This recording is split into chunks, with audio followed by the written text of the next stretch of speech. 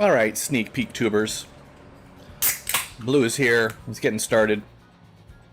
I'm not going to do this right now, but as we get close to the end of the campaign.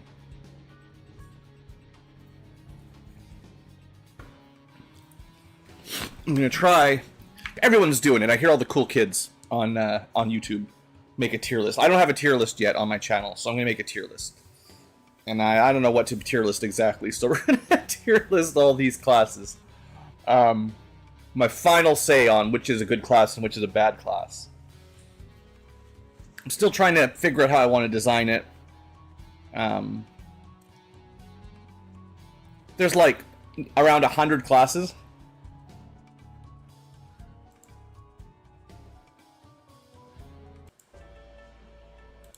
Sorry, just double checking the music. I thought I had two songs playing at once. Weird. But yeah, we've got icons for every class.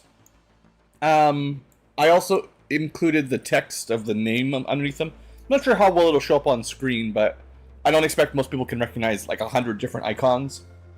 You can also play a bonus game of name what the icon is, not in the name of the class. What is that on the Geneva? I don't know what that is. Maybe some sort of explosion? Maybe some sort of... I don't know. Like half a nuclear symbol, maybe, but not the full thing? Anyway, I think it'll be fun to try to rank everybody. I think I will need, with 90 or 100 classes, we're probably going to need quite a lot of different tiers. I think they start usually with like 5, S, A, B, C, D. If I add like E and F, maybe I'll add like, you know, we can have some joke classes. We have like,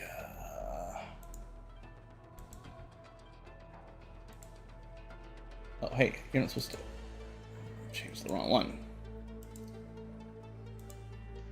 You have like sword only. Just rank all the sword only classes because they're always going to be at the bottom. We can't see it on black on black. Give them a color anyway. But yeah, you know, we could do something like that.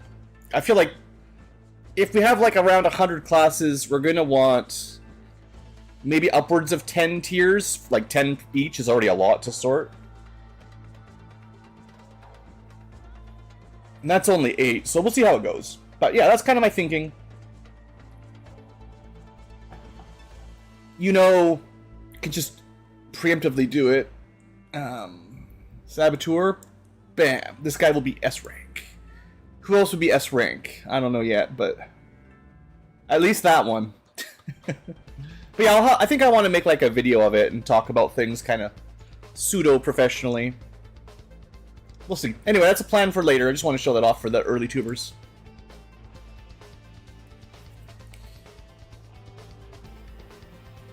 Lucky tubers getting a sneak preview.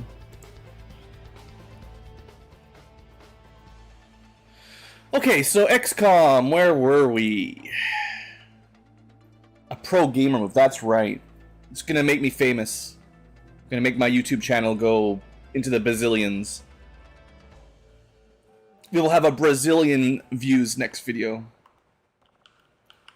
Okay, yeah, we're getting pretty late. Hey there, Strange Mind. Best dino, thank you.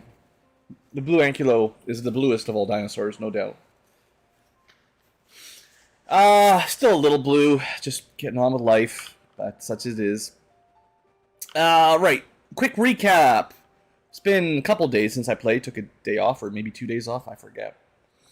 We're mostly finished Shadow Chamber stuff. I just gotta do the final mission. Well, the final story mission, and then we unlock the end game, which is something I might try to do today. We'll see if we can get there. Psychic training going well. I tried to find a way to speed up these projects. Technically, I know how to do it, but I kind of wish I didn't. It's not as easy as I was hoping. You have to open up one of these mod files, find the tech table entries for each specific research. It has to be something that goes to the proving ground, and I'm not sure how one of the mods differentiates between Proving Ground and R&D, because one of the mods splits the Proving Ground into 2 buildings, which have 2 separate piles of research. But in theory, you can change... I think it's research point. I think this is minutes. So you could change individually each item, assuming you can find them. But this doesn't necessarily have all the mod items. This is just like... This file is the Long War editor. So this is like the Long War of the Chosen items. But there are probably other items that are somewhere. And we'd have to go and change each one of them to make it go faster. I couldn't find any global variables. There probably isn't. Which is what I was hoping for. A nice, like, global multiplier would be sweet. But without that, I don't know if I've got an easy way to do it. Want some chill music to start. Don't yell at me too much, music. Anyway, so yeah, the point is, the summary of that is, I think I know how to change workshop duration times, but it's too much hassle. So I don't want to do that right now. We did build a new class stream. We got to use it once for fun. Mimic beacons here, you know, super expensive.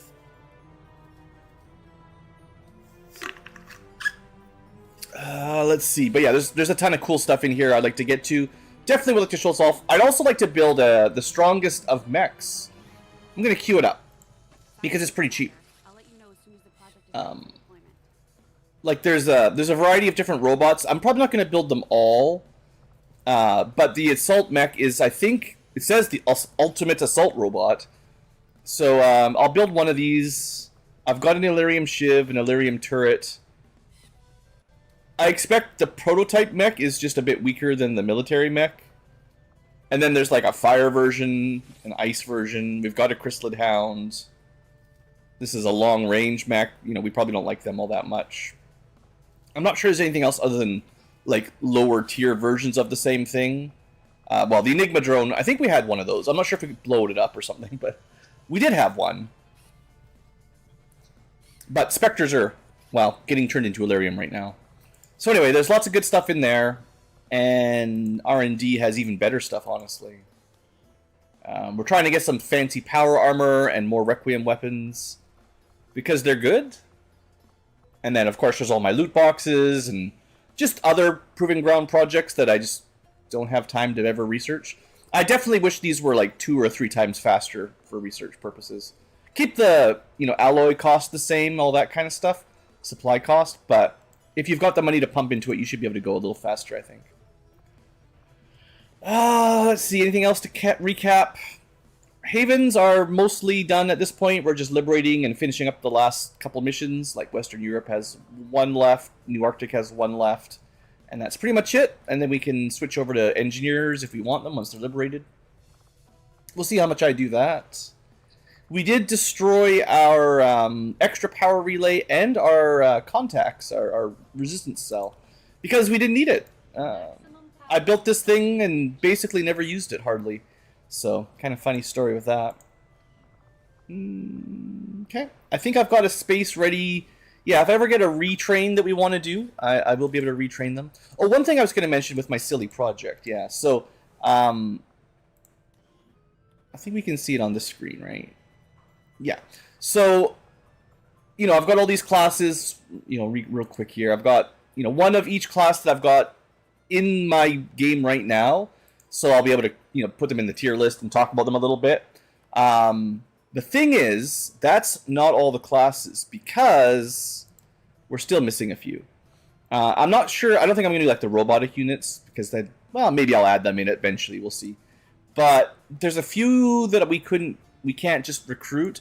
So they're in this list here in that kind of blue section. These are all the Advent troops. I'm still missing some. Let me fill this out while I'm looking at it, actually. This gives me an idea of how much time it will take. I do not have a regular Pathfinder or a Pathfinder Hunter. So they have entries. Assumedly they're recruitable via those rescue defector missions. I don't have a destroyer commando yet. I do have a raptor and wraith commando. I have an assault trooper. I'm missing a frost purifier, but that's the last of the 4 frosts. But there's more bio guys, of course. Yeah, I'm just missing assault and barrier. I think that's it. So in theory, I'm missing 1, 2, 3, 4, 5, 6 classes. And I think we can only get 1 per month cycle or 21-day cycle. So if I want to get all 6, assuming they don't duplicate ever, that's going to take a little while. But I think that might be it on my list of recruits. There was that weird unit that we started with, the Crasher, but we were never able to like promote into it or get another one. It's kind of weird. I wonder if the Crasher is like, you know, the first mission's called Gate Crasher, so maybe they give you a Crasher, but if they suck, that's it. That's the only one you ever get, and we just kind of got a bad one. If I remember correctly, they were some kind of shotgun unit, and I had one that had like 13 mobility, which was just trash, basically. I have to remember that for my tier list, is that it's not about the stats I rolled on my soldiers. You know, just because I had a bad shotgun unit doesn't mean the class is bad. Although requiring higher stats, it's like a you know, a D&D build or any RPG build really, where you need a whole bunch of different stats to make them good. Classically, like paladins and rangers and gishes, where you need like lots of strength, constitution, intelligence, charisma. You need all these stats to be good. I actually think that's like a downside for a class if you're trying to decide which class is best. Unless they've got some really powerful abilities, if they're really hard to build, that's definitely a negative. You want strong and fairly easy to be the best, right? Unless that really niche build that requires, you know, 15 strength and 14 constitution and 18 charisma and 14 wisdom. I don't know, whatever. Pick some stats. But like, unless you got that perfect roll and the paladin is actually like got the abilities to back it up to make it better. But anyway, I think in terms of the overall class lists, there shouldn't be anything else that I'm missing. Not that we can promote anyway, because I'm pretty sure we double-checked that. I've got all the mechs. I've got all the basic soldiers that can upgrade. I've got the sparks in there. Actually, I'm not sure I added my sparks. I'm pretty sure I added a spark to the list. So yeah, it would just be the Crasher, a few Advent soldiers we missed, and maybe some robotic units if I want to add them in, but because they kind of have a different upgrade system, I don't think they're totally compatible. I don't know. I might just add like one of each of the late game ones. Like, because there is a drone, and you can build 2 or 3 different types of drones. There is a mech, you can build a couple different types of mechs. You can build the shivs, you can build, you know, whatever there is, a couple versions of the Chrysalid Hound, you know. Someone else to go into sword tier. Anyway, I think that's it for that recap. That's what I'm thinking. 76 unavailable. Let's see how bad the mission screen's looking right now. Okay, we are currently going to liberate West Europe. Get that resistance. It's very important to get that contact up. But that'll be the last sort of random liberation mission there, I think. Alien relay mission. This is prevent a dark event. Something we should maybe do, but we got 12 days. We have a UFO that's about to pop. We have a smash and grab. Yeah, these are questionably valuable. I do need the resources, but there might be better things to do with our time.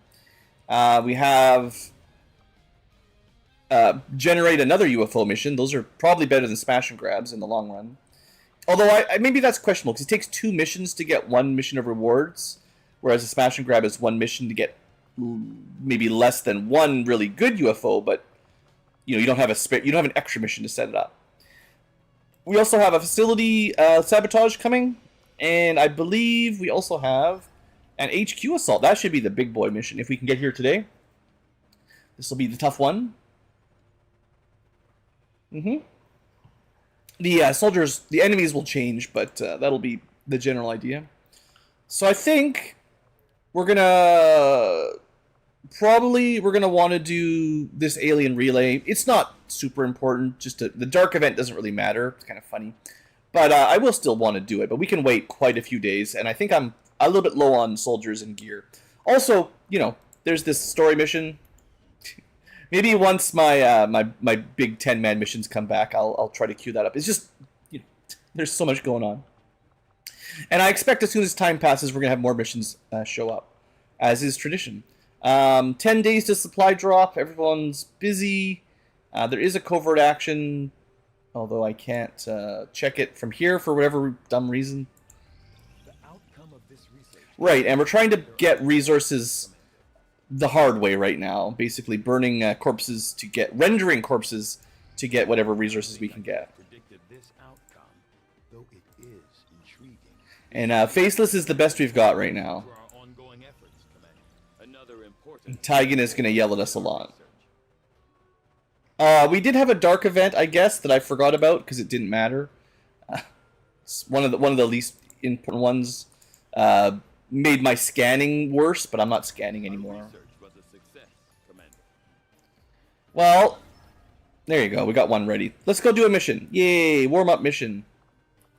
We got 7-man squad. Not my strongest, but we do have a stealth, psychic, a variety of advent, and a spark. 15 enemies.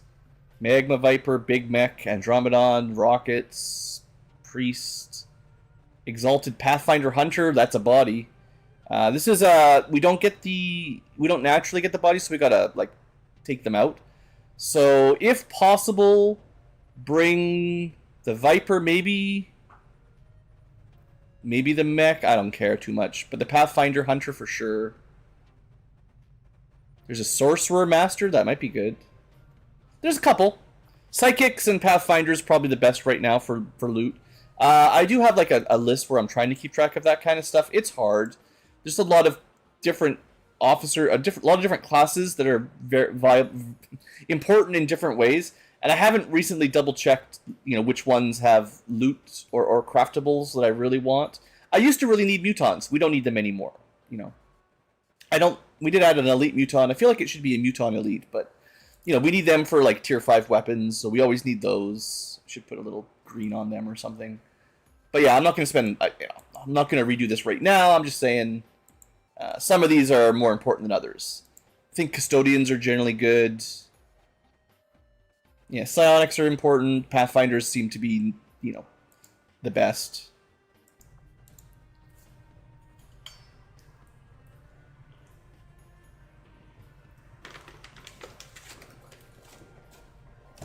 But yeah, how you guys doing? Do stream, early morning stream for me. Blue Ankylo just went out for a work trip. Gotta go stay in a hotel. I think she's actually gone all week this time. She's not coming back till Friday. So it sucks.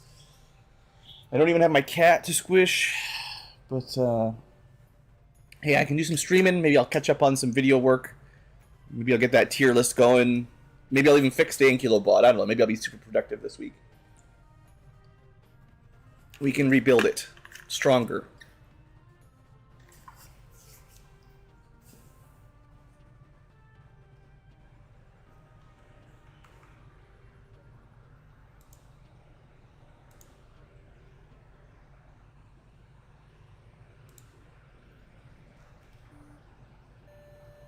A little bit of audio balance tweaking here. Turning my headset down because I had my volume up a bit, and then turning the stream volume up a bit so you can hopefully hear the music a little bit. Also hoping the game's not crashing.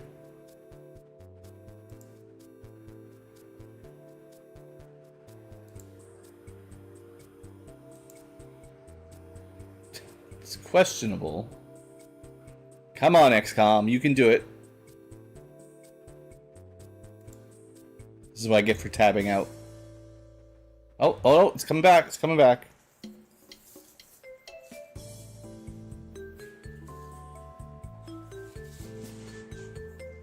I swear my computer's not that slow. I don't know what's going on. Got a Bitcoin virus working away or something.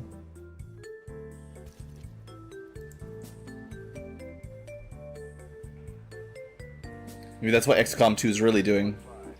Just mining Bitcoin while I'm trying to play. Alright, let's look at this mission.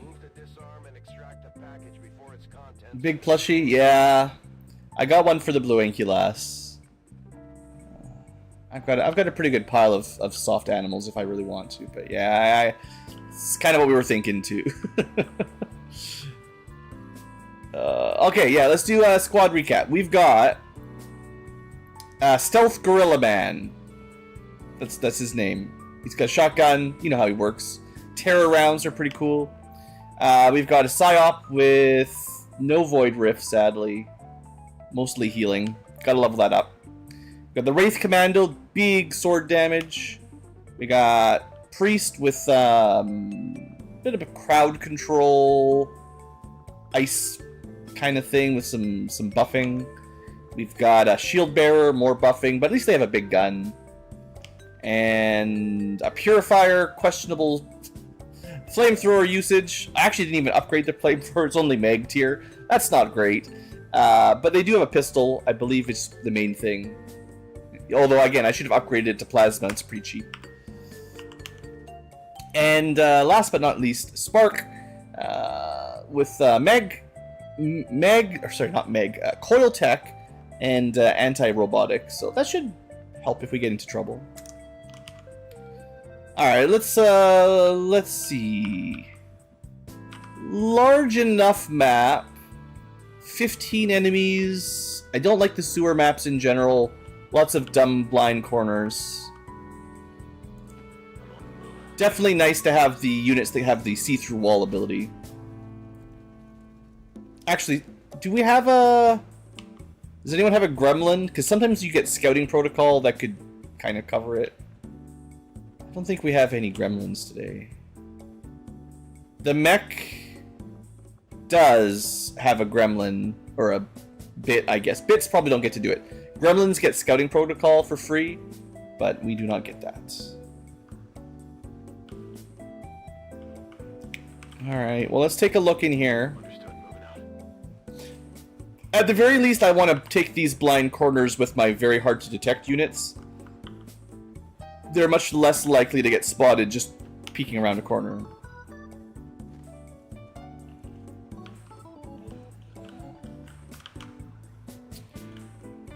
And we're definitely going to power up our Wraith Commando.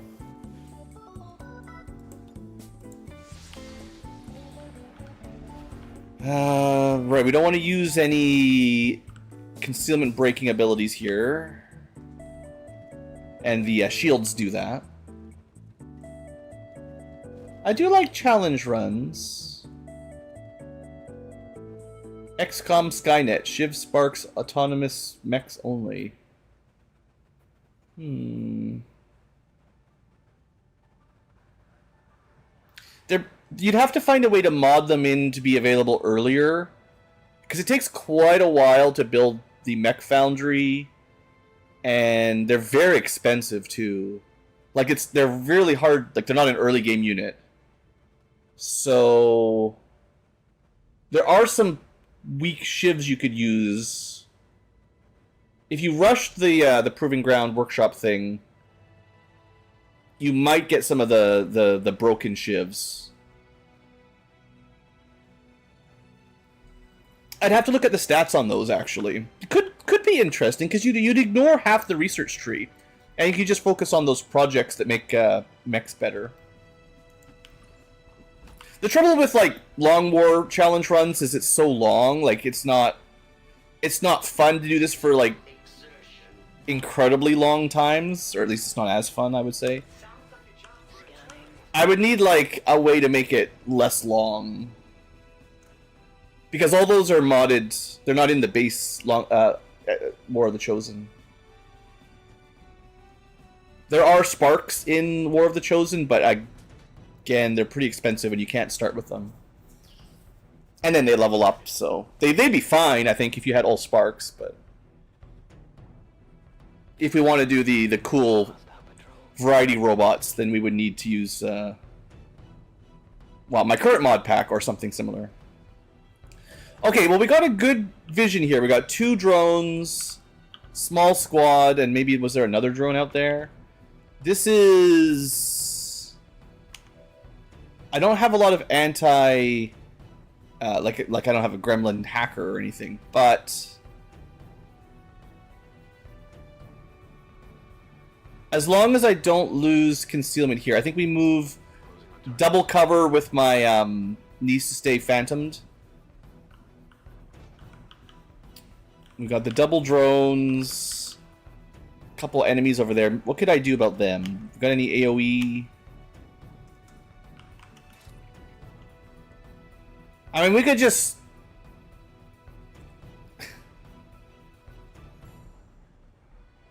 YOLO.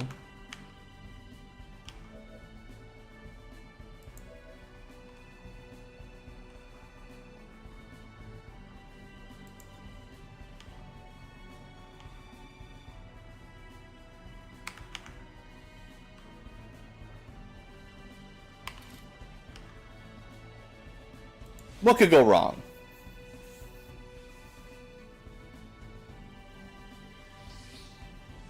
I didn't angle it correctly. But at least I got the first kill. I didn't know this guy was over there. Maybe I could have gotten better vision on this room before I did that. Also, we activated a second group, although we did hit the Andromedon. I didn't know... The second group is the problem, as always, right? Classic, And that drone would have spotted my, my gorilla there. Would have been nice if we had, like, Blade Storm or something, I suppose, if you're doing tricks like this. Well, we did activate a bunch, but we can memento ourselves pretty safely after that. Yeah, I don't know if that was a great plan, but hey, it's what we did. Do we get our energy shield ability back? There wasn't a perk for that.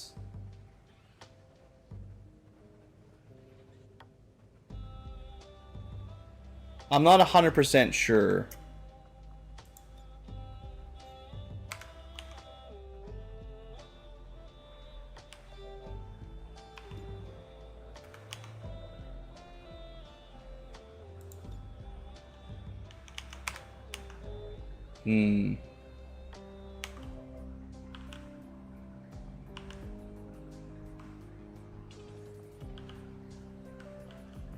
Trying to find a way to get my Wraith Commando into the ablative HP buff zone, which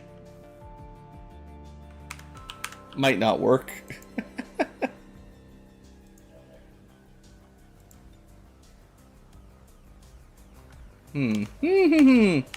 Warm-up mission. Warming me up.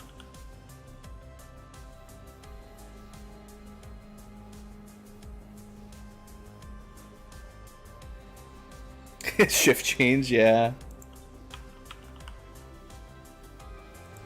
Alright, we can make our own cover.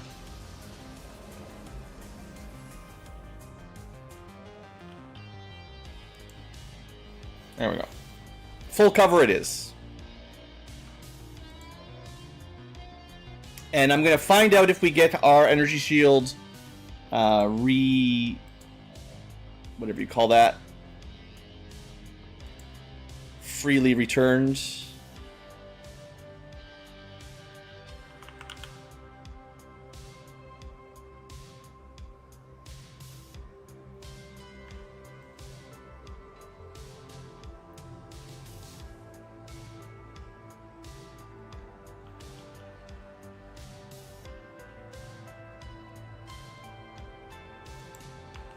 Nice smoke grenade here, should help me feel safer, considering my bad decision. But yeah, we get the shield, the smoke, and we might even refund an AP here. Yeah, okay. That's what I want to double check, because normally energy shield ends your turn, but we had I'm pretty sure there was an ability they leveled up to get, so that's not a problem. Nice. Okay, one less drone to worry about. Although that's pretty low on the priorities, huh? So we've got a very easily franked Assault trooper. Another drone. Whole bunch of stuff. Sorcerer Mastery. So much stuff. I think I try to get my mech. Can we not see this drone?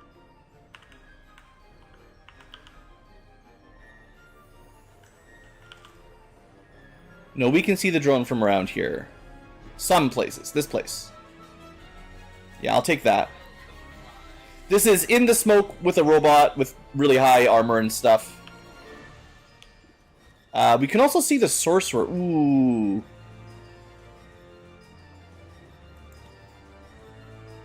We're going to overdrive this. We should be able to get 3 more shots. As long as we kill the drone here, I think. Oh, man. There we go. Oh, maybe overdrive doesn't work with traverse fire? Oh, it's... Yeah, this should have given me... Oh, I didn't read this. Sorry, I thought traverse fire was like getting extra action when you shoot. It's only if you shoot with your first action. That's a limitation I didn't notice. Oh, well. Still a good turn.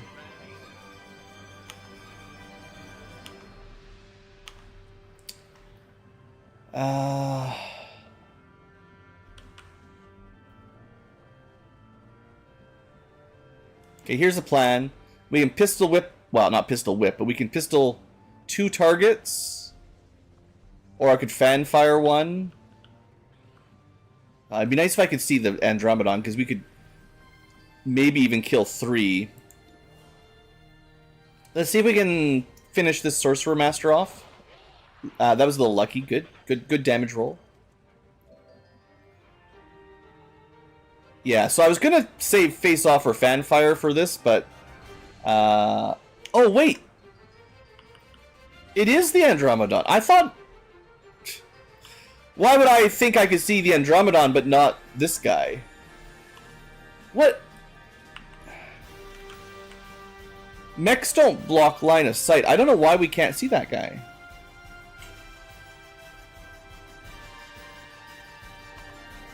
That's wild.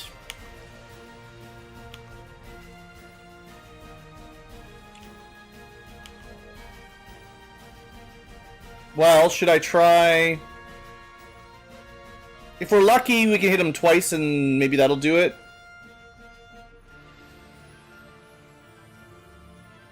Okay.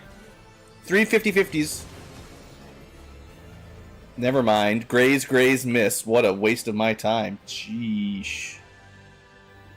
That was brutal.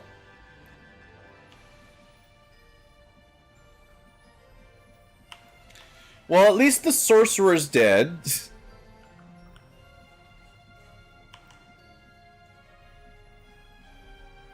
I hope it's worth it. I don't love this, but I gotta do something here. We could inspire bonus action. That's pretty good too.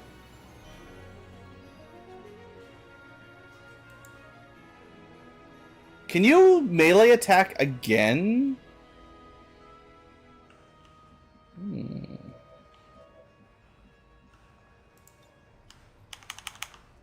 Okay, let's stasis the Andromedon. He's going to be annoying.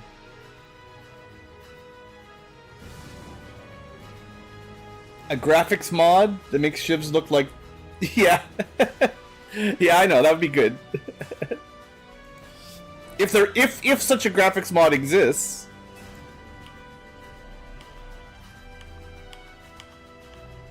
Oh, we can't even...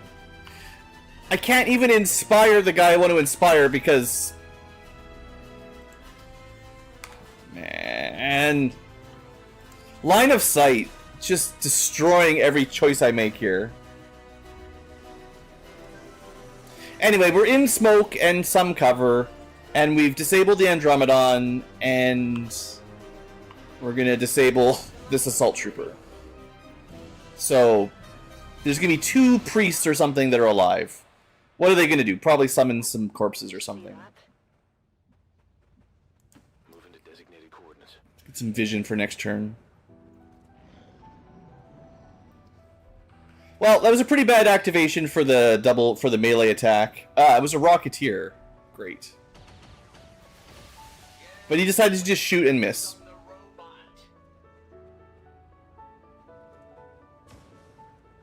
Okay, well, 2% miss.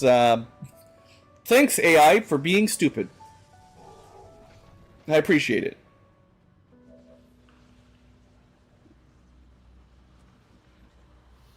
Well, let's wrap this up. Maybe a multi-target to make it a little easier. We can hit all three. Technically, I could probably multi-target, kill the Andromedon, and then rapid target his shell if I need it. But usually the shell's pretty easy to hit.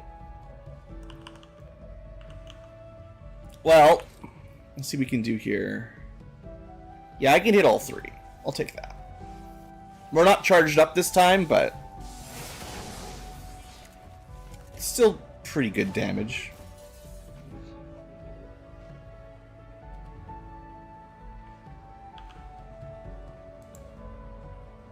Okay, did you know that just attacking a priest, not even killing it, freezes you solid instantly?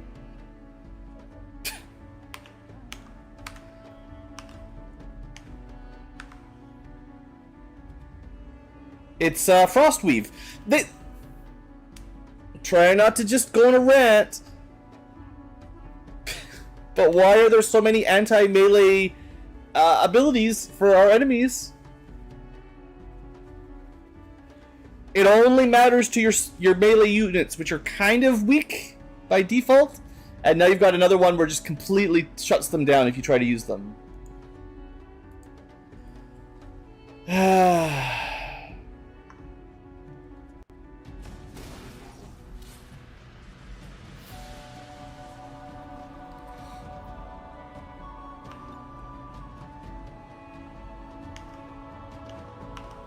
Couple free pistol shots, figured might as well. Technically, the mech is really good against robotics anyway. Probably should have just done this.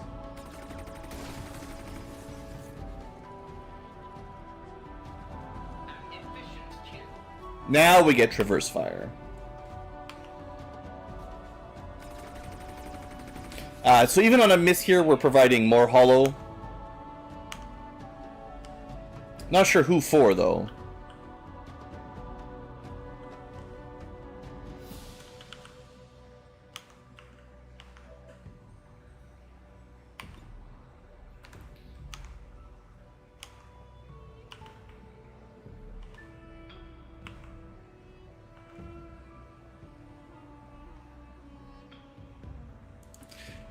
I think the smoke was providing an aim bonus, but we shouldn't need it.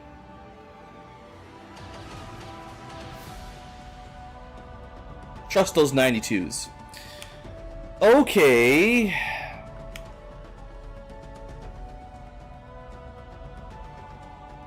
We just need vision and we're done. There we go. There we go. Found the tile. Actually, is this gonna work? Isn't this ice damage?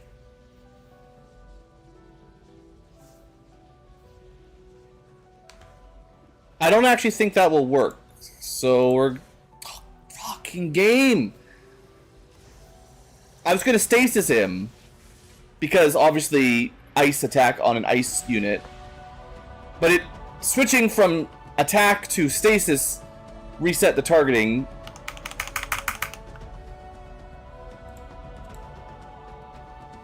What a good warm-up. We're having a great warm-up.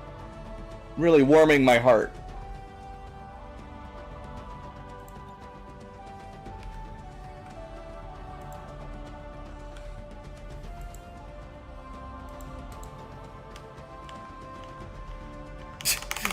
We also can't see... Why is the line of sight so stupid? We can't see this guy here, so we can't command him.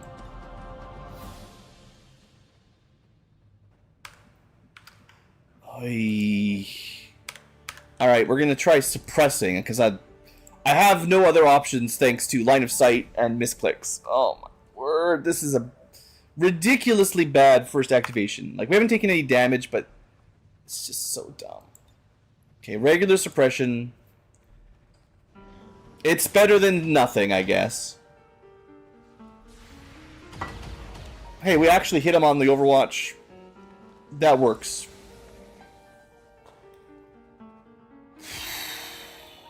Okay. What a mess. What a mess that was. Okay, let's get back to work. There's some loot. That was half-ish of the map. Maybe I can do some earth healing here. Or white flaming. Cleanses mental ailments. Dang it. I needed cleanse physical ailments, which is what earth heal would do if I could get closer. I could have teleported. That's my bad. Should have teleported. All right, loot while you're invisible. Go for greed. We still have 10 turns. To be fair, as much as these double activations suck, they are good in some ways because you get a lot of enemies dealt with quickly, hopefully, and then you got more time to, you know, slow crawl to the next group. Obviously, I'd prefer to fight one pod at a time, but, you know, silver linings and all that, I guess. This is not the unit I thought it was. I thought I'd click the mech.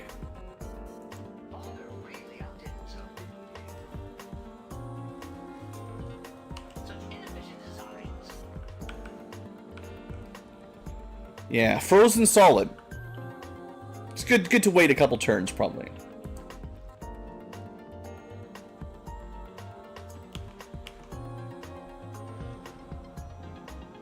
Alright, any baddies coming? No. Okay, we are no longer frozen, and it didn't even become a chill effect. I still have a stealth. So we send them in first.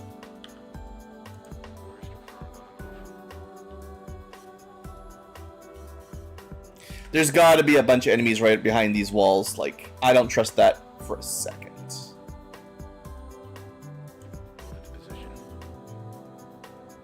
Yeah, I still don't trust that. Is it clear? I will say the Wraith Commando was doing a fine job. It's not like they haven't killed everything they've attacked, basically. It's just the natural problem of using a sword unit, melee unit. They just activate more pods. It's pretty unfortunate. I'm gonna set the mech up maybe to jump up top.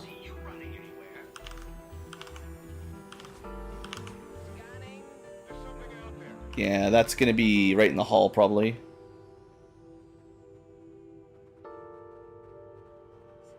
Alright, goodbye shields.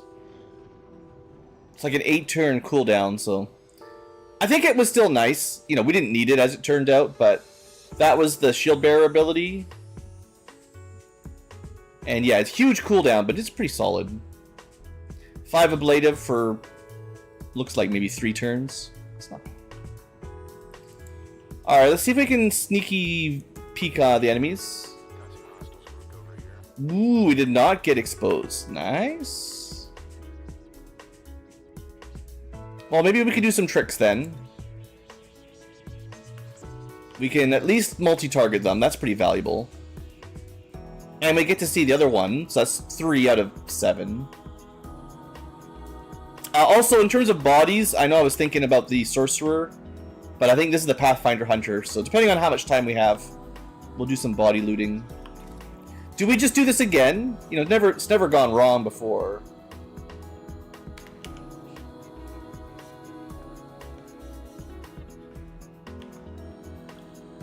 Thing is, we can't really get close enough right now.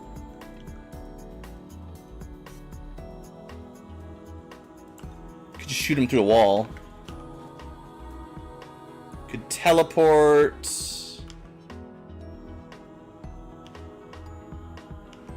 It's definitely not a very strong group, all things considered. I mean, I just hollowed them, but maybe we wait a turn.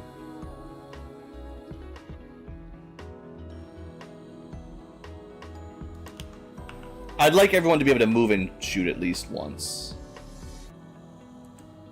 What I'll do is I'll put the mech up here. Oh, jeesh. It said I couldn't see anything. It lied. I think the last group's... Oh, yeah, everything's gonna lie. Everybody's gonna lie to me. Alright, game. Thanks. They're all nicely split up perfectly so we can't melee them all.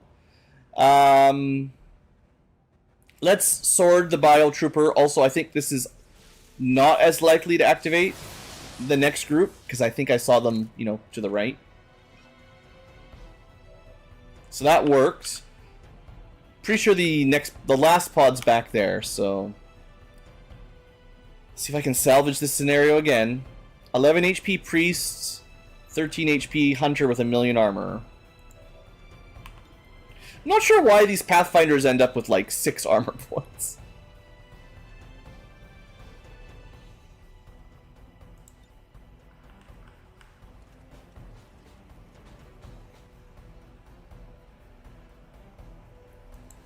See if I can destroy his cover. Don't think that worked. Yeah, those vertical pillars, I guess they're just, you know, immune.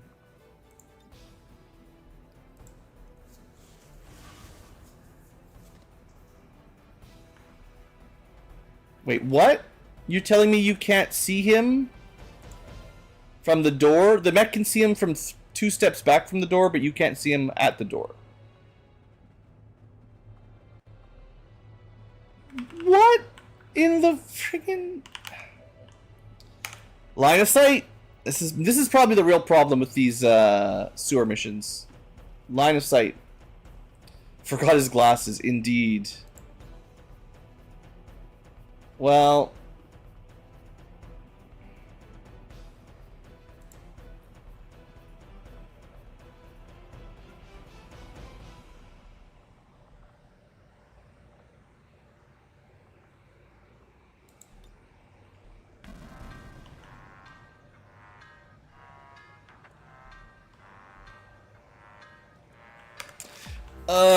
I don't like this at all. This is a bad one.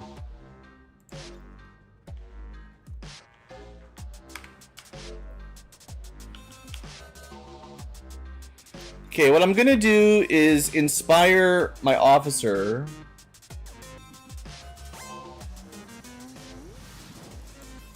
He's got a shotgun, so maybe it's worth... If this guy's dead, what does the hunter do? He could probably... he might probably flank us. Also, the priest is probably just going to self-sustain.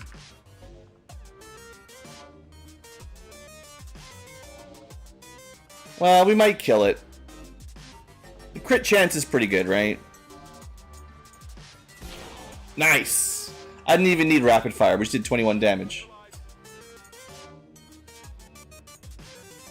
Alright. And then maybe I can make a... That's good. Okay, good. Make him some cover. That pillar ability, very nice for saving my life.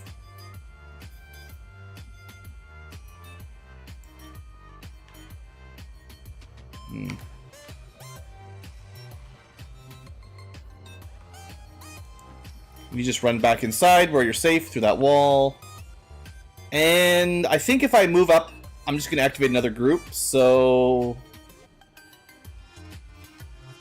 This is a very long war indeed, Oscar. Yes. A bunch of other mods as well. It's the Ted Jam pack.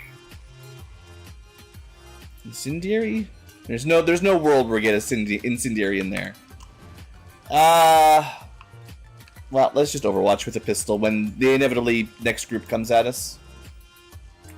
You might as well just hunker. Your Overwatch is useless. Digging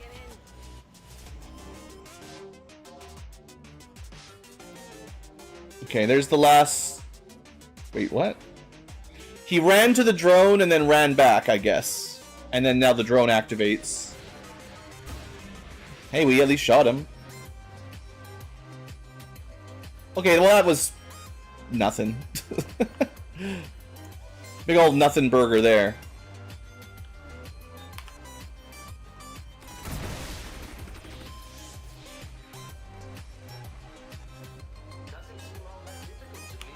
And I think we just stab him. I thought there was a bigger group than just one drone.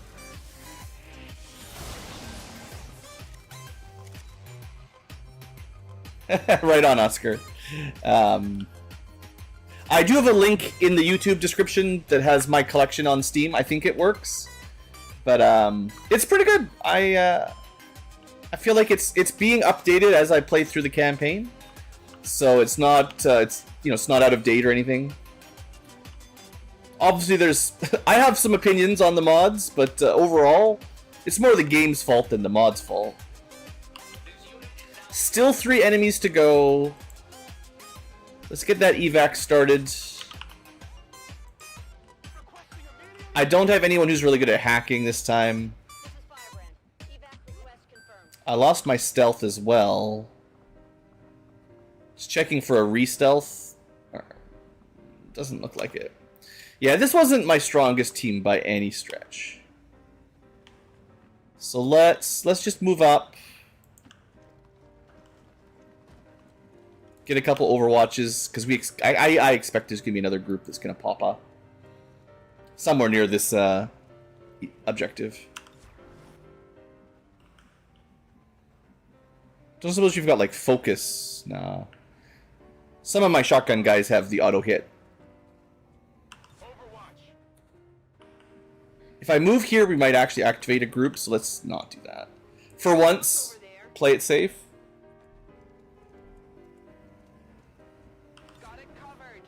And you're on momentum mode. It's fine. Alright, let's see what happens. We got lots of time. We're in no real rush. Yeah. Okay. Get the loot. I guess technically my mech or Spark would have been a bit better at hacking. Maybe I'll do that. Not that the rewards from these matter. Well, we'd have to dash. Wait. Why can't you...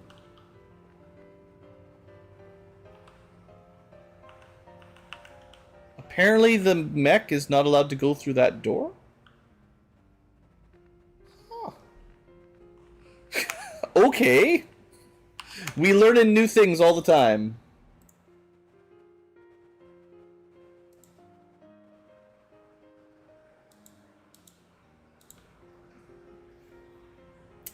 Tips for a long war. The general. So if you play Long War of the Chosen, especially if you use like the big mod packs like the Ted Jam, it's not as brutally difficult as it used to be. It's still more difficult than vanilla, but I would say probably one level lower than your normal difficulty should be okay. So if you normally play on Legendary or something, just play on Commander or whatever it's called. But just one step down is usually okay. But yeah, expect a very long campaign, and there's definitely some learning curve. You might end up restarting once or twice just to learn the basics. Good copy. Moving on target. I'm going. I'll take a look. I'm giving up on getting the reward here. I mean, the alloys would have been nice, but you know, whatever. Oh! Wow, they trolled me a little. But yeah, don't underestimate the name Long in Long War.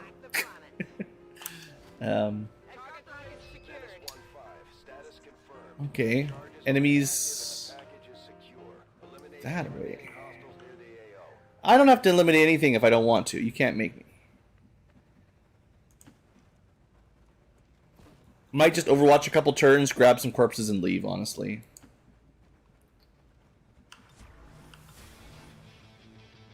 Especially since my mech stuck. What a weird... I don't know. Sometimes the line of sight, sometimes the pathing just doesn't seem to work, you know? You just can't walk through a hole in the wall.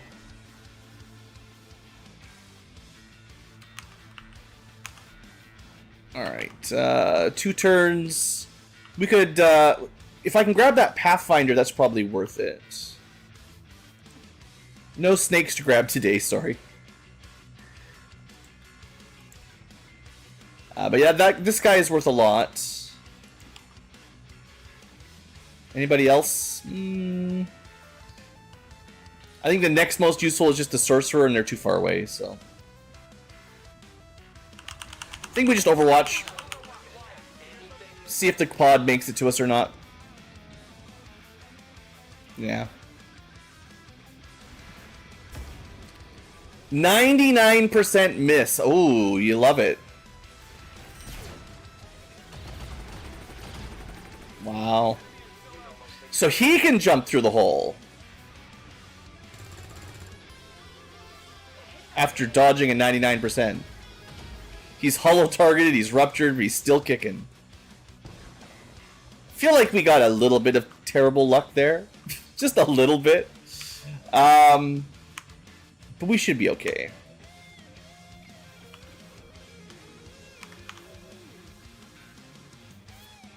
Yeah, the mech probably can. The enemy mech will be fine. Alright, let's just overdrive.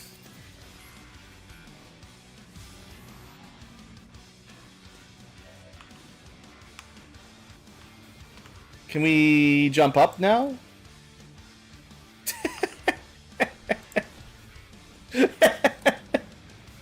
Yeah, you can go this way. It's a one-way wall.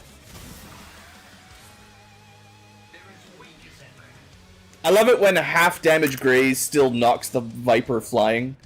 So there's a Viper if you want to bring one home.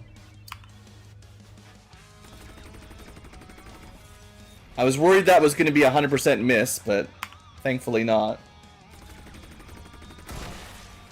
Alright.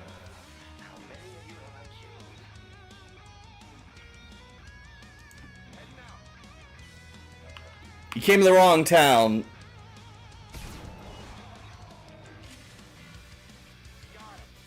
Yeah. Alright, sweet. I guess I could try to bring that snake home, but there's not really a lot of time here left. Good luck guessing where the body is to grab it, but I will try once. Gotta bring some bodies home for the chat.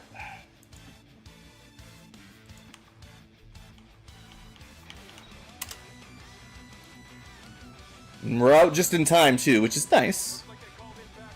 It is true, we shot the wall a lot, which maybe changed pathing, but we're about to find out if we can come back down. Nope. It's a one-way mech path. You can jump up, but you're not allowed to climb down. Nope. It's illegal. That's great. It's just a one-way path, that's all.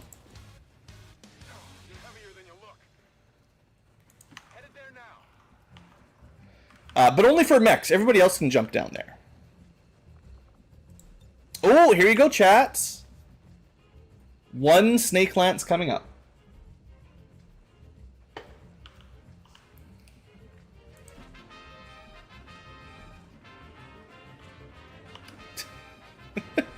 Showing it off to everybody. Is there anything else I was going to pick up? No, I think we're out of here, right? We are.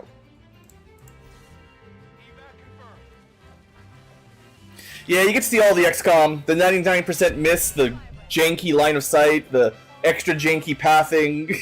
It's all the good stuff. I will say if you're very experienced with XCOM 2 in general, probably Long War won't frustrate you as much as it does me, because I didn't love XCOM 2 all that much. I mean, it's still a good game, but there's definitely some design decisions I'm like, ouch. Not a big fan of.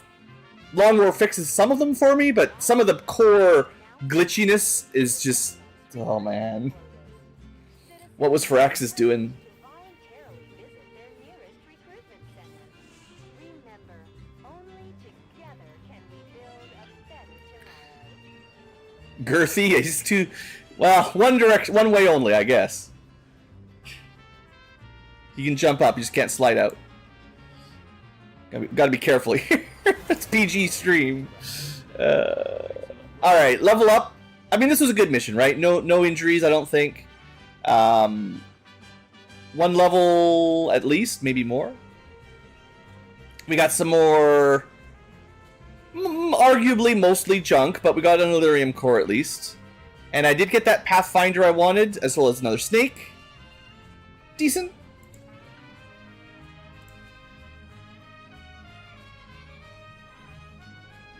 Alright, let's see our level ups.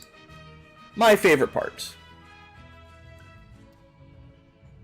So yeah, if you're wondering, normally Long War 2 doesn't go into the millions of classes. There's just 8, but if you go with the TED Jam Plus pack, you get a whole bunch of fun classes that make things a bit micromanagement hell, but also fun. So Wraith Commando, one of the Advent dudes.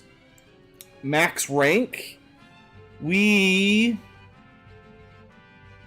probably take Reaper. So Liquidator makes, pistol kills refund. If you were building him for pistols, sure. Route is the infinite Overwatch, which is interesting. But you're gonna want some Overwatch perks. Otherwise, you're just gonna miss and feel real bad when you activate another group. Reaper is the more aggressive offensive maneuver, and I haven't used it much. Obviously, it's Master Sergeant ability. It's changed in Long War, I believe. Maybe it's the same as vanilla, I'm not sure. But yeah, it looks pretty cool. And that leaves us 16 bonus AP for other stuff. Yeah, take something like Accurate Reaction for Route, and then you'd be doing okay. And also Conduit, because then you reaction stab someone and teleport to your original spot. Really nice. We could ignore biological enemies' armor and do more crits. Although we already ignore 4 armor right now. But this is another, basically all of it. We could go for a basic melee Overwatch. Because I think he just does pistol Overwatches right now. Butcher would also make him do crazy damage. But it's a bit expensive. We can only afford, like, maybe up to 20 is as much as I'm willing to spend here. Yeah, I don't want to take Bladestorm without anything else to support it. I mean, to be fair, once he's got some focus, he does get quite a lot of extra aim. 30 aim at max focus, I think. Which is definitely enough that your Bladestorms are probably going to hit at that point.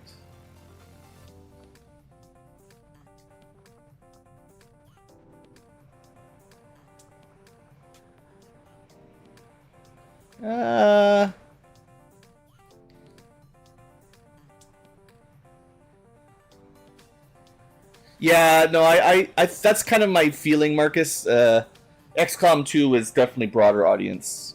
Well, maybe it started that, but then Phoenix Point, the little baby game that came after it, 100% just, it's like mobile gaming, casual, everybody can play it. It's, there's not even permadeath anymore. Your soldiers don't have, they can't stay dead. If someone dies, it's a game over. You have to reload. So it's like not even the same genre, really. Well, most of these are completely worthless for his build, so unless I want to spend a lot of XCOM AP... I mean... Stunning and disorienting on hit is pretty cool. But that would cost me 14 XCOM AP. Killing gets a movement point. He actually kind of gets that already with momentum. I think I just take Cutthroat. It's fine. he does get a lot of crit chance. He can potentially have plus 45 crit chance from overcharge, as well as whatever else gives him crit. There might be something. I don't know.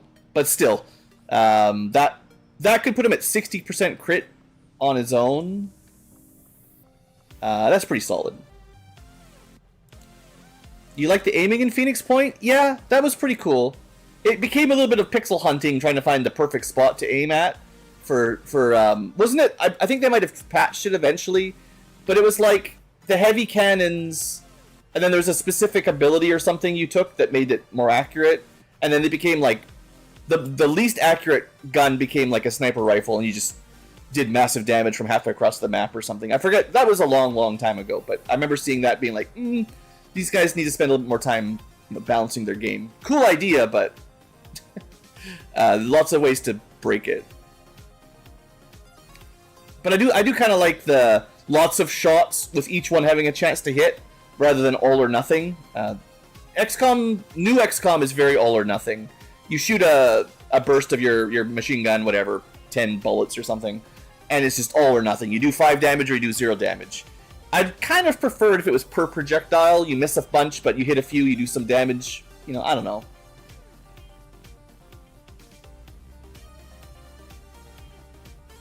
I'm pretty sure Firaxis is dead now. Like 90% sure there is no more turn-based. Like all the team that made XCOM 2 no longer work at Firaxis. So unless they have some new smart people, I wouldn't bet on that one. For turn-based strategy nowadays, I don't know. A lot of the big studios are just, well, it's been headed this way for a long time. They're not doing great. Probably some indie studio, the real way to get a good strategy game. You're not going to get the production value of a cinematic XCOM, modern XCOM game.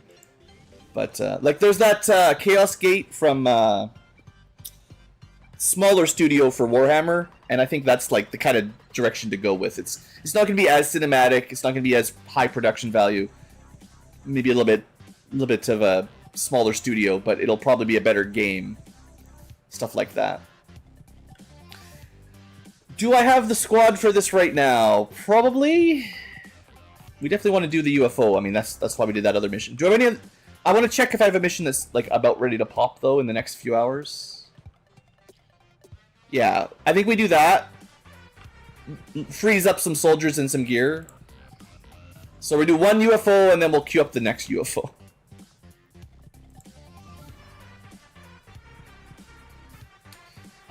I would prefer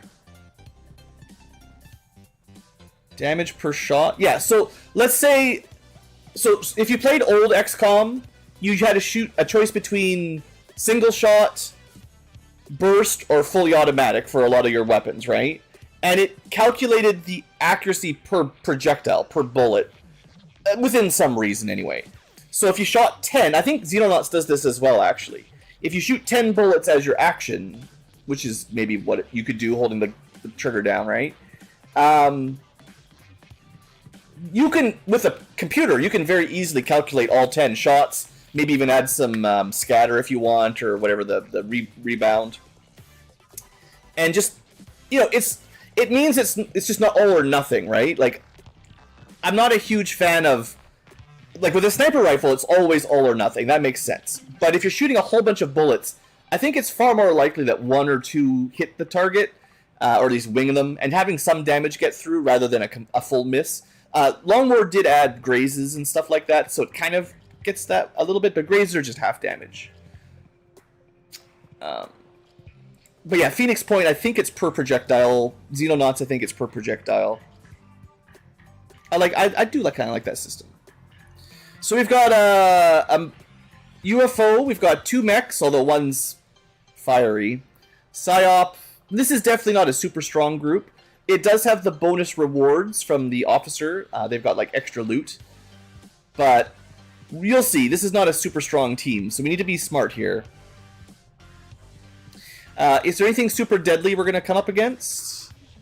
Spectre Elite, Droids, Mechs, Sectopod, Viper, Necromancer, Exalted Custodian is very strong. Dromedons, Pathfinder Hunters. Okay. So Sectopod, Elite Custodian. There's some pretty tough enemies here. We gotta play this one a little slow. Oh yeah, Xenonauts 2, if they ever finally release it, I will definitely take a look at it. I don't have a lot of patience for early access games. I got too many games, so I just wait till they're done. I'm hoping Xenonauts 2 is a good tactical game. It won't look as shiny as XCom, modern XComs do, but they definitely have more budget for Xenonauts 2 than they did for the first one. At least they better. Been working on it for years now. I don't know. It's not so much that I don't think there's any good tactical RPGs out there, or tactical strategy games. If anything, there's too many. It's very hard to sort through them all. And the popular ones from the big AAA studios, yeah, they're generally casual-fied for the masses, which is not usually what I want. How long has this campaign been going on for? A long time. We could have finished the game by now. My Let's Play style, I'd like to show stuff off, right?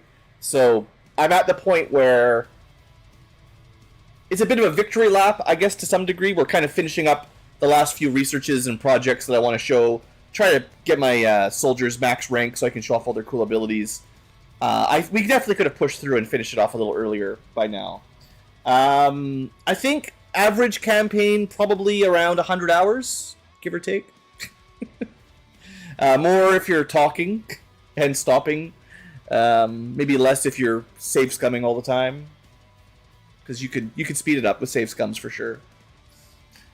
Depends on how you play, but it's a very long campaign. Yeah. I guess I should look at Dwarf Fortress again. That's one of those games every so often I get the urge to play Dwarf Fortress, and then get let down when I get not so much dead by, some of the worst ones were those powdered effects. I forget what they called. When they added oh man, this is years ago, but they added in like contagions from the Forgotten Beasts, and one of them had like dust, which is bad enough because it killed most of the dwarfs that went to fight it. But we took it down. He exploded into dust. A bunch of people were infected with some rotting, terrible illness. But no matter what you do, you could never stop it because the dust just kept spreading. So you come up with all these crazy alternatives to like wash their feet and stuff to try to avoid it, and it's just there's always something like that kills your fort. But I don't mind that kind of stuff. Like, that's fun. It's when the performance dies that really makes me sad. When you get to you build a big fortress, and then you open up a cave or something, and you can no longer play the game because the FPS drops to 0. That's the saddest way to go. Okay, so we have a UFO. We're right in the corner, very much. We can see a turret, which is not great. The actual UFO is pretty close. Definitely pretty close. A little bit of high ground potential, but maybe too close to the UFO to really get value out of it. Like, it'd be nice to set up on the hill looking down, but that's tough. RimWorld? I have played some RimWorld back when it first came out. I know they've got like a million DLC packs now. That's at least still pretty indie. It's kind of like Dwarf Fortress with sci-fi and not quite as complicated. But yeah, I think those games are good. Okay, so squad recap. Bishop. Locke. Basically, his problem is all his attacks are flamethrowers, and he has no way to actually do like a melee attack to generate focus. So not great. But he is an officer, so he can do officer stuff.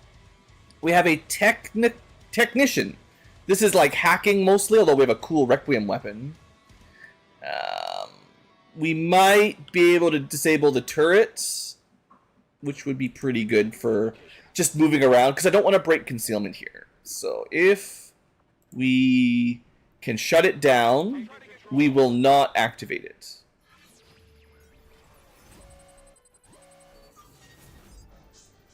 Controlling, not necessarily a good idea. I miss the Z levels as well, yeah. I love digging down deeper and deeper. Yeah. I played Dwarf Fortress first in ASCII mode long before RimWorld was a thing. So yeah, I like the old school stuff a bit. Although I do like the new Steam look, the modern graphics they put in. Well, modern we say. The Super Nintendo graphics they added onto it. A surgeon. This is more of a sniper that does like Overwatches. We've got a bounty hunter. It's kind of like a reaper, kind of a special type of reaper.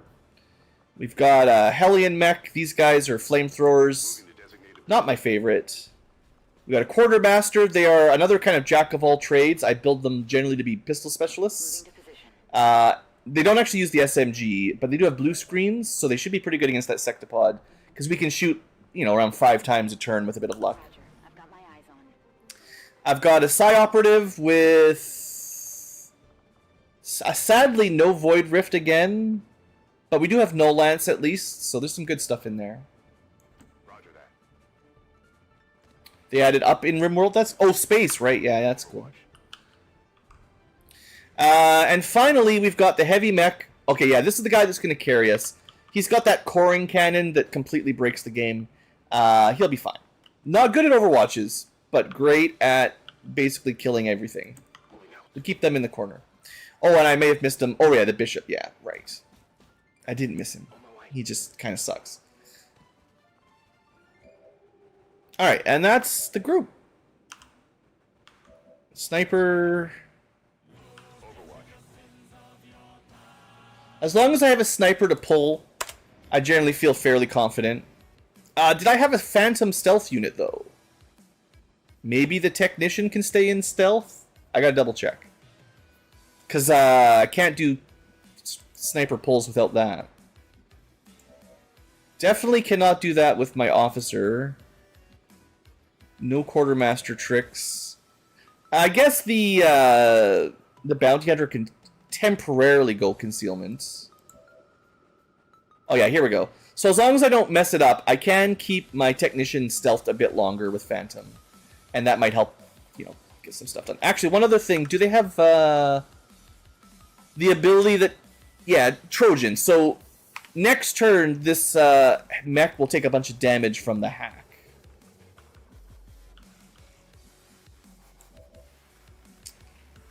Alright, I'm just thinking of where I want to set up here. I want to get some forward movement here. Yeah, the Bishop is a weird class. It's, there's different builds. I went with the Breath Attack version, so I have an Elemental Dragon Breath of each 5 elements. Very Tiamat. Which is neat, but they don't have any regular attacks with their gauntlet. They're meant to generate focus by being shot, which is not great. I still get it on kills with the Breath Attack, which is at least some way to generate focus. And then they do get a bunch of like psychic attacks, or at least you can give them psychic attacks that use focus. But I have found generating focus on these guys is practically impossible. And that's why I made him an officer, so he could do something. And once in a while we'll pull off a cool Breath Attack and it'll feel nice, but mostly that won't work. Yeah, he's, one of these days, I'm not sure exactly when. I will get back to that in a second here. I've got like a cool spreadsheet I've been working on, playing through the game, all the different classes. Once I'm kind of at the end, I'm going to tier list them, I think. And Bishop, he's not going to be very high, whatever I do with him. Like, he's going to be pretty low. Probably the worst of the Templars. Anyway, we did see a group. That's a big group.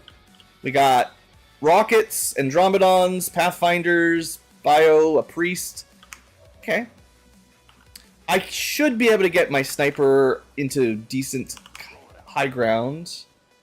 I can also put my bounty hunter up there. The vector rifle can snipe. They're just not as good at it as a normal sniper. There is like 100 classes. Yeah, it's pretty cool. A little overwhelming, but pretty cool. Gonna hide the mechs so we don't get accidentally revealed, because they don't get to take cover or anything. And I don't know which direction these guys are patrolling, so we're gonna hide in here.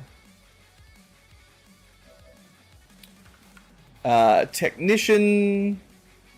Supposed to stay stealthed is the whole idea here. Let's move him over this angle. I could sticky bomb, actually. He's got some stealth abilities.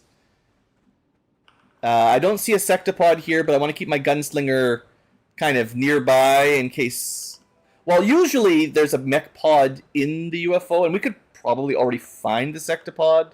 You know, chances are Mr. Stompy is over here, somewhere inside the UFO, basically. That gives you a bit of an idea what to expect. And then my psychic... Let's see... No Lance is a nice way to open, but... Let's just stay back for a turn.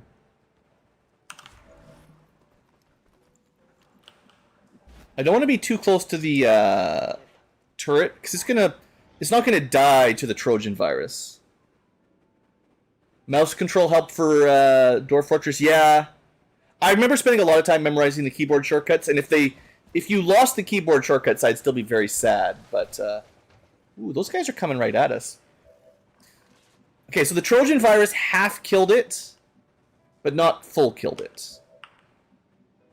But we do have a really good Overwatch, or sort of ambush here. Just gotta decide how I want to do this. Ooh. I'm almost close enough to use a flamethrower open. I mean, the Andromedon's immune to fire. That might be the only one. They are so close. I gotta have something cool we can do.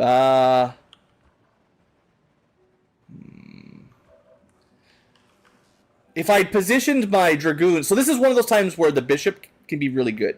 If the Bishop was close, I could, like, Thunder Breath them all. If he was right here instead, if I'd put him on the opposite side. But, you know, you never know what way they're going to go. Okay, we Snowball Bomb them. This is it's like a sticky mine. That'll be a free explosion once we open. Yeah, I think because of the way those ambushes work, if he had like lower detection range to get close and do stuff like that, that'd be great. Unfortunately, it's not how the class works. They're not actually very good at sneaking. I don't suppose I can turn that turret off again. Oh, is it? I did it backwards.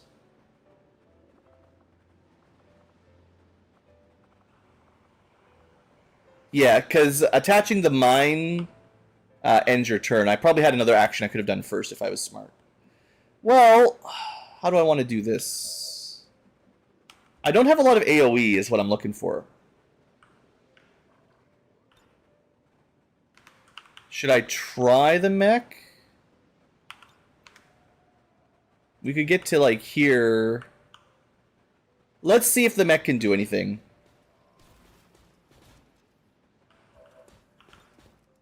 Yeah. It's not going to hit the Andromedon, but that doesn't matter. Andromedon doesn't care about fire. This at least hits 4. That's a pretty good open, I think. And I don't get to use flamethrowers very often, so there you go. This might burn a little. Actually, I should have used Burning Rush. We could have done it twice, but this will be fine. So they burned them and exploded them with ice. That was a pretty good start. And the priest managed to do the auto-sustain thing, as always. Let's see, we got to kill Andromedon, Pathfinder.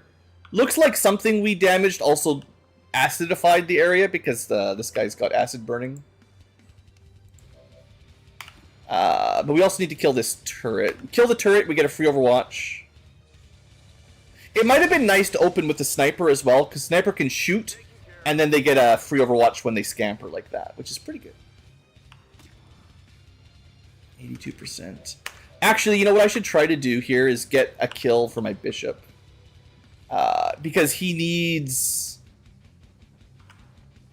focus, and this is a good chance.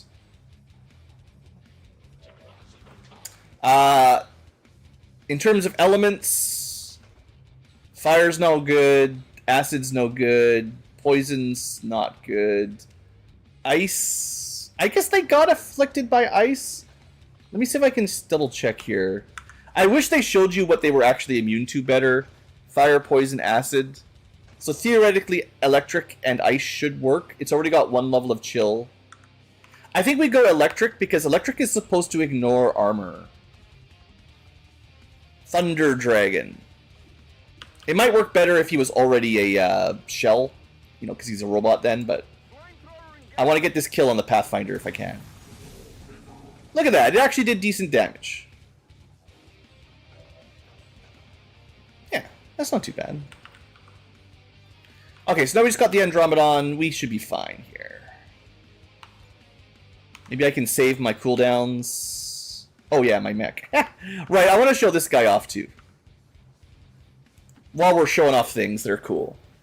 This isn't really the mech specifically, this is the ridiculously overpowered Requiem weapon. Cover means nothing to this. Yeah. Oh, I should save. Actually, the sniper with covering fire Overwatch will deal with the priest, so we're pretty safe here. We've got slightly toasty.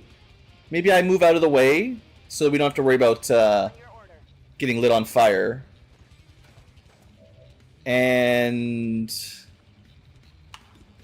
I'm not going to waste any of my cooldowns here. I could easily destroy it with fan fire, but let's not.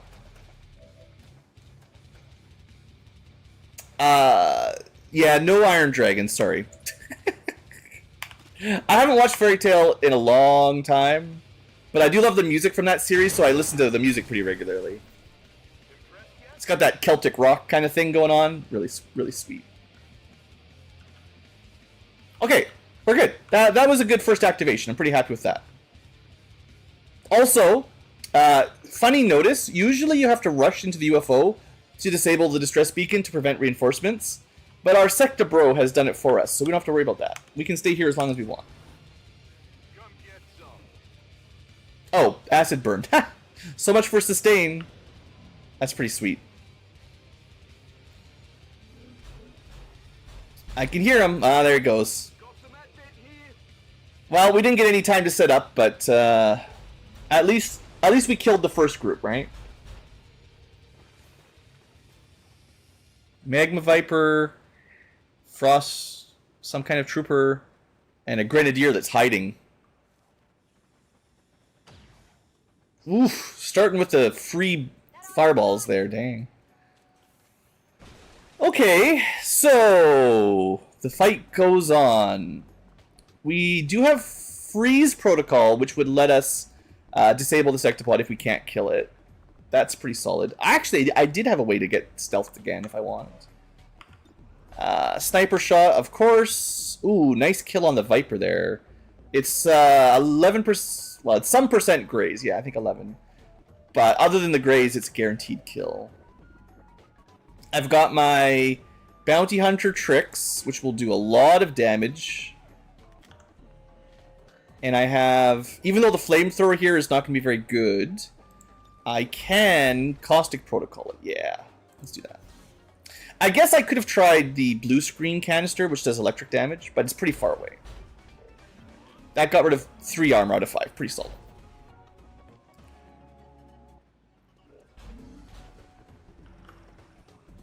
Okay.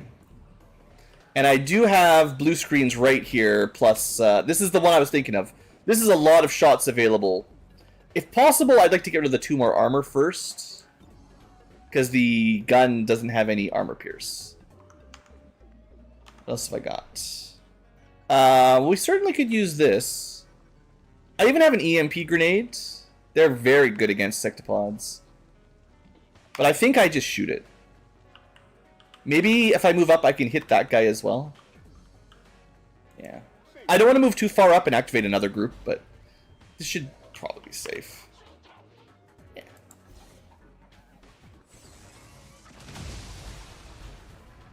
Goodbye armor. That guy lived somehow, but he's affected with corruption, so he'll die anyway now. It doesn't matter. Okay, let's rapid fire this sectopod. 51 health. Say goodbye to all your health, though. I'm glad past Ankylo set up a pretty good squad for dealing with sectopods. One more? Yeah, quartermaster with blue screens. Over 50 damage in one turn. Yep. That's good stuff. Alright, now I know there's a guy hiding back there.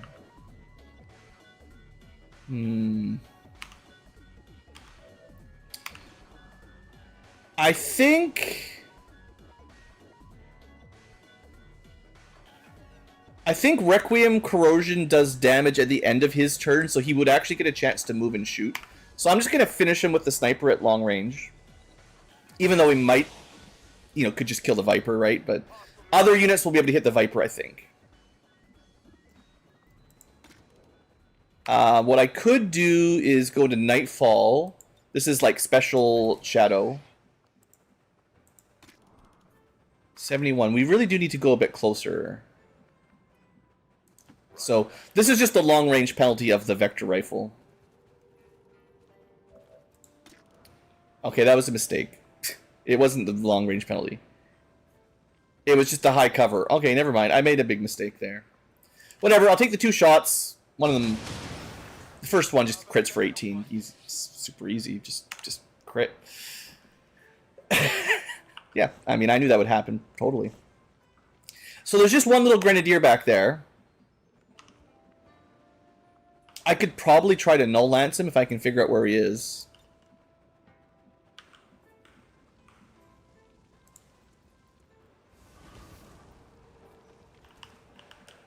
I have to pick a tile. Unless I can get vision.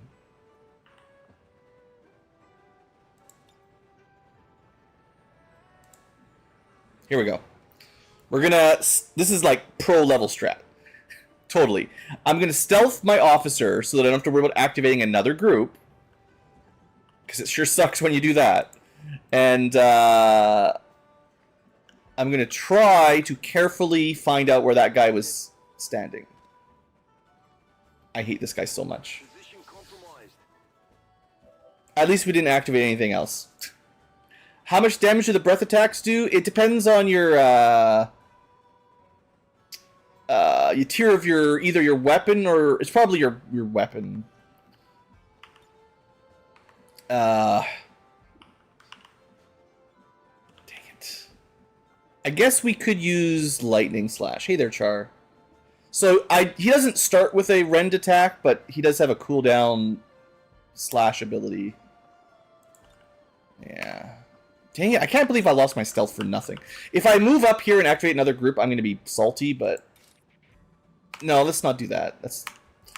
We're lucky enough that nothing activated after we got revealed. The plan was to just shoot him through a wall.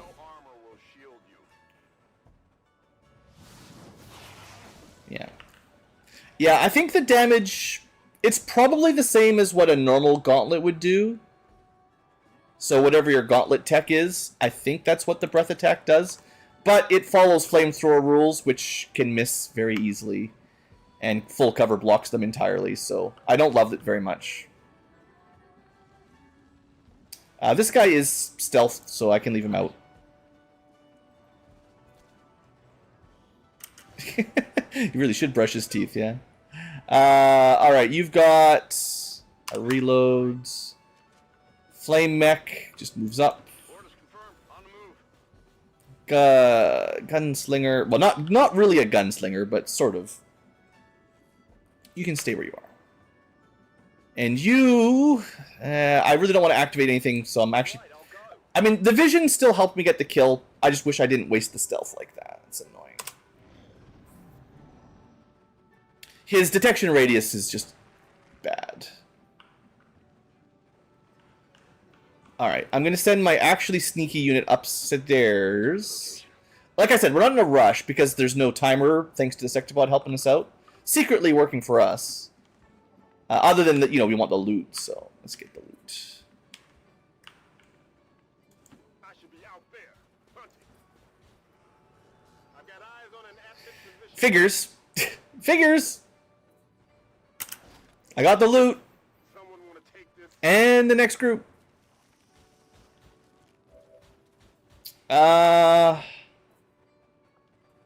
I do have like some bombs, some grenades. This is supposed to be a grenadier type unit. That's a sectoid commander. They're not all that deadly. Viper elite.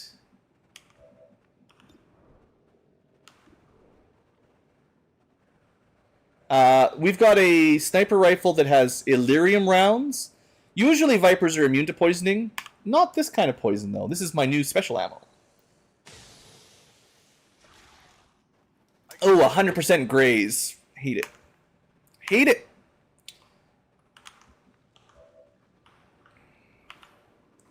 I might actually pull back here.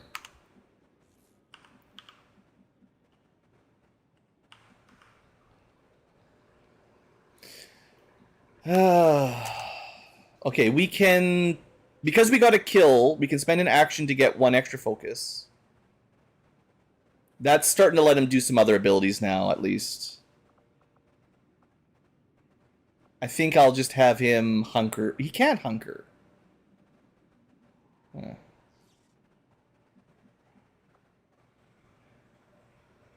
He does get ablative if I use this, though. So because he's a shield unit, he gets to do shield wall, basically. It's not something I use very often, but, you know, it's a thing. Alright, let's make them come to us. Let's make them work for it. I'm gonna tuck this mech in here, even though shooting would probably have been better. But they'll have to move up to see him. The sniper already has an overwatch along this angle. I can put pretty good overwatches in full cover. My flame mech, honestly, is not an overwatcher either, really. There's a custodian back there. They're very strong, very tanky. We can do pistol overwatch at least. Moving to Overwatch. This spot should be safe unless another group's up here.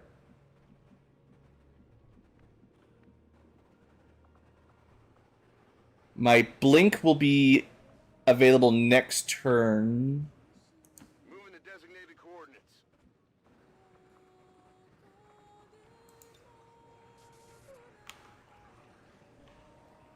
I can give a temporary bonus to somebody. You know what? Let's give it to the sniper. They've got the overwatch. We want to make that overwatch really count.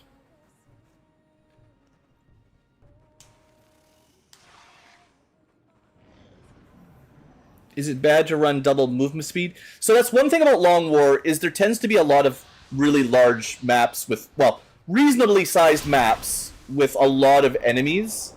So sword units and shotgun units, I find, are generally not very good because you just keep activating pods all the time. Until the final pod, which, sure, they help with, but it's kind of at the end then. But, yeah... I don't know. I don't really love the flamethrower units very much. Whether they're the bishop with a dragon breath or a, you know, I have actually like guys with just primary flamethrowers. They're maybe even worse. Okay, so what we really need right now is to kill the sectoid commander because he raised a whole bunch of zombies. We can, no, that won't work. Frost zombies, you have to kill.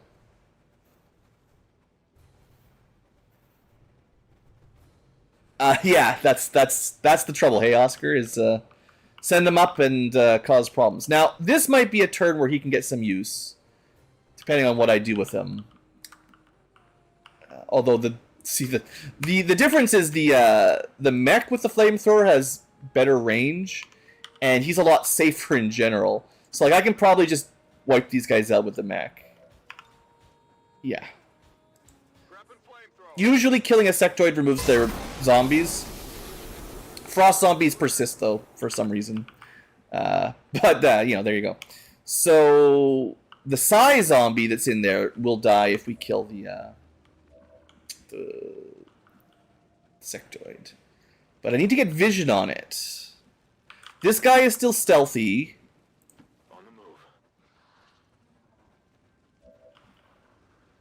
We can see the Viper, the Custodian. I think we're like just out of vision on that last guy. I gotta remember he's there. Sniper will probably be able to hit him. We just need vision. I think we can move up a little. Not too much here, but... There we go. Sectoid Commander flanked. Zombie. Viper Elite flanked. Yeah, this is the hard part we'll be dealing with is Custodian. I might just put him in stasis, just time him out with my Psyop, because he's got more HP than the Sectopod. Yeah, I think I gotta try to take out this commander. Give me a lucky crit. No luck. Sniper? As much as it'd be nice to kill the snake... Ooh, 75. Not great. Okay, kill the snake then, please.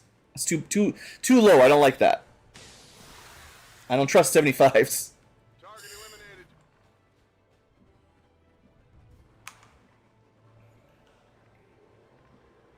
Well, I do have a mech.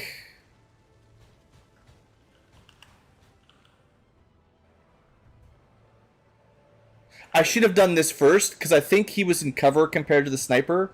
And if it's possible I could hit him, yeah, and destroy his cover. Should have done this, because this makes a lot of sense. I forgot about my overpowered mech, but that'll deal with him one way or the other. Now, how do we deal... I could probably move up and zap him with Volt as well.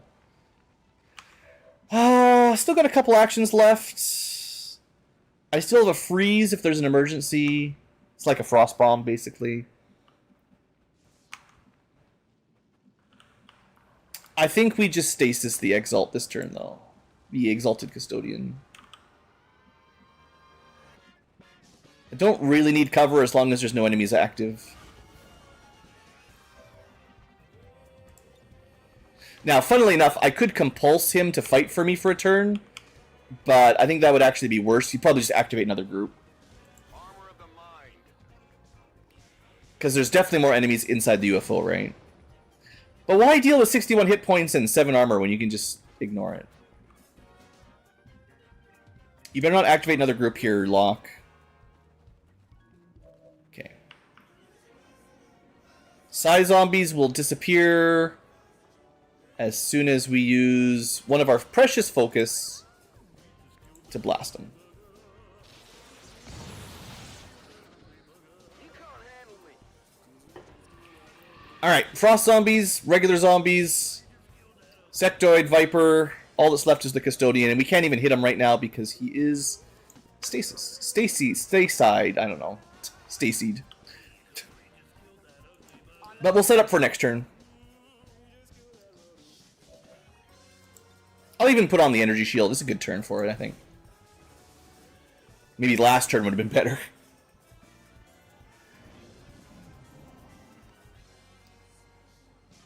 Alright, another group. Oh, he was active already. A little bit dangerous. Taking heavy fire.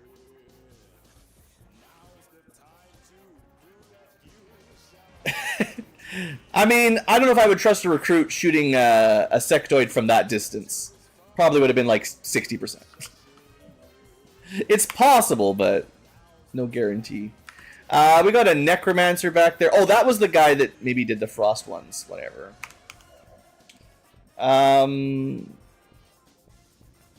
There are still... Okay, yeah, 2 active. Custodian plus necromancer, but then there's 8 more enemies back behind them. That's why we're playing it slow.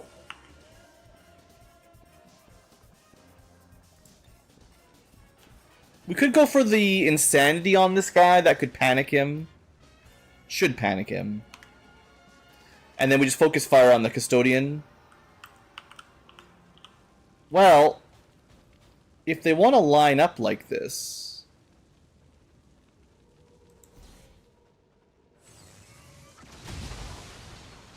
I'm certainly not going to complain.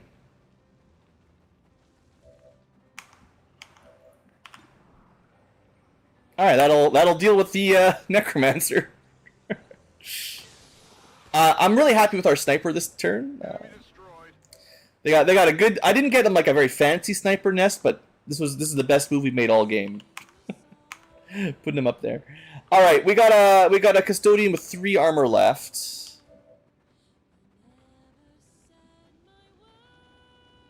How do I want to do this? Not so much singing though. Theoretically, I can stun them with Bull Rush. He might be immune to stun though. He's immune to a lot of stuff.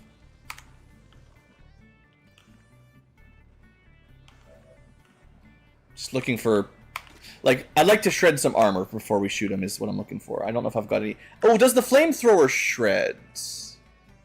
It might. Yeah. On the move.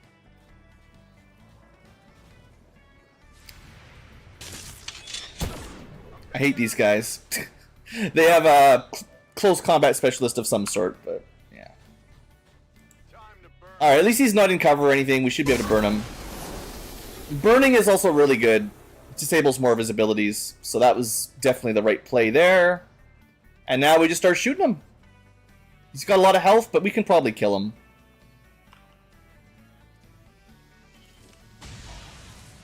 Also, Rupture here makes sense because it's a plasma pistol, so that helps stack up even more damage.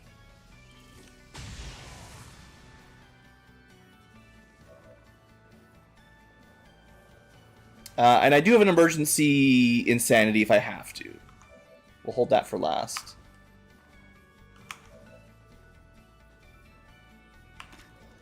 %. Is that range penalty or just that's what we get, right?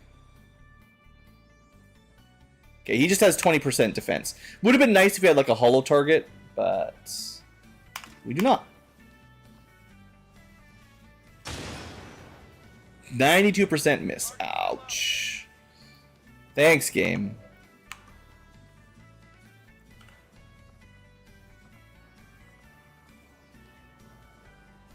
Technically, we could have tried to skull mine him and just kill him instantly with that, but that tends to be a pretty big Hail Mary for a 70%.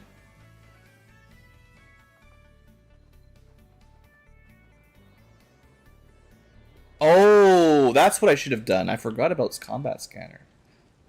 That reduces his defense. That would have been smart.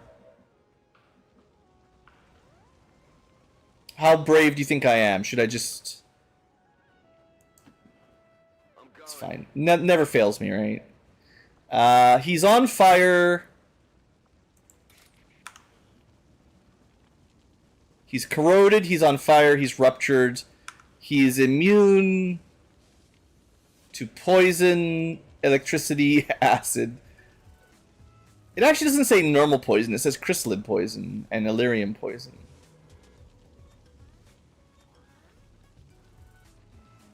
That's really annoying. Even electricity. He's already on fire, though, so we don't need Fire Dragon.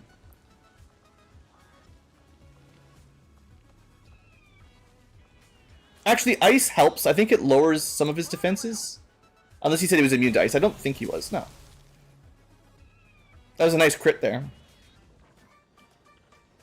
He keeps getting speed, but we're just putting all the status affections on him. And yeah, he's dead. He's only got 7 hit points. Soul Fire finishes him. Okay, nice. I had a couple backups there, but we managed to pull off enough damage. So yeah, the one thing I missed that would have made that a little easier is from stealth we can do a combat scanner, and that would have reduced his defense by 20 points, which is all he had. So that would have been pretty good. Move into position. Overwatch. Alright, that was basically the whole team. Nice. Let's take a peek on the left flank. Nothing here. It's so nice when the enemies break their own... Now, technically, if they didn't break their computer, we could have hacked it and got a bonus reward, but... I think this was better to not have to rush, you know. Ready to engage. This is probably a good turn to just sort of reload, regroup. Reloaded.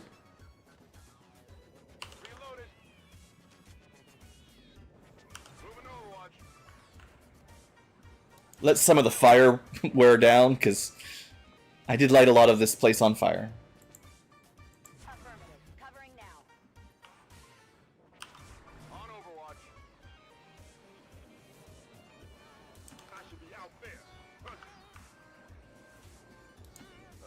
Worth it.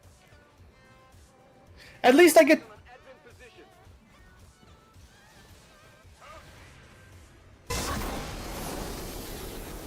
Come on, focus. At least nothing. How does this square have vision that this square does not? That's insane. We saw them on the roof through a wall. Okay, we found all the mechs. Glad I have an EMP grenade at least. Please shut them all down. This turn's gonna suck. I mean, that was good.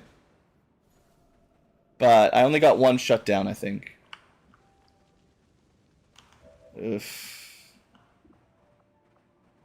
Probably have to go for a haywire.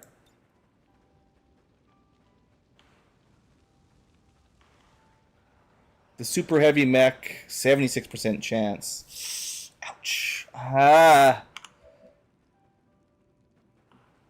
Not great, not great.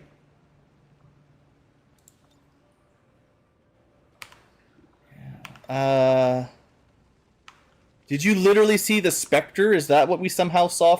Like, from this tile, we can't see anything else except for this Spectre hiding inside of the wall. Suspicious. I might need to freeze one here.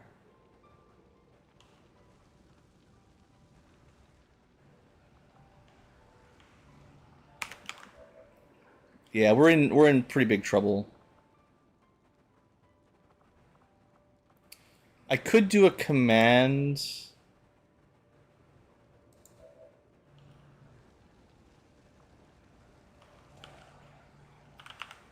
I mean, one more grenade would kill two of them. Is that better than a one target volt? Yes.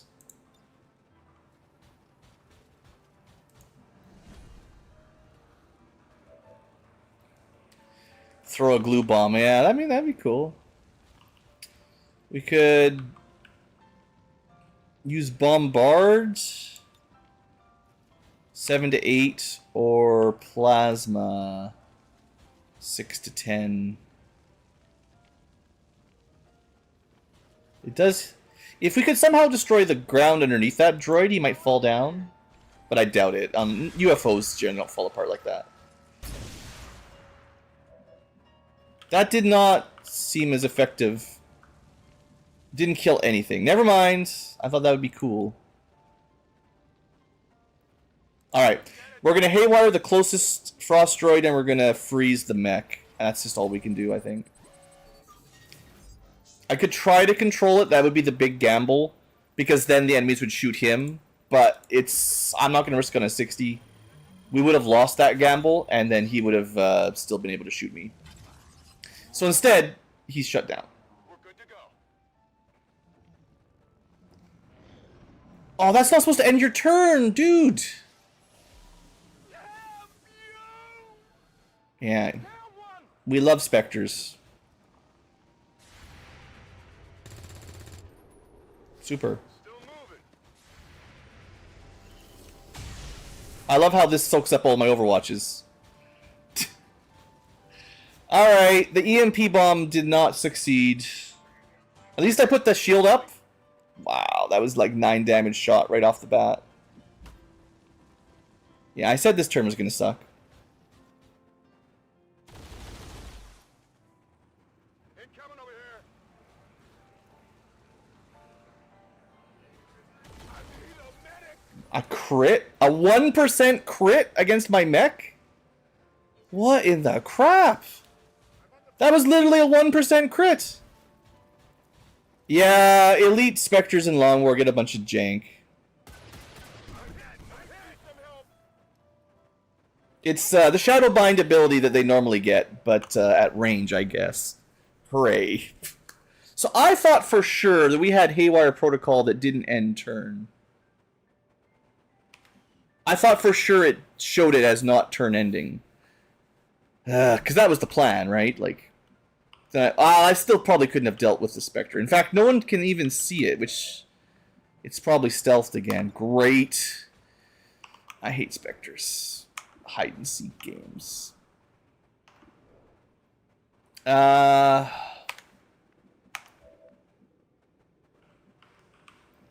So I have to deal with the Mirage that's, I mean, half dead at least. I do have a flamethrower mech. The thing is, actually, hold on. We might be okay. It's not exactly a flamethrower mech if I do this blue screen. Do I have, yeah, Burning Rush. 1 movement AP, and then I can chem thrower twice. Well, no, it says chem thrower attacks. I don't know if that counts canister attacks. It probably doesn't. Okay, maximum value.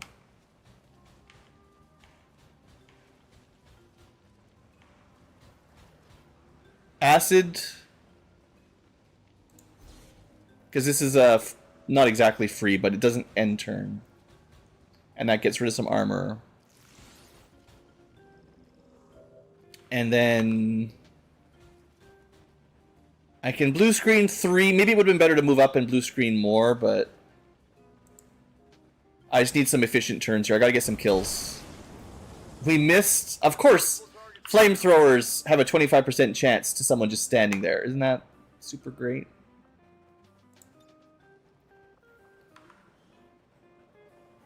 So he's unconscious. Earth Heal might actually wake him up out of unconsciousness. That's kind of a weird thing about that ability.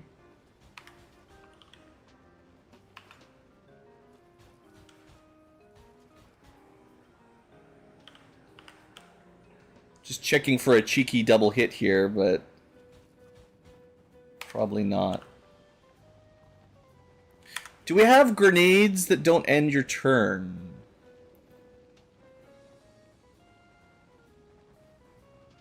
I can never tell like which abilities end your turn or not. The game is not very good at communicating it. There's a couple abilities that I might have been able to recognize, but I didn't see it. I mean, we have to just kill stuff, right? There's too many enemies active right now. Well, all 7. An 80% miss. We're getting pretty bad luck.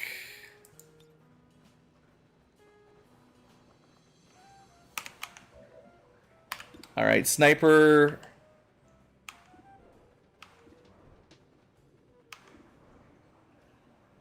Not great. Now the shield droid will take some damage from the shutdown virus. So maybe we focus on these super heavies that are apparently dodging 80s and 99s and I don't know what else they're doing. We got a rupture shutdown. I guess that's the Illyrium rounds. It can stun for action. That's pretty sweet. Okay, here we go. This will be big damage. Nightfall first. And then double shot on this guy, the one we just shredded. This should kill him, right? Double crit. That's pretty sweet. Bounty hunters, love them.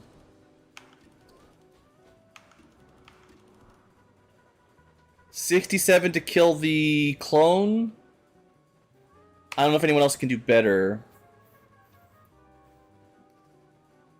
Yeah, I have colored icons.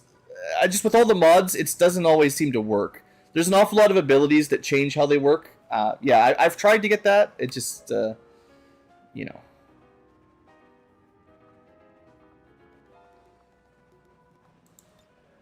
Let's see if Earth Heal wakes him up. It has done this in the past. Yeah, probably not. It's because he's under Shadowbind rules. I should have moved up. I could have got a double.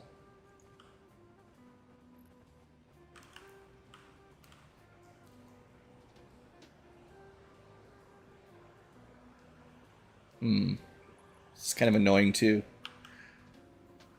Whatever, take what I can get. I could have done this turn better. Leaves him with 2.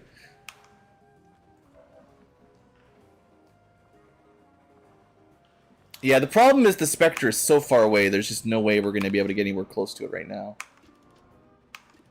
Well, let's kill the 2 HP mech. Hey, if we can kill everything but, like, 2 guys, that's not bad, I guess. Not too shabby.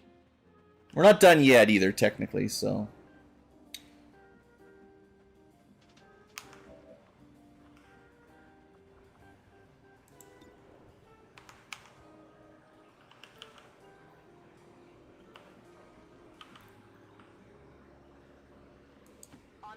At least it's blue screens, maybe? Yeah, we could probably kill this guy. Went off the armor. Yeah, 100%. Okay. Blue screen, quartermaster. Getting work done. Okay. Target down. I'm pretty sure this is stun for 1 more turn. Spectre's gonna Spectre, and then the clone, I mean, yeah, we didn't deal with the clone. So... what could I do? It's in ridiculously good cover, of course. There's probably not much I can do. You can spread out a bit, because he's gonna come and use one of those cool breath attacks that never works for me.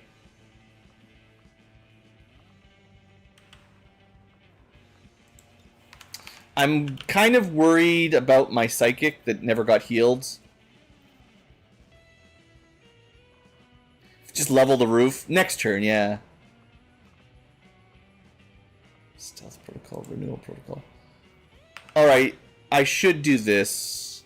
He's too low. He's one-shottable at this point. Actually, I think he's got armor that gives him self-sustain, but still. 6 HP is not enough.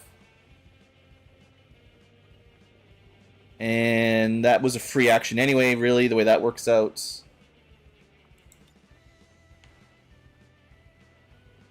Also, by the way, the mech got trashed. Okay, fine. We'll just take a turn healing them. That's fine. That's what we got healers for, right?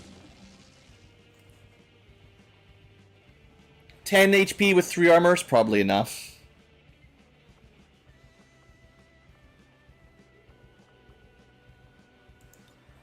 I wonder if this...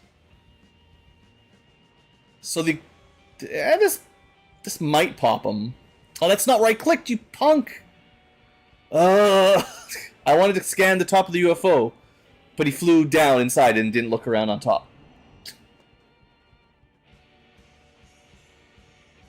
Okay, the Trojan almost killed the droid. This guy... I don't know what that was. Maybe cloned bishops don't work, because they don't work very good for me either, and maybe they don't know how to use their abilities. That was weird. I guess good for us. Because they should just have the same stuff that I have. I don't know what happened there. Just glitched out, I guess. Whatever you say. Anyway, let's get this guy dealt with. No more shadow binds. Of course, we get a grace. See, that's how you give him focus. He could have tried breath attack, but he didn't. Alright, Soulfire is guaranteed. I'm tired of these grazes.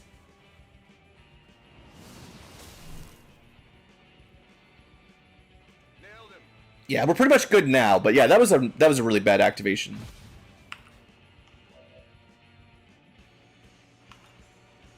Oh, we can still somehow see... I wonder if this guy's literally glitched. Like, he can't move, maybe. Yeah, he's, like, considered flanked, stuck inside of a tile. Well, alright. Maybe in some ways we're lucky we could see him from the random square there. Strange game.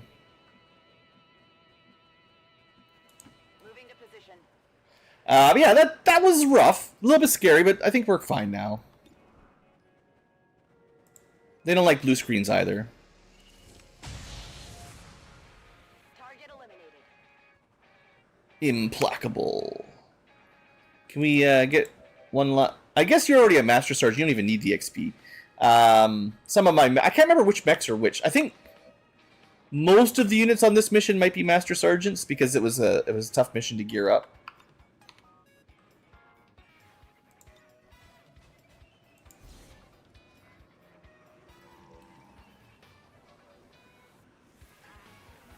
Not as impressive as I was hoping. I should probably just be using the blue screen canisters, because these seem... Well, it did miss once. That was 100% to hit, though. That was much better. Okay. Why has the game not ended? On your order.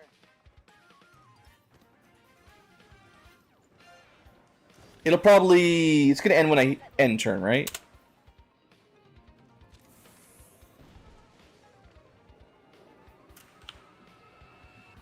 Do I need to see the objective that got destroyed by the sectopod? Is that what's going on here?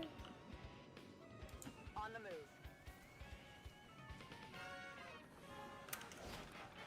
It's kind of weird. Secure.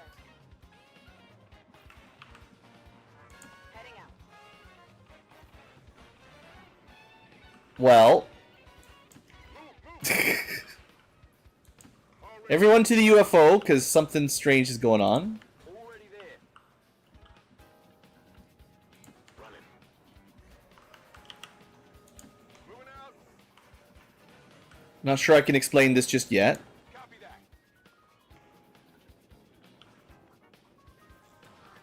This better not force me to lose the mission because the... Like, if the sectopod destroyed the computer and it's like auto loss now, I'm actually going to be really annoyed.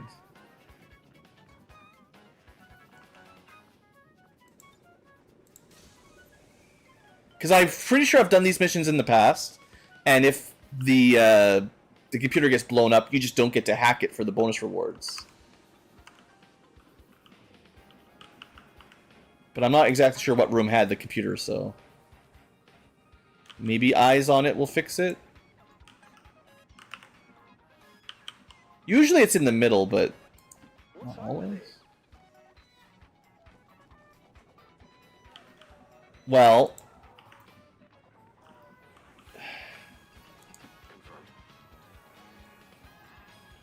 I have a person in every room. It's not looking good. Maybe it was hiding back here or something.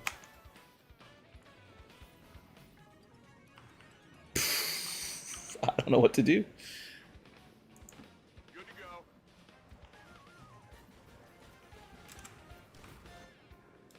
No need to ask twice. We had a Spectre stuck in a wall.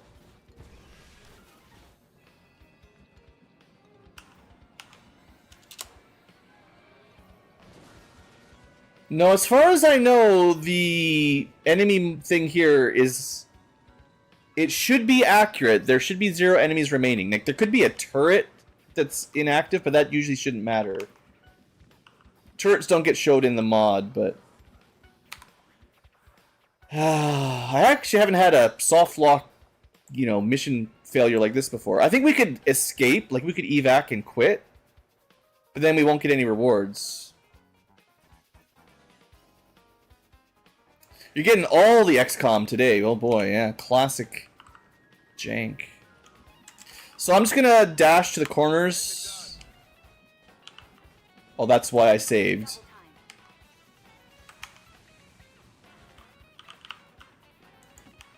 out.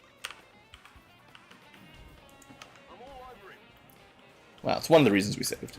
Solid copy.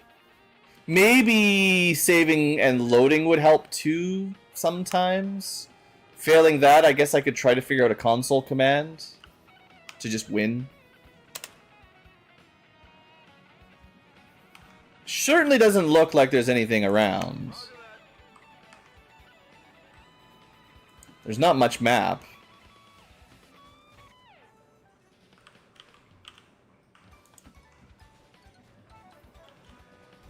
On your order.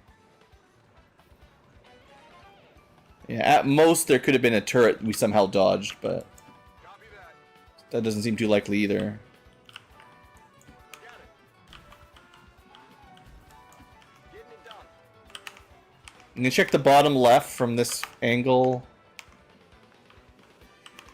Well, I'll try.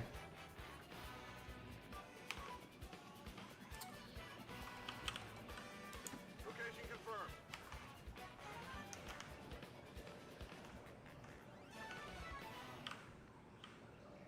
Alright, that's gotta be it. One more turn, and then if we can't see anything... No, this guy can make it... Yeah, there's nothing here. There can't be any enemies left. There's no way. So, somehow it just didn't end. I guess what I'll try is reloading the save.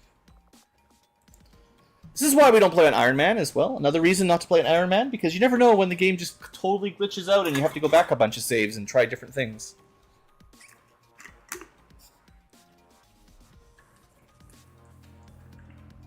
I mean, there was a Spectre stuck in a wall, so who knows, but...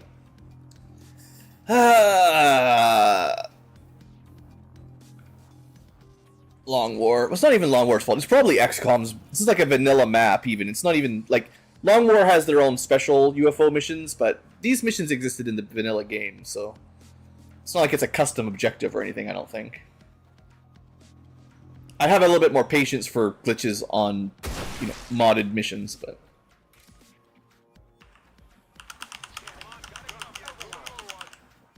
I think because this is red, actually, that's the hint.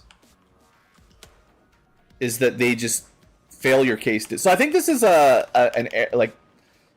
mistake. Whoever decided this, I don't think that should be correct. Because what I think happened, my guess anyway, is somewhere in this UFO, we had the distress beacon computer that you're supposed to destroy, or not, sorry, destroy, you're supposed to hack. But it got destroyed by a sectopod walking on it, wherever it was. I don't even really know. Maybe it was right here or something. No problem, boss.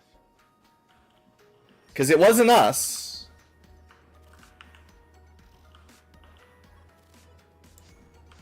And if that was just to auto lose the mission, then that's lame. Okay, cheating time then. Haven't had to do this one yet. This is new.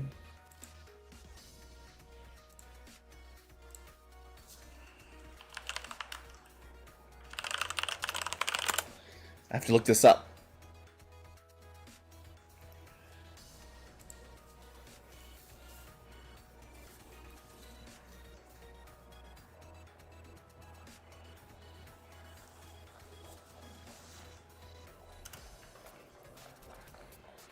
I'm just looking up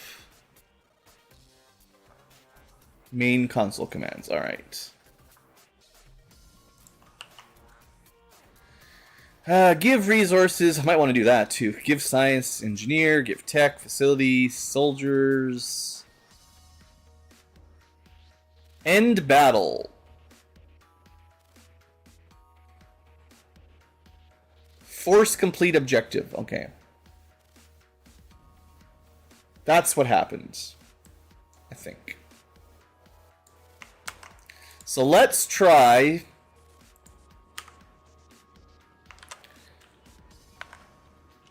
Hopefully the ID isn't too hard to figure out. It's the second in the list, but that doesn't always work. It says objective name. How do you know what the objective name is? Deactivate distress beacon.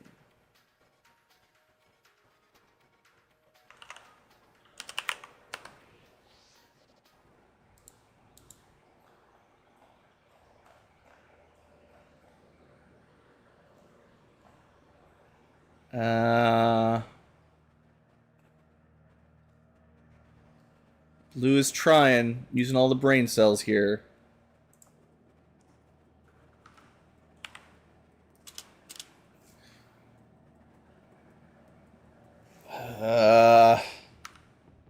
Deactivate enemy distress beacon. I don't imagine. Is it just the text string of the whole? Deactivate enemy distress beacon. Nope. That's the trouble if you don't know the name of it.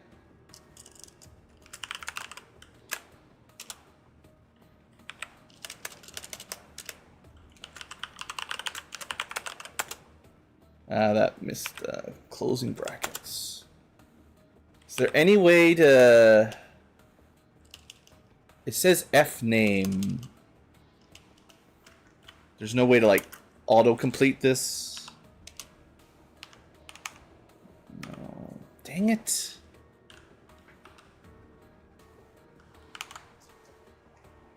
Console commands that don't work unless you've memorized the code.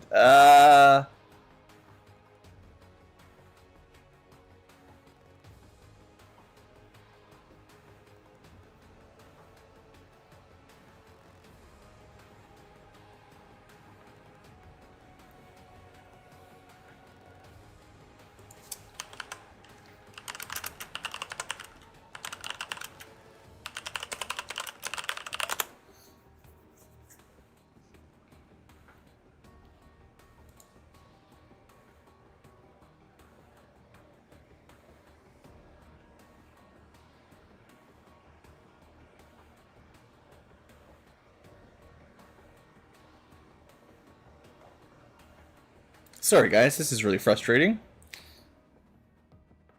Okay, I think I found the list. Assuming it has a distress beacon. Not a good sign. It's not a good sign.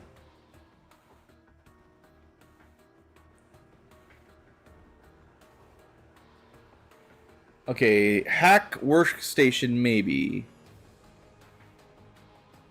Oh, secure UFO. Haha. I think that's it.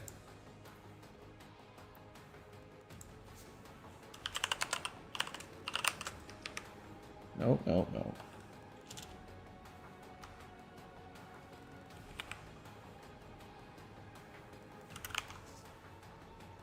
That's what it says.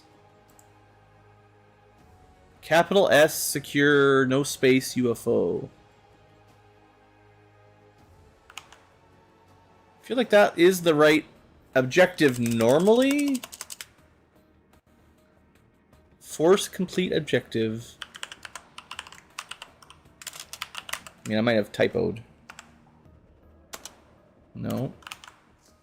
It's not looking good. It's not looking good.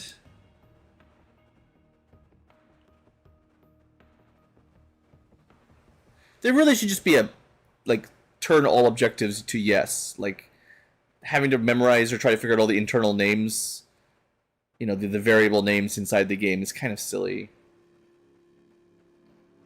I guess it's not meant for the public. This is meant for developer debugging.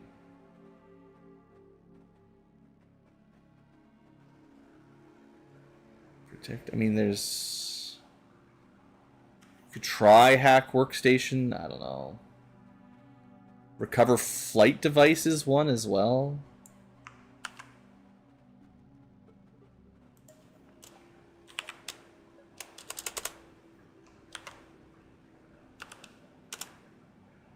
Nope.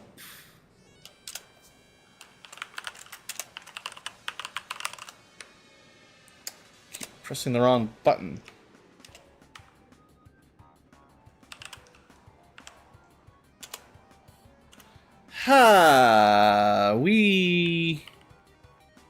So I think, yeah, like I said, I'm pretty sure we could just run away. But that's like giving up on all the work we just did. We did this whole mission to just take a loss because the game glitched out. This is Firebrand. Evac request confirmed. Hold tight. Yeah, we could still leave, but it's not even recognizing that I killed all the enemies.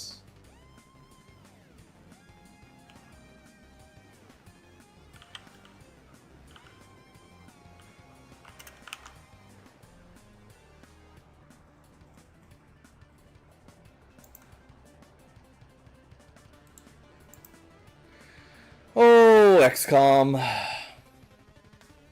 Force complete objective not working.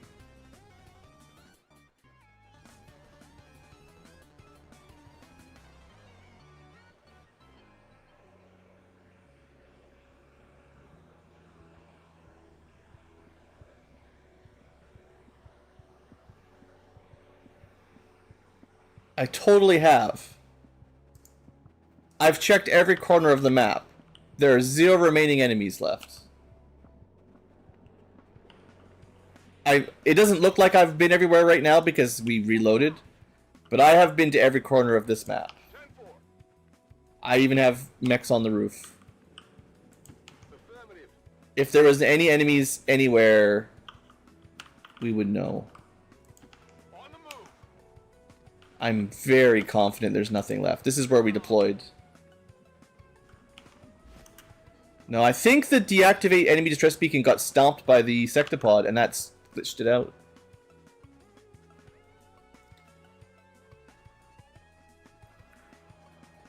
I have a list of a whole bunch of the complete objectives. I'm just trying to figure out which one it could be. I'm going to try recover flight device.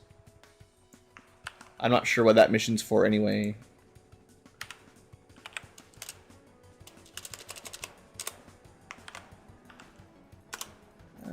It's not looking good. Should at least take the bodies. If I can't find a way to win this mission... There's also sweep objective. Sweep objective tends to be kill all enemies, right? So if I go... complete objective sweep, does that work? It's not recognizing any of this. The first complete objective command isn't doing it. It's not doing anything.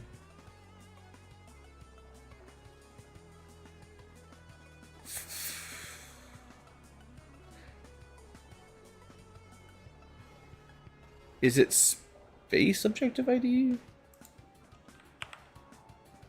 Is it need a... No, if you look at the tooltip, it shouldn't need like a space and then the parameters.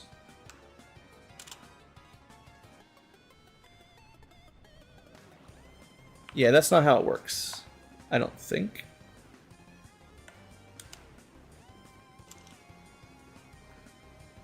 Well, maybe not. Maybe I've been inputting it wrong all this time.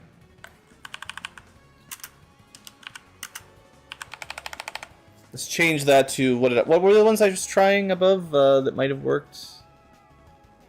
Secure UFO.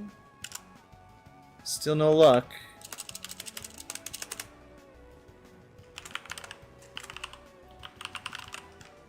Oops.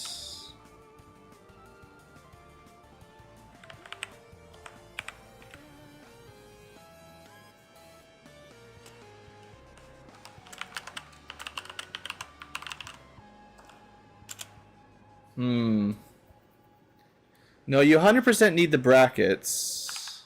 I'm pretty confident.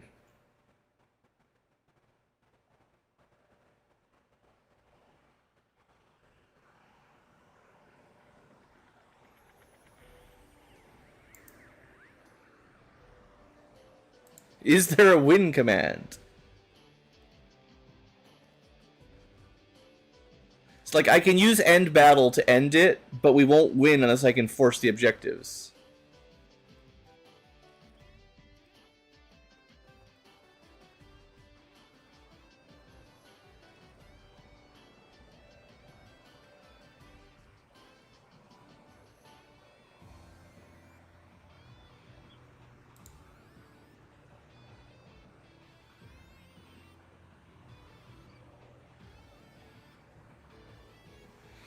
I mean, we can try...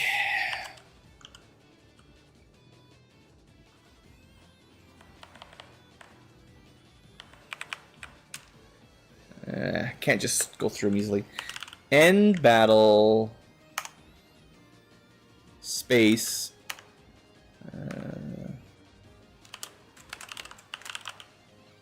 XCom wins true? What do you think?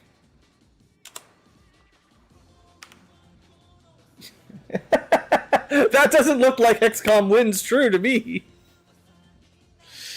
Oh, this blows. I'm gonna take a short break here, get a drink. I don't know what to do. I'll be back in a minute.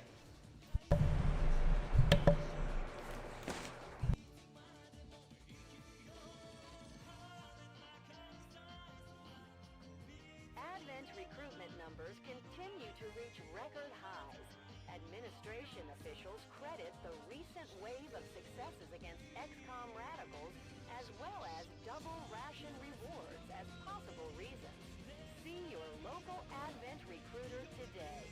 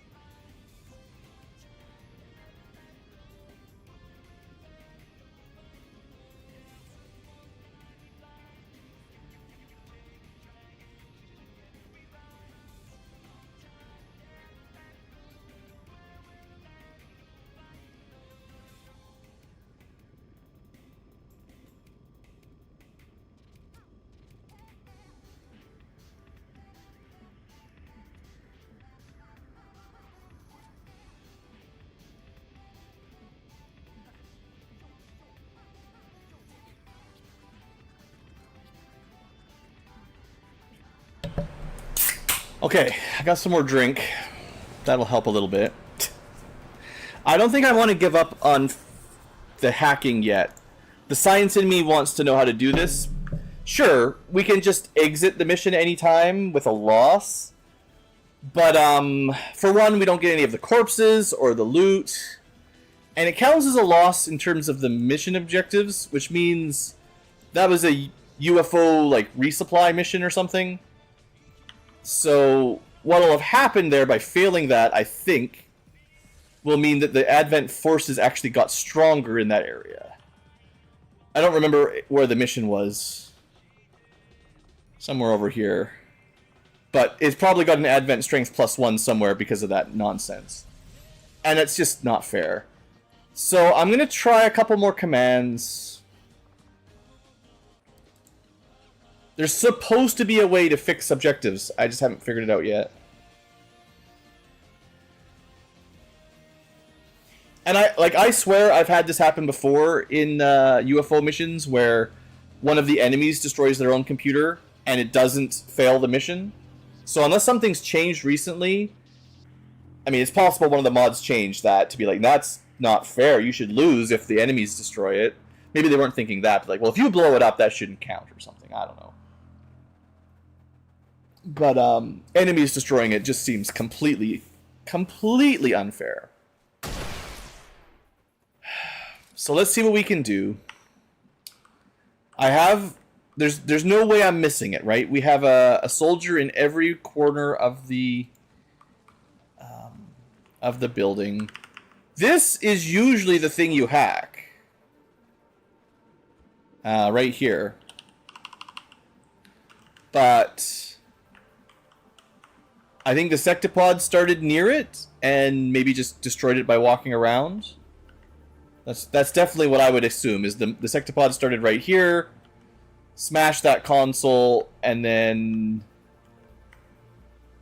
I think he must have stomped right out this direction. That's just it.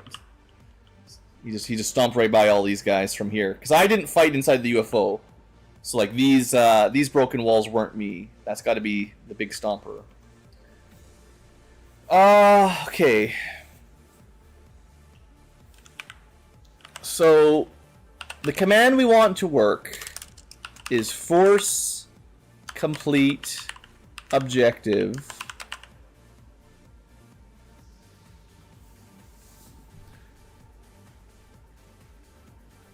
I mean, I can try space like that. Oh, really? Is that the way it is supposed to expect it? With no brackets or anything? What was the UFO one? Oh, I already typed it in. I can just look up. Secure UFO.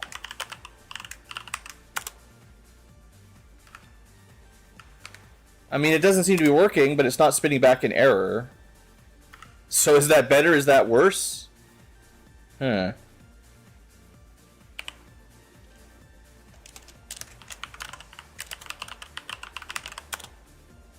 I mean, it's not telling me success anyway, so I don't know if that's... But no, because we did XCOM wins true, and that's what ended the battles. Like, that, it has to be the way that's supposed to work. Objective name, F name. I need to see an example of how to put this thing in.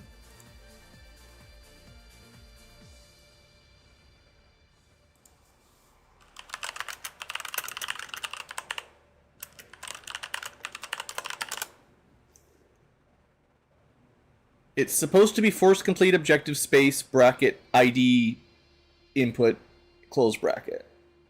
That is supposedly how you do it. That's the syntax anyway.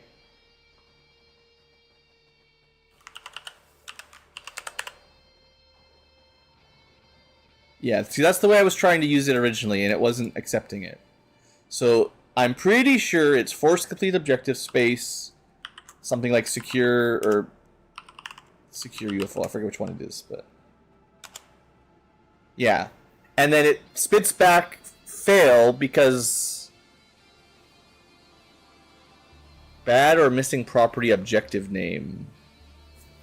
It doesn't like. You can try.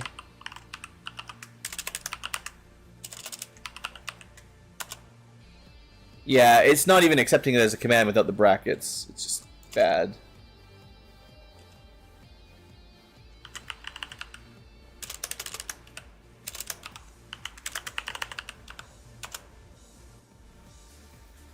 Bad or missing property suite.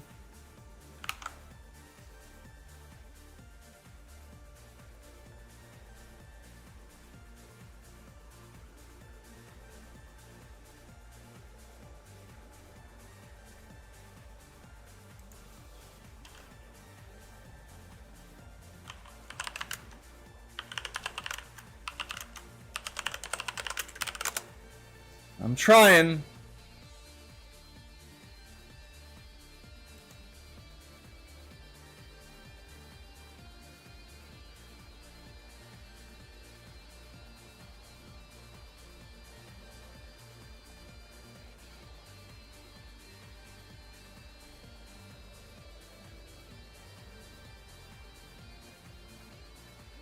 List of mission IDs, yes.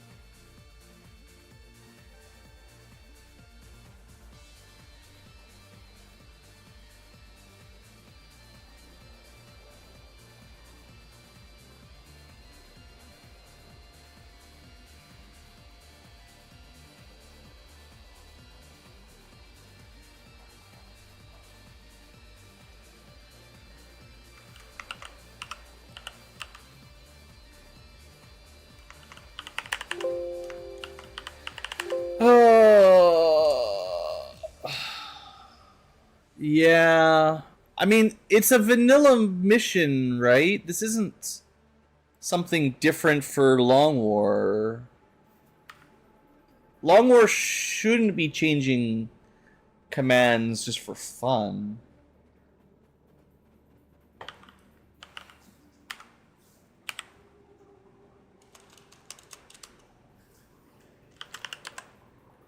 I feel like secure UFO is the one it's supposed to be. But I'm not even 100% sure on that.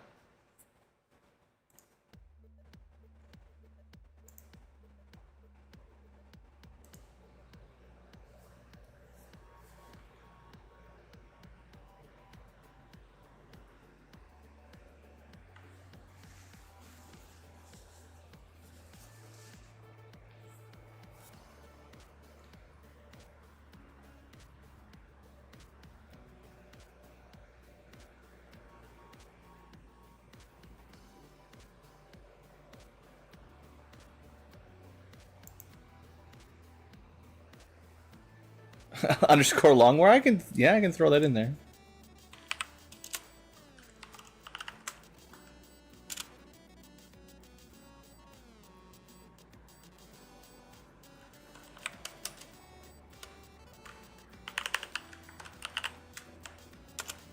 Doesn't seem to like it. I'm pretty sure that's the syntax everywhere I'm reading says to use. I just don't know the objective IDs.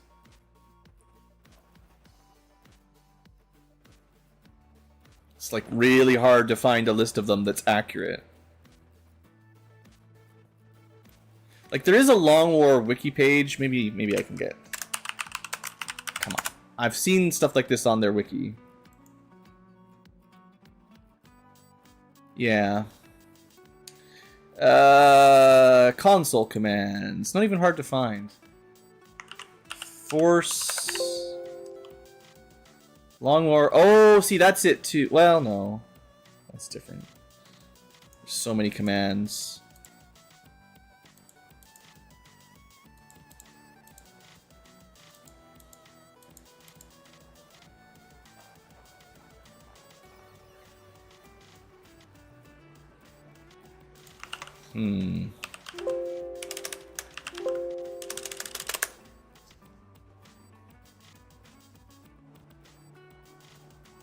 It doesn't even show in the Long War UFOpedia.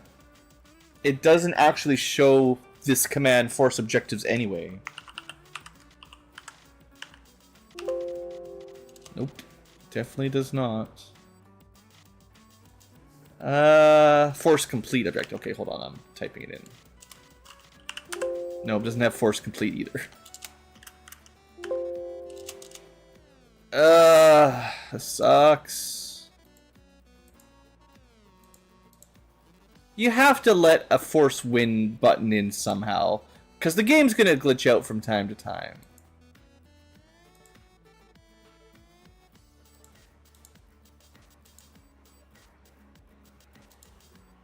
I mean, technically we could lose the mission, add in corpses, add in alloys, deduct strength from a region, all via console command. Like, I can see they all exist, but...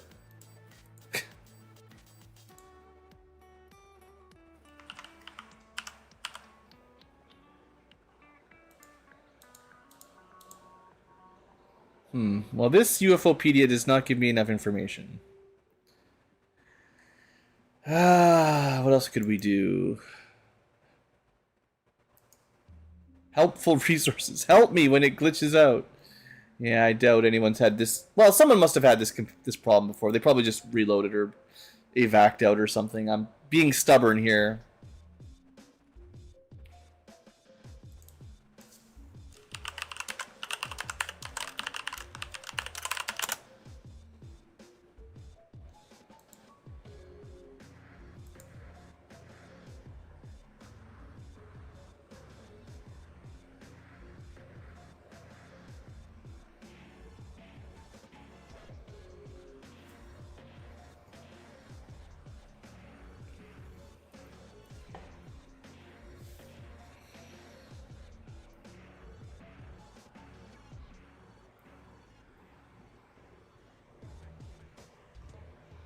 Okay. Okay.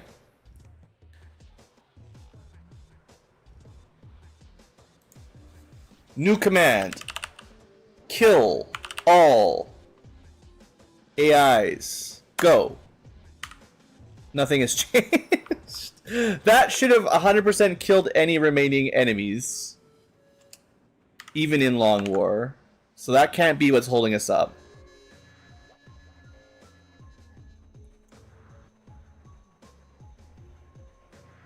Well, let's end turn once, just in case. No, did not make a difference.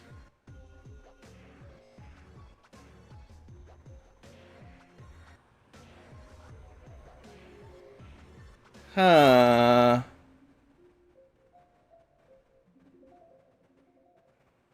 Force complete objective is still supposed to work in Long War. A list of correlating mission types for objective type can be found in the default missions.ini folder.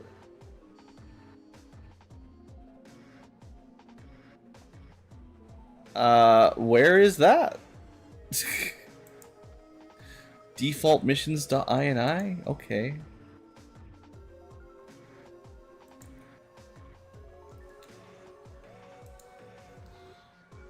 We're just, yeah, this is a great stream. Good streaming content here. We're learning how to hack some more console commands. I've never really had to use them much.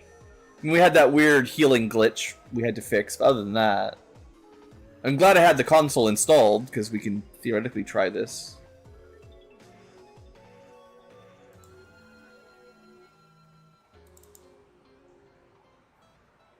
Oh man, I'm going slow today. Program files, Steam... Steam apps, common...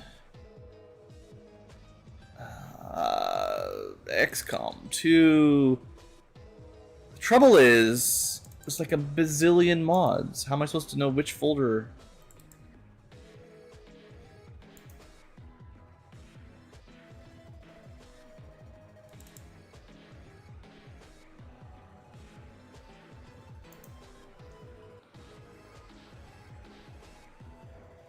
I don't remember where all the mods get installed. It's because it's not in the same folder as XCOM 2, right? It's like... Workshop... Contents... 268-500. Okay, this is the right folder for XCOM. I'm looking for the file that's called... defaultmissions.ini. Alright, let's hope this works.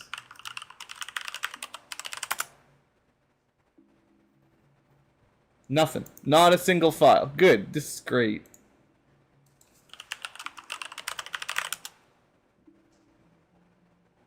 There's no such file exists on my computer.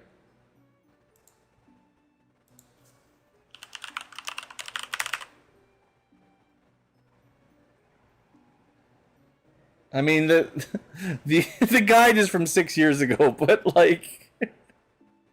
This is the hunt for finding the mission objective IDs.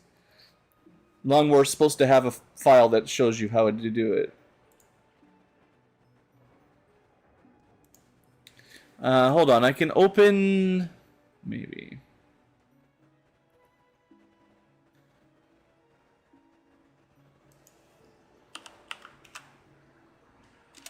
From the...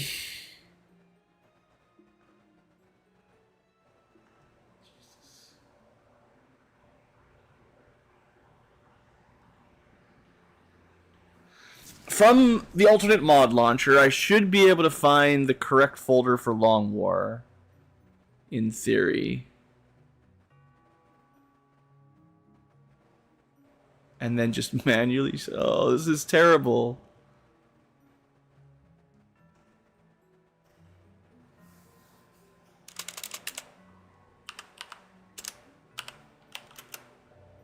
Okay, Long War of the Chosen. Okay, open... An Explorer. Okay. Where is it supposed to show this stuff? Can be found in the default missions.ini folder.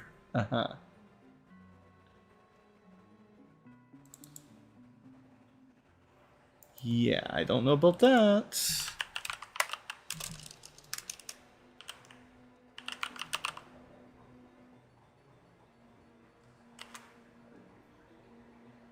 Okay, it's now... Well, there's default mission items. That's not the right one, though, I don't think.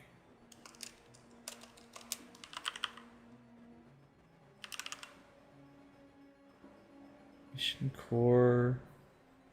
There's a bunch of UPKs. That doesn't help me. I can't open those.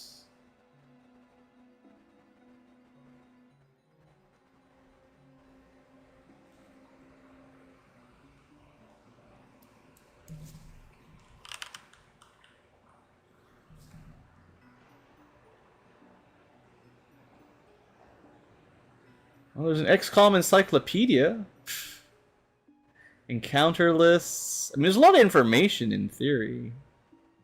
If I could just figure out the right file.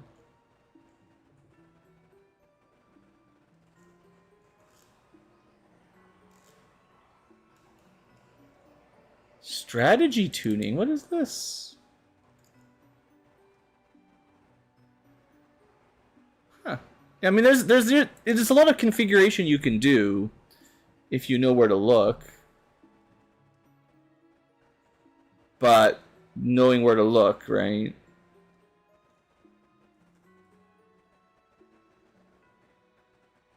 I don't know what to do. Oh, XCom mission defs. That sounds good. Let's check that one out.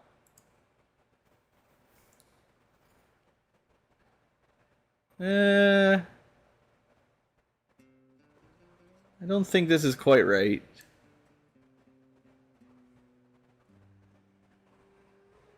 Just mission data. A lot of information, not the information I want.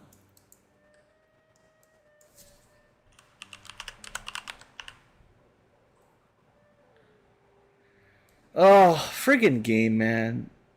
There's no brackets? That doesn't... Oh, man, people need to friggin'... I like coding, you should definitely have brackets. This is why you always show, like, a sample of how to type it in.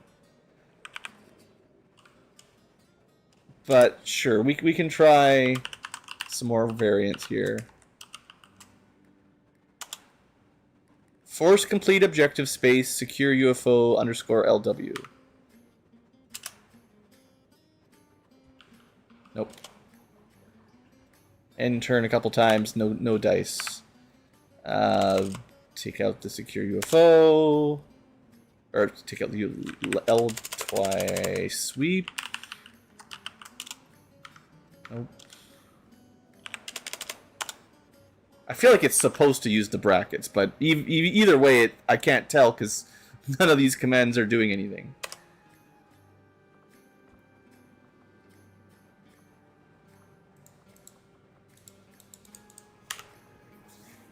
I wish the win battle just worked if you told it to win and it wasn't like, wow, you didn't do the objectives. Look up the IDs to complete the objectives first.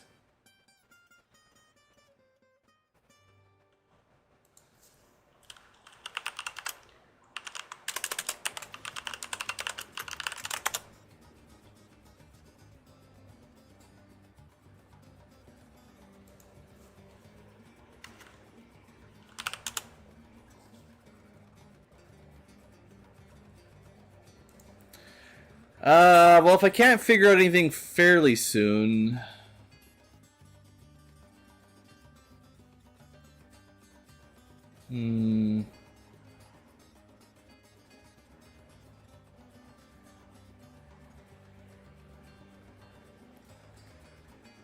Yeah, I don't know if it's already... Yeah. I don't know enough about how the console commands even work is the thing. Because it is shown as failed, maybe you can't undo it with the same command. You should still be able, like, I feel like that's the purpose of console commands, tend to be like, well, that was a glitch, let's try out something else, but...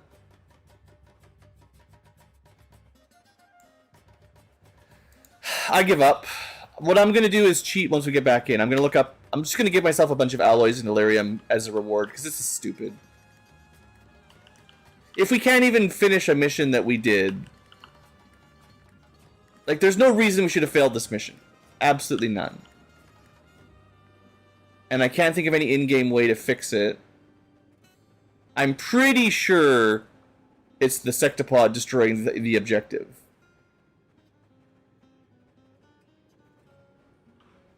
But we don't have autosaves far enough back to test what it was like before... the Sectopod destroyed it. Because it was like turn 1 he destroyed it. So like in theory you could go back to turn 1 and then try inputting the faction or the force objective command.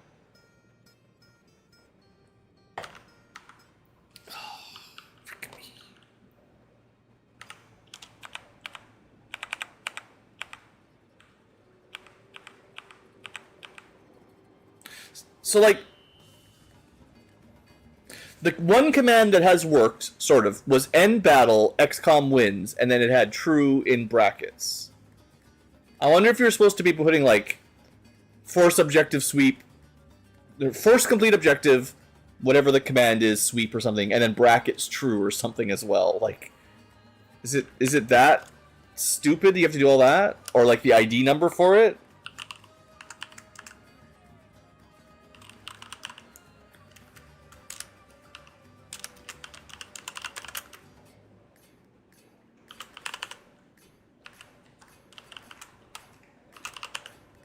that's kind of how the win battle one worked. Doesn't seem to look. Sweep.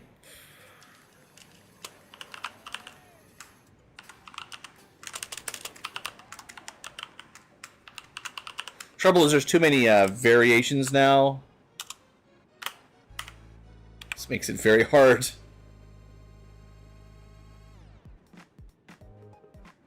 Well, I thought it would be just secure UFO, because that is possibly the one, but I don't know if that's the right command, right? Like, that's the thing, is I don't even know which objective name I need to use here, so I'm kind of just guessing, and then nothing is working, so it doesn't feel good.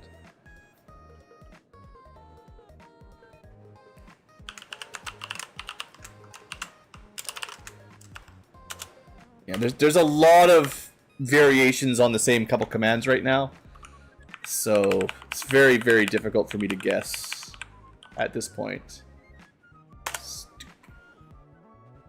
Yeah, I mean, that works immediately.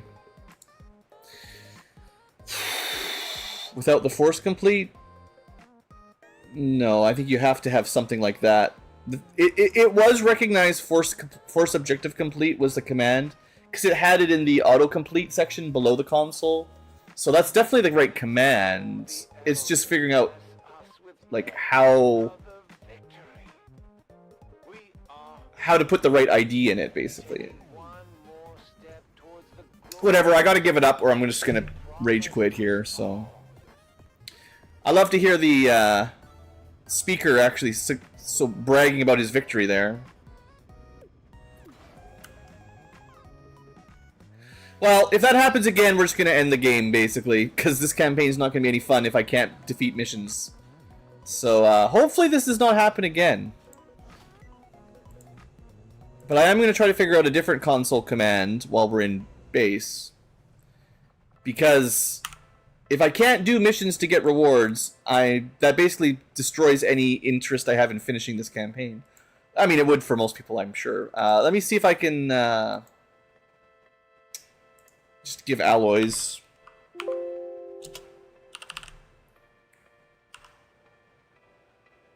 Alien alloy and...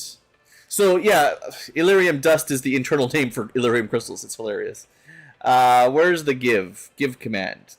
Give money.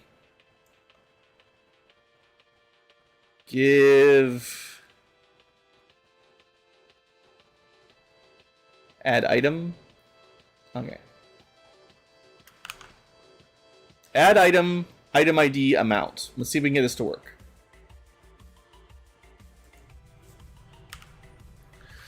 We can test out whether the brackets work here. We'll get some science done one way or the other here. Add item.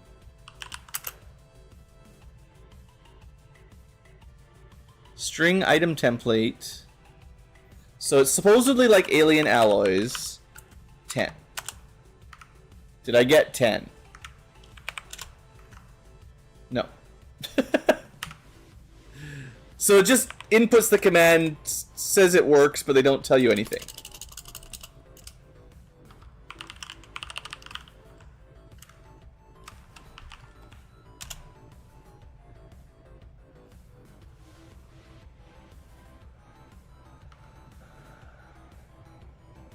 Maybe I need to refresh the screen or something?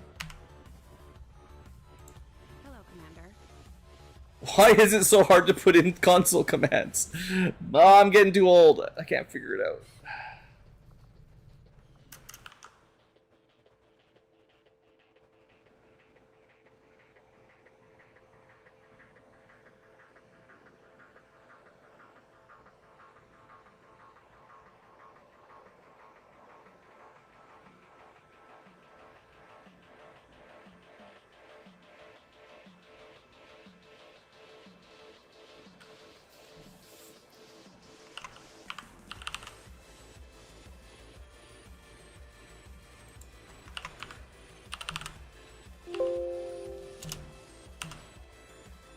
Alien alloy. Maybe it's no S. Okay, hold on.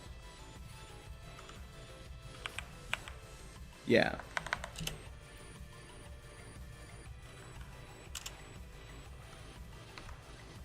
Oh, we got it, boys!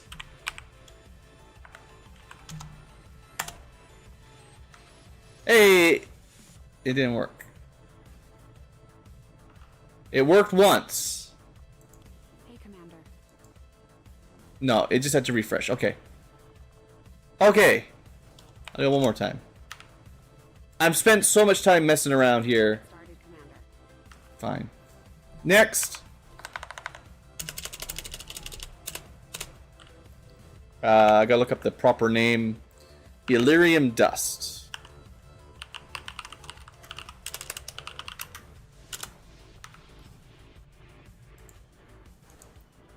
There we go. Alright, well I feel a little bit better. We didn't get the corpses. But I can build a bunch of stuff at least, right? I'm gonna give myself some money too. I feel like I just want to give myself some money.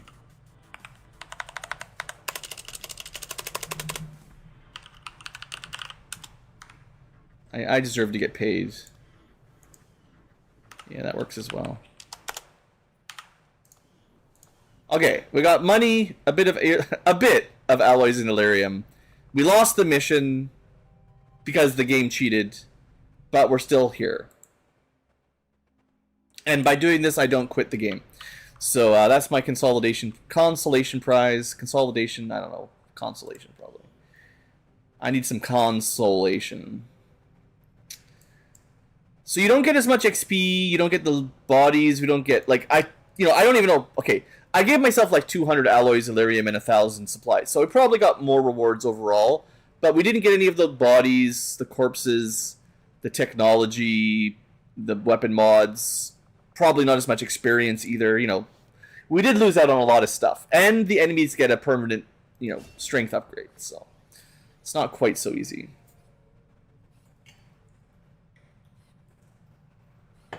Well, I don't even know if Chasing Fire works very good on a sniper. And I do know that Chain Lightning is a very cool ability. If you go... I never made an arc thrower user, because I feel like they're usually not that great, but AoE stunning is pretty strong, right? So, potentially that has value.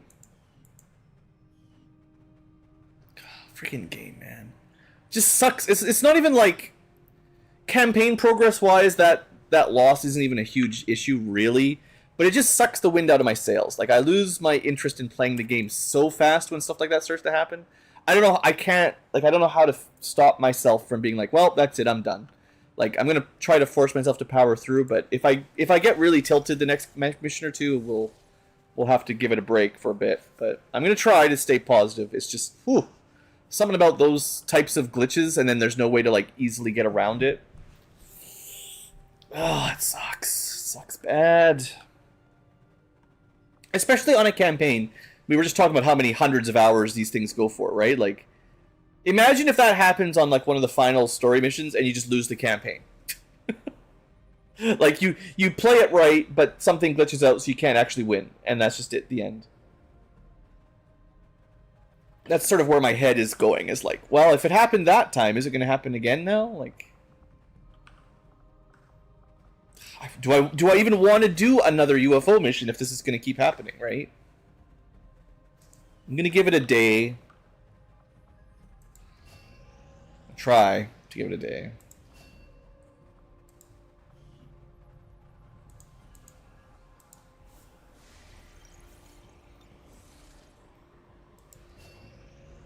Apparently, all these things queued up the same minute.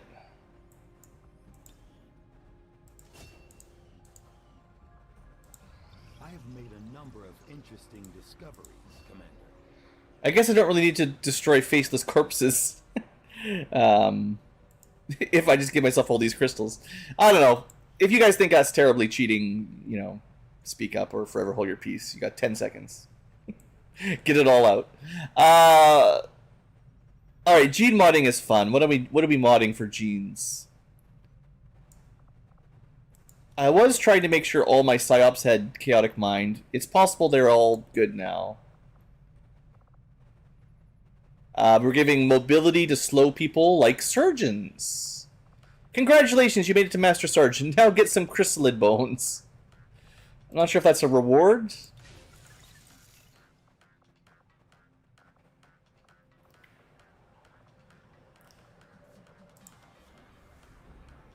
If I wasn't rendering faceless, what would I be doing?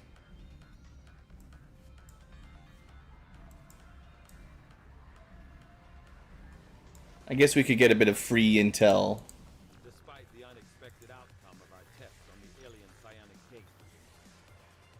Our action together is complete, Commander. We got some bodies. We got a lock scanner, which is a body somehow. Viper garbage. Fades drone ×2. Whoa, that's really good. Really, really good.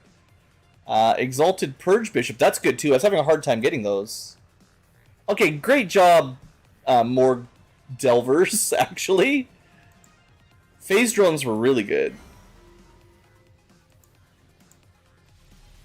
And then the Purge Bishop, I don't know exactly what we can do with them, but I know I couldn't pick them up. Thanks, Central. What am I doing right now? So what do we do? Build more nukes?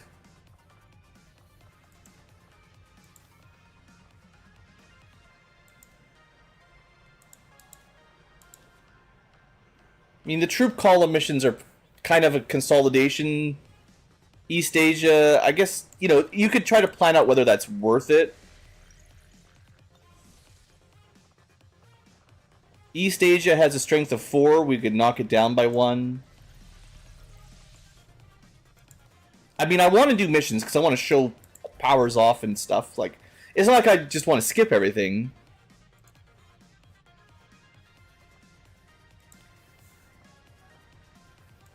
Well, we'll do the force strength reduction because we just lost that one with the stupid UFO glitch.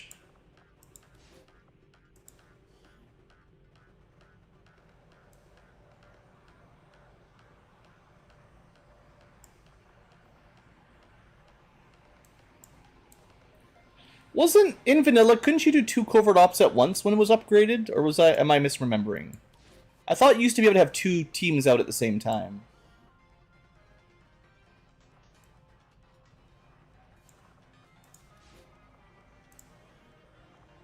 Understood, Commander. Like, it was an upgrade, but I thought you could. Appreciate the support of your soldiers.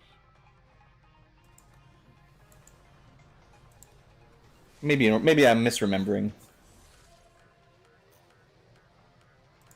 I think you will find our results have exceeded expectations.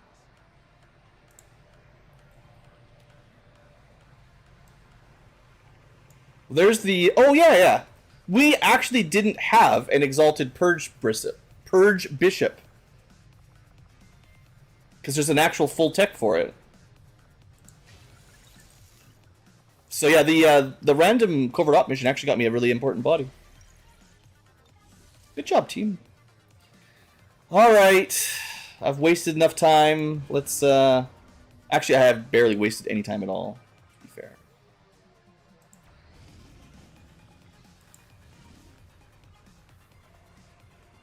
The missions, they keep coming. They don't stop coming. Setting course for Sector 1, the Arctic. It's fine. Liberation. What could possibly go wrong? So I know I gave myself a bunch of resources. I'm not just going to suddenly build everyone Titan armor yet. My goal is still build one of everything.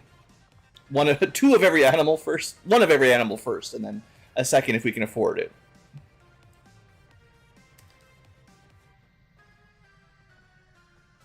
Yeah, we got some big missions already queued up. So we can maybe just do like an easy mission here, theoretically. It's a sabotage mission, 13 to 15. I can afford to take my soldiers that don't have gear and make them gear now. Maybe that's the real win, is I can stop worrying about all these mid-tier guys that don't actually have equipment and just build them their equipment finally, seeing as I gave myself some free loot freebies. Because there's a whole bunch of mid-tier guys here that I've just never used. Well, they've been in limbo for a while, basically.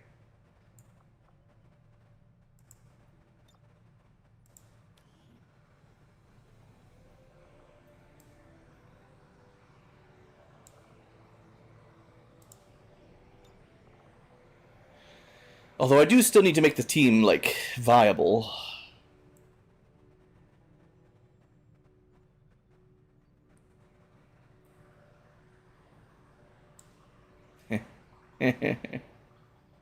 The Executioner was missing a gun or something. Oh no, we got him the Plasma SMG. I feel like there's a couple of these guys that have not been taking missions, like they haven't gone on missions in a long time.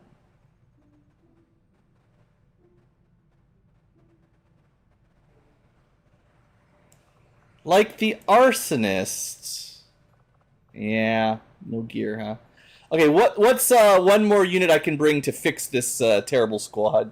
I do have some Phantom type ability, at least one.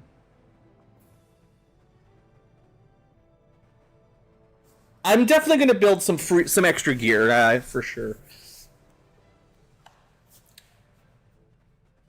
I feel like we deserve it, you know? It's that little bit of dopamine I need. I wonder if is the Arsonist the one, like, I can make, you know, cryolators as well as immolators. Is he the one that should try?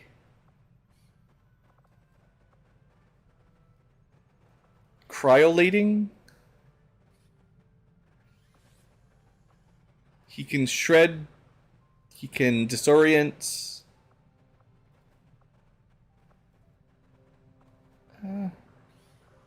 It's canister style. Gives him another option. Okay. Okay, so in terms of composition, garbage, short range, psychic, garbage, garbage, shotgun, garbage. This is gonna be a good mission.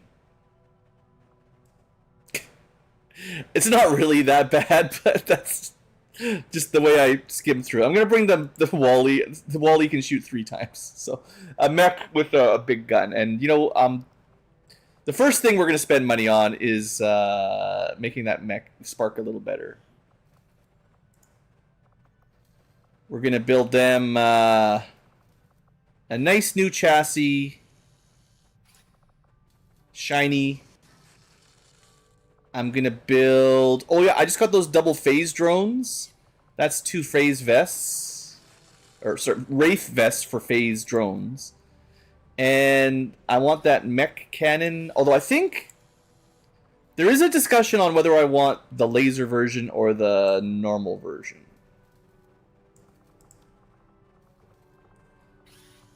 Filter by mech weapons. You want a Turdy? Turdy's already on a mission. I'd have to build a brand new one right now. And I don't have enough workshop time. That's just too slow. Let me... I should just give myself an extra sectopod, because I totally should have got that sectopod. Oh well. Plasma mech cannon. I'm going to build another bit as well along here.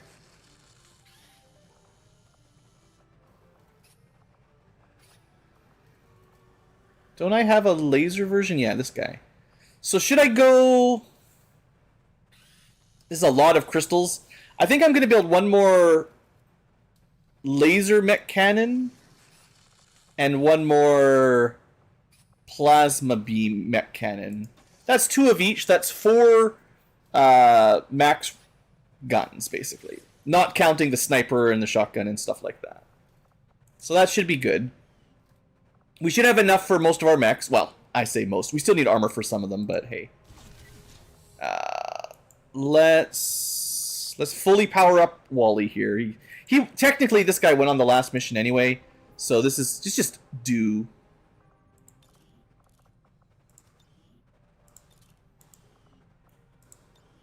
Here, bring yourself your brand new super bit. Bring yourself a brand new... What do we want? So the plasma mech cannon is 10 to 15.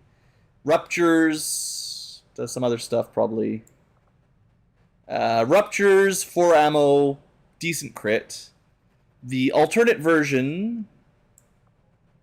12 to 13 damage. So just average.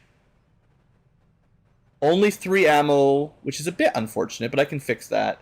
10 aim is nice. 3 armor pierce is nice, just not crit. So this is the anti-crit flat damage. Not crazy good. 12 to 13 is solid, but not crazy. And then if we mod it, you want some ammo for sure. Expanded mag. He's already got good aim, but we might as well go max aim. And we don't care about crits, so yeah. That gives it 6 ammo on a unit that can technically shoot 3 times. And his aim should be pretty crazy. I feel like that's... I don't know if it's better than the plasma beam, because rupture is nice, but this guy gets free shredding. Yeah, the armor piercing helps, for sure. A lot of enemies have armor piercing, and this is a unit that has shred as part of its level up, right? Yeah.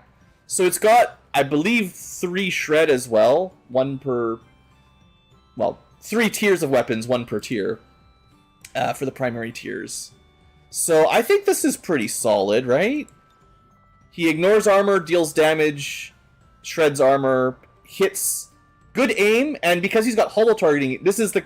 Like, what I'm trying to think is, someone who can shred and provide holo targeting is the person you want to shoot first, and you don't want them to miss. So the aim is extra good on these guys. And if they don't kill it, that's not a big deal, because that's what the setup is for. In terms of auxiliary, I still haven't really researched good auxiliary stuff. There is, like, 1 that I've got. But, you know, Workshop Project is way behind on bit weapons, so we don't need them that badly anyway. That's cool. Okay. So, 1. 1 down, probably 6 to go. I think the Psyop is ready. They're fine. I am going to make a Cryolator. I already made one. Okay, good. So the difference between the Immolator and the Cryolator, obviously fire and ice. Fire is 1 more damage. Otherwise, honestly, the radius also -1. I think that's the width. So it's a bit of a narrower stream on the Cryolator, which is unfortunate. Burning is probably better than chill usually. On the other hand, this starts with an ability called Cold Snap. The first time you use a Cryolator, refund. So you can move, shoot by default. Or move, shoot, canister, etc. And it also starts with Disorienting Suppression. So there is a couple extra abilities packed into this gun that sort of pays for the -1 damage. Interesting. And then because he's got canisters, we can... Oh, right. Make sure I equip it. I can give him an alternate element. So he's got ice. I could still give him fire if we want. Although usually I've been giving them blue screens so they can deal with fire and electric was a pretty good combo. But I could go with like acid. Maybe ice and acid could be decent. Well, what's immune to ice? Just the Frost Legion mostly?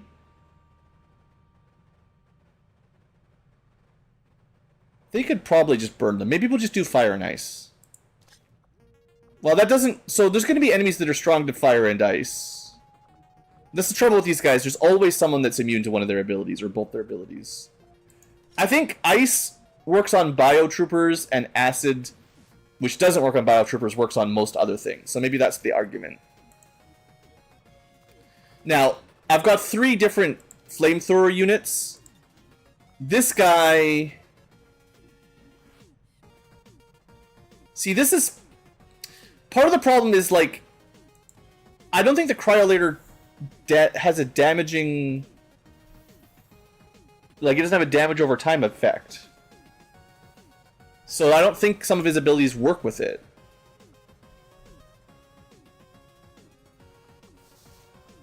I don't know, maybe I can give him, like, an ammo. Just throw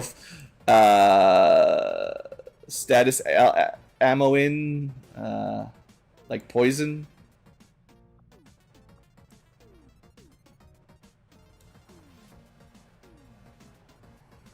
I don't know if it works. We can throw acid in, and then actually we'll just switch to...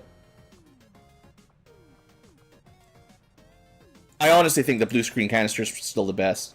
So he's got ice that might deal acid and lightning. I don't know. We'll try it out. I don't have huge faith in this. Purifier armor should give him extra charges of his canister, at least, so that's kind of neat. And let's throw a little bit more armor on this bad boy. And finally, 15 mobility. Is there anything else he could use?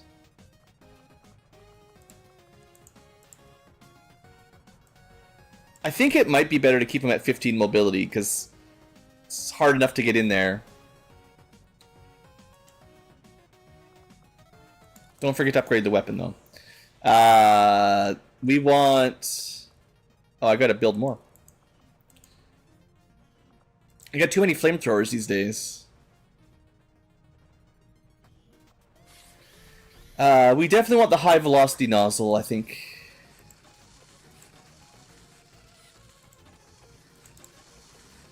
Just build one of everything. One of every animal. Alright, so high velocity gives him more range. I think that's the best. And then I could give him more canister charges. Or I could have, but I don't think that makes too big a difference. Would we rather do reaction shots or crit on flanking? Probably crits. He's not going to do a lot of reaction. And then finally, yeah, ammo reloading, more canisters, or just more ammo to start. The free reloading, he's very rarely going to shoot twice in one turn.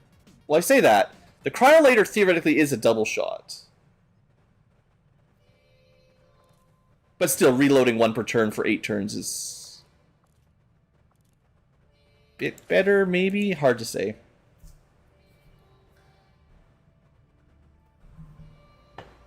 Okay. That's another one ready to go. Executioner doesn't have to use a plasma SMG. There are other SMGs in the world these days. So we could go laser SMG, turbulent SMG, or plasma SMG. We've got 3 options at tier 3, at tier 5, and I haven't looked at them very closely because the SMGs, not a lot of people use these. So basic is 6 to 11, good crit, bit of rupture. Alternatively, we can go laser again, with gives me the extra aim. Same clip size, no rupture, armor piercing. Or we could go crit and sack our aim down to -10 instead of neutral or +10. You do still get... So the laser gets armor pierce, the turbulent gets shred, and a lot of crit. It's kind of tricky for this guy, because he wants to finish things off.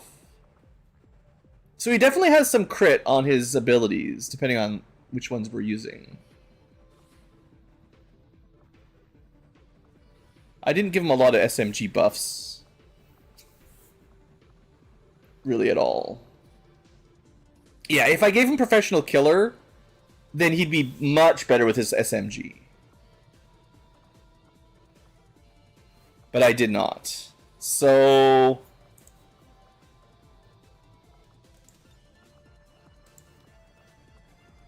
I think we go for the aim. Don't want to miss those finishing moves. And then instead of this stupid stun lance, we'll build him a better knife as well. I think there's only one knife per tier, other than the weird bio stun lance. Like, usually there's just the one. Let's go Executioner, see if there's any cool knives we missed.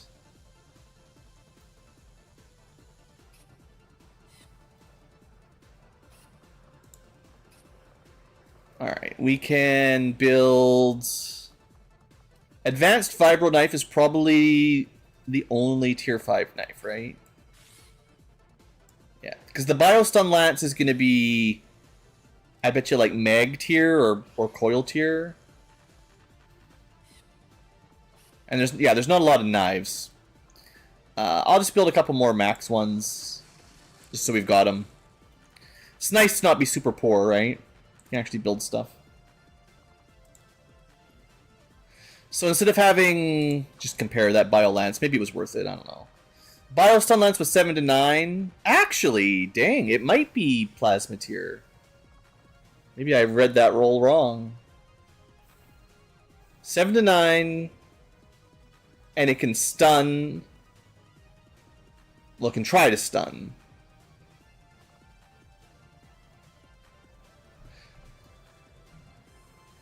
I don't know. The Vibro Knife gives you a lot of crit and armor pierce. It's probably better. Yeah, that crit is massive. Plus 8. And I think I did give him, like, the knife abilities. Well, some of them. But yeah, Keen Edge. He ignores a lot of armor.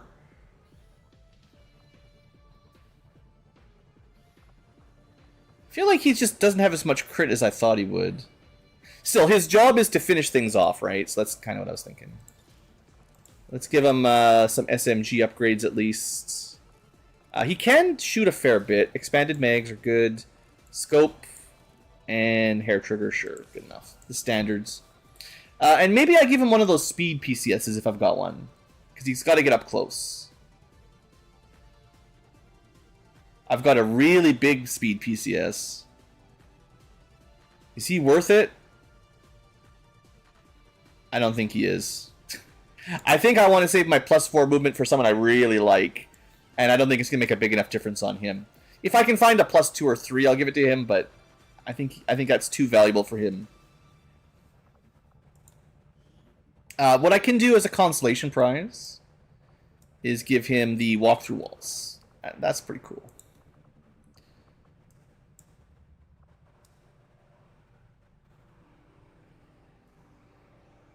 I do have, like, Illyrium rounds. These are pretty fun. But he's not supposed to be inflicting statuses, right? He's supposed to be finishing things off. So what he just needs is, like, damage, mostly. And I guess, like, his SMG has some armor pierce. We could give him even more. Damage and armor pierce. That's probably solid. Do I want to give him one more item?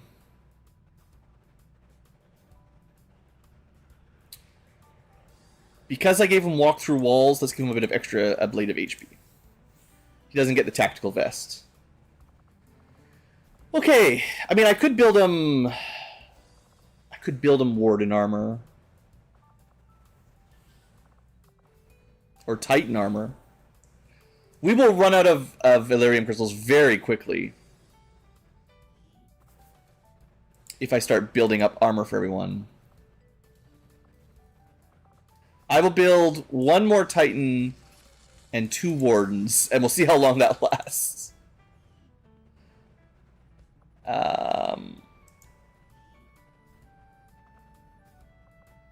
Does he warrant any of this? I guess he's likely to get into melee and up close. And this lets me make him move a bit faster, so... I'm not going to give him Titan. Who needs the Titan armor the most? Is like... someone who gets up close. It does have like a handy-dandy melee attack. The cool AoE stomp. But he also looks really stylish in that Warden set. That's pretty sweet. I think he could be a Titan user. But they're so expensive, I want to give them to like my favorites. Okay, we've got a few left. So, ninja time. I might... Actually, they want... Are they stealthy, right? They don't actually... So, Titan armor is hard to stealth with. And if you're going to go shadow mode, you actually want to be pretty sneaky. So, there's another armor that I didn't build, but I definitely should have. That we unlocked recently. So the Titan armor slows you down on your infiltrations as well. There is some cost to it. But we also picked up these Wraith suits. I'm going to build like 3 of those because they're really good. And it's like the perfect armor for a ninja, right? Make him super hard to detect. Keeps his mobility up. I'll need to make him a sword. And a knife. But he probably gets a tactical vest to help his very low survivability. And the Wraith suit is the same as the Wraith vest, walk through walls, so pretty cool. Apparently I'm out of tactical vests as well. Oh, nice. This is why I cheated all that money, and it's not it's so, isn't it crazy? I give myself 200 crystals and it's gone in like one mission prep. Like, what am I even doing?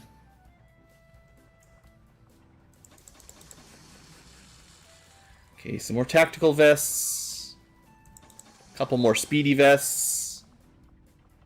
Pathfinder Hunter is still one of the best ones anyway. And I need to build him a sword and a knife.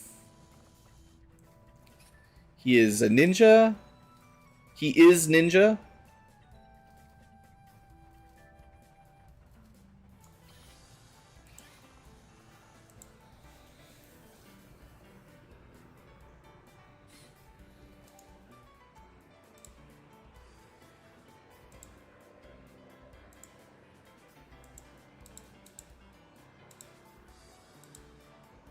Alright. Sorry, I got distracted. Closing distractions. Yeah, that's true. Sell them at, you know, what do they call it? Like, discount surplus. So I'll just say it's totally army gear that nobody wanted. Call it tactical. You put some camouflage paint on it. Charge triple. Yeah, that's probably the business we should start. Once we're done liberating this world, we're gonna need to make money. That's the right plan.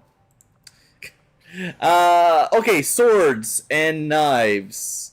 Knives, there's only one option. It's just a throwing knife. There's no variants. Swords, we can either go aim and flat damage. We can build a plasma scimitar, which are good. A little bit less damage. A little bit less damage in aim. They also give you some stun and status protection.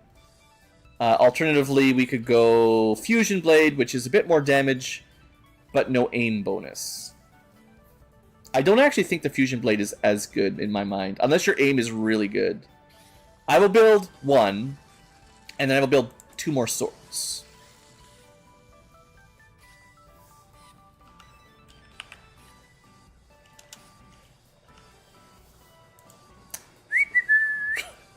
We're out of money instantly. Well, we just engaged triple charge there. All right, so there you go. Fusion blades, 10 to 14 damage, good crit, but no aim bonus, and his aim is garbage. So here you go. Now we can actually hit our target. Laser sword it is. All right, and I did build him tactical vests. 16 mobility isn't crazy. I'm trying to be like, well, technically I could give him a speed PCS, but like, I don't really want to. We'll give him a Reconceal, might be nice. He doesn't have Phantom, he only has like Reaper version.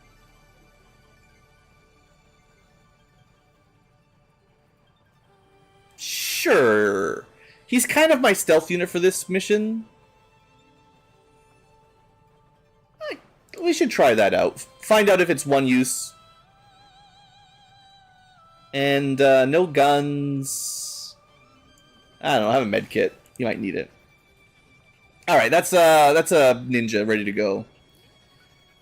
Okay, who am I missing? 3 left.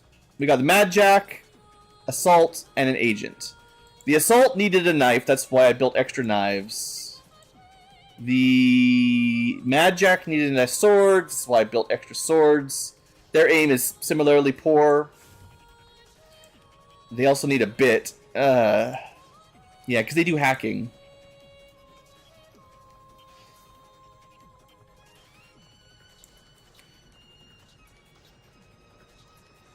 I don't have a... Do I have a better shotgun?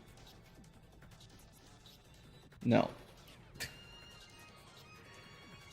We'll have... We should probably build a shotgun here as well.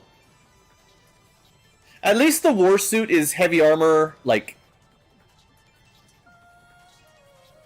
It's not like as good as Titan or whatever, but...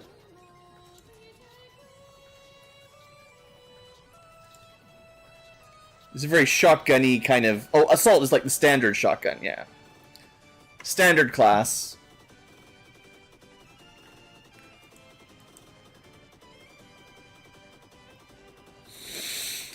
Okay, one more bit. Mad Jack. You can have Wraith Armor because you gotta run around.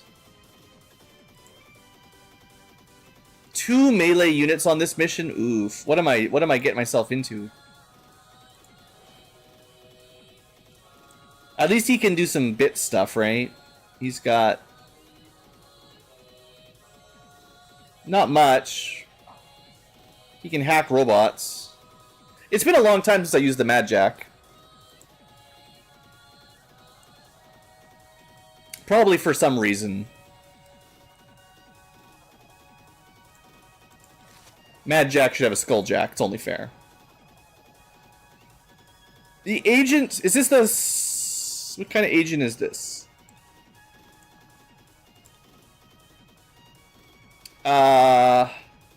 This is a knife agent that is good at stabbing and sneaking.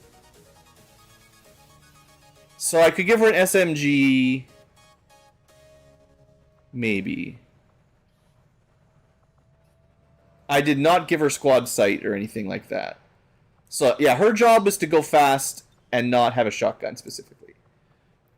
She can have plasma SMG if she does need to shoot, but she's more about knifing. Not a great class, probably. Because I made the build for knifing, which is tough.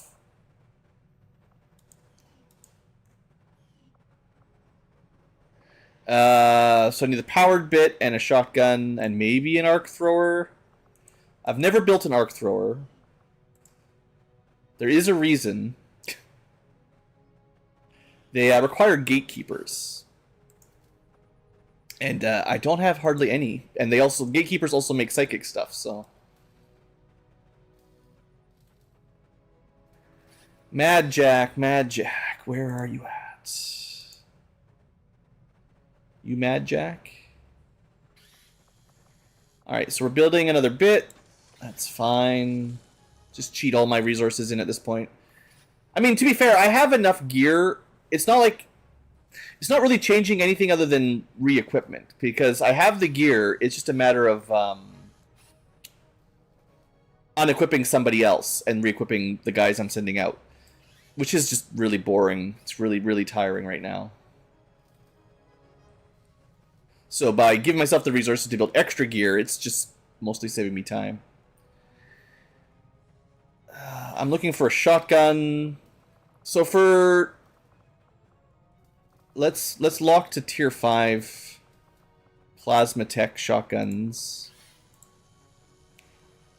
I think...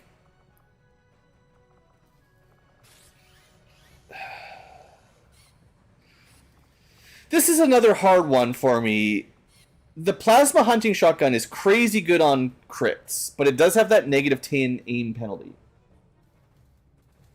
And I'm pretty sure the assault that I'm thinking of using actually has a bad aim. The thing is, the laser hunting shotgun, which is the accurate version, it's low crit, which is counterproductive for how assaults work. They want to get close and crit. I think I'm going to try another turbulent one. Turbulent is just I don't know about that. Like, it doesn't seem great. But let's look at it one more time here with your 74 aim. Turbulent hunting shotgun puts her down to 64 though, right? Like,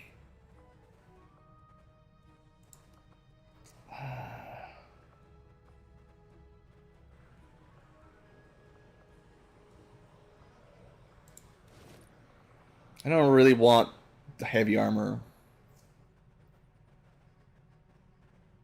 Yeah, I'm not too worried about cheating a bit, honestly. And I feel like that last mission just kind of put me over the edge. I was thinking about it, just adding some. I was actually trying to find a way to, like, reduce the cost or like a multiplier to give myself more rewards. That was not as easy to do, though. Alright. Mad Jack, good to go. Melee, good enough. Agent, ready to go, except a couple mods here, I guess. They shouldn't really be shooting, so they can have a suppressor. I mean, I gave them a good SMG. It's just that's not their plan to do a lot of shooting. Their hacking score is crazy good though. Don't cry about these guys. But they don't get a gremlin, so they can only hack, you know, adjacent. But they're really good at it.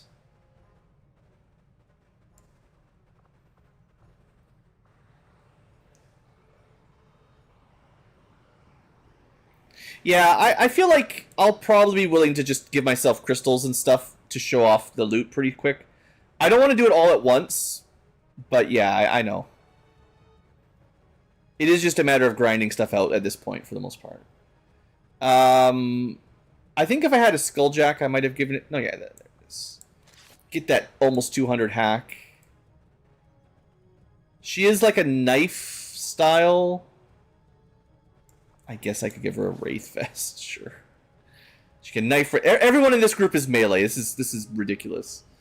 A knife user, a sword user, sword and throwing star or throwing knife user, flamethrowers, and a shotgun. Wow. I'm just going to try to guild at least a mid-tier arc thrower.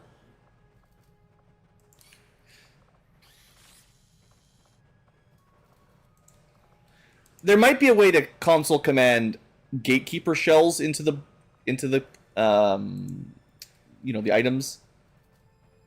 There's a lot of PCSs. There's a lot of units that just don't have the right PCS available. It's just the nature of things, I guess. Yeah, Arc Blaster requires a gatekeeper shell. I don't know about that. There's that purge gun. I do gotta try that out. Where's the advanced? Yeah, I'll build a couple advanced arc throwers.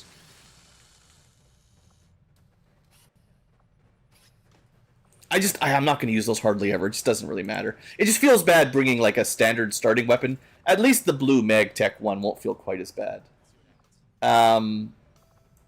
What, like, should I just give her the hacking PCS? She doesn't do a lot of hacking.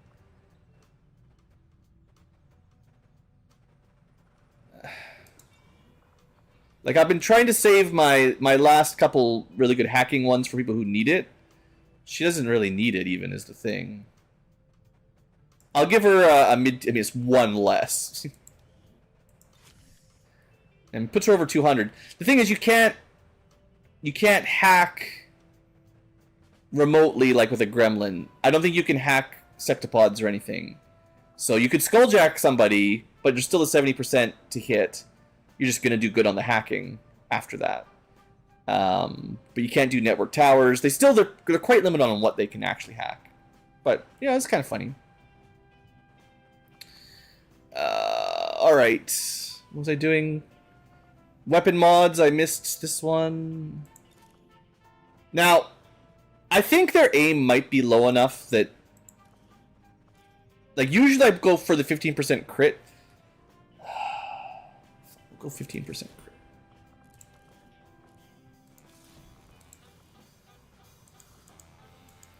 I'm not sure about that. The turbulent weapons, man. I don't know. 10 aim seems like a lot to me.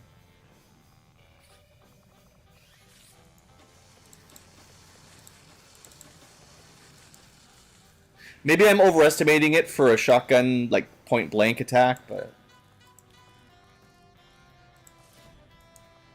Oh, wait, hold on. That's not the right weapon. I don't want the hair trigger. I want heavy barrel for crit damage. If we're gonna crit, we want max crit.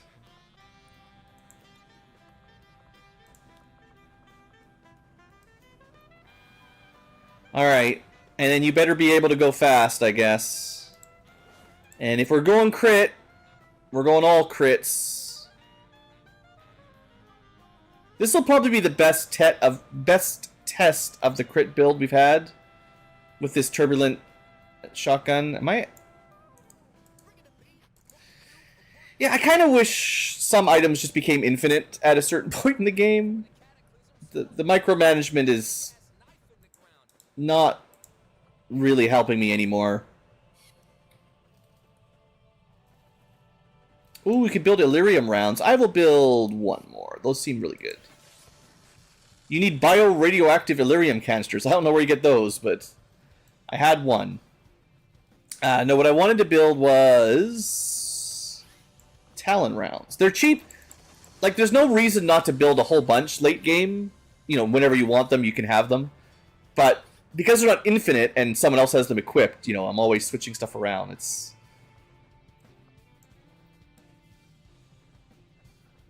Yeah, the UI for this... It'd be nice if there was like an ammo slot, you know, different menus for different types of ammo, or way of highlighting them would be great.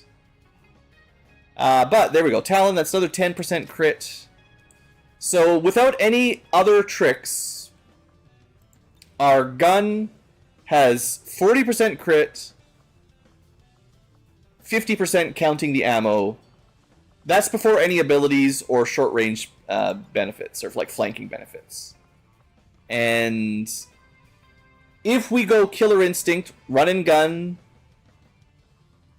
your crit does 50% bonus damage on top of it. So that means someone with this weapon, minimum 19 on a crit, except with Run and Gun it becomes minimum of about 30. And a maximum of 27 plus half of that, 14, 41.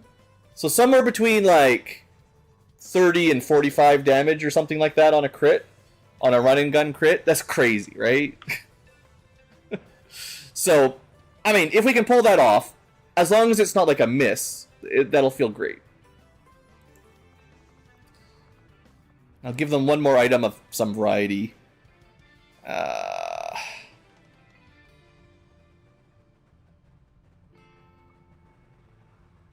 Sure, you might get shot. I don't know, have a med kit. It doesn't really matter.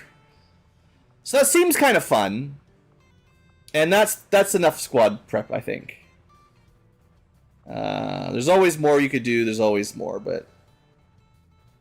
Pretty much everyone's got, like, late endgame armor. Oh, I was going to check... There was one last thing. I want to check the Purge gun.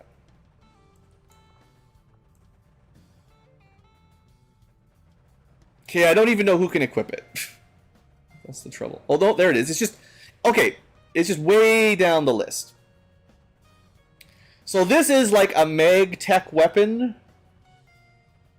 If you kill, you get an extra shot. Or psychic attack. It's magnetic tech. So we're probably about to research the upgrade to this with the Purge Bishops. And it does set targets on fire.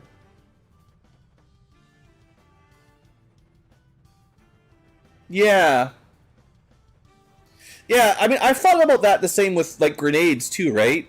Like, you build one frost bomb, or pick a fancy grenade, and sure, you can only use it once per mission, but it regenerates every mission forever. Like, interesting. And it's also even worse, because it's, some classes double up on equipped grenades, so to some people, they get 2 frost bombs or 3 frost bombs. You only built one, but some people get multiple, and you can reuse it every mission. Like, I don't know.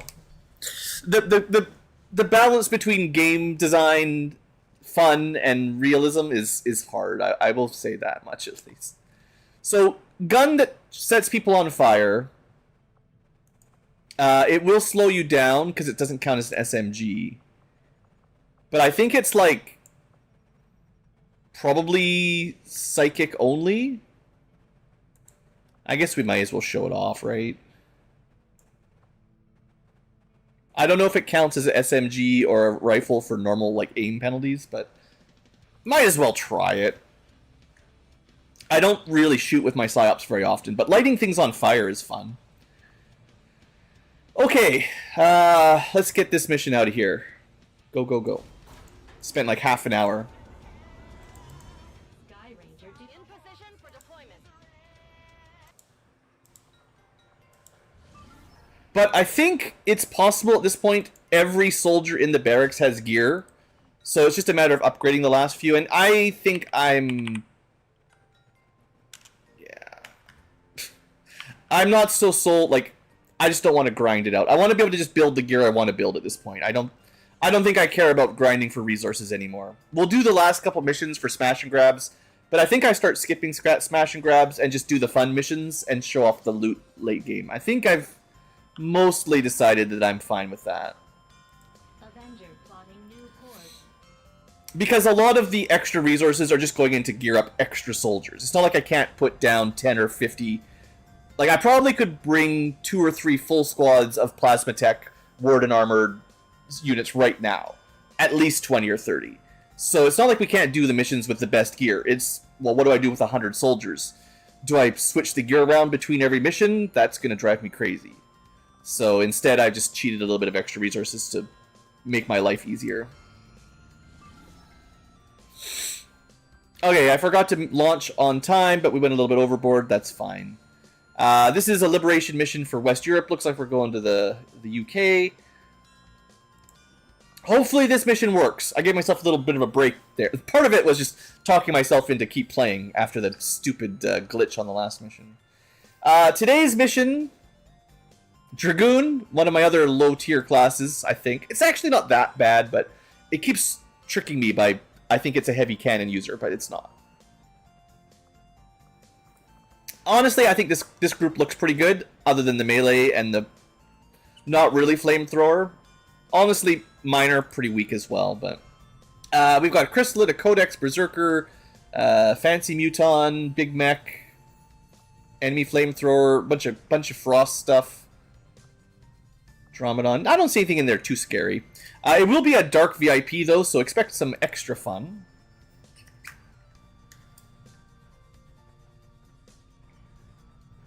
I guess in this timeline, Brexit wouldn't have happened, right? The alien invasion was 2015. When did Brexit happen? I think it was after 2015, right? So they would have been in the EU. The aliens would have taken over the EU and everywhere else, and then probably I don't know what they would have done. Maybe it's the same.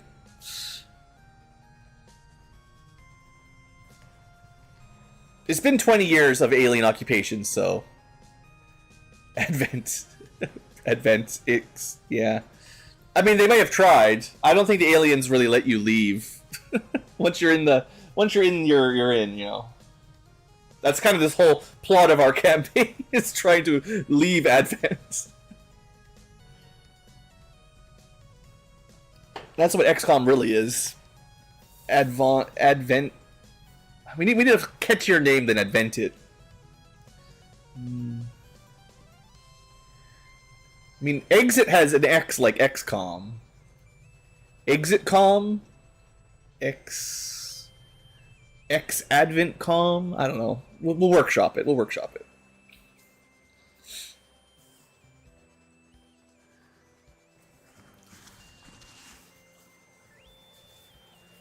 ExfoliateCom.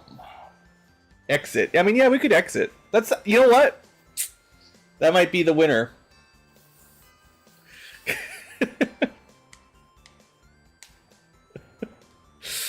It's pretty dumb, but it's pretty good. That'll be XCOM 3. That, you know what? That's probably what Firaxis is doing. Don't give them any hints. They'll get you with trademark infringement or something. XCOM 3 just becomes Exit. They don't even give it a 3. That's what video games do these days, right? They don't like having sequel numbers. They just come up with Mortal Kombat, the mortalist of combats, even though it's the 13th. Or, you know, Madden next. Oh, man.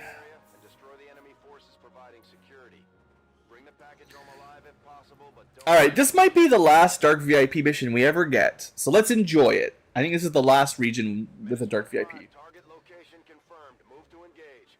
Eliminate all hostile contacts. It doesn't even matter if we capture him, because an extra contact spot doesn't matter, but we will go for full rewards here.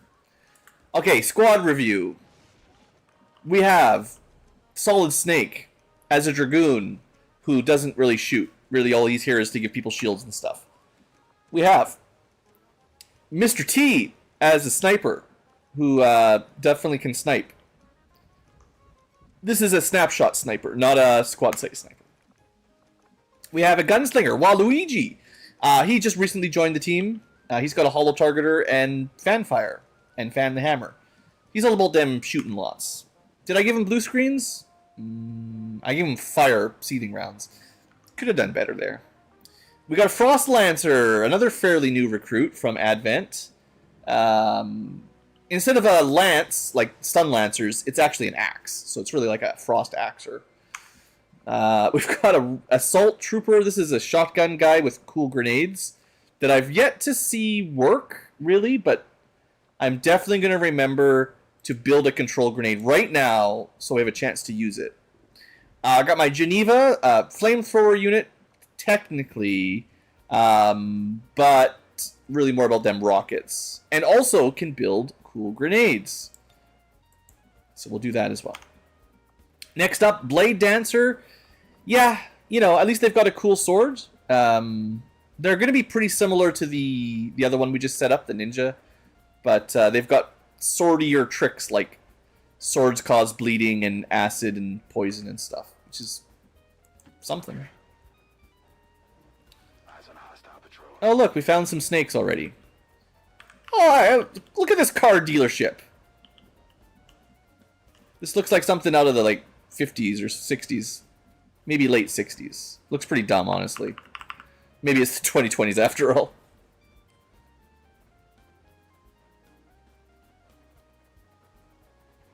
I haven't watched the new Spaceballs if it's out already. I know there was they were doing a remake or something, but I haven't even seen the first Spaceballs in so long. I forgot a lot of the good jokes. It was definitely a regular watch when I was a kid, but I actually don't watch very many movies anymore. It's weird.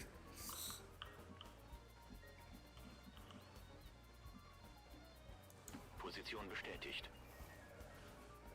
Time waits for no man.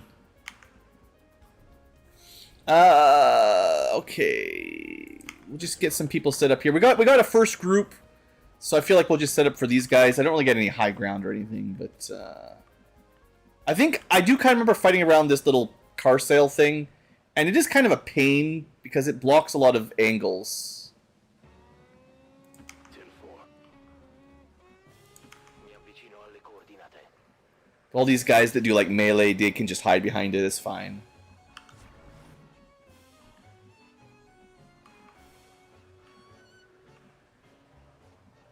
Moving on target. Not my favorite first fight here in a parking lot. It's too open. Cover kind of sucks. Bin dabei. Scanning. Ezequiel. Got it covered. Probably should have used my shields. Are they just making Spaceballs too? Okay, yeah. I heard about it. Yeah, that's the thing. Is like I hear, oh, they're doing a new game release or something, but then I don't keep track of it. Like when I was younger, I would have followed it or something, but now I'm like, oh, it's probably out by now. Time's flying by. Yeah, I kind of get that. I don't know. Maybe it's our age, right? We're getting older. They're not marketing to us as much. It feels like everything is a remake, but I feel like my parents used to say that when I was young too. So I don't know. All right, these guys look very explodable. Oh, we can almost trench gun them, but we're on the wrong side. We could definitely try that control grenade if I want. The thing is, I don't know how it works. I should really just alloy grenade them, to be honest. So I can do a cool... I think this will be a cool trick. I can do Fend Off, which is a special Overwatch with 3 shots. Right? And then Alloy Grenade, which is pretty good against Unarmored, which they are. Doesn't destroy any cover or anything, but they don't have cover. Unfortunately, this Viper is probably immune to Overwatches, but... And of course, the guy turns into a faceless, so he probably won't move. So all my Overwatches are wasted, but still. Alright, 1. Good start, Mr. T. And that's it. So much for special abilities that give you extra Overwatches. They seem great until the enemy just ignores them, basically. So this is Santa with his Turbulent Plasma Auto Rifle. It's not one of those weird weapons that I never remember exactly how it works. Now, he can shoot twice, which is worthless. Turbulent means garbage. Wow. 78%. And that's with a scope. And tracer rounds. Yeah, I don't think I don't... Oh, you've... Hey, look, we got some more Overwatches. 97% grace.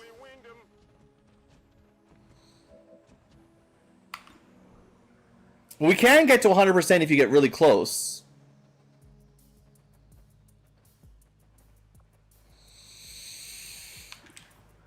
Take a breath. Take a breath, Blue. Take a breath. It's fine. It's totally fine.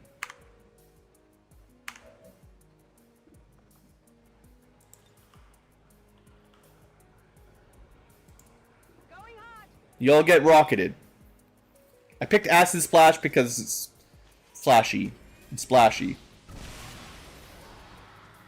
I'll take it. Ruptured, destroyed some cover, turned him into a faceless.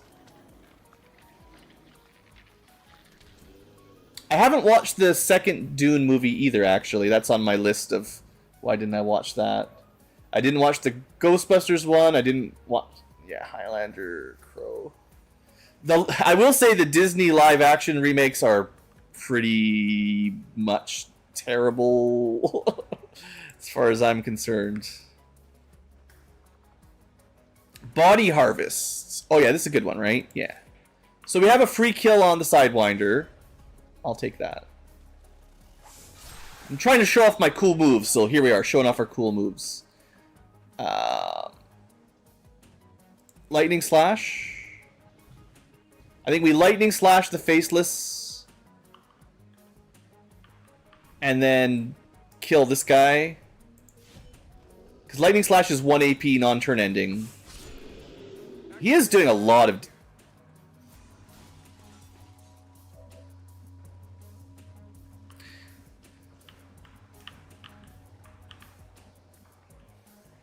So, I made a tactical error early on. Usually, I check how close we are to a corner, and then I look where the objective is, and I plan out how I will approach it, as there's pods between there and here.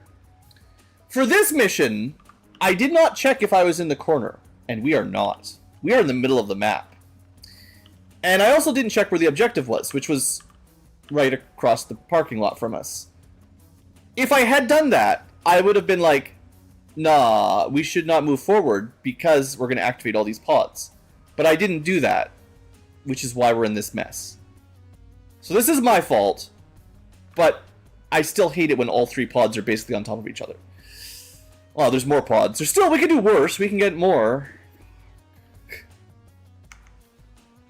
Okay, well, I gotta rethink here for a second.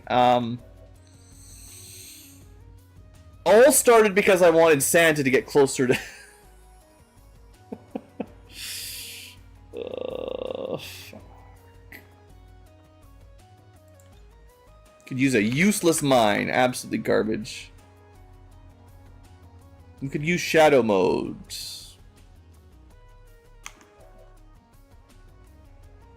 I can command someone. We have a bunch of shots from here. Let's start from where we are. The chrysalid will die. We don't have to shoot the chrysalid. That faceless will not die. We have to deal with them.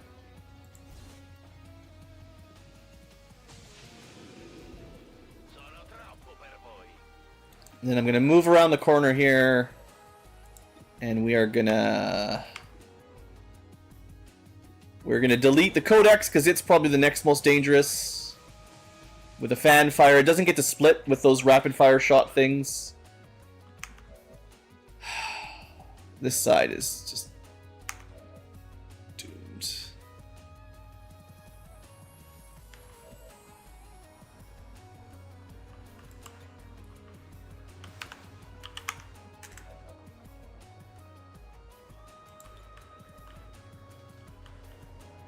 Yeah, the thing, the cover is blocking my shots again. I knew it. We do have Whirlwind.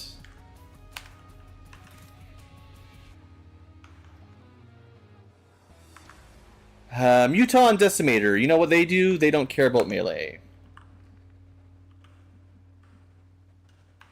I think I have to kill this Lancer because he's too close. He's going to be able to lance us. And we have a one-shot. And we have the Whirlwind to mostly get out of the way. The Cryo Rocketeer sounds bad.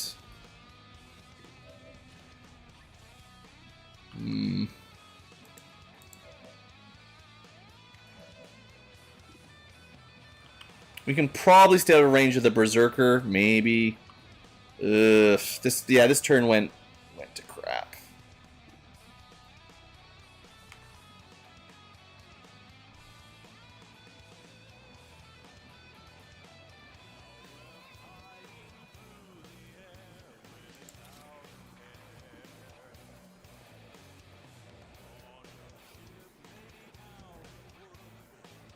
We can possibly kill the Berserker.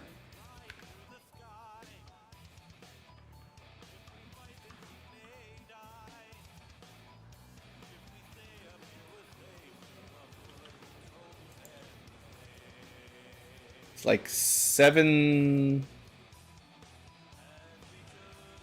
or 8 squares on the flamethrower. Just seeing if I could do it from here, like 1, 2, 3, 4, 5, 6. Nah, not even close. From here, maybe, but you'll have full cover.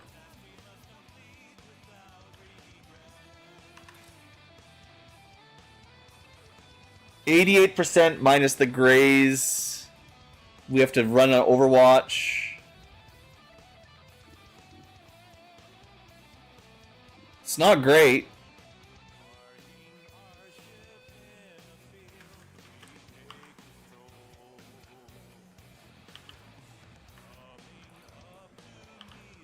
I can't flank him because the car is dumb.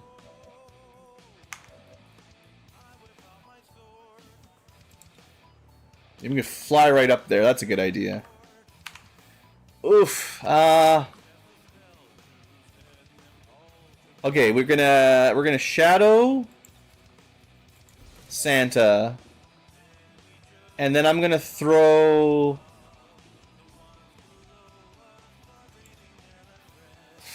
Man, his mines are so bad. I wanted a mine that would surprise the Berserker, but, like, he's just gonna blow up the car he's behind. So it's basically worthless.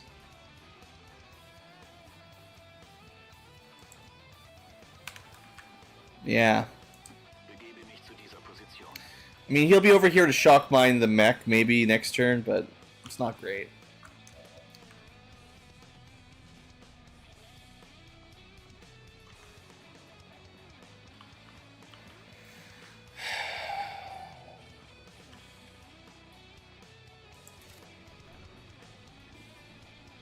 If we miss, we're in big trouble here. Okay, that was good.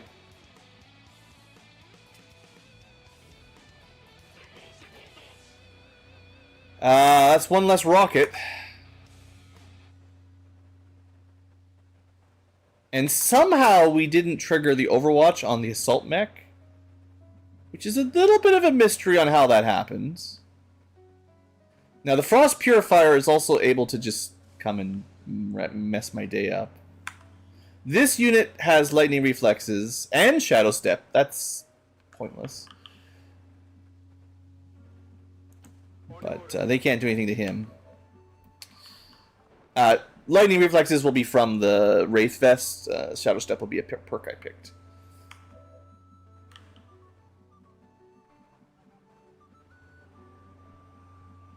This is not very safe.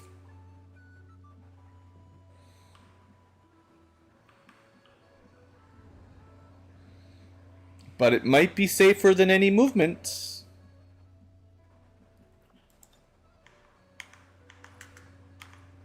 Here.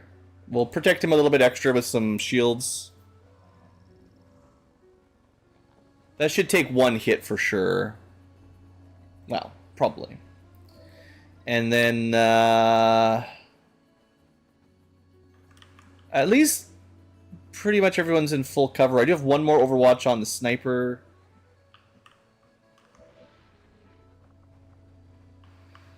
Can you see the Berserker from there? Yeah. I think if we can do a bit more damage to the Berserker, I feel like the Berserker is going to manage to still hit somebody.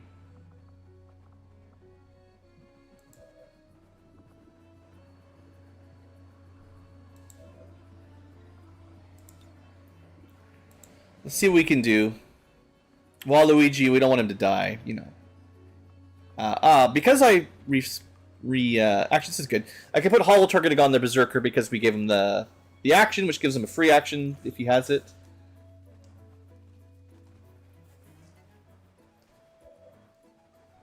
We don't have any special shots left, sadly. But we do a lot of damage. 14 on a pistol shot. That is pretty good.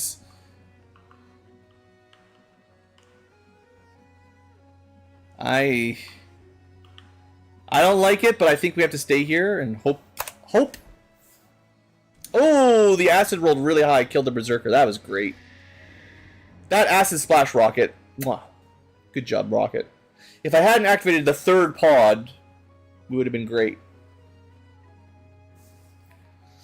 So yeah, the acid rocket plus that extra pistol shot there definitely killed the Berserker. That saved me at least one hit. Of course. Now what?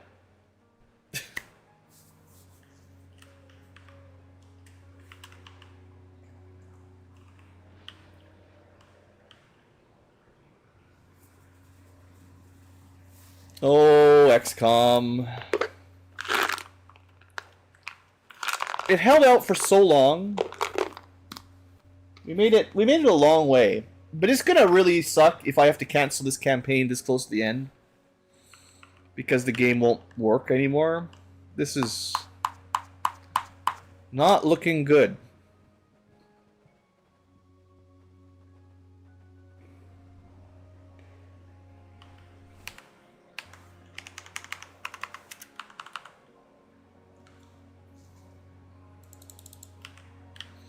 Okay, I'm going to take a quick bio break, bathroom break.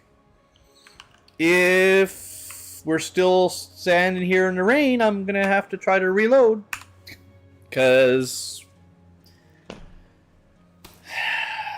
why did I invest so much time into this game? I don't even know anymore.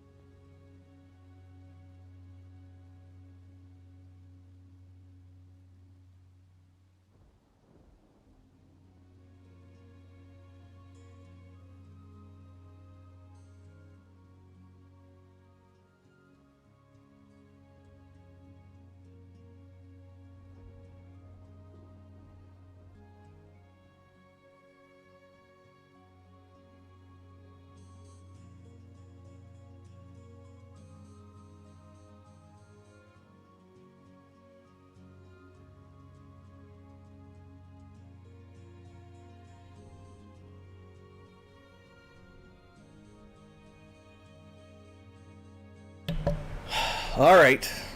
Wait. It figured it out? Oh. Oh, snap. I thought we were glitched. I don't know what happened. You guys, did anyone die? Who was watching? It wasn't me. That was just the slowest alien turn we've ever had.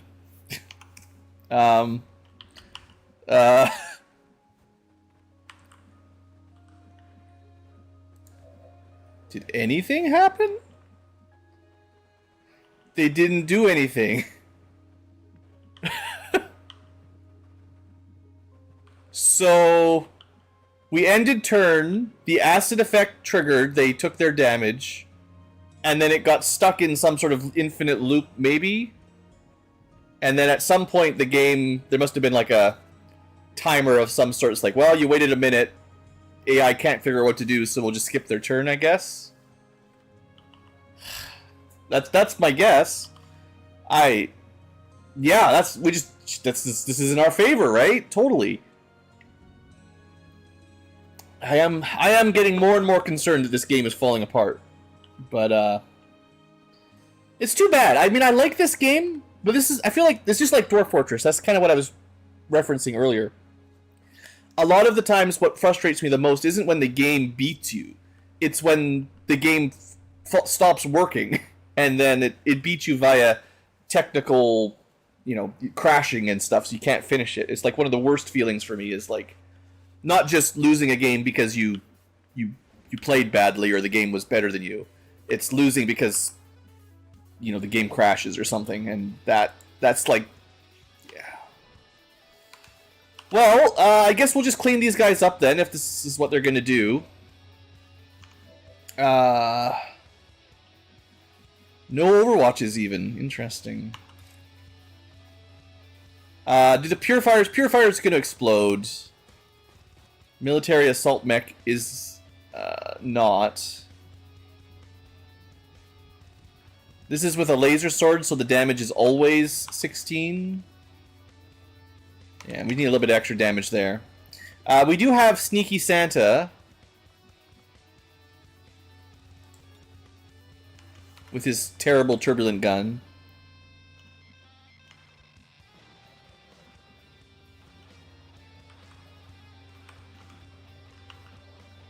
Okay, we can flank the Muton, assuming we can kill these guys. I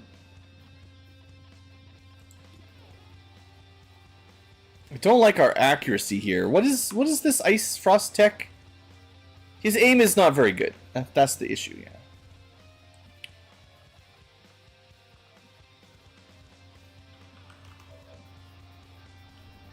We're not going to get anything out of our flamethrower. Still kind of limited on our actual actions here. We're a little bit lucky, for sure, that they didn't do anything to us. Like, killing these guys might be a bit harder than you'd think.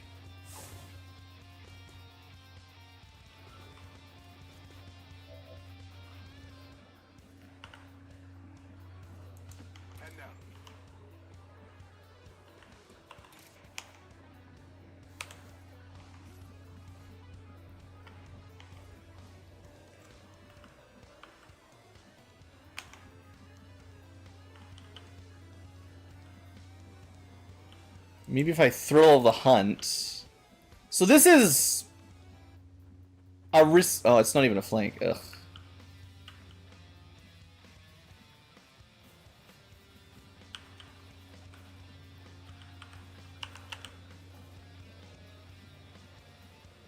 I'm just moving my sniper up so he can do something.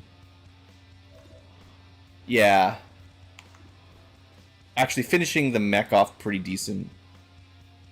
Maybe I should have hit the Purifier because I need him to be killed via range, but...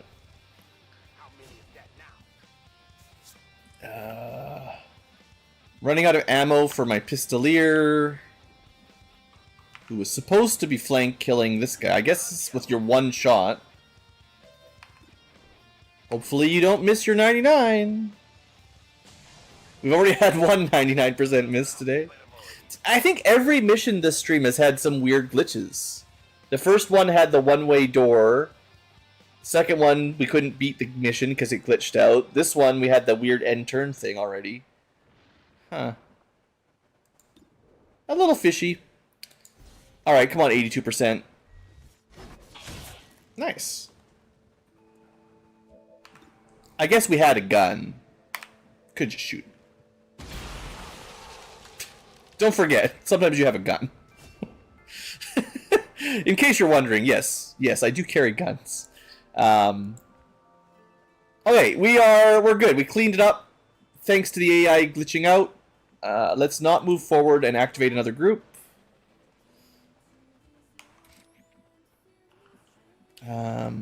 If you're stealthy, you can go pick up some treasure. Although, I think Santa will lose his stealth next turn. So, like, we could use him to scout a little, maybe. But I want to make sure he's in good cover, just in case. Because if he sees something, they'll activate next turn. On the other hand, my officer here is in phantom mode. So he can move around a bit safer.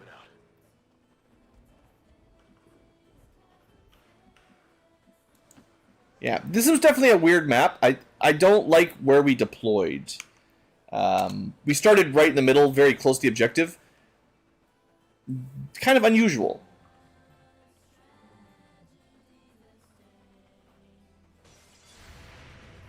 Ooh. Of course it's a grace. 97% grace. Of course.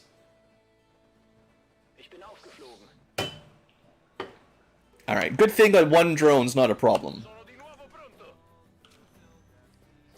You've already got a level up. We should let the drone kills go to people who need XP basically, because it's pretty easy to kill. There we go. Sword kills. Sword v drone. I do like the animations and stuff. Like, it's funny. I'm always ragging on swords. I actually think swords are really cool in XCom. The way pods activate, man, it is not good for them. Like, if there was a way to not activate a group every time you went for a melee kill, I would love swords.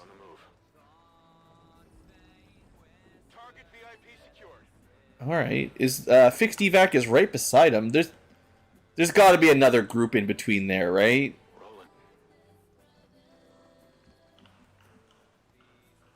I don't trust it. Something back there for sure, right?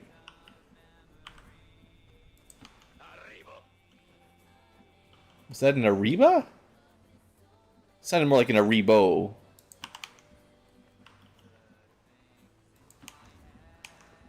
I guess we started in the middle. They could be behind us. That would be pretty bad.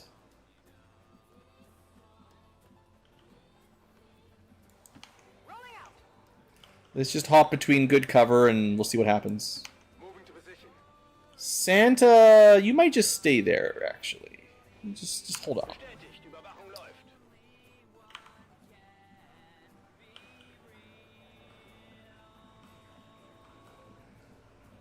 Okay, remember you're not a squad site sniper.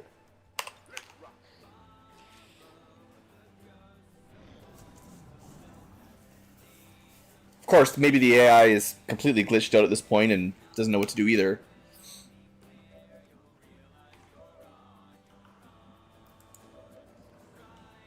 Okay, I wanna scout out this corner. Yeah. All right. Yeah. You made me think maybe for a second that wasn't guarding the evac, but nah.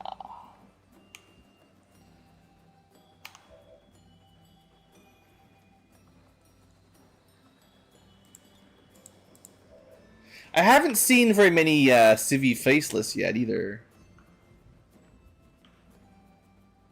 I think I get a good rocket off next turn, maybe.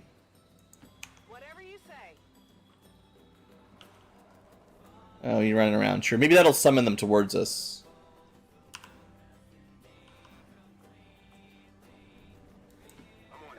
You're a 0 Overwatch sword guy. No sword or watch. And this is the sniper that doesn't really snipe, so get a bit closer. Okay. I think we'll probably see them from up here. Even let's just do it. It says we won't, right? Yeah, I bet you if I was on this corner, we would have seen them.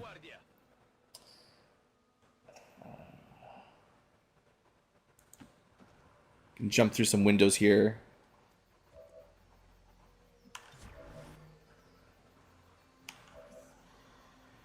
Alright, next turn, rocket that Muton. Oh, well, or deal with Faceless, you know.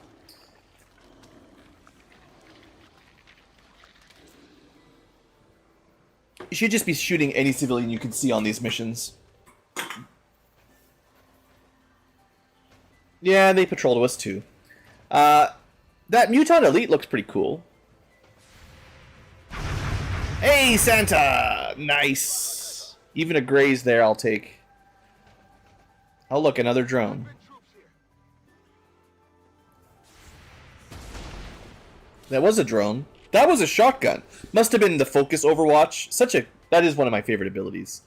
Any shotgun wielder that can get focus for the auto hit Overwatches, man, that completely changes how I think about shotgun Overwatches. Okay, we can clean this up. Yeah. They've got good cover, but I have an Illyrium rocket. And that cover is not going to survive. And neither is their armor. I lied. One of the walls is invincible. But at least that guy. Is that all you got? I didn't think Muton Elites usually could do that.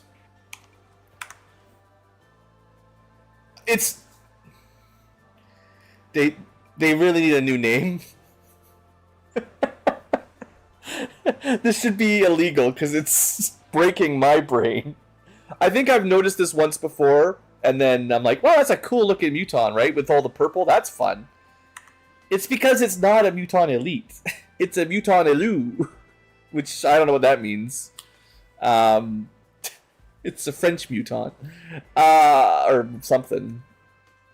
So he gets extra reactions. Okay. Once per turn, though. That was it. That's all he gets. Does he have the melee counter? That's important.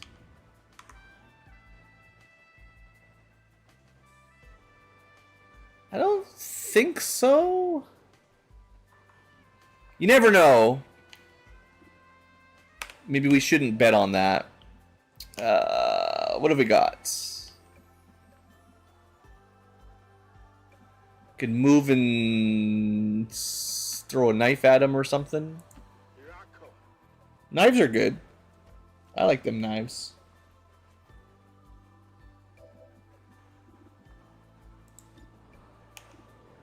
%, good crit, or we could snapshot. Less crit. We'll go with the 80% crit.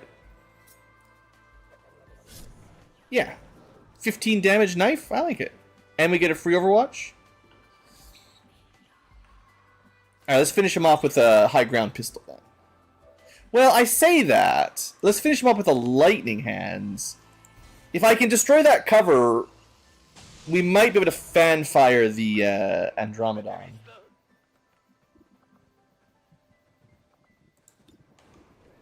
And I can hollow target him too. Well, let's see what we can do here.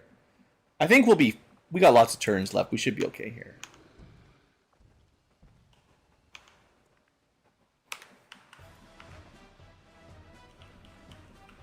Okay, you know what? Someone's got to kill the Faceless. You can do it. No faces allowed. Or, well, maybe faces are allowed. Maybe faces are mandatory, actually. This guy would love run and gun as a shotgun primary. Sure, he's got cool grenades, but like... He still has limited reach. We should be able to hit him from here. We're just gonna trust that we kill him, right? Yeah. We could throw 2 grenades. The magnetic grenade, I think if I use it correctly, will knock him out of cover. So he should move away from the center of the blast. In theory, I haven't tested this very much, but this is the idea with mag grenades. They push him around. He's just too big to be pushed around, probably. That's fine. I guess if anyone can't be pushed around, these guys are pretty big.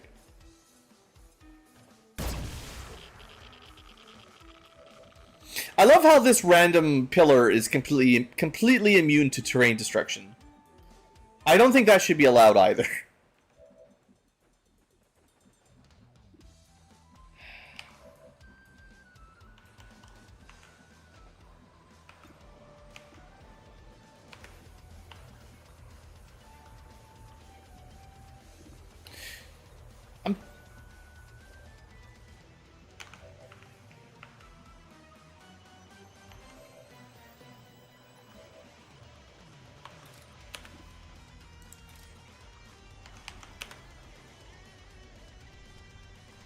I think if we dedication, I might be able to blue move to the Muton, or the Andromedon.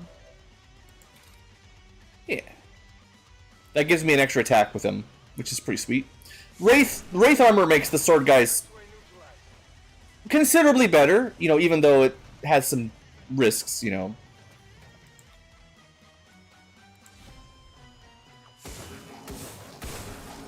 Yeah, when you can run in there and stab twice for 32 damage,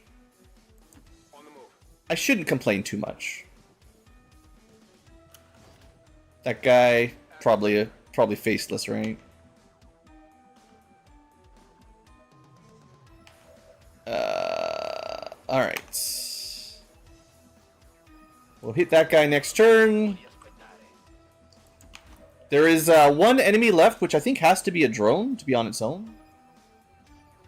But there is probably still. Oh no, one actually means it's this guy. Okay, there's no more. There's no more patrolling enemies then. There could be faceless, but that's it.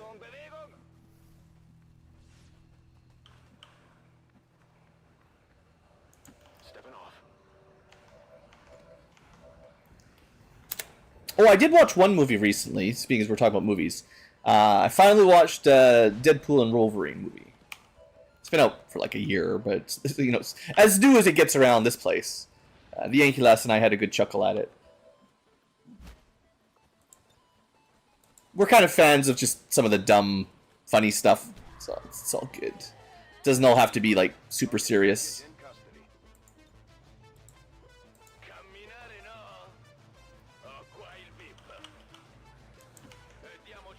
I'm actually not like a huge Deadpool fan in general from like the old comics and cartoons and stuff, but I'll say Ron Reynolds does a pretty good job.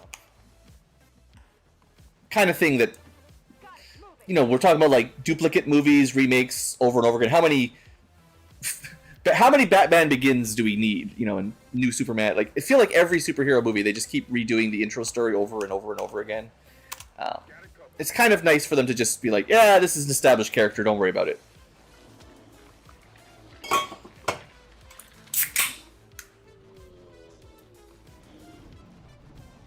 Well, it was true that that person was a faceless.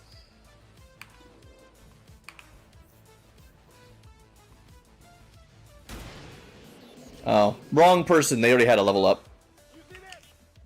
Could be spreading the XP out a better. We could also be bringing home some bodies, but we've had so many glitches. I don't want to do anything right now. Well, I say that this Muton might have a Requiem weapon. We'll never know.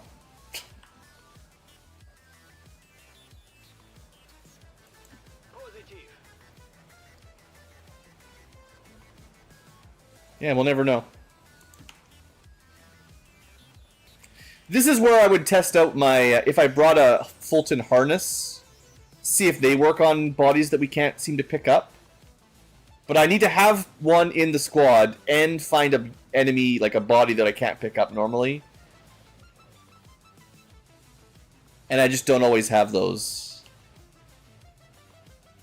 I built a few, but yeah. Oh well. Let's get out of this mission before anything else happens. VIP al sicuro in posizione per l'estrazione. Status confirmed. Mission accomplished. This is Firebrand. VIP It was fine. I had a bad activation, but I think if the AI had not glitched out, someone would have taken some damage. I don't know if they could have killed anybody, because they had the Frost Purifier, a heavy assault mech, and some sort of muton. Most of my guys were in pretty good cover, or had like ablative shields and stuff at least. But they might have been able to all pile up on one person and get lucky. You never know. Will not be undone by the reckless actions of a few misguided dissidents today. We stand with the elders, trust in their wisdom, and we shall overcome this crisis. Every time there's a glitch, I give myself 100 Illyrium crystals. An impressive performance, Commander. Our troop skills are improving with every deployment. New rule. Alright, enemy VIP, mostly nothing else.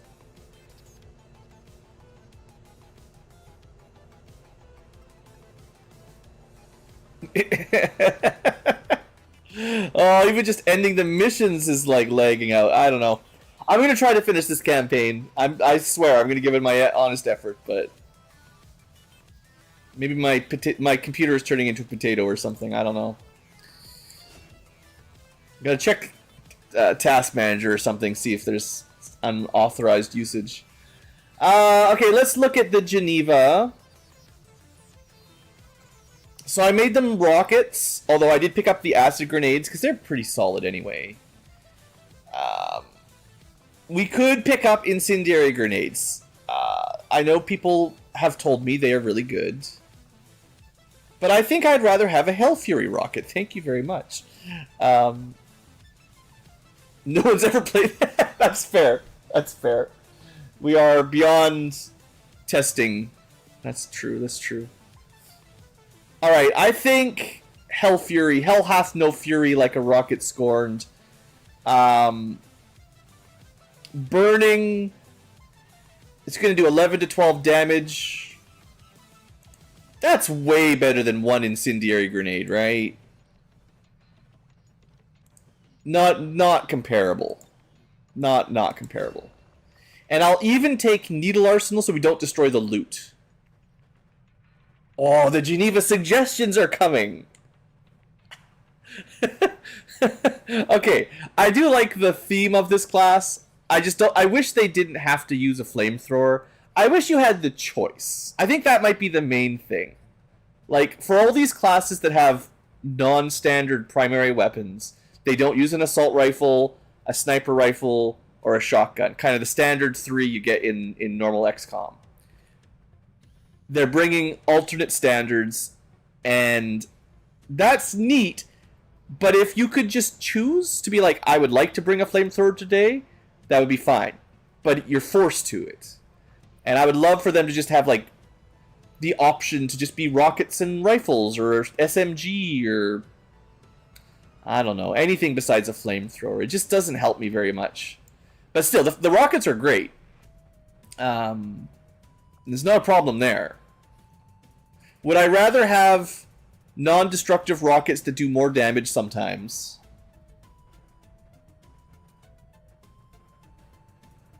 Yeah, one more damage is one more damage. Or a special shredder rocket. But that's a lot of AP, so we'll just take the one that's mostly free. And that'll continue to make my Rocketeer better at rocketing. As long as I think of them as rockets, they're fine. They just have very little other usage once they run out of rockets. Marksman, Mr. T. Yeah, you were good. Overwatch build, no problem. Yeah, I feel like this is totally fine. We'll go Sentinel. I think I had another marksman that went knife, but the Overwatch sniper build might be better. Ooh, would Overwatches be considered flanked most of the time because they're running around? Like on an ambush especially? +2 damage isn't bad.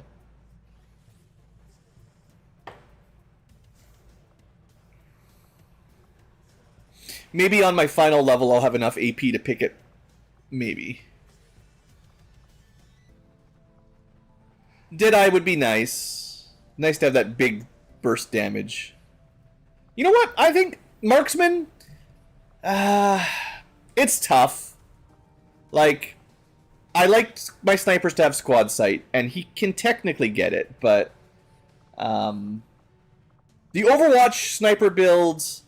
I think it's a bit worse than the Overwatch rifle build, because you can move in Overwatch with that. Although we can snapshot Overwatch 2 technically, but with no aim penalties or anything weird, we can just have a rifle. I don't know. I think snipers are generally 1 more damage than a rifle. But the plasma rifles get 4 mods, so they're kind of better than the plasma... Like, plasma rifles are kind of better than plasma sniper rifles in my mind. And the alternate versions of sniper rifles are kind of terrible, from my experience. So, as much as I like the core squad sight sniper, I haven't been impressed with their alternate versions much. Here's our transformer. You know, he's just doing some yoga. That's all. That's the blue Ankylas does some yoga every now and then. I can't remember the names of all the fancy poses, but this has got to be one of them, right? Whatever you call that, the hey baby pose. Frost Lancer, yeah, we got a bit of use out of him.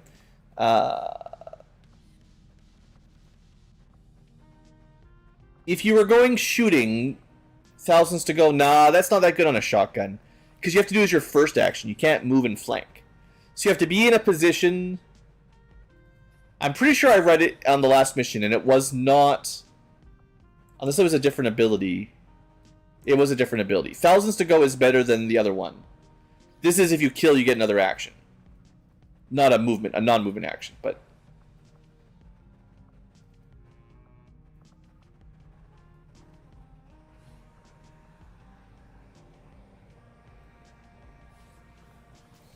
Run and slice is good though, right? It's 1 action to dash attack. It doesn't end your turn. And then we take the melee bonus. And then you can like run and slash or throw an axe or go on Overwatch or whatever. Yeah, I'm pretty sure that's the build I want him. I don't like melee most of the time, and I keep trying to make it work, so we'll try.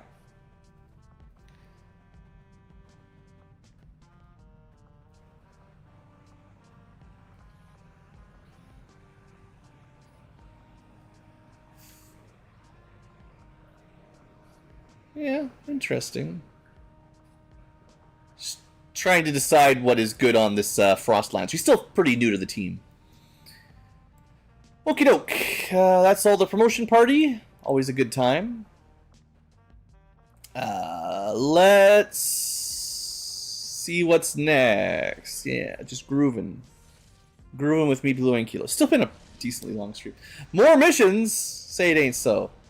Oh, that's because, yeah, we did that. That was a liberation mission. So now we've got another tower. We definitely don't have to do this one, but it's there if we want it. And we should get a tower mission out of this as well, actually. That's the last 2 tower liberations. So that'll be that. Well, I'm just going to let a little bit of time pass. Or aren't I supposed to be preparing for this mission?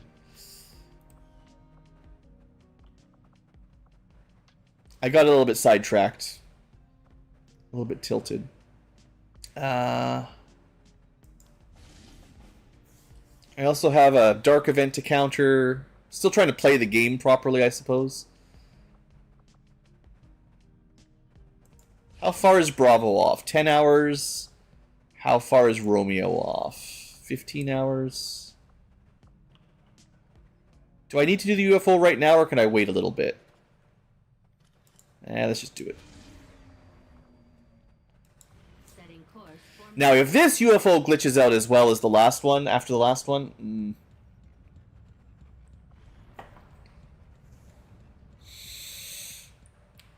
Okay, so... Pretty strong mission as usual for UFOs.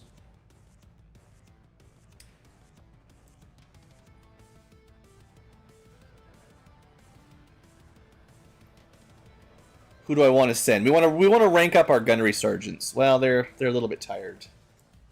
This is why I was trying to wait a little bit, but... So I think these UFOs always have some level of mech guarding them, like one pod of big mechs. Last time I had a quartermaster with blue screens, and it worked really, really well. I have a gunslinger that could do something very similar.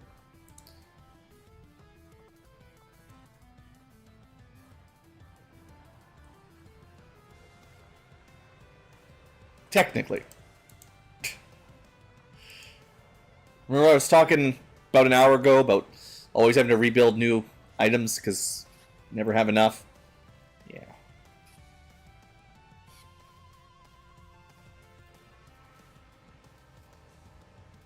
And it's not like I didn't build a bunch of blue screens. We knew they were good. Ooh, radiation rounds. We'll build another one of those. Yeah. I got so much cool stuff. Like that's the thing that's making this so hard. It's like there's so many really cool things I want to try out and show off and so on and so forth. It feels like the game is not gonna let me.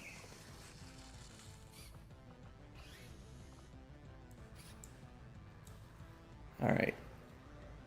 Built a couple basic babies. Let's get you blue screened up. I guess technically more Holo Targeter Mark 3s would be pretty good. Let's get the squad ready and then I'll look at some upgrades, seeing as I've got some totally legitimate items that I can spend money. I got lots of free money that I totally didn't just make up. That was the powered Shadow Keeper that worked last time. That was pretty good.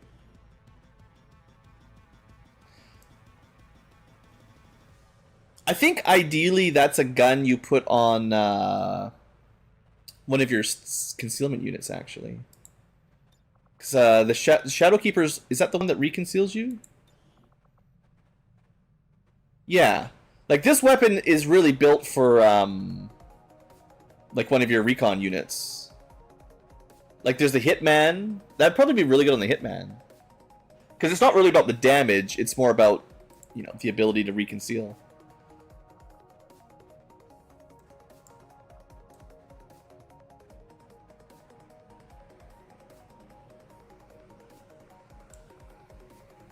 What's the damage on it? 5 to 7? I guess it's the same as a plasma pistol.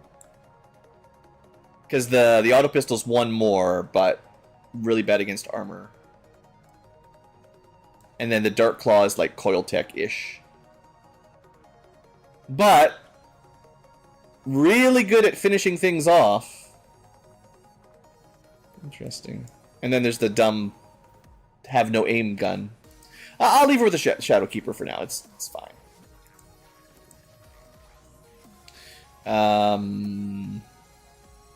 I was, planning to build a Holo Targeter maybe. We'll see. What else we got? Who is ready? I would like to get to the point where everyone was a Master Sergeant, and then I can just always take Master Sergeants and show off all the cool stuff. We're getting pretty close, but like there's a bit of work to do. Bring Mr. T. Maybe I'll bring him a better gun. Bring one of my sword guys. It's not a mission for a lot of sword guys, though. No room for Santa. Officers. This is... Okay, this is what we did last time. We brought the bishop because we were supposed to be getting extra rewards. That's one of the reasons I cheated, is I specifically trained this guy up to get you know, extra loot on those missions, and then we didn't even get to win the mission to get the extra loot. Like, it's just... Okay, it's not going to happen twice. There's no way. I don't have a stealth unit yet.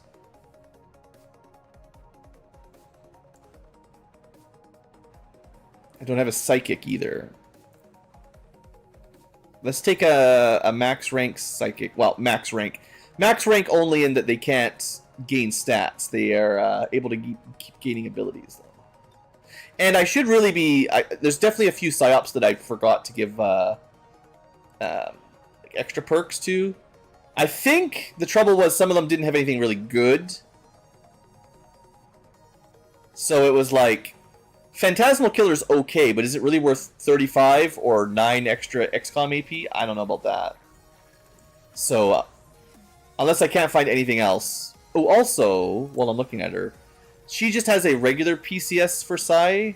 We can upgrade that. I think. Yeah, easily. Alright, Psychic, and then Stealth. I'm not bringing any mechs, which is kind of sad, but... I guess the mechs leveled up fast enough on their own. They're good.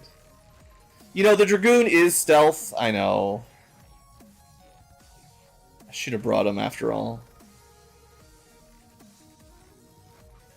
There's no other stealth units that need XP. Oh no, the Technician can. Okay.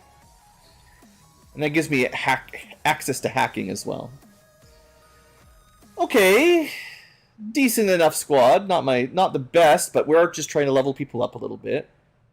So this sniper maybe deserves a better gun now. The trouble is most of the alternate plasma or sniper rifles are 1 ammo, which is not good. For especially most of the builds use lots of shots. So if you only get 1 ammo, how do you take 3 reaction shots, right? Like that's never going to work. So I think I probably just need to build a couple extra regular plasma sniper rifles. They're perfectly good on their own, even if we don't have good variations. And that's what I'm mostly building, clearly, so... I'm okay with that.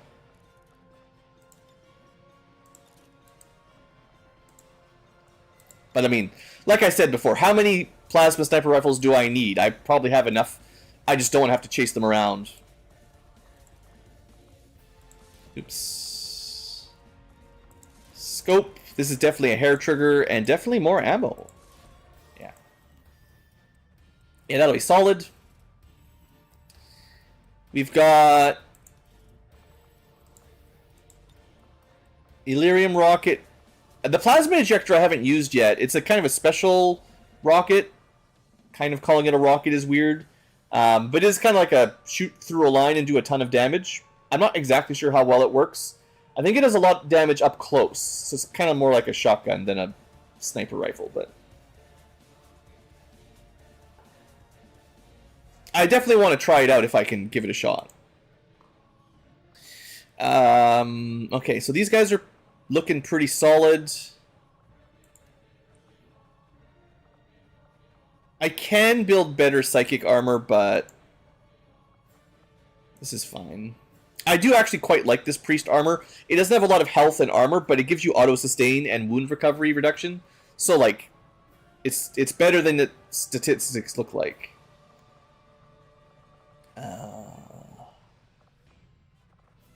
So the gunslinger could use a hollow targeter.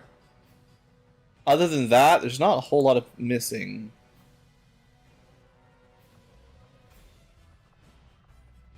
Could give you the heavy armor. But I feel like you like moving around. Let's just see if I can build a hollow targeter Mark III. I don't think they're that expensive. It's the arc throwers that are really hard to build, and the gremlins at tier 3. It's also hard to remember where they are, but that's my problem. There we go. Andromedons, yeah, that's not too bad anymore. In the mid-game, Andromedons were a little bit rare. But at this point, nah, no big deal. I'm going to build another beam grenade launcher because you know we need more. 1 is definitely not enough. Yeah. Okay. And I think that's good. I'm trying to spend too much time here. Beam pistol needs some mods. You do take a lot of shots, so expand, scope, and hair trigger probably. Okay. And for PCSs, I don't know. You're a gunslinger. I guess aim would be okay if I had it, but aim has been very rare. I've actually had more mobility than aim probably. So we could give him like trigger happy. Oh, that's not very good for a pistol. What about hyper reactive? Aim if you miss. He does take a lot of shots, so maybe. Or like combat rush is pretty awesome when you kill stuff. I'll give him hyper reactive. I don't think it's gonna make much difference, but you know, if he's taking 3 shots, if he misses one, the next one's got better chance. At least it works with his abilities. Okay.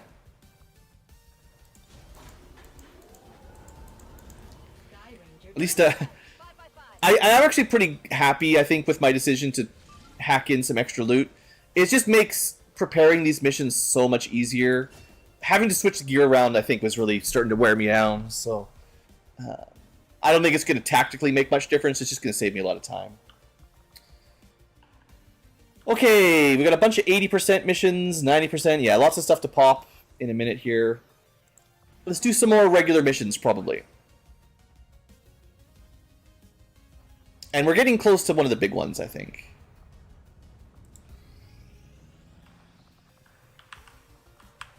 Can you please let me move? Okay, 95% smash and grab. That might be like the last smash and grab. 100%. Okay, we have 2 smash and grabs, and then that's it. We're not going to do these anymore. But I will do these because we prepped them, and we can level these guys up. You know, we can get some loot that I do, even if I can cheat in alloys and stuff. How else are we going to get corpses and stuff, right? I guess. Anyway, what do we got? Purifier, Sniper, Viper, Sectoid, Spectre. Like, yeah, this looks pretty easy, right? Barely any aliens. Yeah. These are the missions I did a bunch. When I had that break, when I played a bit in between streams, this is basically all we did is I just went through like 10 or 12 just sort of grind missions to get him out of the way. And that is kind of the thing we're at with not enough resources, where you just gotta...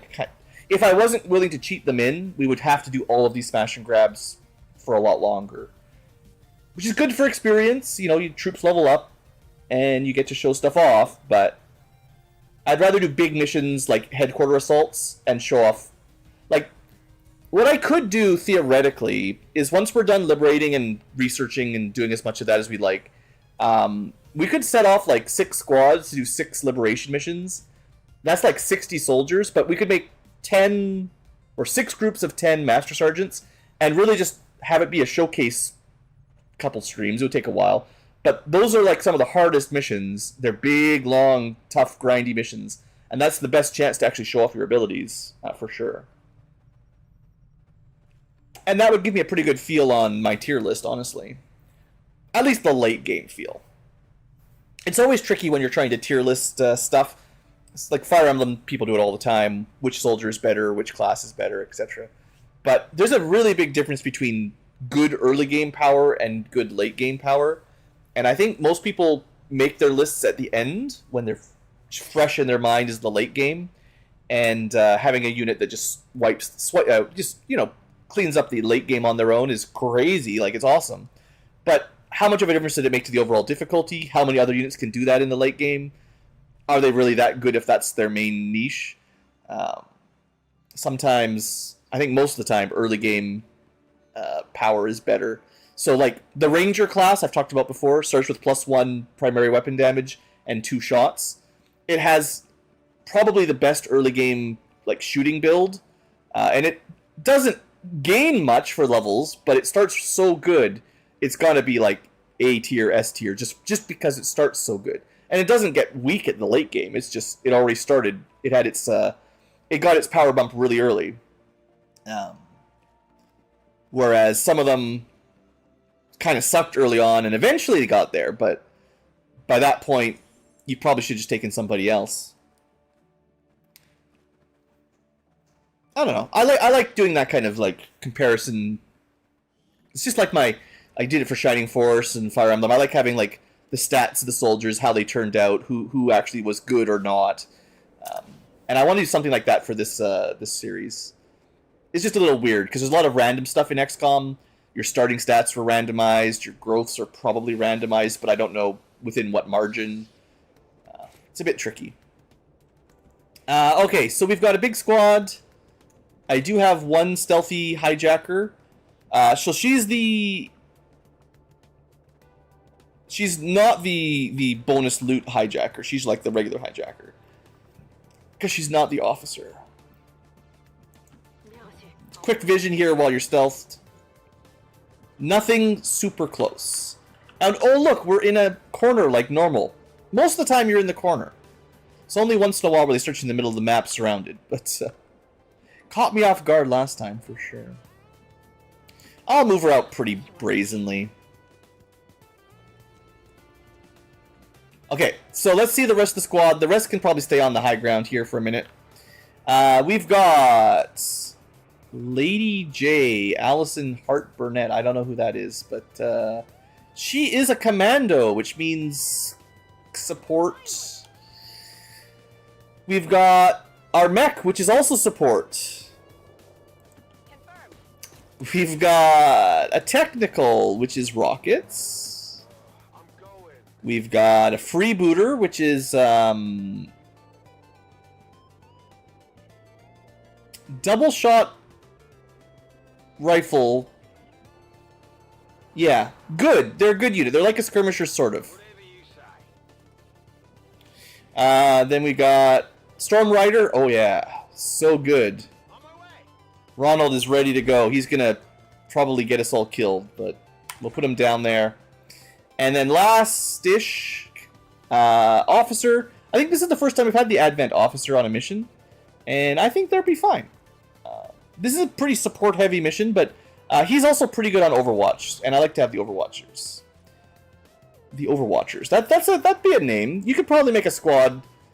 I feel like someone must have done that for XCOM, right? Like, the Overwatchers is such a perfect podcast name or something for a group that always plays XCOM.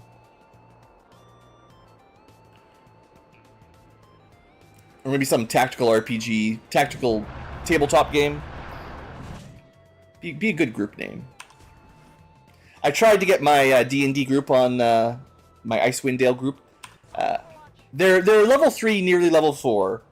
Kind of finishing up intro to how to play D&D and getting on to the real story stuff. They visited most of the towns they need to visit, and now it's time to get serious. So I had one of the officials sort of meet up with them and reward some of their success, some of the things they did. They lied a bit, so we'll see if that has a consequence later. Some of their accomplishments weren't quite as real as they proclaimed, but you know how it is, classic. But anyway, one of the things was like, okay, like administratively, like what are we going to call your group? And I caught them off guard. They had no idea again. Like, it feels like it's so hard for most groups to pick a group name. It's kind of funny. Alright, we got a group of enemies in the low ground inside the building, which means there's got to be somebody else outside we just didn't find. I feel like it has to be like that. I do have rockets, but that's a long shot. Yeah, can't do that from here. This is where a sniper would be good for pull. I don't have a sniper. Should I wait one turn up here, maybe?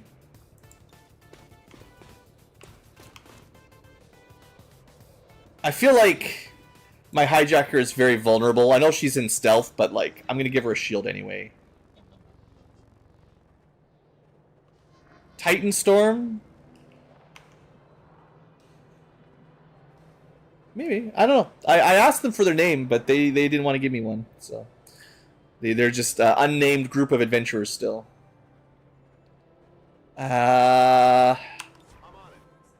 I'm really bad with names in general, Robert, so...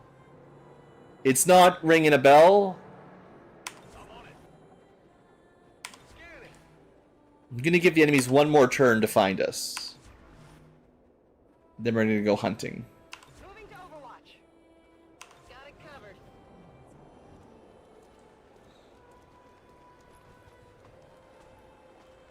This was what, a 12 enemy mission, I think? 3 is not much. 11 total. Alright, well. Sure thing. That was the wrong person. Not who I meant to move. So I want to check a little bit more one of these corners for baddies. Nothing. Bad line of sight, though, so it doesn't mean too much. Alright, well... Let's keep an eye on this pod if we can. We sort of can.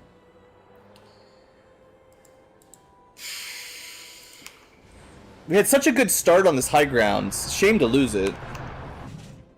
I'm on it.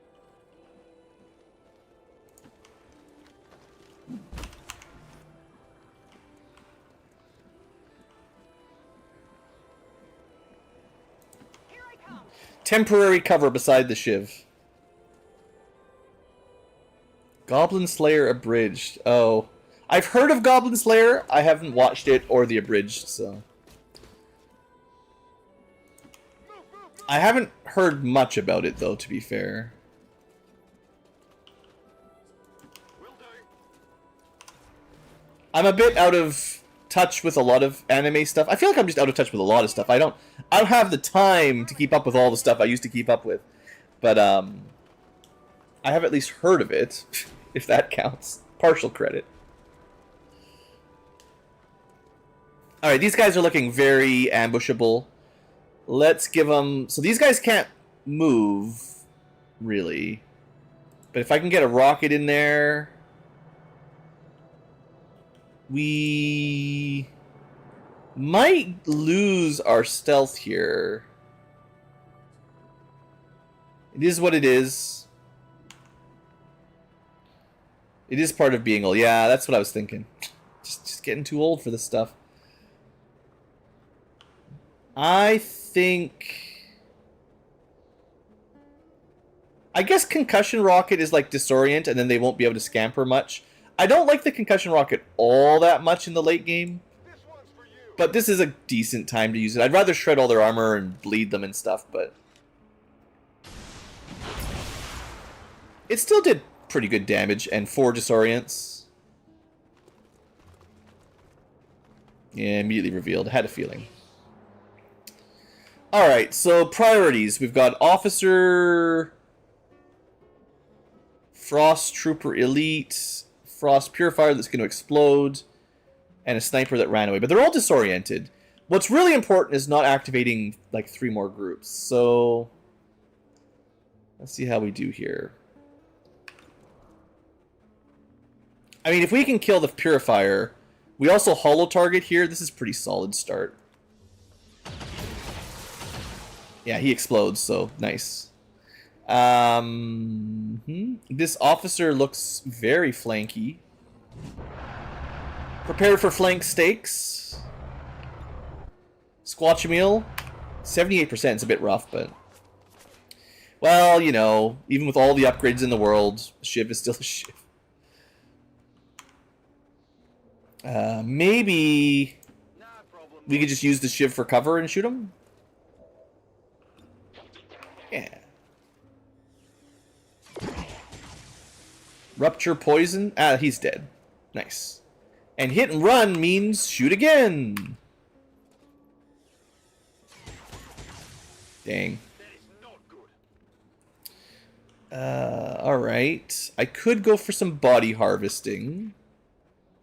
Doesn't need to be done because the officer will die, but it gets me moved up in a 0 action. That can be pretty good. Action economy. I'm a bit annoyed that I didn't get around to that Frost Trooper, or sorry, Sniper.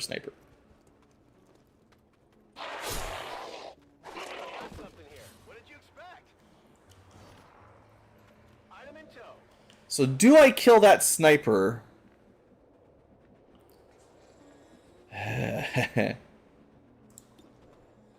With an axe.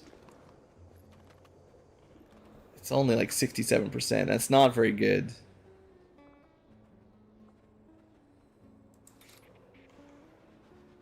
He's blue. So I think if I slash, I get to move out of the way. Yeah. Even if I activate, this is still better.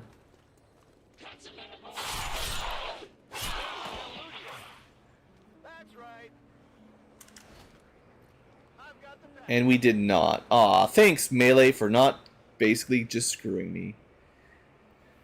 Okay, that just leaves one guy. We have a couple ways to disable him, like stasis and stuff.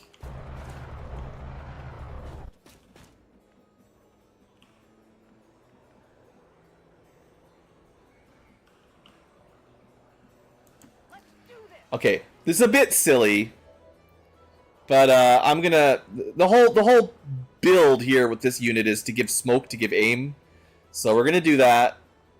Take one of my smoke bombs. I've got 1,000,000. Give the whole group this. I've got too much smoke in this group, but it gives you a pretty good aim bonus, I think. Maybe it does not. Did I lie? It's supposed to. Combat drugs, plus 20, yeah. No hollow targeting here today. Yeah, because the support mech, actually, this is fine. The support mech is the hacking one. There's a different mech that has the smoke buffs as well. So we don't have double smoke buffs, thankfully. Might just command, though. Here, 71%, that's pretty good. There you go. No trouble. on my way. Now, do I have any reconceals? I do have Fulton harnesses we could try out. No reconceal. Well, that's a shame. You know what? Let's give the weird sword guy a grenade. At least that gives him something else you can do. And maybe you'll give yourself a grenade too, because if your concealment's broken, now you gotta fight. That's the rule. I'm on it. Alright, well that's one pod at least. Not quite how I expected it.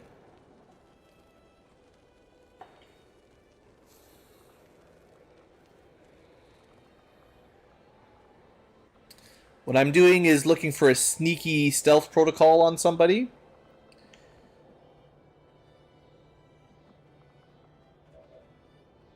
I got a lot of units with a lot of weird abilities. I can't remember what they all do.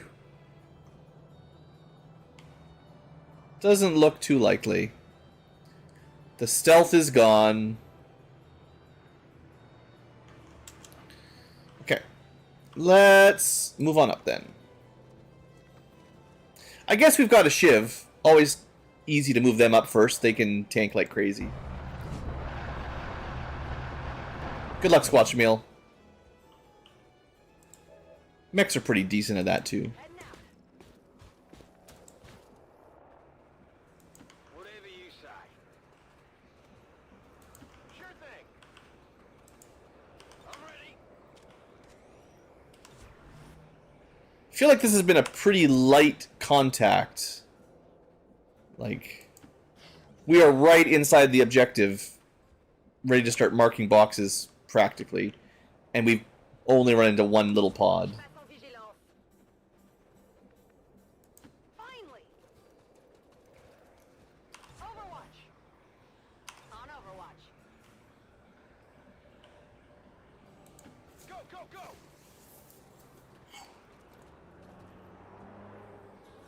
Affirmative, covering now.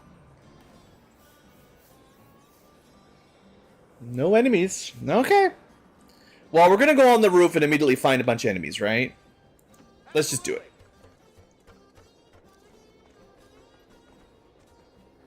Nothing. Where is everybody? Hello? Aliens?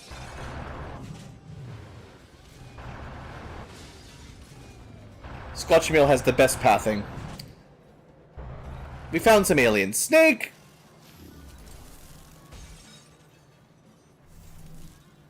Alright. Good. That's what we wanted. How do we want to deal with these guys? I can collateral damage. Maybe. There is another pod out there somewhere. This is not everybody. I think I'm very tempted to just melee this sectoid. So tempted that I'm not even going to think about it. Shouldn't have been vulnerable to sword. Yeah, I mean, that's... This is why you should think about it. You should always think about it, guys. Use your brains. Oh, I might have got him killed.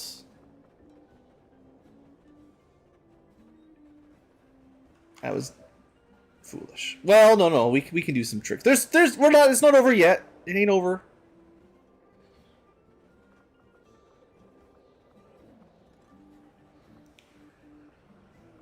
I could just potentially stasis him, and then they can't kill him. I can't target him. I could containment field the Frost Mamba though. Frost Mamba number 9. Okay. I'm gonna have to remove some enemies from the field like this. We'll deal with you in a minute, Frost Mamba.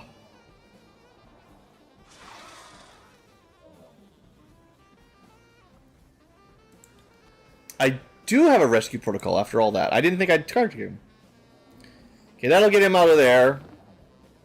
That's a pretty good turn. 1 disable, 1 rescue. What else can we do?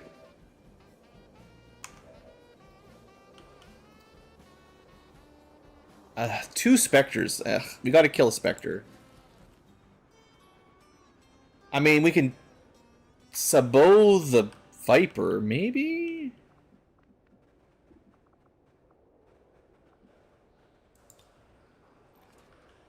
Yeah. It's a near guaranteed crit. We don't use these very often. Single target, good DPS usually. Wow. We've missed the 75 crit. Brutal. Alright, next plan. Double 69, shouldn't fail ya. There you go.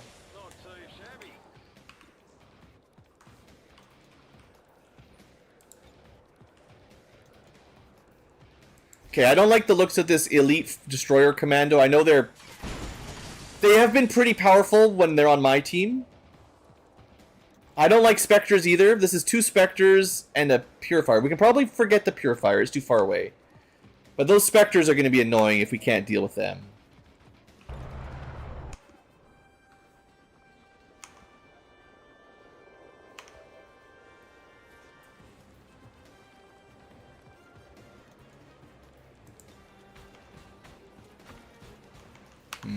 Can't containment field anything from here.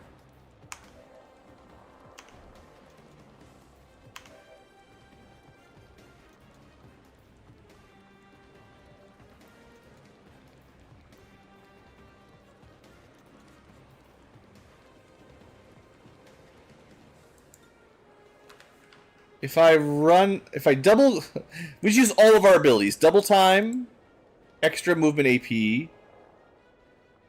bulldoze, destroy everything, and then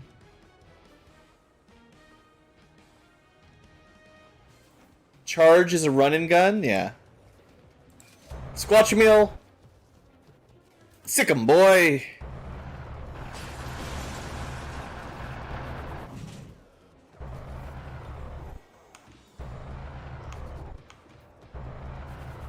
What? No! No! He's getting cover from the guy beside him shooting him.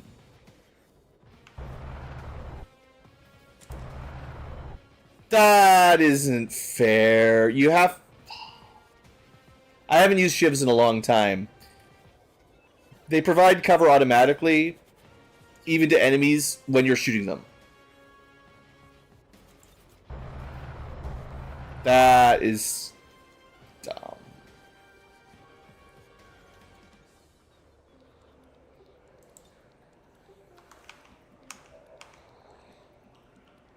Pretty dumb. On a scale of smart to dumb, pretty dumb. On the plus side, we have a shock burst. It'll do some damage at least. Just annoying is all.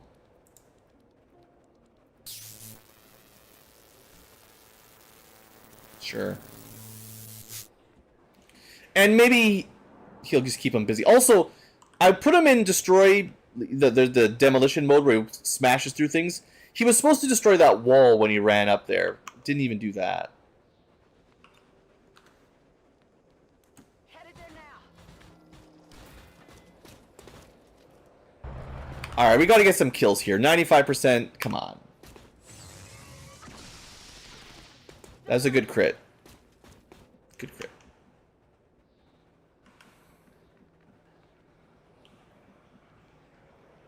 Let's move already. Alright, I can do another... Oh, I can't do another smoke. Rapid deployment is down. 75%, come on. Come on. Ugh, XCom. Moving. Why you gotta do XCOM things?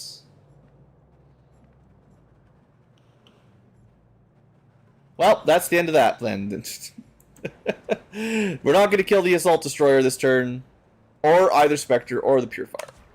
Unless we get a lucky Overwatch.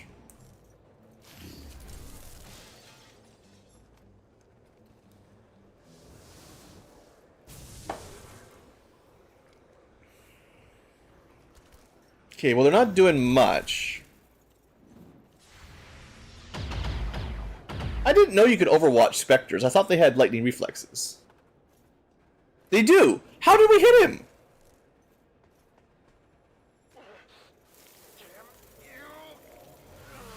Man, this game does not make sense. The rules...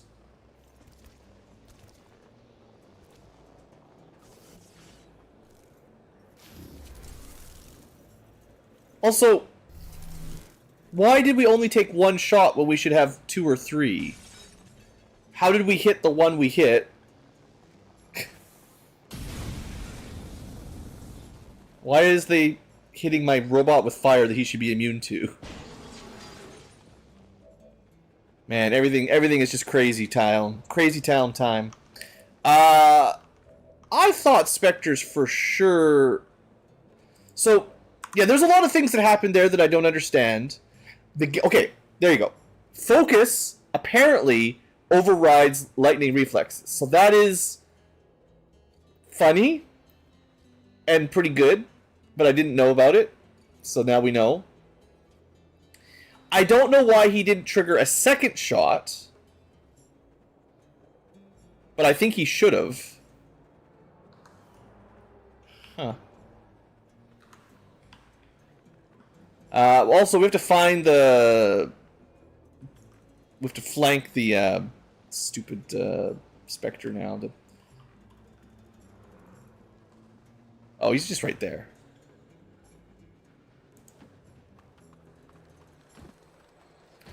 There is another group, though, right? So let's not be too crazy. 100% graze. I hate the 100% grazes. You gotta stop.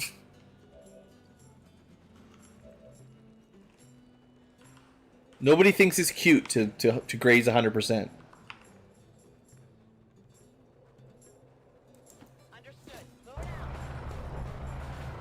We're just playing a little fast and loose here.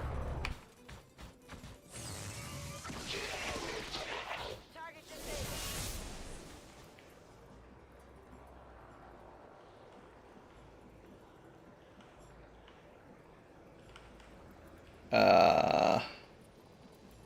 Mamba...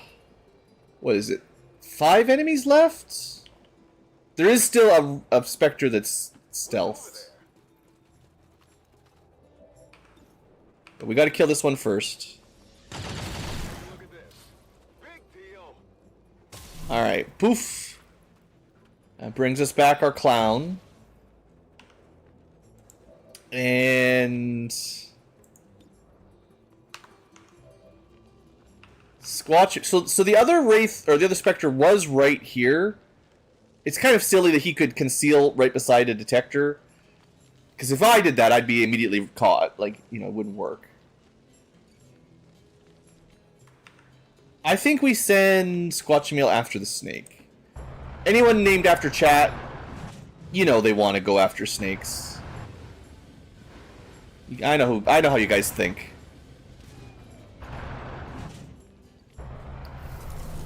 Oh look.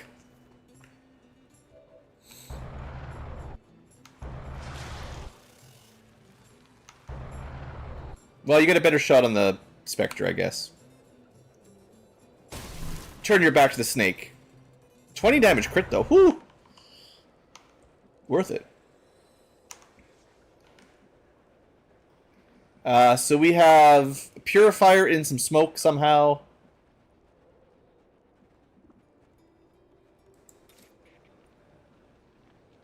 Haymaker removes positive effects. I don't know what that does, but... It's also a guaranteed crit, which kind of sucks because the laser swords are bad with crits.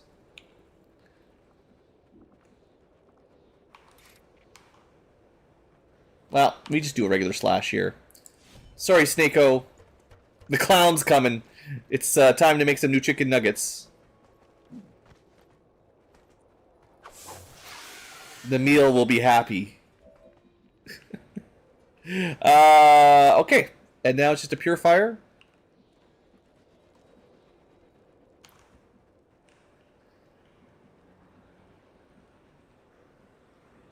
A little bit hard to get line of sight, but I'll do what I can. 64. Wow, yeah, that smoke's going to do some work here. But we might be able to poison them. Yeah, 64 means 0.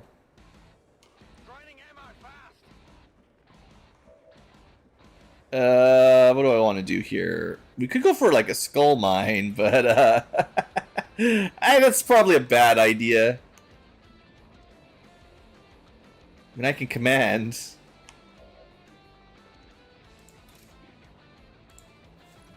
Never fails, right? When you need it.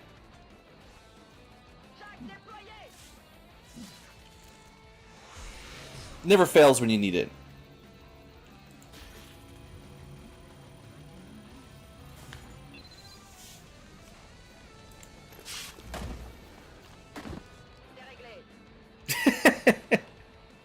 Unceremoniously dumped on the floor after being skulljacked. Alright. Well, we got a bunch of crates to pick up. That's all the enemies, turns out. And, yeah, that should do her.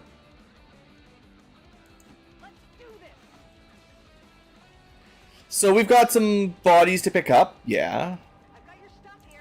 I'll say Snake, you want to bring home for chat. That was 4 cores in a row. Wow. That was really good. Okay. I don't think our Shiv can do anything here. I'll double check, but I don't think they can pick up loot. Actually, that would be a Okay. So, we talked a little bit earlier about having an old robot squad. I don't think they could do smash and grabs. I'm not even sure they could do the other types of missions with the, like, they can hack, but I don't think they can pick up these kind of, mission crates.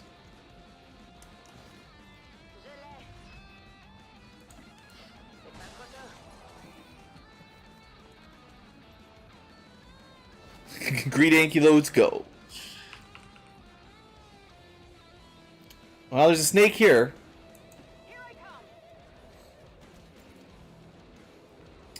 Loot first. And this is why we do smash and grabs, right? And apparently that's the wrong tile for a snake, so try that tile. The mechs, I think, can pick up loot.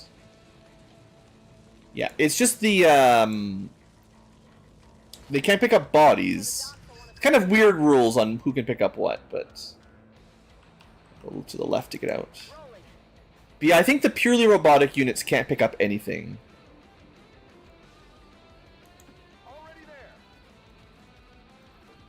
There's just one on the roof. Was there any interesting corpses down here? These were just like regular guys.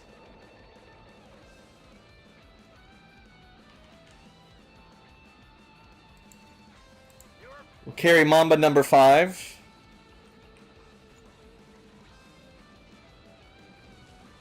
We'll get that loot. Is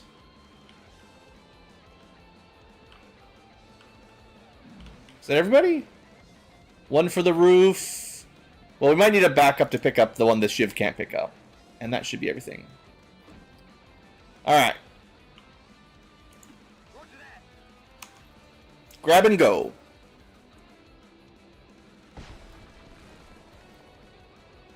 Oh, you know what? Maybe I was wrong. Maybe a Shiv can take home one of these. I didn't think they could. But now we know.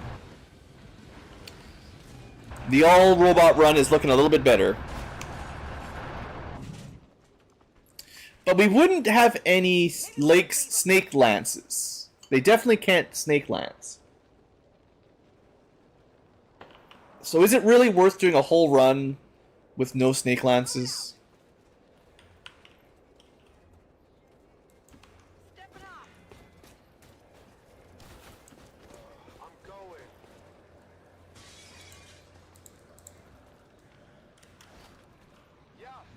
If anyone is wondering, I did eventually turn off cinematic mode, so we no longer have the camera stolen from us when someone decides to walk through a door or a window. That's why things are going a bit quicker now. Oh, wait. Maybe that was the problem. You can't loot the box while you're carrying a corpse, so you have to loot the box first and then pick up the corpse. I have had a couple complications with these missions before, but I maybe didn't realize. Yeah, so the order of operations is really important here. That's okay. You just gotta learn, I guess. That was like maybe a purifier that got skulljacked. One of the few ways you could get, because normally their bodies explode and you theoretically couldn't even pick them up, but in this case, you would actually get them if you skulljack them.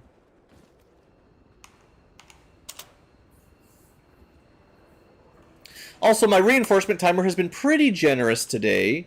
It's still at 20% slower than normal. Which is fine. I guess this is a mission that doesn't actually get reinforcements until the timer ticks. So the modding of the timer actually shouldn't matter, but... Same... Actually, the UFO can have... I can never remember. Some missions have, like, scripted reinforcements that aren't part of the normal countdown. Already there.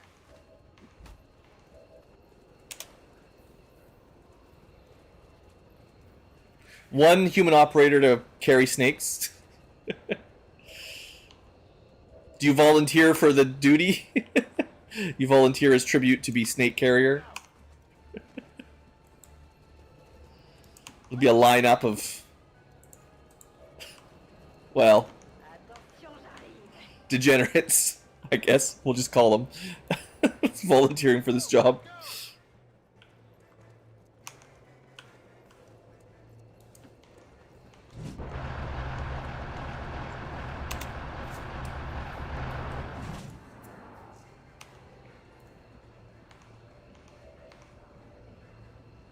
Alright, smash and grab. Smash and grab him by the tail. And we're gone. And we did learn some things. I didn't think Shivs could pick up those loots, but now we know they actually can.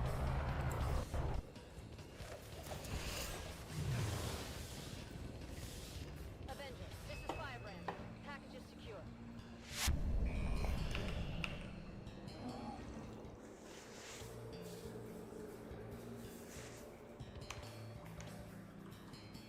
Excuse me?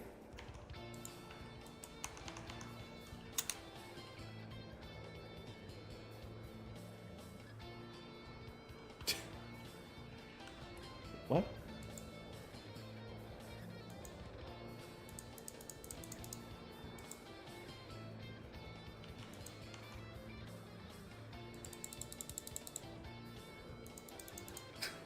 What happened?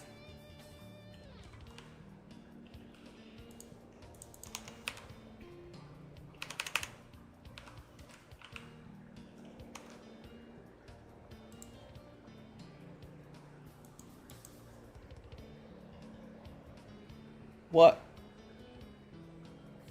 What?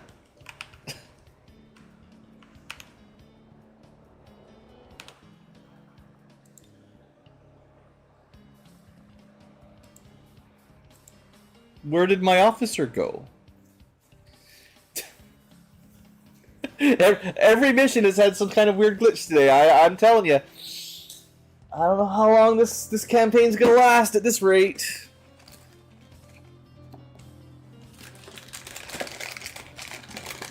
I'm trying.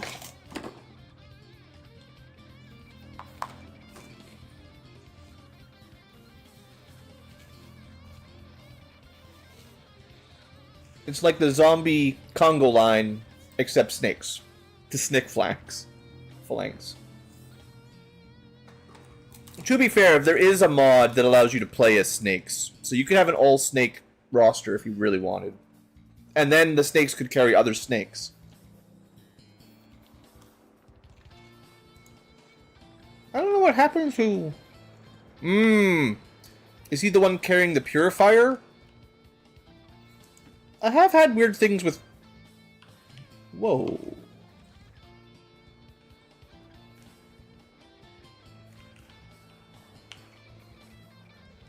Wait, what?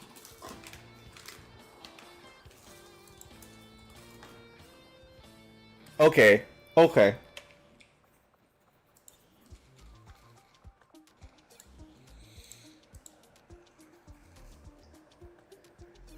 We're not going to try to bring that purifier home. I thought because he didn't explode, this would be a perfect chance to bring him back. But... maybe still a bad idea.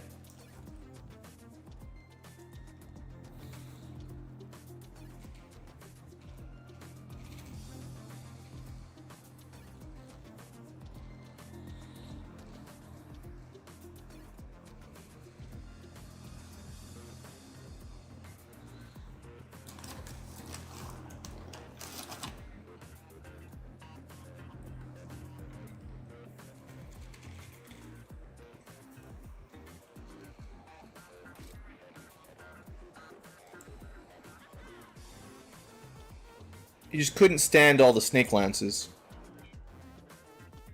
Uh-oh. There actually is another problem. I can't even put him back down.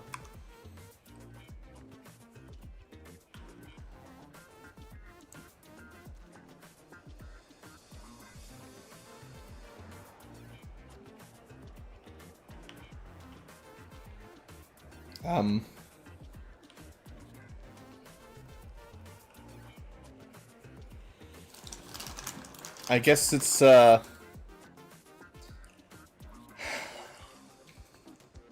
console o'clock. Because every mission is a broken mission.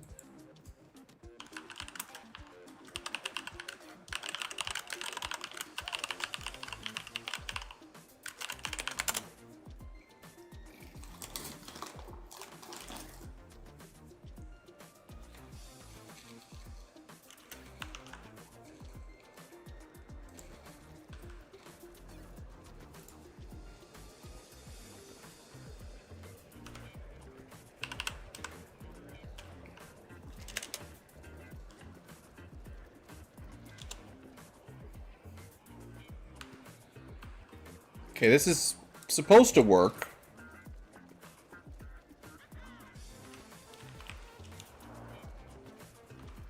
Yeah. I have teleporty powers, but I have to be able to select them.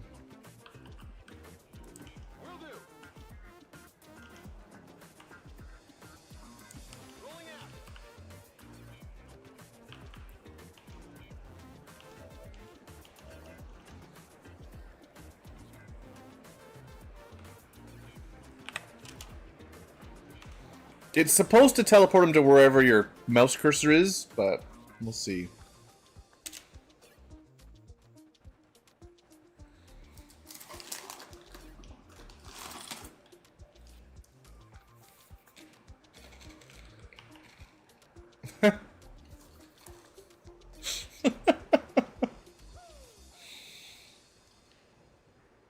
Well, this time there's no salvaging it.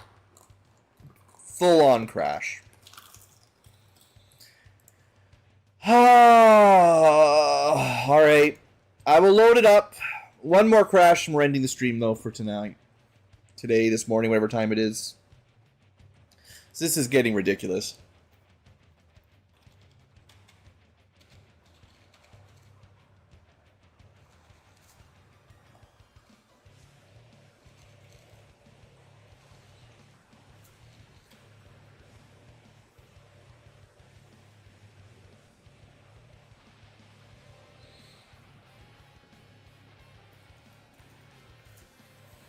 No ending the stream.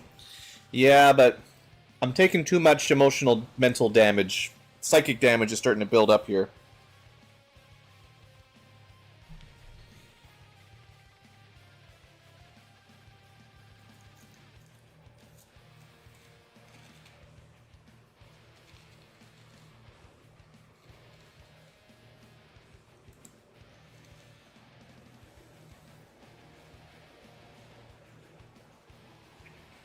Besides, I have a secret to admit to you guys. I haven't been paying very close attention to analytics and stream stats and stuff. You guys probably see it more often than I do below the videos. Nobody watches these. Sorry to say, but as far as successful Blue Ankylo streams go, these are not.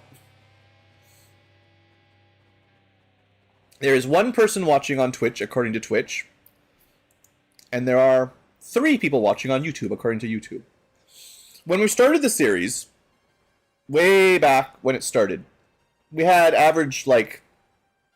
I feel like we were averaging 30 or 40 relatively consistent viewers. But the length of the long war has attritioned it down to basically the people who are chatting right now. Which is fine. But as far as a successful series goes, this is not it.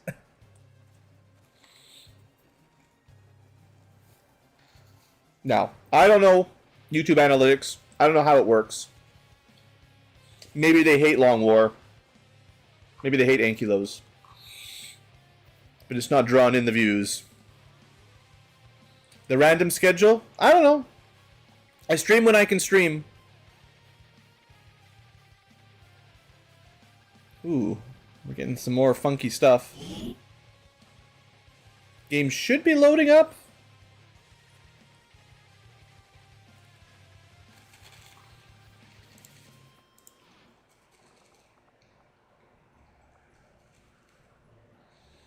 Okay. Let's I don't have a save before I picked up the purifier though. So it's really, yeah, it's really 2 people on YouTube and 1 person on Twitch. Well, I'm glad you guys are enjoying some part of the show at least. I don't chase analytics hardly ever.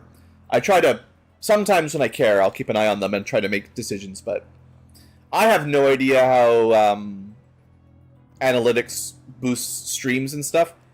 I feel like whatever I'm doing, this is exactly the opposite of what you're supposed to do, though. My personal view bot, I appreciate that, Marcus. I mean, I appreciate all my views. It's all good. It's just, there is a difference between 30, 40 somewhat consistently and 2 or 3. So, that is enough that I can be like, something funky. Okay, before he deletes himself, I'm going to try to teleport him to the exit.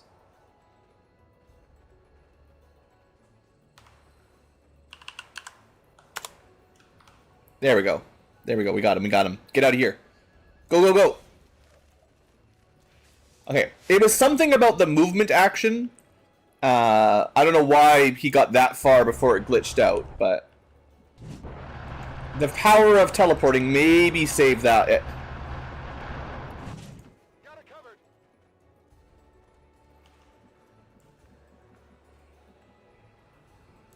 I'm all over it. I am thinking pretty strongly of doing some between stream grinding again. Once we eventually end this stream, I have a feeling I'm going to just wrap up the boring stuff, and then I'm just going to try to do 1 or 2 final streams to show off the ending. Like, I'd like to do a showcase of all the units and classes like I was talking about, and the final missions, the forge, and the final stuff. I want to have it on the channel as, like, done. But, yeah, if there's only ever going to be, let's say, 5 or fewer viewers, it's hard to put a whole lot of energy into it. I don't want to be, like, millionaire, famous, whatever you call it. But it's easier when there's a few people that are around regularly. All right, I'll go. Not to sell you guys short who are here. I don't mean to say you guys aren't enough, but I'm just saying, you know. It'd be a bit easier with a few more. Avenger, this is Firebrand. Packages secure. Maybe I'll do one of the classic Final Fantasy streams, and we'll see if it's better or worse. I actually think most of it is just due to algorithm stuff. Not necessarily people ignoring the streams. I'm actually pretty confident it's YouTube and Twitch not boosting them in their algorithm, so no one ever knows. They don't even notify people half the time, right? Or more than half the time. So it's kind of like, the way I've heard it described, at least, whether you post a video live or you, like when you publish a video, whatever time that goes up, or when you go live like this, the second it goes public, it's like you're on a very tight countdown of how many people click on it. It'll show a few people that you're live or there's a new video. But if the click-through rate on the first round is weak, like in those first minutes, then it just gives up. It's like, nah, no one cares, and that's it. You never get tried again. You get one little chance, and people need to consistently click on it more than average for it to continue to be sort of shared around on the algorithm.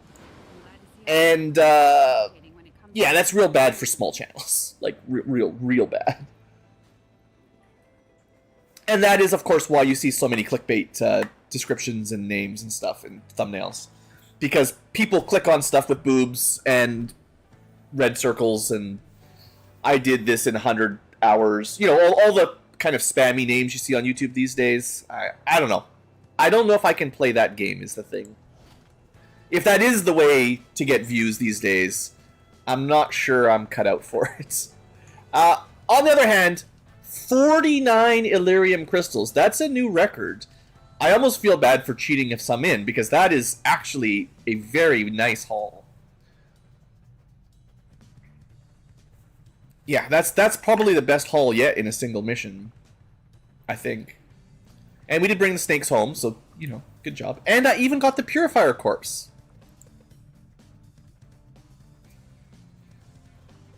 And it didn't crash after all that. If the game could just stop crashing, that would be great.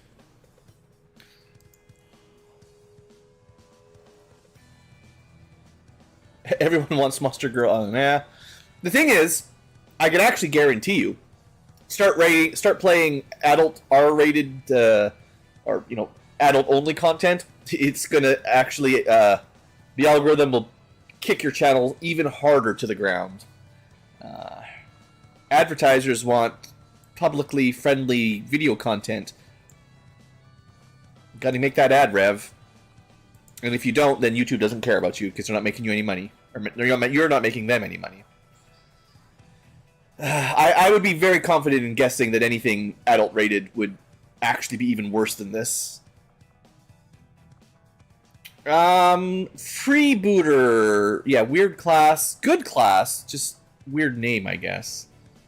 What do we want? Coup de grace. Combat knife. Bonus to stunned, panic, disoriented. Not great. What's he? He's like knife and rifle. I have been building him pretty shooty. The hot tub meta, is that still going on? I thought they banned everyone on Twitch that did that wasn't a sexy young lady, basically. Can only do that if you're a borderline porn girl, basically. Other than that, it's illegal on Twitch. I don't know. I haven't really been keeping up with Twitch content. I never really did, but I'm even more out of date now. Well, wait a second. What is this? Double coup de grace? Excuse me? There's no choice. Here, have an extra item or have coup de grace.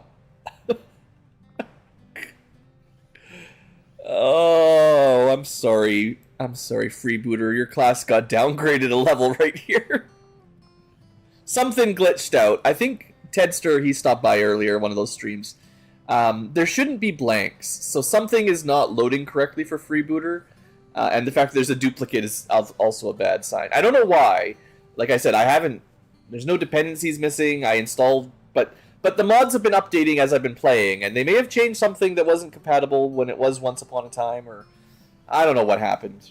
Maybe the game really is just falling apart, but yeah, that's not how this is supposed to work.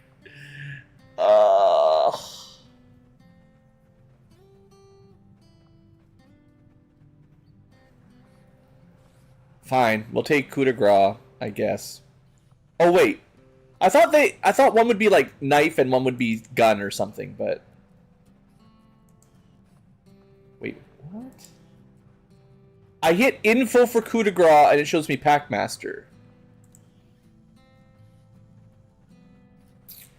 I don't think we're going to be able to finish this campaign, guys. I think we're doomed. Do you think this is secretly concentration? I'd take concentration if that's an option. Concentration is the one that gives you no grazes, that just hits only.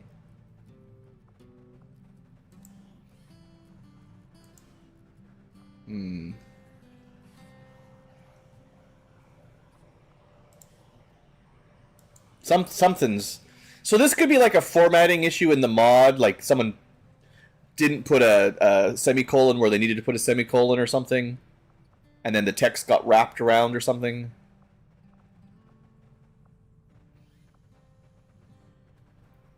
But Packmaster is just so boring. Do I want to bring an extra grenade that I'm never going to use? Coup de grace is just a better knife attack against someone that you don't care about. Because someone who's stunned or panicked, you don't need to deal with. Yeah, speaking of Twitch rules, they moderated your comment. So you're not allowed to have sex-based terms. Even sex-based terms are banned. Except for all the streamers who sell sex. I don't understand it. Yeah. I mean, hey, I'm on board with girls and guys wearing like latex bodywear. If that's what they want to do and people want to watch it, I don't think that should be illegal. I just think the rules should be consistent. Yeah, I'm very much a consistent rule guy. I'm not a prude. As long as it's fair for everybody, it's all good. Might not be something I ever watch, but that's generally my logic, right? You don't like something, don't click it. You don't like it, you think your kids are going to click it, supervise your damn kids. I don't know. Isn't that it? That should be the end of it.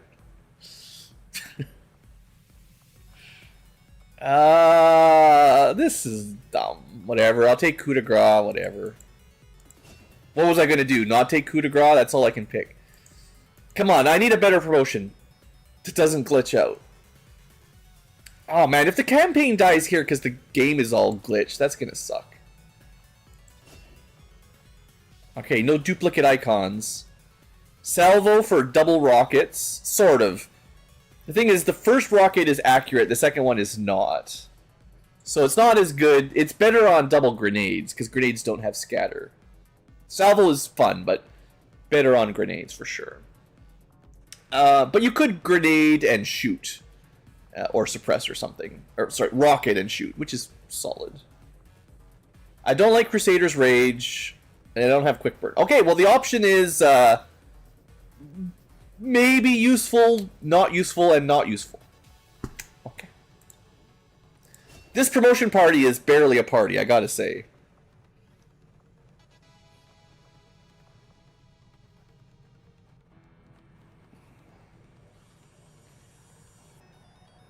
Yeah, it's, well, because there isn't consistency, because what it really is, down with the capitalists, it's about money, guys. Of course it's about money. The girl cams, whatever, I'm not trying to be derogatory, but they make a lot of money. They draw a lot of views, people pay. But it's not something the advertisers want, so anybody else that does it doesn't earn enough money. Twitch is going to be like, nah, we're going to say that's against the rules because those small streamers just, they invite, like, controversy and our advertisers get mad at us. But we'll make an exception for the ones that make enough money and enough views because there are special Golden Girls, right? Did anyone watch Golden Girls? That was a show when I was younger. That's my take. I could be wrong, but that's my take. I think it's just, if you're famous enough and you make enough money, then they'll bend the rules for you. But if you're not, then you're just a liability.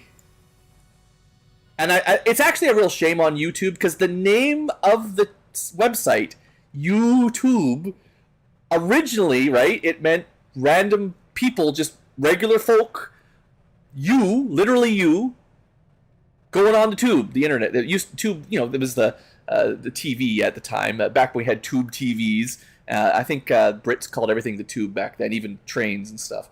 Maybe they still do. I don't know. But, like, originally it was your TV that you got to make and then share with your friends. It was pretty small, pretty indie. Nowadays, though, it's Hollywood again, basically. The productions, right? Like, not everything is quite Hollywood, but I feel like the big channels on Twitch and YouTube are, you know, they're production companies, right? Like, they've got money and advertisements and gear and branding and stuff, and it's like, it's not really YouTube, it's FemTube, it's company tube. Golden Girls. They might. There probably was, you know what, they probably had an episode doing the hot tub. I wouldn't be too surprised. Who knows? We got one more level up. I'm really hoping this one's better than the last two. Come on, support mech. Give me something awesome. Double Overwatch. Well, at least you've got covering fire. Or do I make you better at hacking? Their hacking scores are pretty decent. It just seems like a waste to have a mech that does specialist hacking. Like, I don't know. Support mech. This is a mech that I'm not in love with. Like, maybe I should have just gone full Overwatch build because I think I would have liked them more. Because they get a really big gun. It does a lot of damage. That's the point. And then being able to do some hacking, that's great. But, like, they start with Opportunist right from the beginning, which is a very rare perk. And then you combo that with covering fire, and, like, I think you just ignore cover when you do Overwatches. So taking more Overwatches, shooting and overwatching, just makes sense. Whereas hacking, you know, you kind of can put those on your specialists. That's what they do, and they move around fast and they hack stuff. I guess the idea of having, like, a very durable specialist that can heal and hack that probably won't die easily, like, that has some appeal, I guess. But, like, the healing specialty things aren't any better than a regular specialist. They're just on a mech. I don't know. I think that the Overwatch build would probably be more useful overall. How often do I get to Haywire Protocol 2 things in one turn? It's so rare. But shooting things multiple times? Yeah. That's what we usually do, right? I'm going to take double Overwatch. I wish these weren't so crazy expensive. 23 is too much. But yeah, ready for anything shoot Overwatch twice with covering fire and Opportunist. That's good, right? I didn't even get combat protocol. Like, a lot of specialists just get combat protocol for free as well. Yeah, I don't know. Oh, that's how you get popular on Twitch these days, right? You gotta buy your views. That's what I'm doing wrong. I'm not buying enough views. Yeah, that's the real trick. Hey there, Michael.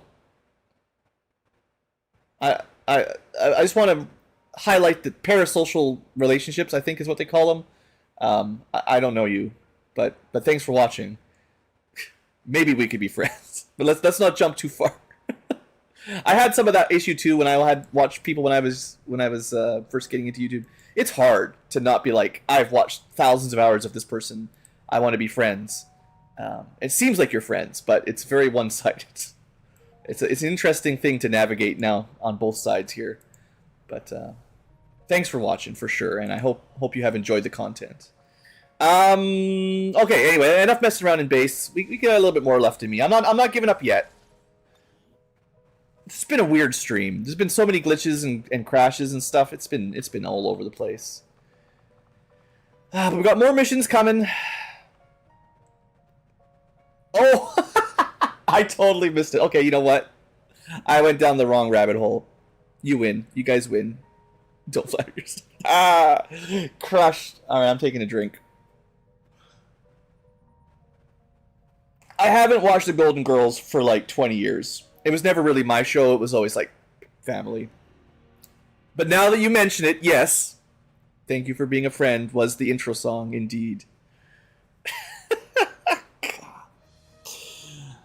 Ankylo just kills himself. Alright, I'm just going to talk about the game. That's it. We're talking about the game now. You guys can chat. I'll read it a little bit. I can't be trusted. We're gonna go smash over in Romeo, I guess, in a minute here. Let's go smash up Romeo. Let's see what we got. Regular mission, drones, robots, Leviathan. That's cool. I don't even remember what those do. There's so many cool. As much as I get mad at this game, right? There's so much cool stuff. All these cool new enemies and weapons and stuff. We got 8 people. We got Juggernaut. Hey, Juggernaut, that was he had a short. He showed up in that movie I watched, Wolverine and Deadpool, and the last Deadpool. He's been having a rough time, I gotta say. He's been getting chopped up pretty bad. Oh man, oh man.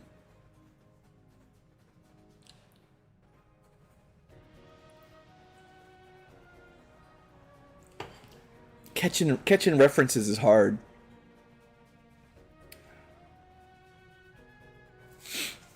I should have checked for the first time chatter. Actually, that's the one that really shows it off.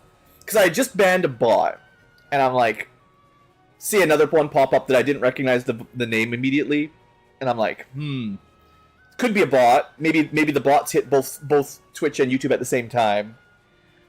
And I definitely have seen bots go, let's be friends, link me on whatever, TikTok or whatever they want to link you, Discord pretty commonly, right? So part of my mind was like, maybe that. But also, like, if it was a first-time chatter, I would have known. If it's someone who's been around for a while, that's not what's happening. Then I would have thought twice about maybe it's a reference. Ugh.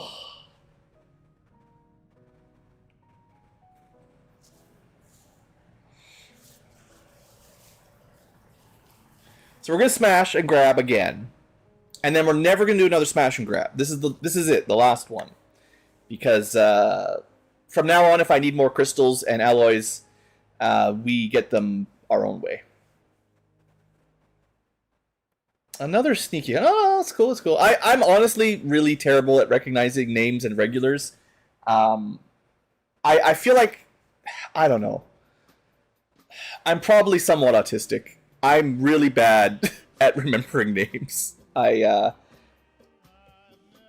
dates, especially. I can remember a lot of things really, really well, like a lot of minutiae, factoids, and details and stuff. That's why I like video games and tactical games and stuff. I'm good with the numbers and math and stuff, but I don't know, man. I am rough with remembering names. So if I get my bots working again, just program the bots to do it for me. They legitimately keep track of regular viewers by like labeling them regulars and stuff, and I can be like, oh yeah, this guy's been around, 10, 20 streams. Could probably trust them more than a first-time viewer, Sometimes the newbies are a little pushy. Usually the people that have been around for a while kind of understand the way I play. Anyway, yeah, focus on the game. Now that we're done loading up this 20-minute mission. Okay, not a corner, but near a wall at least, which is good. We got... This is actually the other type of smash and grab. I feel like they call them the same thing. This is not the smash grab. This is the sneak, mark, and exit. I don't know. They're really... This is like an extraction mission, I guess. The other ones were smash and grab, maybe. But they label them the same, so I always mix them up. I like these ones a little bit more, generally. So, we've got... Hoplite. Yeah, I mean, yeah. Names, no chance. Yeah, I like it when we have meet and greets where people have like little stickers with their name on it. It helps me a lot. There might be something wrong with me. But we're all a little bit... There's something wrong with all of us a little bit, I think, maybe is the case. So yeah, Hoplite is the shield pistol. Kind of a weird class. I don't think they suck, but they don't wow me, let's just say. I don't know how to get a lot of value out of them. I never see these guys clear out a huge squad. Next up, we've got Roboticists. Technically... one of the offensive specialists, I guess. Again, another class I'm not super in love with. I think it's because they have a shotgun, and I just don't like shotguns very much. Not in Long War 2. Then we got a Shredder. To be fair, this is the kind of shotgun class I like, because they get run and gun, right? No, they don't have run and gun, but they have acid bombs. That's all they need. Yeah. They're the kind of shotgun class I like, because they have acid grenades. That makes sense, right? But no, like, really, they get really good acid grenades. They've got a melee acid attack and a ranged acid attack that's long range. And I think if you take the upgraded version of Acid Slug, it's a non-turn ending long distance shot that applies, like, rupture and shred and stuff. So, yeah, I mean, they're good. Then we got a Scrapper, another kind of weird class, honestly. This is all the weirdos. These guys... why do they have squad sight? Is it this gun giving them squad sight? They're not supposed to have squad sight. Right? Scrappers are usually melee. Yeah, they have like beatdown. It must be this Requiem weapon giving them bonus stuff. Probably? I don't know. We'll look at them when we get back. But yeah, they've got like close encounters and eat this. They shouldn't be doing like sniping shots. I don't know. Anyway, one of the weirder classes that I don't know what to do with again. So we got a bunch of that on this mission.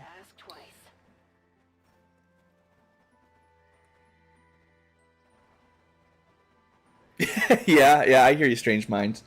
Yeah. That's too real. Hell Knight is shotgun with shield and a bit of psychic stuff. I like this class a little bit more. They do get that like double shot, but it's hard to get value out of double shot with a shotgun. So not the best synergy there. Next up, Bio Captain. Kind of a mix of melee and grenades, toxic and stuff. Again, another kind of weird class. I know I'm saying that about them all, but this is another one. All these people are a little bit different. They don't hit the standard mold. The Juggernaut, at least the Juggernaut is pretty much standard. This is a cannon with a gauntlet, right? Yeah, blaster gauntlet. And I just went with rockets because I don't care about the flamethrower. Sure, they've got a wrist-mounted flamethrower, but what we really have is 3 blaster bombs. And those are great. So who cares about anything else, right? And the cannon is good. There's nothing wrong with the cannon. So here's one of your standard units, and they're solid. And last but not least, the knight, melee only shield guy. Yeah, we've had this discussion before. Wonder where these guys will end up in the tier list. I know there's not a lot of people watching, but if you weren't here at the beginning of the stream, I am pretty close to being done building my tier list. I haven't, like, assigned anybody yet. But I got all the icons ready, except for the classes we don't have yet. I think it'll be fun. I think it'll be fun to do this. Maybe I'll make an actual video rather than a stream on it, so more than 2 people see it. It's, to be fair, as much as I'm like, oh, there's nobody watching right now, people do show up for the VODs eventually. Like, it's one of those things on YouTube where you never know when you publish a video, at least I don't know, if it's ever going to, like, take off. So, like, you can post it and get, like, 10 views, and then a year later, suddenly the algorithm's like, nah, now we're going to advertise it. And suddenly you got thousands or tens of thousands of views, and you're like, where did that come from? I don't know for sure if I'm going to have a tier on the tier list for swords. But yeah, it seems pretty likely if your primary is a sword and you have no other options besides sword. You know, most of the game you're not very good. It's not that they're necessarily bad. It's just you're going to activate another group. You know it's going to happen.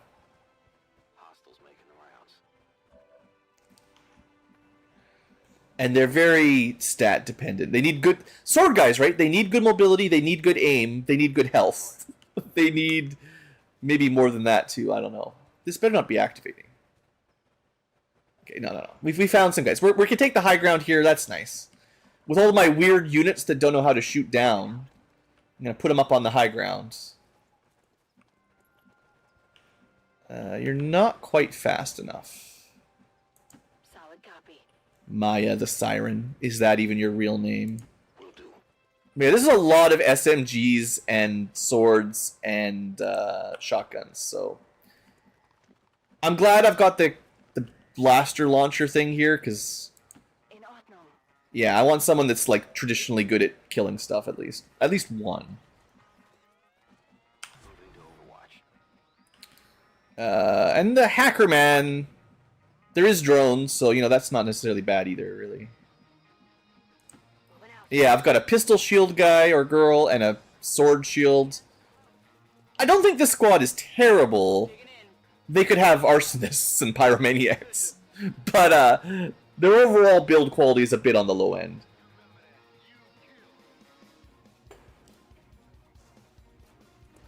Alright, we got that's the Muton Leviathan. They're pretty tanky. And Frost Legion Necromancer Elite. Too many words, honestly. We need to short these guys. Oh, come on, drone! You've got to be.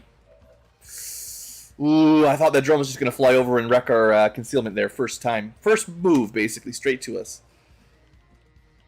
Okay, we don't have a lot of space then. If we hop down the drone, well, I don't know where it is. It might be like in a corner, and maybe it doesn't have much vision, but I don't trust it. If I hop down, I think we're gonna get got. So maybe we just throw an acid grenade down? It's possible it could hit the drone. It's not like an amazing opener, but what else do we got? The acid will make it harder for all my melee units. I have the blaster bomb, but I kind of want to save that for cover destruction. Sword, pistol. Technically, we can drop some acid on them. We can save that for later.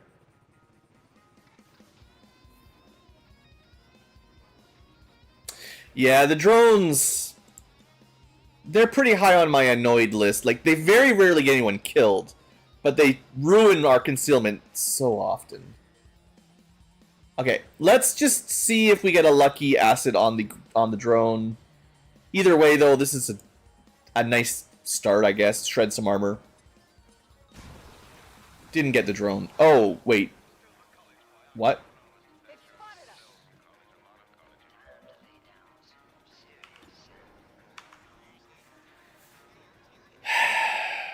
So Leviathans, by the way, are immune to all explosions.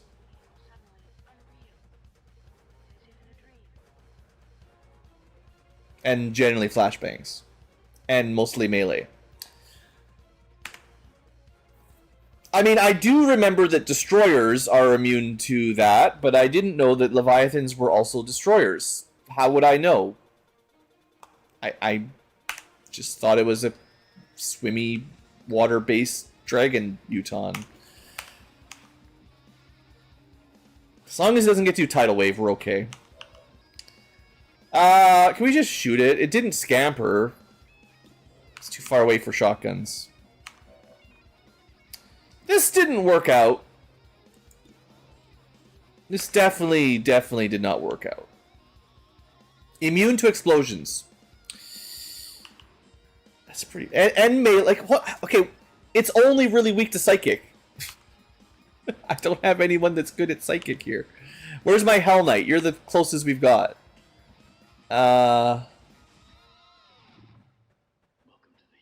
mean, you can take a surefire shot. It inflicts burning. He's not immune to burning, right? That might be the way we save it. Okay, we move up. We can still see the Muton Leviathan from here. They're not even that weak to Psychers. They just take like an extra 3 damage or something. It's like if your Psy Blast usually does 4 to 6, it does like, you know, 6 to 9 or something. It helps, but it's like, I think they're actually like still quite resistant to highly resistant to panic and mind control. They just take increased damage, but it's not much. So like, I don't know. Surefire. Got some shred, got him on fire. At least that's a good ability. Now we got a 99%. It would be nice to burial. Could we get the shot back? Oh, we have to move into cover though. Yeah, because we were hiding behind a shield guy. Nah, we'll just do the 99 here. It's fine. That gets rid of the rest of the armor. I did technically notice that, I think. Some part of my brain noticed it. I got a lot of shredding. And we do have a combat to finish him off. Or probably better on the Necromancer that's way in the back. Can we zap them both? I don't think they're close enough.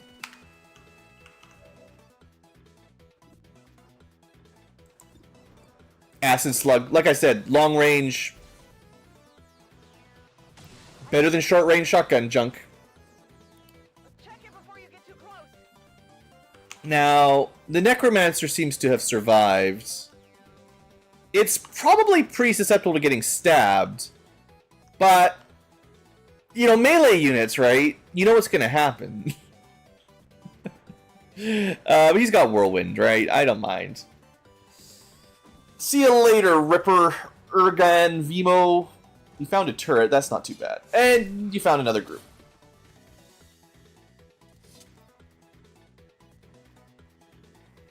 Maybe it's just a drone. It's just a drone, that's fine. Wait, you know. You guys saw that, didn't you? Right here. Okay, usually line of sight screws me. Today... This is so stupid. Line of sight needs a complete rework. I don't know exactly what they need to do with it, but they need to fix it. Because this is so dumb. It's so dumb.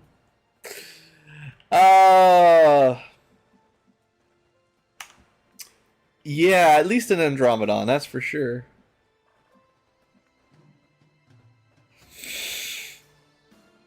I'm going. I mean, I have no idea what tile will reveal it. But if I can get some Overwatches, I will, I guess. Closing on target position now. This is it. Of course, it's the snake. There was probably a way to end the turn without doing that, but... like, So silly.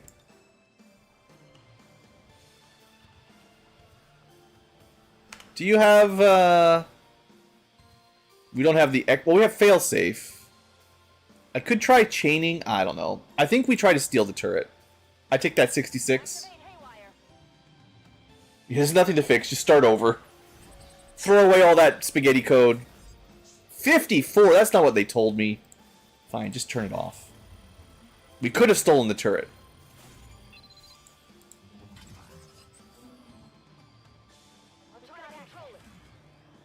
Alright.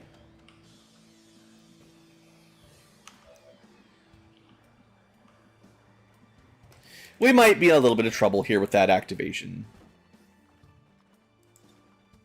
Standing fast.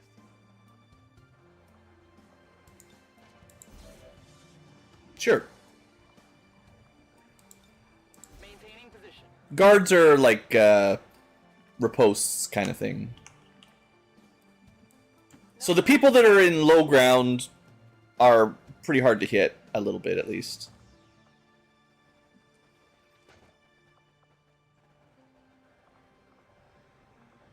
I think if I had a smoke grenade I might use it this turn, but... Maybe Long Watch will do something with this weird gun that... has smart rounds. Huh. Opportunistic. I mean, that's good. Maybe it'll work. Okay, that's a lot of guard on those two shield people. Let's see if guard works. We've never really gotten it to do anything. Oh, look, they ignore the person with guard in half cover and shoot someone through full cover in the back row. Funny! Isn't that just how they always play? You've got guard, they ignore it. That was a good shot, at least.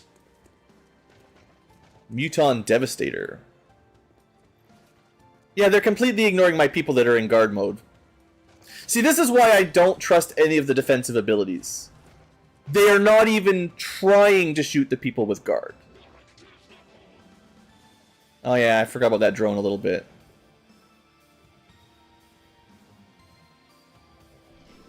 Like... I'm not... Oh. Okay, to be fair, she wasn't in cover at all. I thought she was... Okay, partially my bad. They shot someone who was flanked. That is a true fact.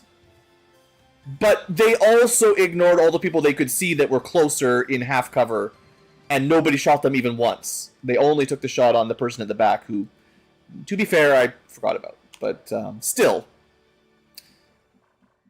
Why didn't anyone even try to shoot my guys with guard? If you're a DM, or a GM, whatever you prefer to be called, shoot your tanks. Shoot the monk, stab the tanks, and oh, they've got 25 armor class, boo-hoo. Just miss a bunch, it's fine. That's why they play the game. They don't become a tank for you to ignore them. I think unless you've got some form of aggro, you know, taunt mechanic from MMOs. This is, I mean, I'm not going to rant about this too much, but like, what's the point of having an armor unit, like a knight with a shield, if they don't even ever shoot them? I had 2 units with shields, with guard, and actually everybody in the front row had a pretty high amount of armor. Kind of the idea being like, well, I'll put these guys up front, they'll have the easiest shots. You know, maybe we'll draw some fire. But they didn't spend a single action on them. Not even one. Alright, well, what's next?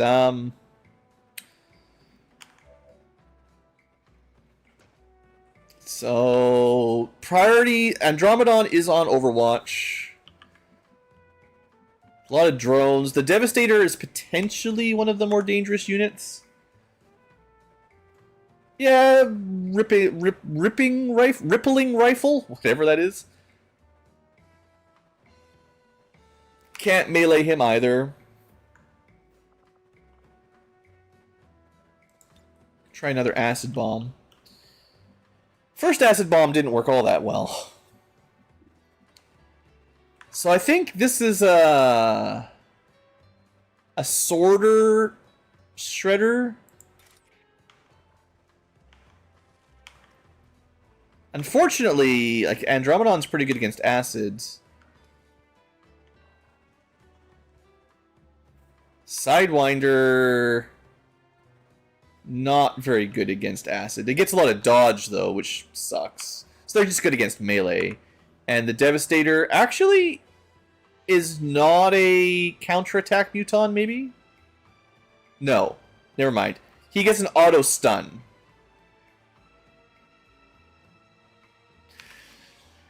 Like, melee units aren't that good. They don't need 90% of the enemies on this map to counter their attacks. They're not that good that they need so many counters, really. Please, game.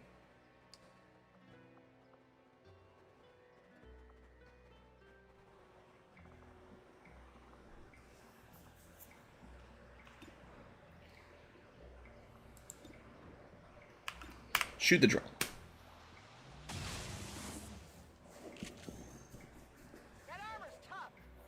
Well, okay, given that I had someone exposed, but okay, part of it is when they activated, they could not have seen her. They didn't know she was standing flanked.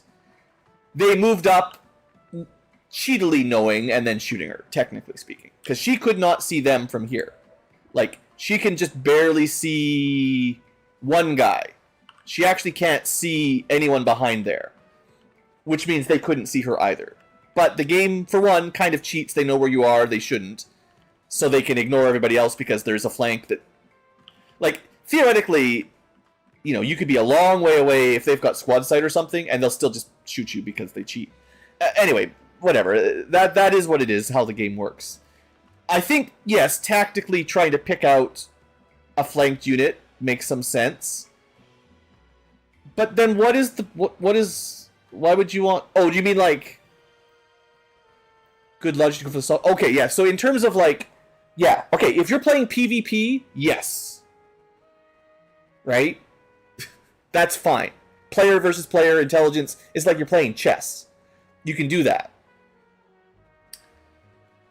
A general guideline for RPGs, like tabletop RPGs, you're not playing chess. You're not trying to win, right? You're trying to have fun. And if someone builds a tank and you ignore them, they're not having that much fun, and you're just beating up on the people that are fragile. You could make the argument that a smart villain would do that, and you can do it sometimes. I'm not saying never do it. I'm just saying the standard should be don't ignore the person who's trying to tank you. Because that's what usually happens 90% of the time, I think. In a video game, it's a bit harder, but I guess my point is, if you want units to exist that are tanks and soak damage, then you need the AI to shoot them. And if they never shoot them, then all that armor is worthless. And you might as well just have a bunch of people with no armor that are DPS, if we're talking MMOs. Because... imagine an MMO. I don't know if you guys have played all the MMOs. There's a million of them, but like think World of Warcraft or Knights of the Old Republic or all of them practically. If the tank cannot hold aggro, the group wipes because the damage is so high, generally speaking, that the healers and the DPS cannot take the hits from the bosses. So the tanks have these abilities that force the enemies to focus on them most of the time. If they couldn't do that, they would just be sitting there not contributing to the fight while the enemy just shoots the healers one at a time. And yeah, it would be tactically smart, but it's not very fun for the players. And I think because we're player versus enemy, right? I think XCOM is closer to that, where you're playing as a squad-based team game against an AI. And most MMOs that I'm familiar with that kind of mechanic, there's generally a pretty easy way nowadays. Maybe it wasn't always as easy, I'll give you it, historically speaking. But modern MMOs, I'm pretty confident, for the most part, tanks can hold aggro quite effectively, other than special puzzle bosses and stuff, so that enemies basically focus on the tank. And sure, if there's ads and stuff, you know, they might take a couple shots at the healers and DPS, but the tank quickly picks them up, and then the healer focuses on the tank, the DPS cleans it up, and that's just the way the team strategy game kind of works. Not that XCOM has to be exactly like that, I just mean, like, if you're going to have tanks, then they need a way to tank. Otherwise, they're... I don't know what the point is, I guess. Like, they're just sort of there, you know? I'm going to throw an axe at the Devastator, because that seems like a good idea. I'm glad I gave the axe to the knight, or whatever ability gave him a throwing attack, because I can't melee hardly anything right now. So, you know. Also, by the way, the shotgun did minimum damage to the drone and didn't kill it, for keeping score.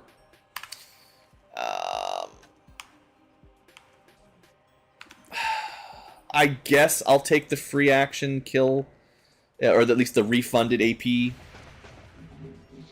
I forgot about the Andromedon, but hey, we're tanking.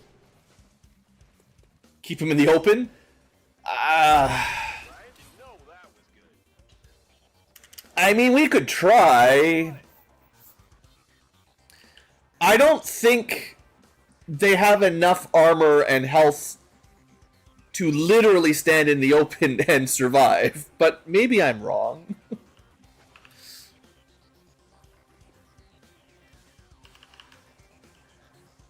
I'm just gonna try to stab this snake. We've got some decent value out of this knight. We got a disoriented and probably a graze, technically. And then a garbage follow-up shot. Thanks. That's wasting your time, but... I mean, what would happen if I left these guys completely exposed? If you have guards on, they're supposed to deflect an attack.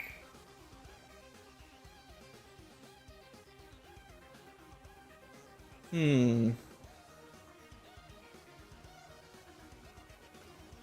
don't know. I mean, I guess we could start testing dumb things like that.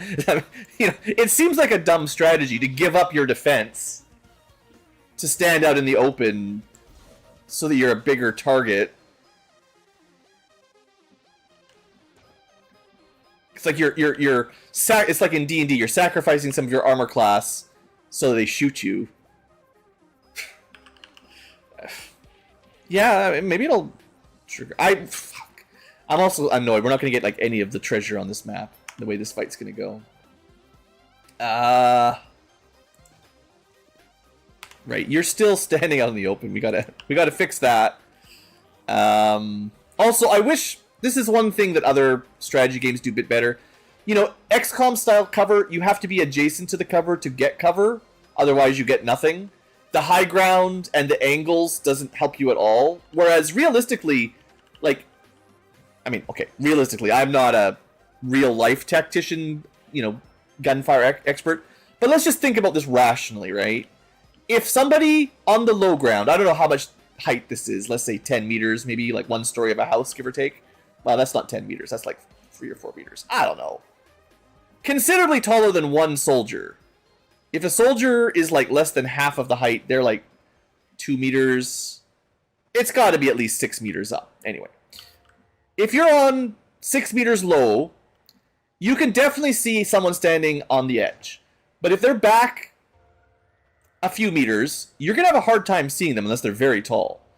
And we have no option to like crouch or lay down like old XComs or Xenonauts. But certainly your soldiers would still duck. If you're on the high ground, you should probably crawl to the edge and shoot down if you're trying to be careful. So the idea of like, I was flanked up here despite being in the high ground back, it's kind of silly anyway. And cover, like, a step behind the cover doesn't count as cover anymore. But it should. It doesn't stop bullets any less when you're like 3 meters behind it than right behind it. I don't know. It's just kind of the nature of how they designed it. It's simple and it's easy to play, but it doesn't make a lot of sense to me.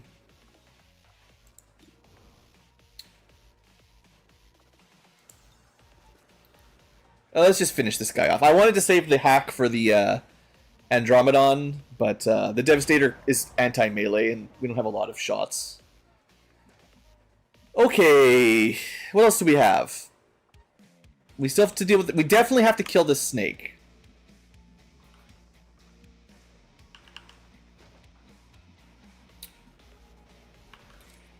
Surprisingly hard to hit snake.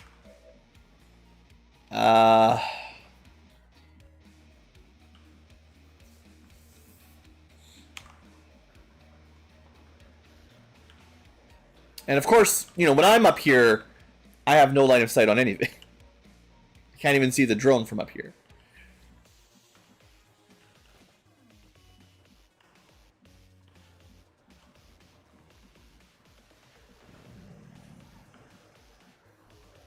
Can see the drone from here. Should I just blow stuff up, maybe? I think it's time to start blowing stuff up, yeah. I got these blaster bombs.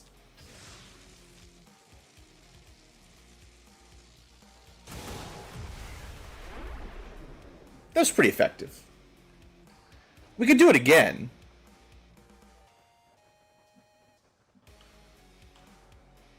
Unfortunately, when you blow up these trucks, they don't actually disappear like they probably should. If you exploded, I don't know what kind of gas canister or fusion power cells in there, but if you literally explode it enough to do a second grenade's worth of damage, it should be knocked over or half destroyed or something.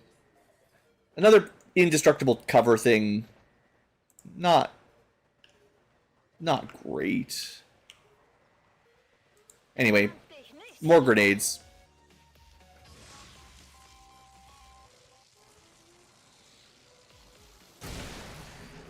Like I said, I didn't really want to use 2/3 of my blaster bombs on this fight, but I think we need to, because we're getting really slowed down here. So the Andromedon just needs a little bit of damage, and then their shell. We still have to deal with the snake.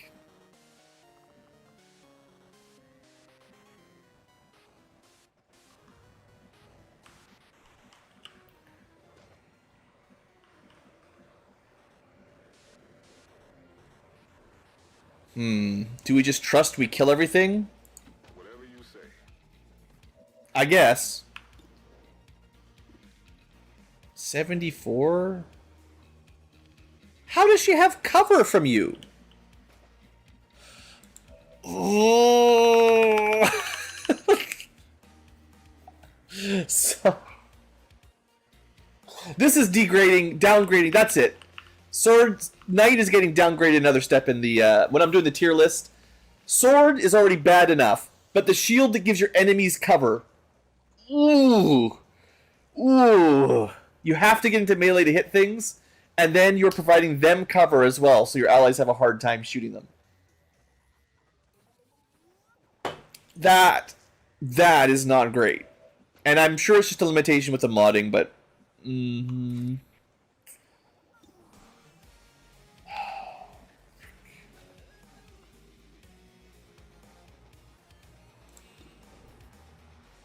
whatever.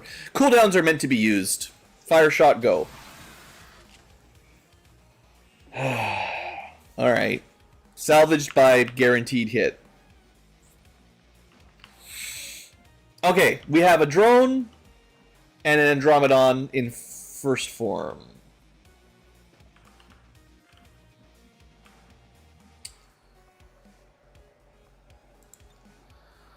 Cannot throw grenades, really. So we want some vision. Can't really. Is your mobility? 13 is okay, just not that great. I guess we try to kill the drone from up here. Not much else you can do. This is the fancy Tazcore assault rifle that I'm not super familiar with. It's kind of the Overwatch one, although we didn't use it too much. Okay.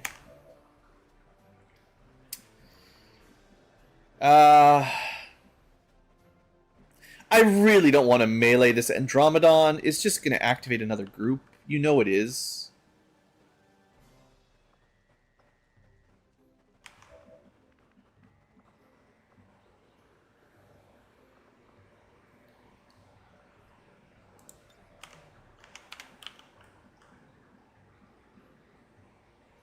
Okay, if I move here, I can see him.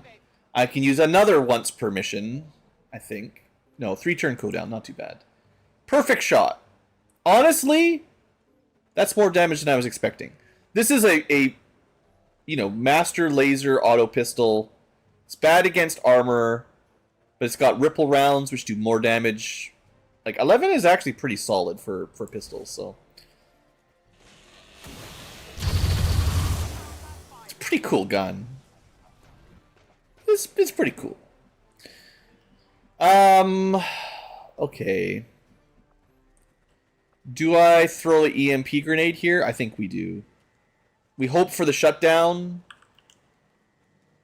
I mean, we could also go for the drone, but... Well... Actually, I don't think that Andromeda guy, I don't think he can get all the way here and punch us. So, let's just kill the drone that could stun us. So we got 0 crates on the first turn, which is pretty rough. But no one's dead, so hey.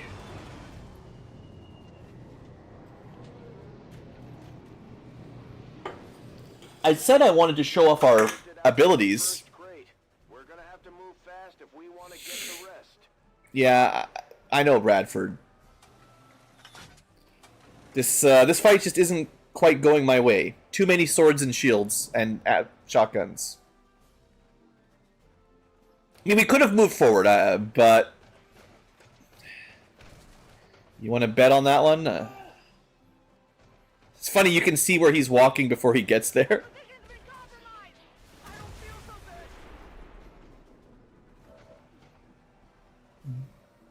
What?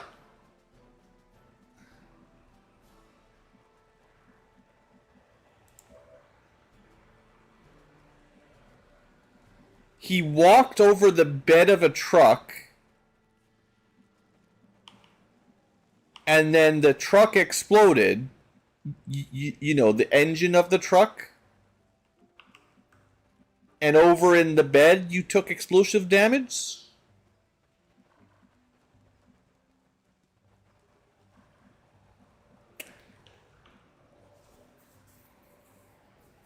Some jank. We're getting some serious jank. And I don't think I have anyone with stealth anymore, probably, right? Because everything fell apart. Who was supposed to be stealthy? I feel like someone was supposed to be sneaking. Someone was definitely supposed to be my stealth unit.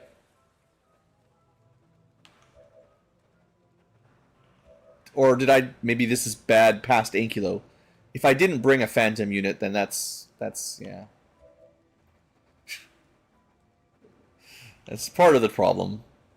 Kind of is looking like I forgot to bring anyone who's good at stealth. All right. That's on past Ankylo. Well, we lost 2 crates. We need to clean up this Andromeda shell and move. Hey, we can finally use Burial Shot. Nice. Mercy here, definitely my best unit on this squad. This is, what class is this? Juggernaut? Juggernauts are good. Those blaster bombs, the nice cannon with the blue screens, the ability to just kill stuff, shooting at a distance. I'm pretty happy with that. Alright, I don't think I have a psyop. You do have a med kit. I probably should use it. Doesn't mean we're moving forward this turn much, but... At least a med kit, keep you alive. And everyone else is fine. We lost some armor and stuff, but that's the way it goes. Okay, so objective. Loot. Maybe find the next group. Maybe not. We're picking up a steady signal from the transponder. Firebrand is en route to make the pickup. No problem, boss. I think I'd ideally not find another group right this turn. What am I doing with this? But I wanna make some momentum to get some crates marked, or we're gonna not get any.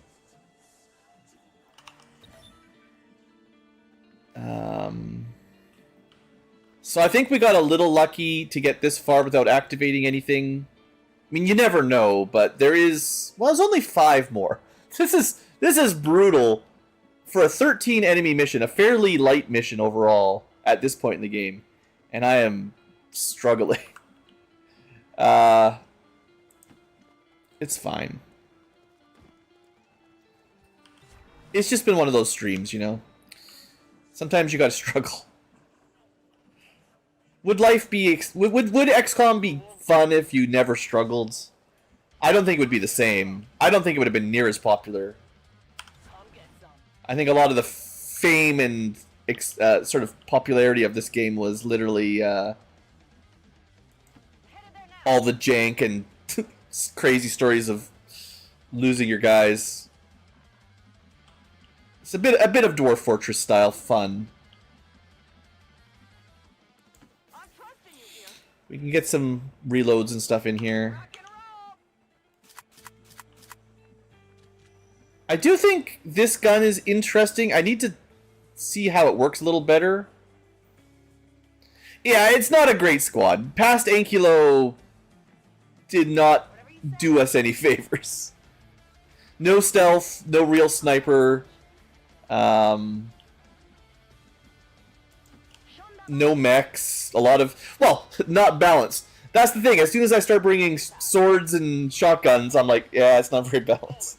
Sure, I brought too many, but even normally I bring a couple and I'm like, yeah, they're not very good. I guess, like, I should have brought one more often, but I generally thought for hard missions, it was still better to just bring people with guns than people with swords. More Might and Magic 6. Maybe. What's missing from the ones... I've done 3 already, I think. I'm not sure what else I can do. It's a relatively static game in terms of quests and enemies and stuff. I mean, I'm glad you enjoyed it.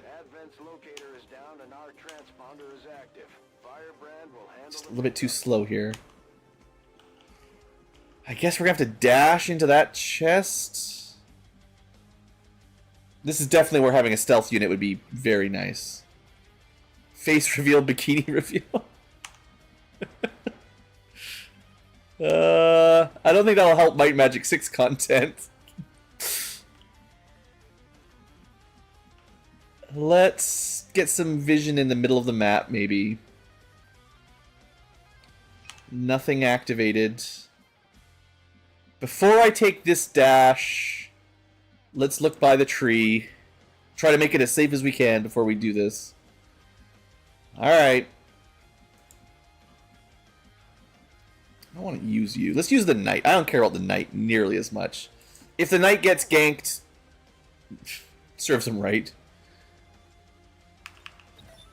Alright, we stopped the steal. We're doing okay now. At least the enemy gave us a bit of space. You know, if all the pods had been together, this would have been way, way worse. So, thank you, game.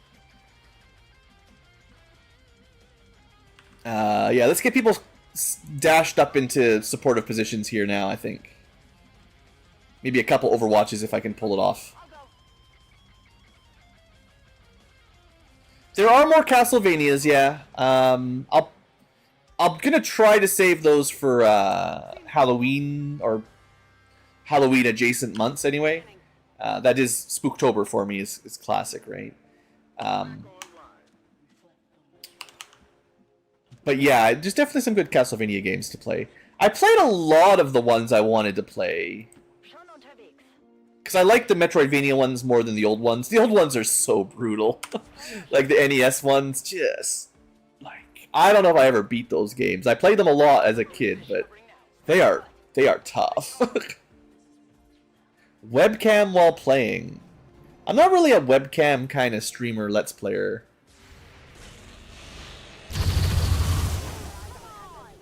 At least we got that 50-50 there, that's good. I just like to talk about the game while I'm playing it. I don't really want to have to worry about how I look or the camera in the background or anything. I think it would distract me a lot. But I see your request. Did he lose his Overwatch? Oh, that was a sneaky. I didn't know corruption could do that. So corruption deals damage at the end of enemy's turn. It's generally worse than like poison and fire because they do damage before their turn starts. So you can kill them and they don't get a turn. However, corruption seems to mean they cannot Overwatch because they take damage after they Overwatch, and that breaks Overwatch.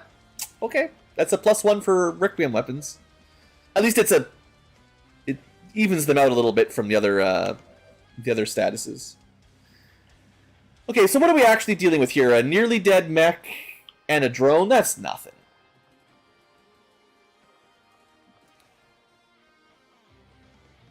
Unfortunately, I think one of the downsides of, like, roboticist, I think one of the specialists, offensive specialists that I don't like very much, it's because they don't have any non-turn ending moves. Everything they do ends their turn. Like, I can Haywire Protocol, it doesn't say it ends turn, but it will. I'm pretty sure. Or I could Combat Protocol, but I can't do both. Or I can't, like, fit a Caustic and a Combat. Which is kind of, especially into the late game, that's what I would want. Is, like, if you're only doing one attack per turn, you're okay, but, like, you gotta do a lot.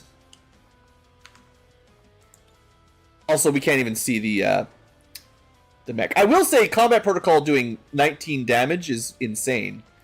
But, sure. This is the guy that's already half dead anyway, so we want to keep him back.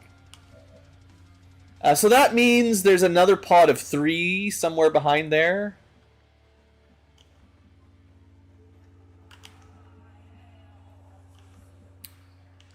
Just want to play smart here. My middle name, Smart Ankylo. Well, they were right there. So, okay.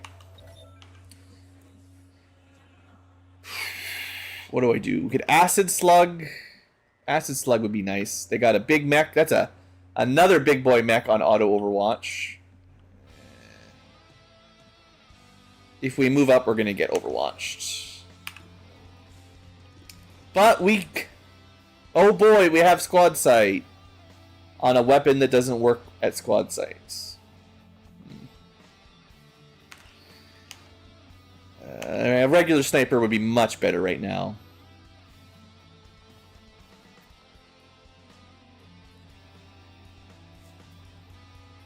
You're totally not a vampire, aren't you? We're Strange Man. Were you the one sitting? You're playing the Vampire Masquerade tabletop game with some friends.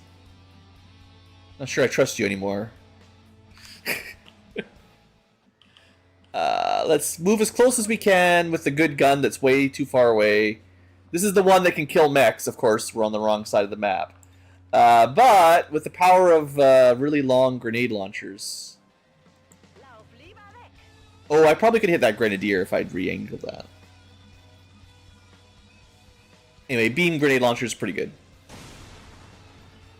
Apparently it didn't go where I wanted it, because I thought that heavy mech was for sure in the radius.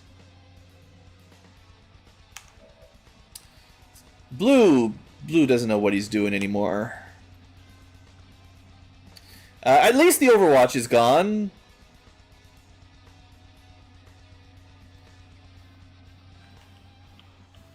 Yeah.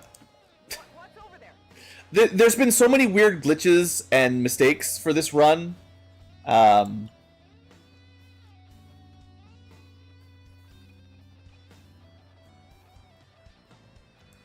just gonna take the 3-way acid grenade.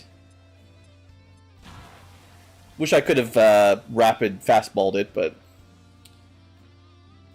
it's better than nothing.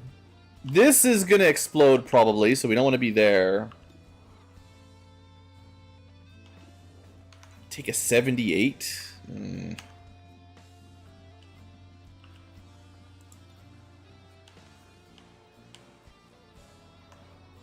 We can technically switch positions with someone.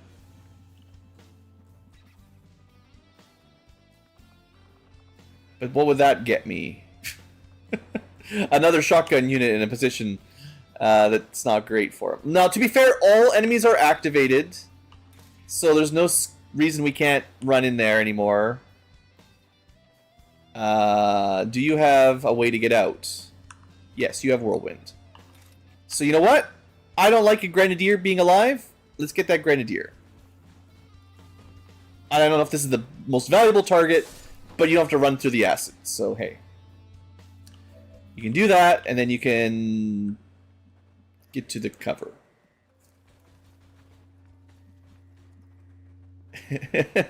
This mission and this day in general not been going my way, that's for sure. We could perfect shot.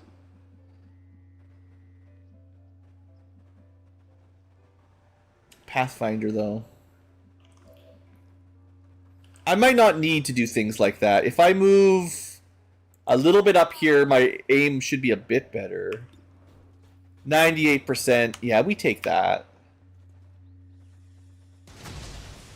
No trouble. Does he get auto overwatch? No. All that's left is a shredded assault mech and an exalted pathfinder. They are annoying though, for sure. Too far for any sorting.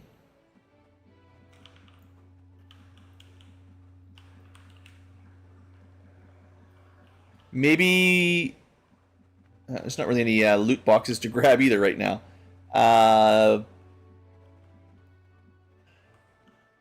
You know, there's nothing else to activate, so we're doing like the mega flank here. Sometimes it changes the AI behavior if they know you're surrounding them. So instead of them being aggressive, they might reposition a little bit or something. It doesn't always work.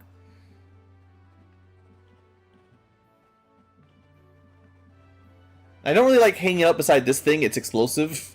So depending on what his attack is, he can blow this whole thing up. Half cover. Eh. Now I could swap. Sure. It gives me an action. 20%. Ugh. I don't suppose we have focus or anything, right? Technically, the explosion doesn't even matter for him. Yeah. All right. In position. I'm on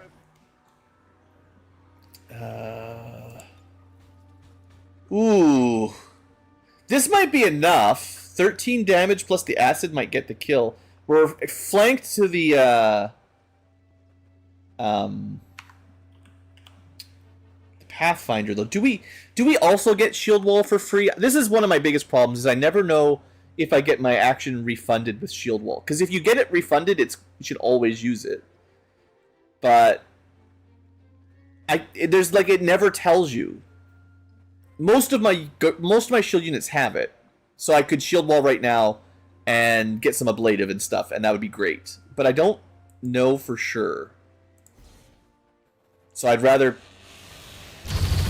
you know, get rid of him, basically. I mean, there's a chance that the follow-up could have got him, but...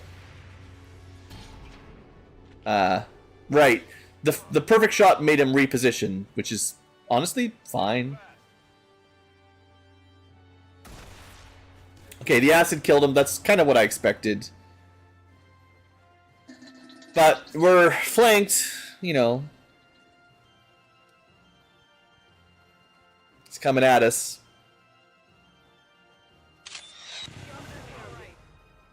Well, 1 damage graze with poison. Could be a lot worse. That wasn't much. Okay, we just gotta clean them up. You know what I should have done last turn? Didn't think of it in time. Should have dropped the evac. Let's get that going. Alright. One little punk needs to be shot. He is in a pretty good spot. He ran away.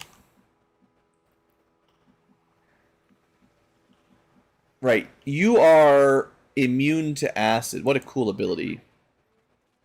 The only one that could get this chest, probably.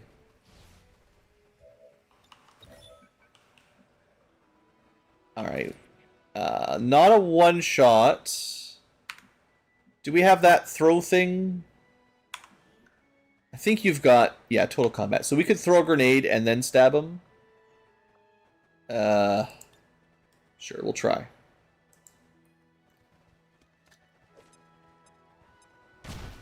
It did a bit of damage. And now we've got a better chance of melee killing. Uh-huh.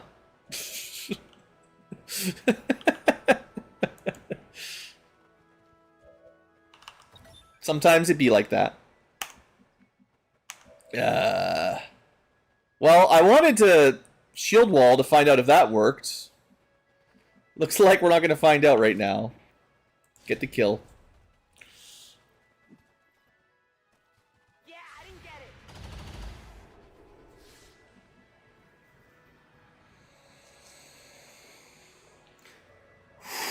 it. Take a breath. Take a breath. It's fine. I have other backups. You can't dodge this. Guaranteed damage. Yep. Very, very XCom today. It's like everything that can miss will miss. It's the new Murphy's Law. Oh, here's a good trick. Nice. A new glitch. I've seen this before. Sometimes the game thinks you can't move, so you can't move.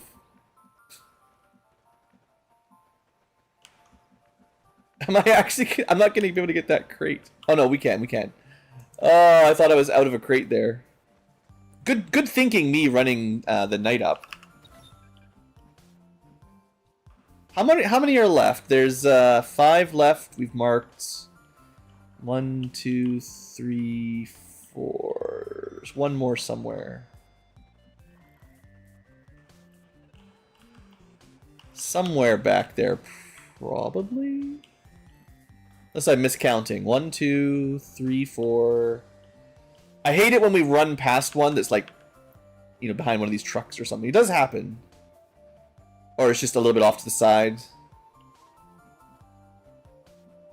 My guess, though, is back right. And even if it's not there, it's better to have someone back there. Like, we've got to spread out, because they'll mark it when they try to steal it. I have to fix my glitch. We haven't had a single mission today without some relatively major glitches. It's kind of brutal. At least Might and Magic 6 didn't glitch out very much. Was there any... I feel like it was a pretty low bug game. I had more in Might and Magic 7, actually.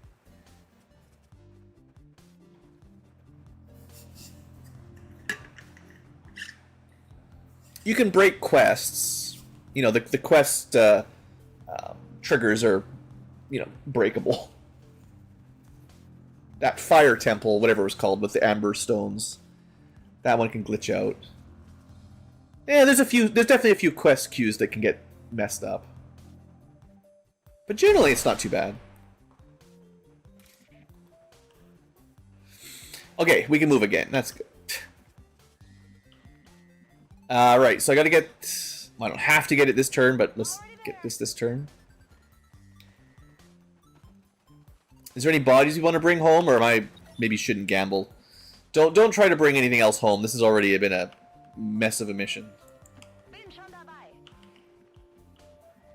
just gonna leave this person on the right flank, just in case the last box is somewhere over here.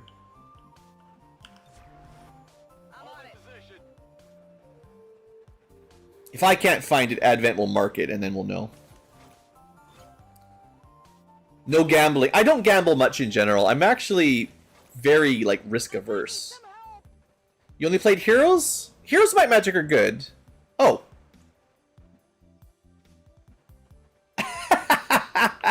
My spidey senses. I'm like, I'll just run this way, because it's probably back there. Little did I know, I'm actually right adjacent to it. Yeah, Heroes is good. I liked 1 a little bit. It was kind of funky. But I played Heroes of Might and Magic 2 and 3 a lot. And 4 a bit. And I tried 5 and was like, ugh. And then that was the end for me. There was one game that came out on like the DS or something that was like practically Bejeweled or something. And that was just kind of sad. Okay, let's science. I was going to find out if... shield walling ends your turn. It does not. So I should have... We don't even get a blade of those. Some units... The shield abilities aren't super consistent across the classes, I think, is maybe part of the issue. Shielding and guarding, some classes can do it for free. Some get different, like a blade of HP or smoke or other things. And maybe that's just part of too many classes for me. Like, they all kind of blend together. And I don't use them super often. Where's my... Oh, when you put the smoke on this map, on the tiles, it puts the flare underneath the tile. I forgot about that. I can't see exactly where I dropped it. It's somewhere in there. But yeah, because I don't use the shield guys very much, and there's a few that work pretty differently than the others, that's definitely, like, that's my problem. It doesn't mean the class is bad, it just means I've got too many classes, and they're a little bit niche. You know, trying to make the tanking work, obviously, like we talked about. But also, if I just learned how they work a bit better, it'd be okay. Part of it, again, the game doesn't really share that information, though, right? It doesn't tell you very well. You just have to memorize it. And, I guess when you only had 4 classes in vanilla, it didn't matter as much, but I definitely think that's a downside for the new XCOM games. They don't provide a lot of user information for the players. It's kind of a trend I've seen a lot. I call it like the Minecraft generation, where there's a lot of complicated mechanics, but you're just expected to look at the Wikipedia to figure it out. I know Minecraft isn't like that anymore, but for a very long time, there was no way to find recipes in-game. You just tried. And in the early days, there wasn't all that many, so it wasn't too bad. But as the game got more complicated, you basically just always looked it up on the wiki, right? And, I guess some games like that are fine. Dwarf Fortress is one that I didn't mind that as much, because it's kind of the point of the game is trying things and failing, so it sort of makes sense. But, I think games like XCOM, it wasn't even where I thought the flare was. Maybe this map in general, the flare goes beneath the level. But yeah, I definitely prefer my games, especially now when I'm a bit older, to like share the information with me, you know. Just tell me how the thing works, or at least let me read it if I want to.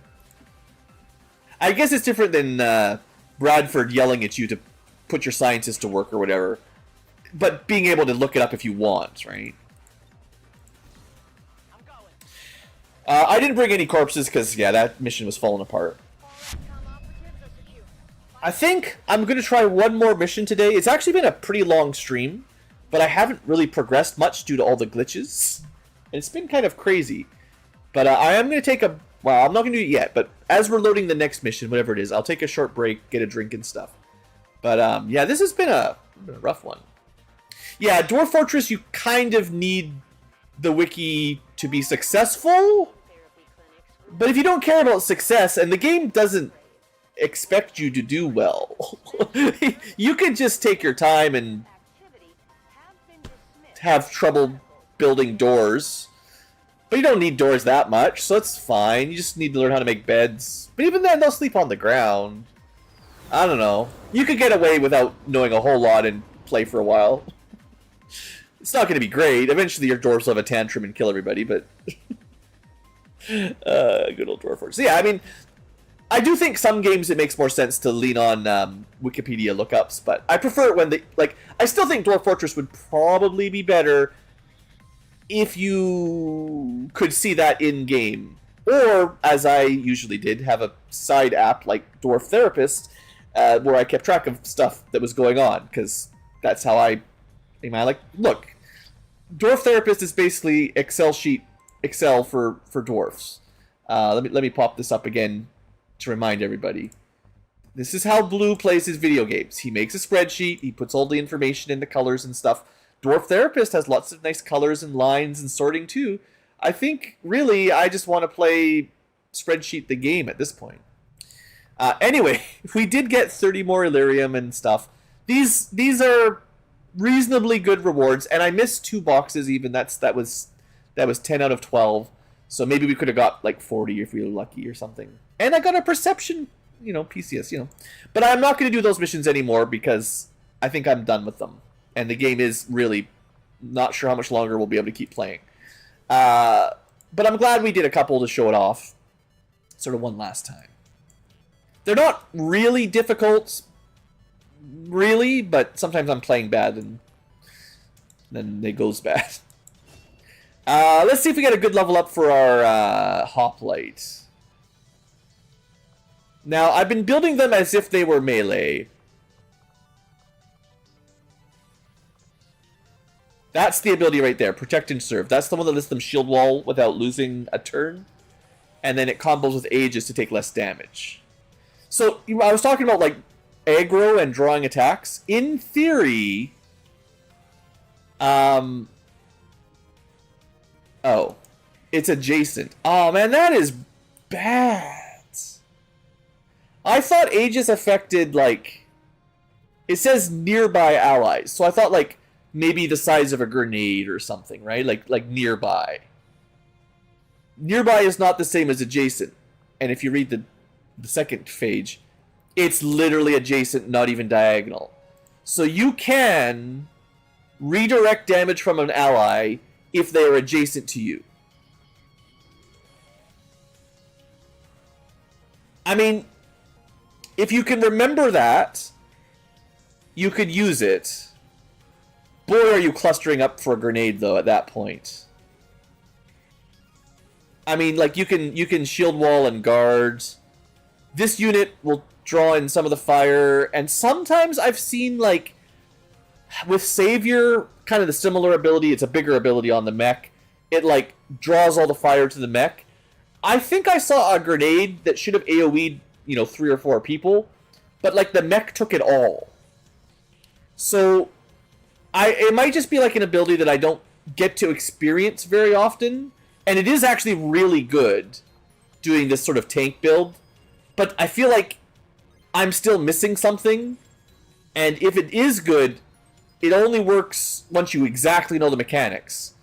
And then you have to set it up very carefully so the enemy does what you need them to do. Because if they just ignore your tank, then, like I said, they might as well not even be there. But if someone was flanked beside him when Aegis is up, then instead of shooting the flanked unit, they shoot him. He could be in full cover. He'll get hit, I think. I don't even think the defense would matter. Is that even good then, though? Wouldn't it be better to dodge? See, that's part of my problem with tanks, too, is like, isn't the strategy to deny enemies attacks rather than to let them attack? And even if you could somehow control who they shoot, you're still taking damage. And the amount of work, like, that's part of it. Like, the more setup it takes to force the enemy to shoot your tank and not shoot your, medic or whatever. It's all work that could be done to disable that enemy. And the tank still theoretically takes damage and needs to be healed and stuff. Even though they can probably take a few hits. It's the more setup it takes, the less valuable I think this is, right? Like, tanking needs to be fairly easy for them to be a non-DPS squad member. For me, at least. Maybe on higher difficulties it's better. That's always that. There's always that. Anyway, we could take a free guard every round as well. I think the pistol build would once again have been better. Fanfire and Lightning Hands are reliably good abilities. I guess I didn't realize that Aegis was adjacent, so I didn't think Shoulder to Lean On would be very good. But if you have Shield Wall up, everyone adjacent to you gets 5 aim, which also means they can't get shot, and theoretically at least. And then if you're getting free guards and stuff, you're not taking the damage. I'll probably take the free guard, because his melee is basically garbage anyway.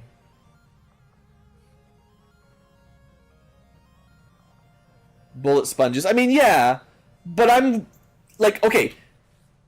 The assumption I have typically is if I group my soldiers up, we are getting grenaded, or some other area of effect ability, right? Like, the enemy is very quick if they see 2 or 3 people adjacent, they will do everything they can to drop a bomb on you. They are very, very much incentivized to do that in the AI scripting. If Aegis protects you from AoE, okay, no problem. Only this guy takes the hit. He might even have blast padding or something if you're lucky. Maybe not this one specifically, but you know, you could get it. Oh yeah, he's got it. There you go. Old school blast padding. So he takes half damage from explosions. Maybe the allies take 0 damage. Then I'm happy. But it doesn't say that anywhere, right? If Aegis, or what is it, Shield Wall, if Shield Wall... So part of the problem is Shield Wall isn't even an ability you can click on. It's on the shields. All it says, if we scroll down here a second, Shield Wall. Providing high cover to adjacent units, you get a defense penalty and a dodge bonus. It doesn't... It just gives your friends cover. But it does other stuff, right? And if it's meant to... With Aegis... If it's, you know, maybe Aegis needs to say also affects area of effect or something. Or, I don't know. Like, I feel like I don't have the information to use it. I need like a testing tournament, an arena where I can just throw down abilities and see what happens without losing a soldier. That's part of it too, right?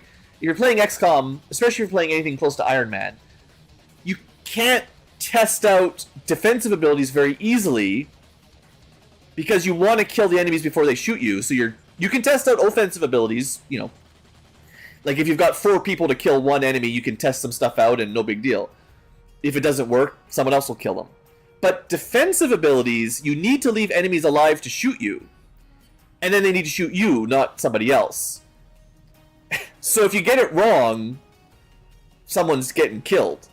So it's pretty hard to test them. I think that's maybe I need to play a save scum science version to really figure that out. But in a game where you're sort of expected not to save scum, it makes it pretty hard, I think. It's hard to figure out how these work in an environment where there's not really a safe way to test them. Unless you're willing to save scum. But I don't know. I mean, I guess I could. It's not like it's illegal. You can't stop me.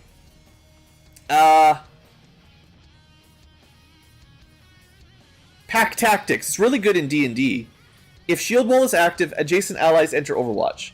I feel like he would be better if I dropped all the Viking line, because the shield bashing sucks. Like, sorry, it sucks. I think Protect and Serve, free guard, free shield, friends get Overwatch, adjacent allies get Overwatch, and protected.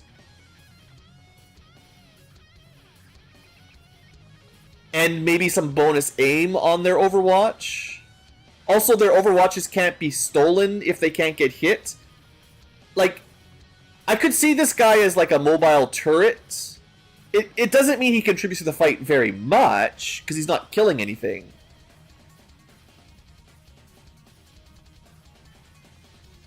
I still think a pistol build would be better, but it like the shield bashing build, the melee shield is probably the worst. Trying to figure out the defensive wall might be better. But yeah, I mean, just shooting things, right, tends to be the main. Save scum for science. Yeah, I mean, you know, depends on my mood. Sometimes, I mean, if I'm playing alone, maybe, but I didn't. I think it's just how XCOM is designed. I feel like I'm not supposed to do that, you know? It's weird, right? I'm complaining about not knowing how these abilities work. The solution is just throw up a mission with a couple guys with abilities, save at the beginning, see what happens, reload when they die. It's simple, but it's like, it feels wrong, so I haven't been doing it, you know? I don't know. That's the best I can explain. But I mean, that does make sense. Rationally, I understand. But in practice, especially while streaming, it feels like I shouldn't be doing that. I'll have to keep that in mind when I do my tier list. Some of these have abilities I'm not very familiar with, so I'm not going to throw them in, you know, the garbage bin just because I don't understand it. I'll give them maybe some points for potential that I just don't understand.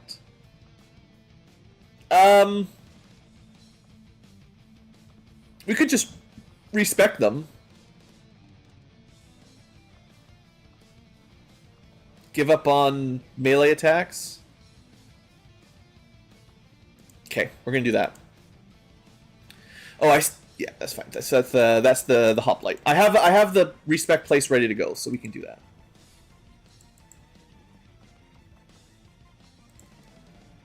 Not that there's a whole lot of time left in the campaign, but I could see trying to make a tank. Like, I've been spending all this time talking about tanking.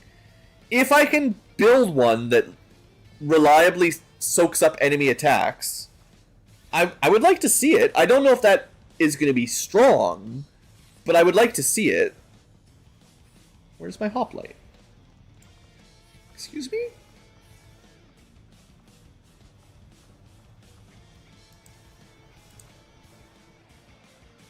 Yeah, the base game wasn't expecting these kind of abilities, for sure.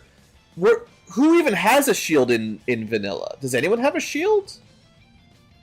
How did they get shields in there? There's an animation for it. Someone must have a shield. Like, the modders can't fully create new animations. I don't think. Maybe they can. Not sure why I can't respect this person. Oh, they're injured. They're injured. Now I'm never going to remember.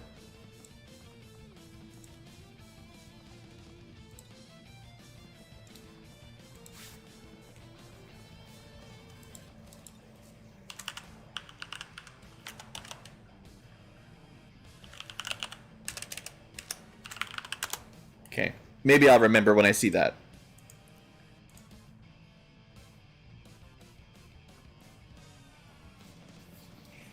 The vanilla classes, specialist, gunner, sharpshooter, was it infantry or whatever it was called for the, no, ranger,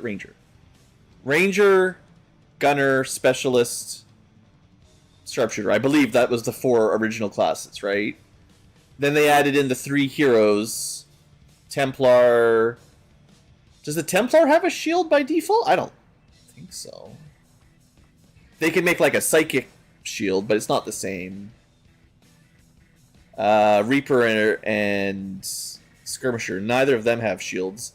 And then the Spark is a DLC, but another class. I wonder where the shields came from, actually.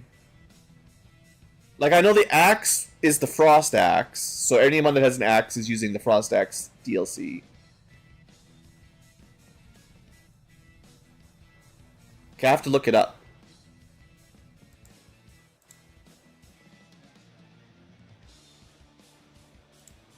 XCom 2. What unit has a shield? Shield bearers. That's not what I mean. Did modders really figure that out on their own? That's pretty impressive if they added them in.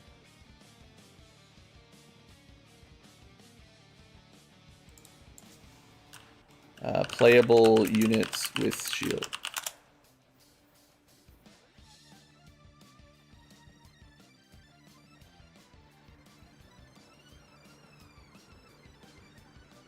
Yeah, I mean, I'm pretty confident none of the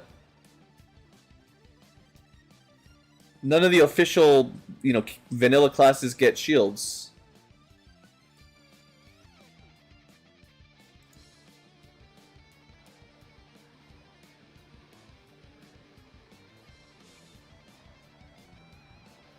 Yeah, you can get the shield wall ability with the heavy armor, but it's not the same as a shield. Like, I think this is vanilla mechanic. You can provide cover via heavy armor, but...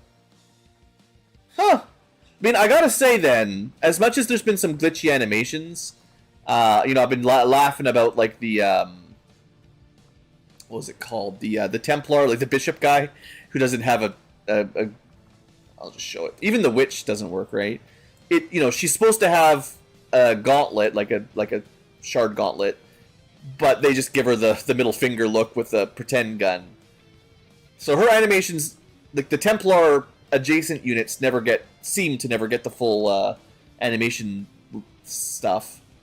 But if the shield guy, like I'm on Like, there's some really nice looking shields. I can't believe they're not anywhere vanilla. Like, it's just too smooth, right? Like, the gun lines up to the shield even, right? Well, yeah, because normally they hold the guns with two hands. So the idea that they're leaning the gun on the shield, like, that's an animator. It's not even really clipping. Like, that's a well-done animation, in my mind. If it was a modder, I would expect it to be a bit more janky. Like the dual-wielding McDonald guy. That one looks like a modder jank, for sure. They made it work, but they can't make it look pretty. I mean, there's a lot of modders. Maybe some have done tricks that other ones can't. You know, that's fair. Where's my Storm Rider? My Rider... If they called him Rider of the Storm, that would have been really sweet. Storm Rider. These guys.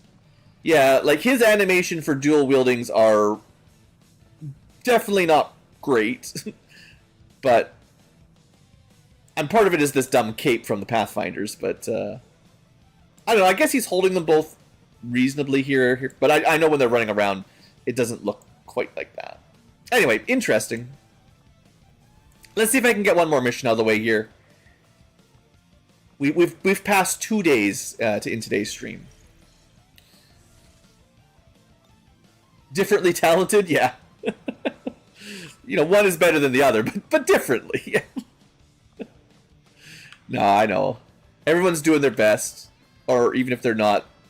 Well, actually, that's an interesting phrase. Here's a philosophy with Blue Ankylo. When people say they're doing their best, or at least when I'm saying I'm doing my best, it doesn't necessarily mean legitimately my best I could ever do. A lot of times it means the best I could do at this moment. So if I say today I'm doing my best, I might not mean as good as last week. It might be just for today, given my current mental state and life, I'm doing as much as best I can. So it's not necessarily the literal top of the bar. Median Battlesuit. This is new. Exalted Custodian Powered Armor. Massive armor and health. Immunity to a bunch of stuff. Weapon systems. Shields. Jetpack. I mean, that sounds awesome.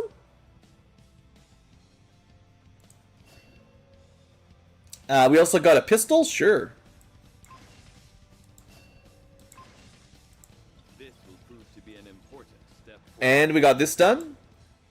At least we got a little bit of research done. So yeah, Exalted Purge Bishop. Purge Bishop. We got an Exalted Purge gun. I still haven't used the basic Purge, but hey, we got a better one. And that was it. Alright. Let me, we'll just get rid of some of these data pads, I guess. I think they take longer and longer to research the more you do. So the first few are, like, really efficient. And then after that, it starts slowing down. Let me look at that cool armor, though, before I forget. I don't know who we would want to give it to, necessarily. I'm just going to test it out here. The armor with the tank? Yeah, okay. Where was my knight? Somewhere near the bottom, right? The thing is, I still think a tank would be better with a gun. The Rook has a gun and a shield. They're so much better at tanking than a guy with a sword and a shield. But, it was a hoplite, I guess, but they're injured, so they won't... it doesn't matter, we're just sciencing a little bit right now. Because I'm not going to actually equip it, I'm just showing it off. We'll equip it when we go on a mission. I'm assuming they can equip it. Yeah, Medion Battlesuit. Ooh! Did you see what I see? 5 armor? The Titan armor only had 3. And it's crazy tanky. This battlesuit, 15 health, 5 armor. Okay, you know what makes a sword guy better? Rocket barrage. A shield for allies? Okay, This is armor that provides cover to allies. You don't even need a stupid shield and a sword. You just wear armor that does it. Sure, it's late game Requiem armor, but you know. It also comes with a plasma bolt launcher, a magnetic minigun, a Meteon jetpack, a rocket knee strike, the wrecking ball ability to just smash through walls. You're immune to a bunch of stuff. It's bulky, so you can't be pushed. You cannot be bound. It is the ultimate heavy armor as far as I'm concerned. So, yes, if we can make a tank direct fire to themselves via any possible ability, a unit that has pushing 30 health and, well, we could get them to 7 or 8 armor now with a shield and this. It's not quite mech tier armor, but it's pretty close, and it has all the guns.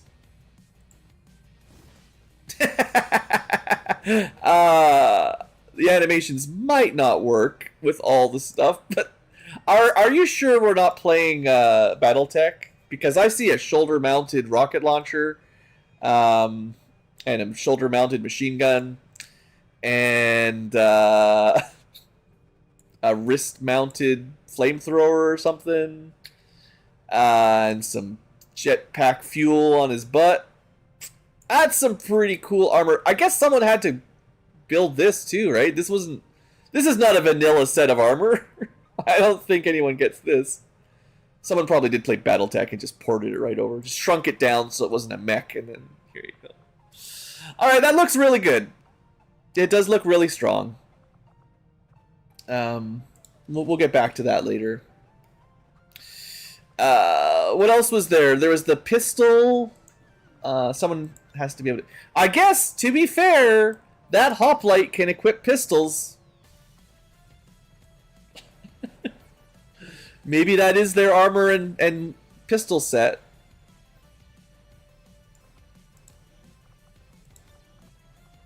I mean, honestly, the laser auto pistol is pretty good. But, what's this new one? Is it not a pistol?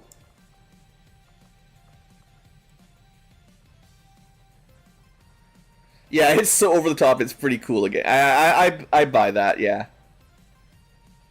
I mean, I keep saying the Requiem armor and weapons are so freaking cool. Like, I cannot believe how awesome they... Whoever did the modding, it must be like the Requiem modder, like it's a pretty major mod pack. They must be like really good at importing, because they've got all the armor and weapons and stuff.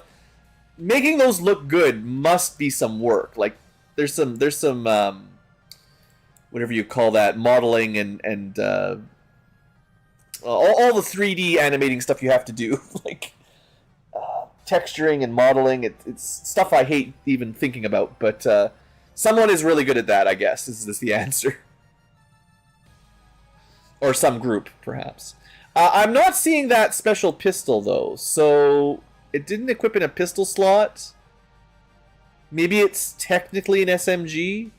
One way that always seems to work is we look at the mercenary, they can equip basically anything.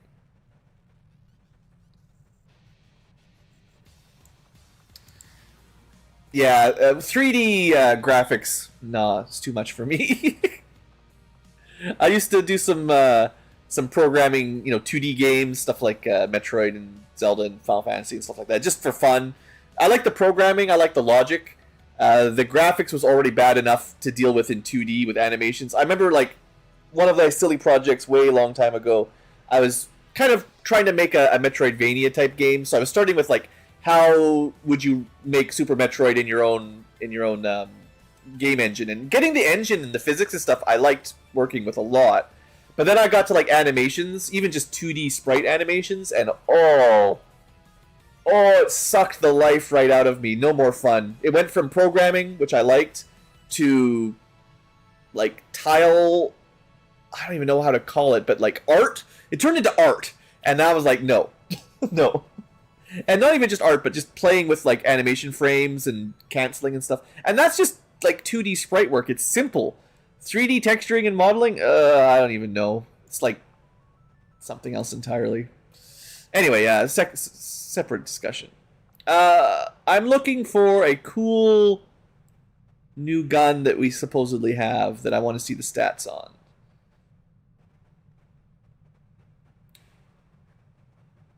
Apparently not a primary. I mean, I kind of expected that. I could have just skimmed right through it, though.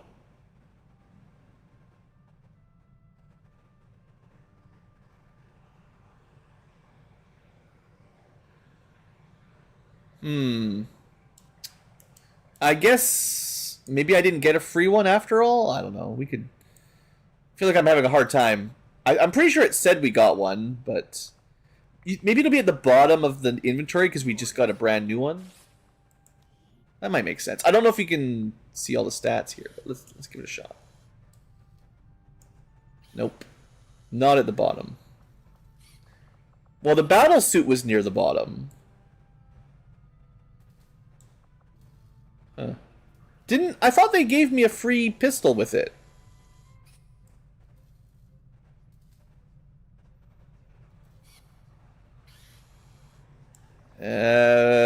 Item category, weapon, all existing weapons.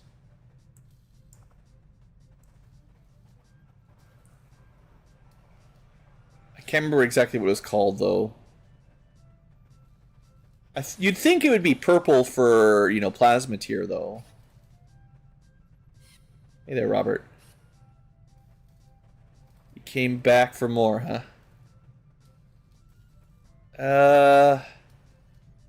Well, it doesn't matter that much. Oh, is that it? No. This is one of the older ones. We've had this for a while, I think. Yeah, mastercrafted means it was one of the loot boxes. Huh. Maybe we didn't get one for free and I have to build it. Trouble is I don't know what class it is, so it's a bit weird to find.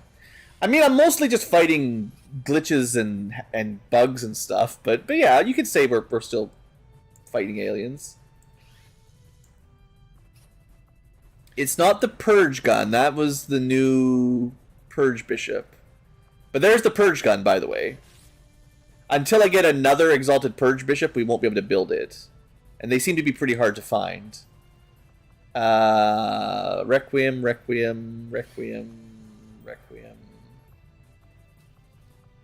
I don't know where it is.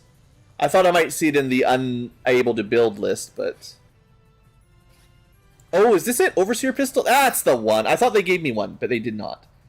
Well, okay, we'll build one then. Sure. I had the free corpse, and it's not that expensive. I was half expecting them to call it a bolter, honestly, at this point. It's just a light bolter. I guess I should play that Pathfinder as well. The guys that made the Pathfinder games made a Warhammer RPG, so maybe I should play that.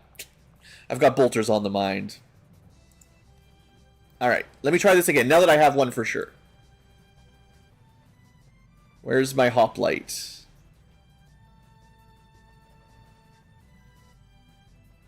There. Loadout.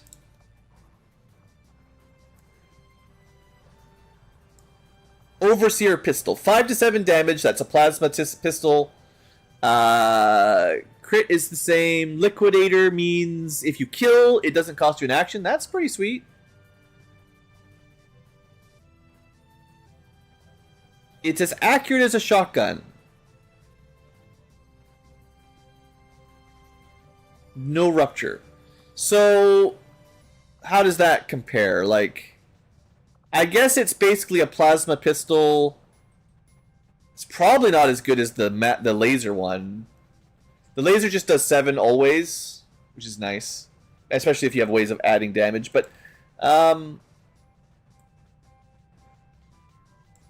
I mean, it gives you a free ability. Liquidator's good. So this actually would be really good on some of my, like, I have some pistol classes that get Liquidator, and if they do a lot of damage, if they've got abilities that already give them, like, pistol damage ups.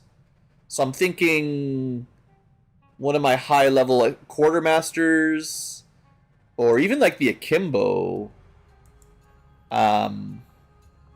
because they get so many extra shots, although they're a little bit more Overwatch spec'd, which doesn't combo quite as well. So I guess Gunslinger is the main one.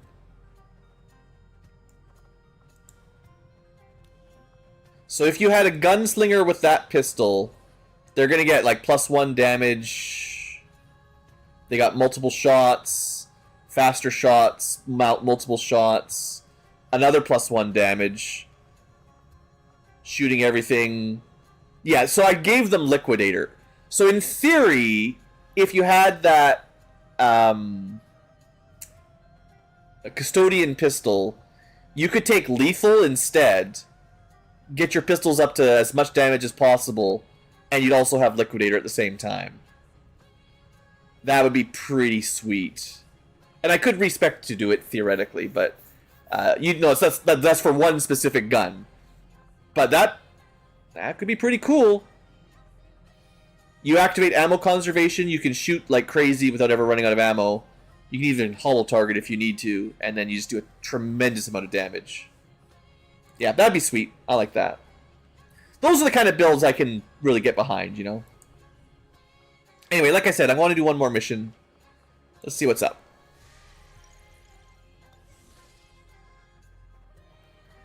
I might be our corpses, Robert, but we're trying, yeah.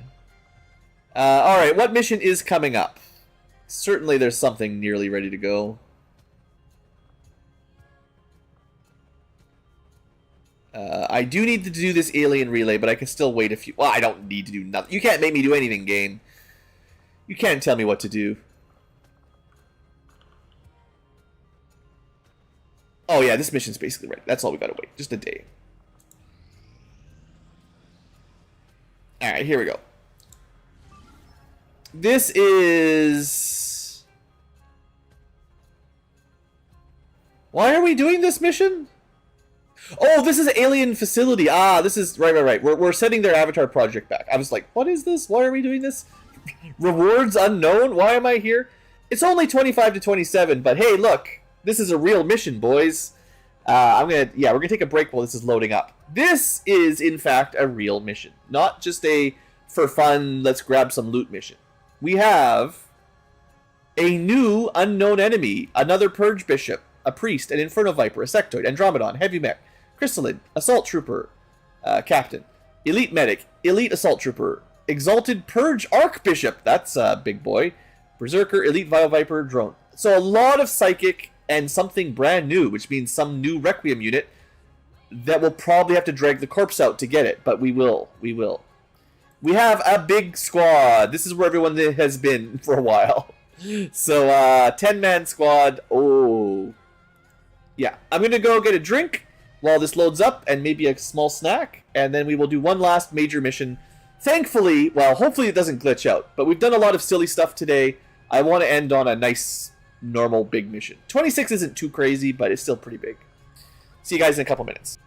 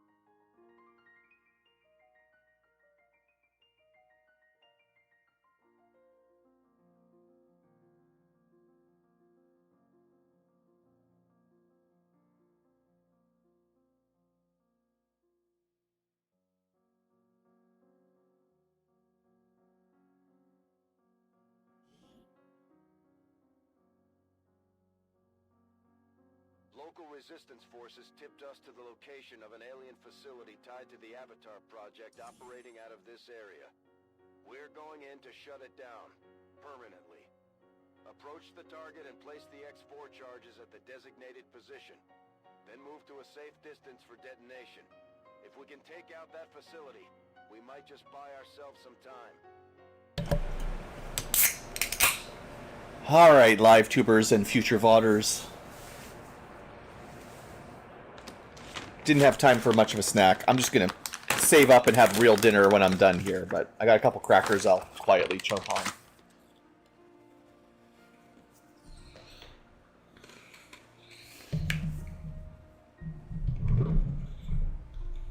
But, here we go. Big mission.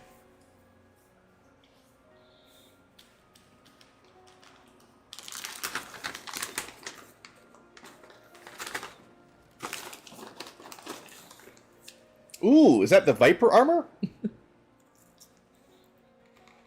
got an enemy squad here. Menace 1-5. Target coordinates are locked in.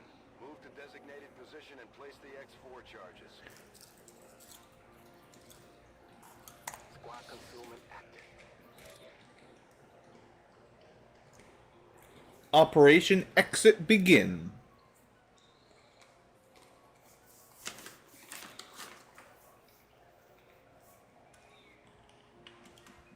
Okay. So we're right in the corner. And pinned in by an enemy squad. So not much sneaking today. Let's have a little recap. We have a recon. My favorite stealth unit. Because they can holo target. And also, I got a proximity stun mine. So that's good. Yeah, we got multi-targeting and all that good stuff. They might even be, if I'm lucky, they're the kind of officer that gives me... No, this is not a reward officer. This is not a reward mission, so it doesn't matter. Destroyer. We've got a decent sniper rifle. Not plasma tech, but still pretty good. This is like the assassin's weapon, chosen weapon. You can like mark something for death, and then the next turn you get to shoot at them 6 times. So that's sweet. We got a pretty good set of rockets. Not a ton. So we can run out. But, you know, in a pinch, big rockets. Psyop, right? Yeah. And the good kind of Psyop that has Void Rift. Not like my little baby psychics that can only do garbage. Marionette control, acid ball, Void Rift, null lance. Yeah, this guy's stacked. Also, I think he's got like 189 size strength. We got to get this boy some mind control. Nothing can resist him. Next up, Stormtrooper with a laser bullpup with pink bullets. This is new. I don't think we've ever used this. I'm looking forward to it. Doesn't do a ton of damage, but pink bullets help. Next up, Aspirant. That's our psychic sniper that can power up their friends, I guess. Pretty much. So Imbue is new. I gotta remember this one. I've never used it. You give a friend something like the Reaper ability, where they get an action point refunded per kill. So depending on who you give that to, you could get some crazy chain combo going.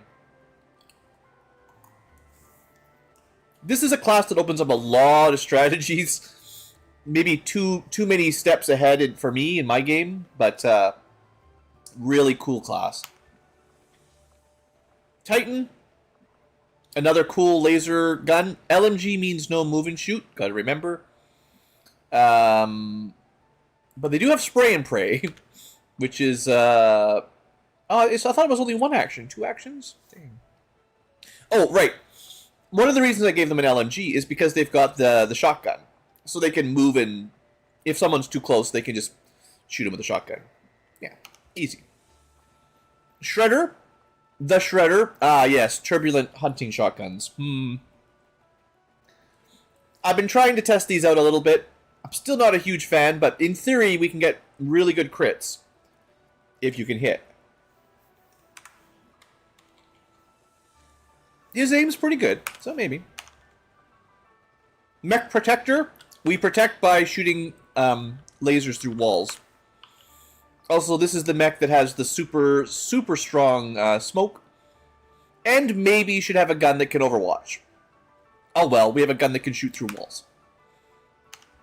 Next up, the Mech Templar. Not quite plasma tech cannon, but they're more about psychic damage, or melee damage anyway. It's pretty good. They're not quite the skirmisher, but they're strong. And finally, a keeper, a sniper.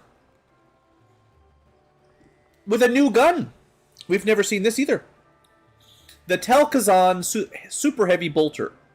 We're testing this out. This is the one, I do remember, that has to like charge and shoot, and it said make sure you have steady hands.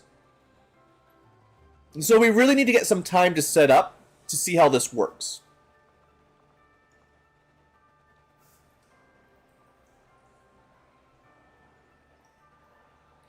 Yeah, so you have to charge the capacitor with an action. You have to fire it within one turn. And if you have steady hands, which we do, you don't lose, it's not turn ending. Now, I'm not sure what else you can do, but this might let me mark or steady weapon or something. But I think this is like a 2-turn gun. Which is, well, we'll see. It doesn't even do all that much damage, so maybe we can just charge and shoot it. Either way, let's get to work. We do see a group nearby. Let's see if we can get some positions. Also, a lake river nearby, so pretty hard to get flanked on that angle. So that's nice. On the move. Hostile targets in sight. Alright, a drone sucks. Here's that Advent Exalted Purge Archbishop. That's a lot. I'm going to try to keep my stealth unit as stealthed as I can. I really don't want him to lose his concealment because the drone is a jerk. Yeah, there's a lot of water over here. Very much of a dead end. Is this the map with a big bridge? I think there must be a big bridge into the facility or something. Like with a canyon. So, very much a choke point map, if that's correct. Okay, let me see. Priorities. Yeah. We'll get this guy a lot closer. It's kind of like my skirmisher anyway. Don't want to attack this turn, but we want to get into position. I have a lot of snipers. I do remember setting that up, thinking, not sure if that's the best plan, but that's what we've got. No high ground yet, but we'll get the snipers around. Yeah, some of the titles are a bit much. No, I do think maybe they need a way of shortening some of these down a little. It'd be nice. This looks like a pretty good place for an LMG cannoneer. Shotgun. I don't think we're going to get flanked over there. Good to go. Got to use the mechs last because they're real tricky.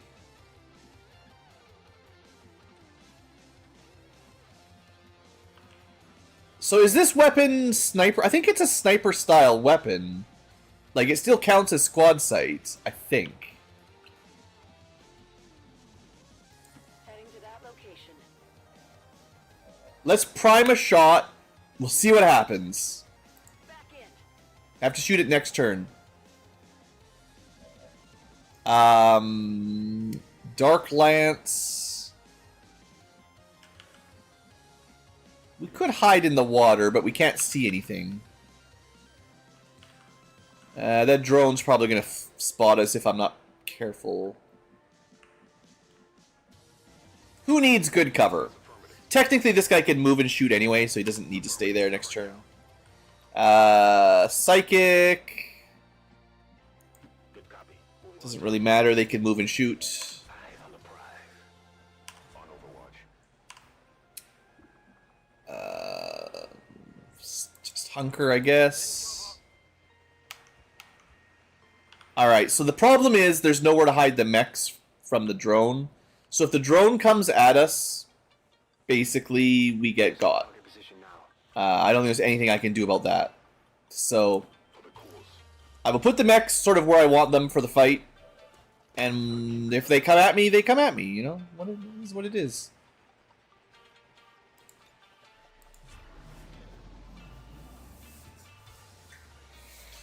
I could have hid them right in the corner or something, and maybe the drone wouldn't have spotted them, but it really just depends on the RNG on the drone patrol. And seeing as the AI knows where we are, they'll probably fly right at us. Eyes on a hostile patrol. Oh, good. We really are just cornered here. Small pods, which must mean there was like 10 small pods. Okay, the drone played nicely. Thank you, drone. So we cannot see that extra pod. So we start here. Purge Bishop, we should maybe check his abilities, right? That'd be smart. The first sergeant is just a guy with a rifle and a frag grenade. Relatively normal guy. The Advent Exalted Purge Bishop, sorry, can put everyone in jail. Oh man, that's rude. He does have a ton of cool abilities. I'm not going to necessarily read them all, but he has psionic attacks that chain. It's like the regular psi attack. Apparently it can hit up to 4 or 5 targets altogether. That's a lot. I guess it somehow depends on his focus. That's crazy though. Immune to fire, frost, acid. Maybe flashbangs. Maybe less melee. Auto sustain. I hate it. Melting aura. If you approach them, you take damage. So really bad to use melee against these guys. He gets an extra action if he kills you. And he's got a bunch of fancy abilities, like a fire cone, a retaliation, it's like scorching, or what is that, the tiefling ability they've got? Hellfire, hellish rebuke, put you in jail, and yeah, the jumping thing. All right.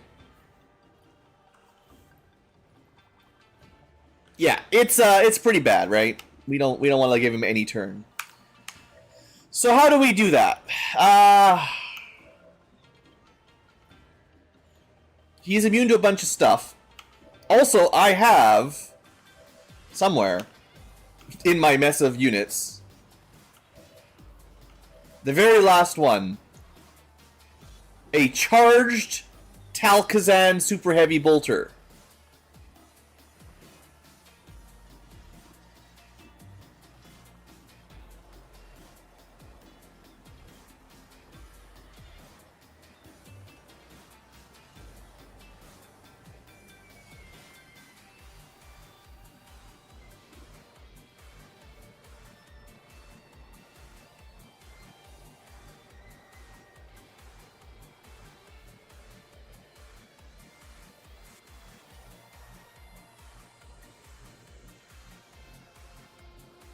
Uh-huh.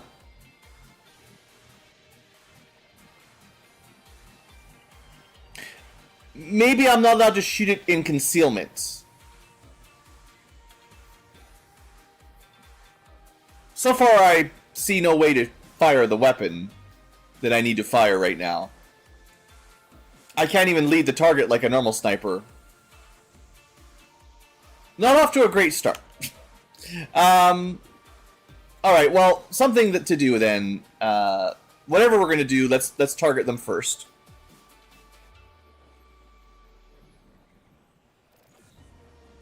Only makes sense. And what do we say his immunities were?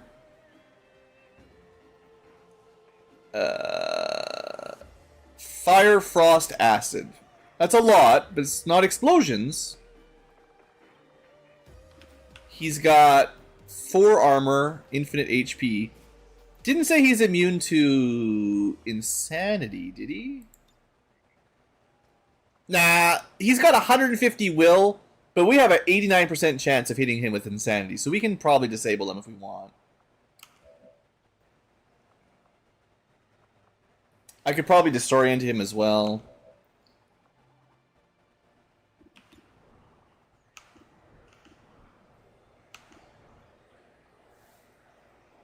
Well...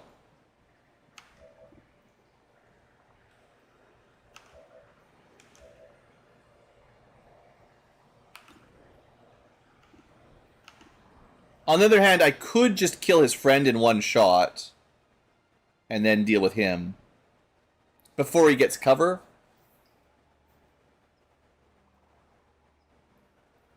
If it only holds the charge for one round, we should have already exploded. Or I'd be able to do it again.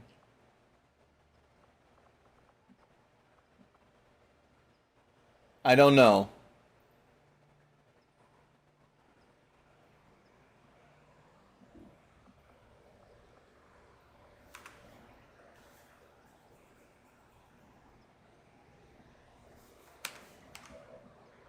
I don't know.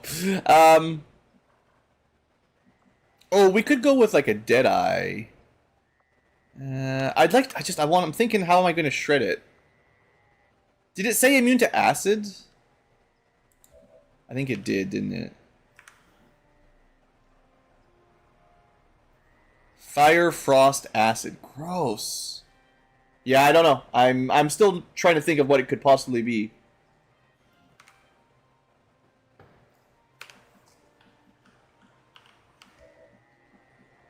Okay, I have decided...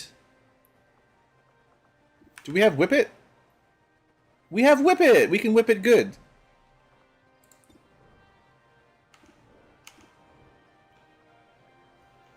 No, you can't see the Purge Bishop?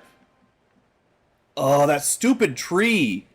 Because we could decimate it with double barrel shotgun to do up to 29 damage for free. Well, maybe he'll move into shot. Okay, let's just kill his friend with half of our turn, or a third of our turn, and the rest of the team will. That's a lot of lasers. This is a laser LMG. Also, that gave a bunch of combat. I totally planned that. I did that on purpose. Yep, totally did that. I remembered.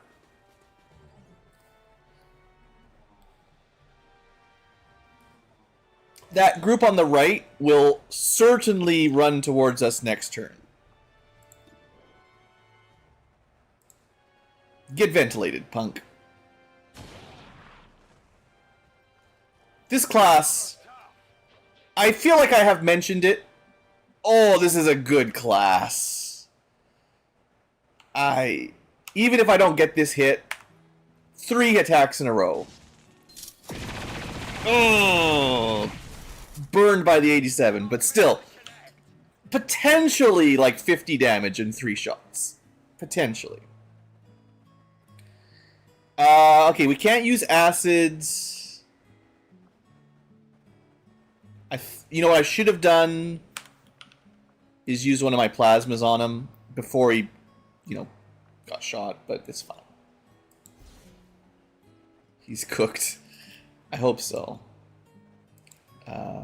Yeah, I mean, there's some strong enemies on this map. This Purge Archbishop is definitely one of the stronger ones.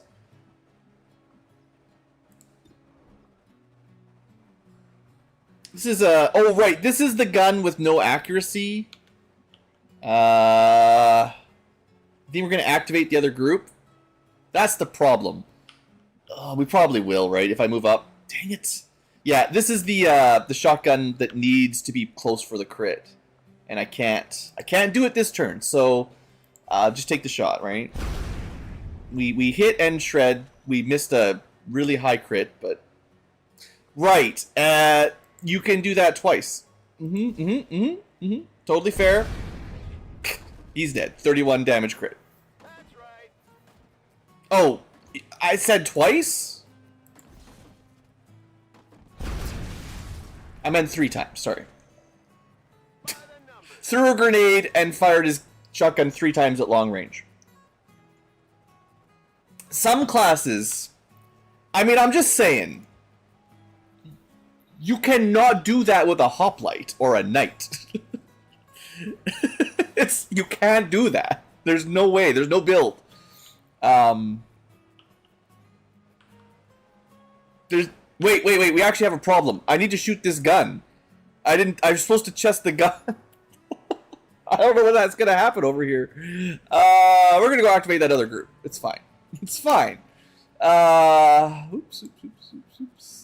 You'll be fine. You're really fast. You can move. Yeah. On my way. That was too much damage from the shotgun. I didn't expect it to be so impressive.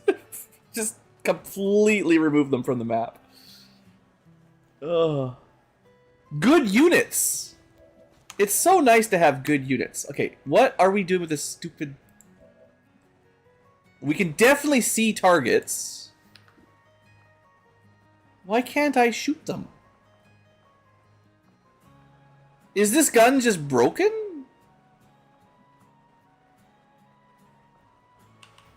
I can't, like, reload or anything.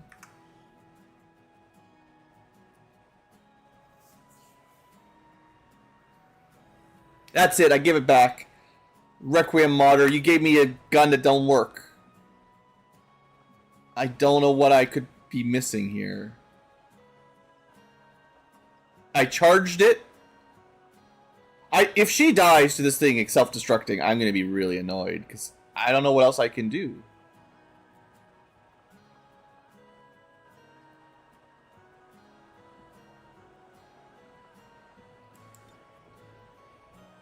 I mean, she can still help by marking, but that's not gonna shoot the gun. She can give out some ammo to her friends. Anyone else want some cool ammo? You don't really need it. You've got tracer rounds. You probably don't need those, actually. Honestly, the fancy Requiem rounds are way better than 5 aim. I just don't have a lot of them, so it's kind of nice to pass them around. Ready to rock. Does that also give a reload? Ooh, there's a... Okay, I hadn't thought of that. So, the Keeper can basically share ammo with friends, which is cool. I wasn't thinking that it reloaded their weapon, but it does. So if she's on a team with one of those 1 ammo units, they can shoot... She can feed them more ammo for 1 action, non-turn ending. Doesn't really matter what the special effect is, she can just reload their weapon for them. I gotta remember that. That might be even better than sharing ammo, actually, because... Yeah, okay. Gotta think of stuff like that.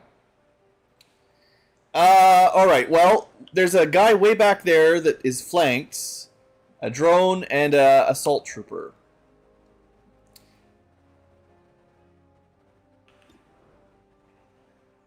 We got pink bullets. Okay, we're always going to do 10 here. We're also going to irradiate. I guess we just go for the guaranteed kill. Heads down. Worth it.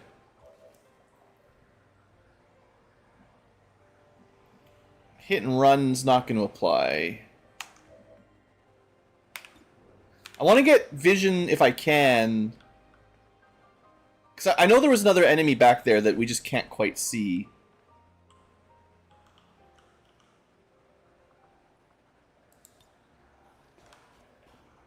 Ah, what's the worst that could happen? Teleport! There he is. We found you. Oh, freaking squad sight sniper can't see him. Would have been such a good flank. Doesn't really matter, but, you know. Target eliminated. We might be a little overpowered. I can't see him from here either.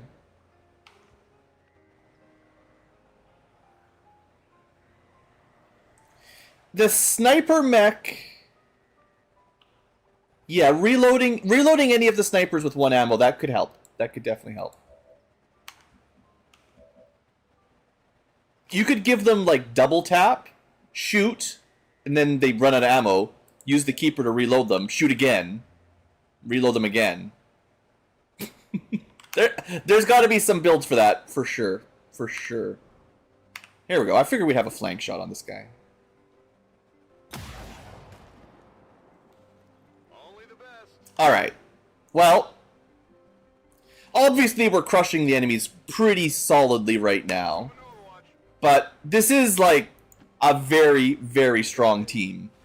It's nice to show off the actually good units.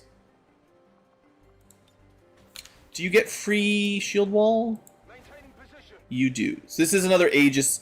So we need people beside them, and then Aegis will, like, to be fair, once again, this is probably better than any ground shield unit, because the mech gets so much armor.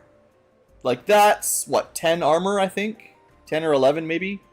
That's a lot. And then technically they can do, like, an AoE guard as well. So, like, this is... If there's anyone that can do, like, MMO tanking, it's probably the Protector mech. I just don't normally need it, you know. No one gets by me. Alright, you go looking for enemies next turn. To Overwatch. Here I come. Keep you close to the group. Standing fast. All set. Alright, unfortunately, I think as strong as we are a one sniper down team by the looks of it. Because I don't think our keeper is going to be shooting much. Oh, hi there. 70%. Psh. They are really small groups, though. It's not good for them. I think I got a piece. It's a very hot-looking gun. Elite medic, heal thyself.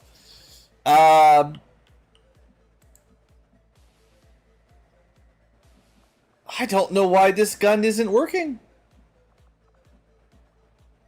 I'm not impressed.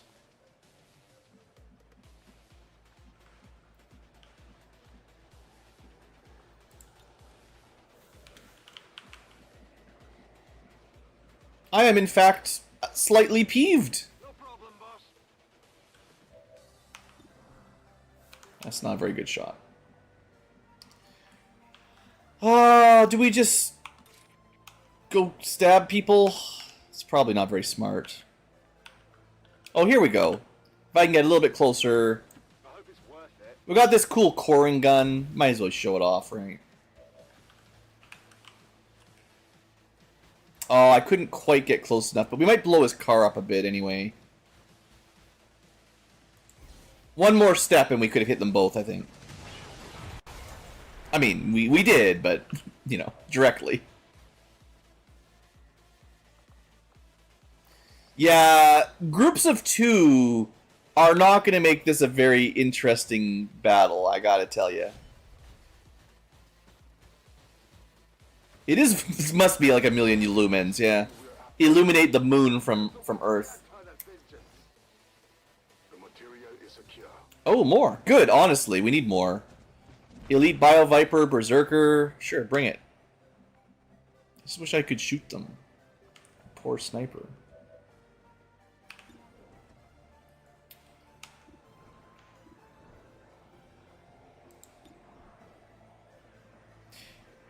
We might be a little overpowered.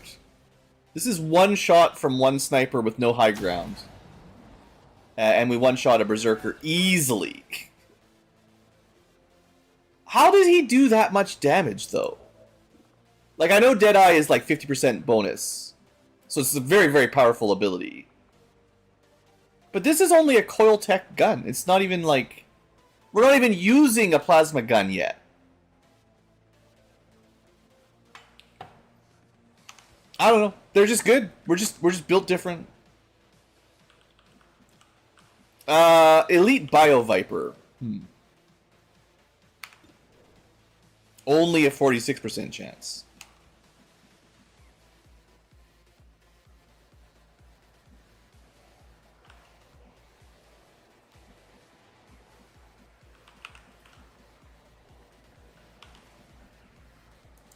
Absolutely. Oh, we're not going to be able to... I saw the flank. Oh. Well, we goofed. Alright, let's turn around. Let's turn around. Hold on. Hold on, hold on. This was a huge mistake. I regret my life decisions. Come on back. That's illegal. You're not allowed to shoot me over that wall of water. It's illegal. All right, everyone back together. I thought they were all separated in small groups of 2, and we were, having a good time there. Let's just take it slow it down just a little bit. Let's get some.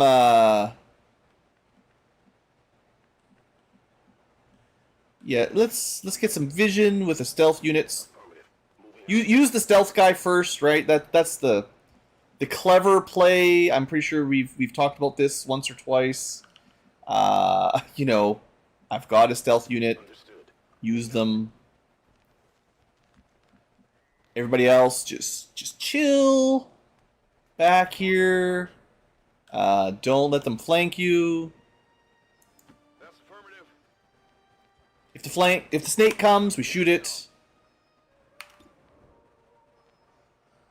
If we've got squad sight, sure, might as well. Goodbye. See, this is why we pulled back. That's way better.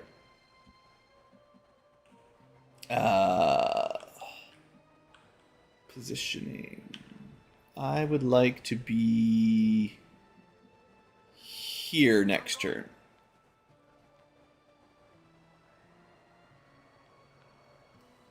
Uh-oh.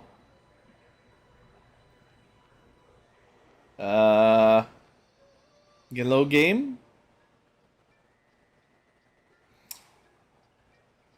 Oh, we're good. It just really was struggling to go to the keeper's turn, who's probably about to explode.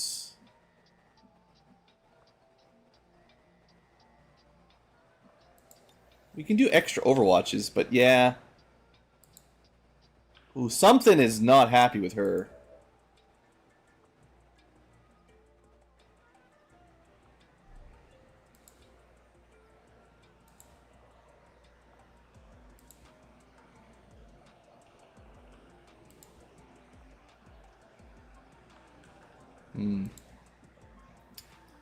I don't know what to do here. Moving to position. In cover.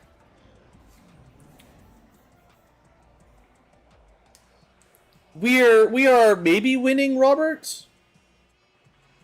We are crushing them pretty quickly, but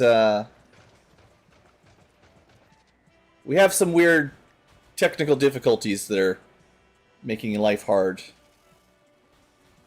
Ooh, that snake is close.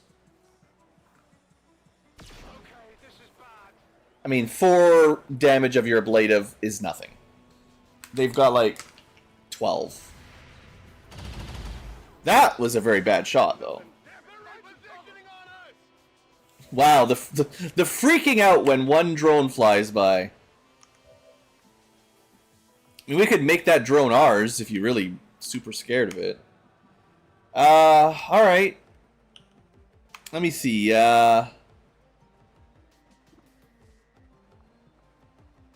it's not going to be close enough for both barrels. The damage on this thing, wow. On a crit, up to 50 damage with the plasma shorty just on its own.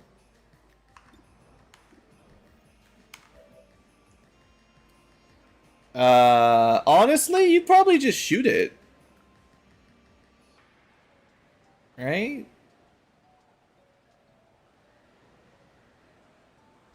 Or knife it? Acid fang it? Yeah, that's actually better. There you go. That's fine. And, just reload. I guess that's just 1 ammo worth of reload, but I'll take it. That's another one, because the shotgun only reloads 1 ammo at a time normally. The keeper could just full reload it for 1 action. That's pretty sweet. That's a good build, too. It's too bad she can't shoot her awesome new gun. We need to get rid of this Viper here, and we need to do it without destroying this tree, because we kind of rely on this tree. It's like they knew where I was hiding, you know? Funny. But we'll do some target marking.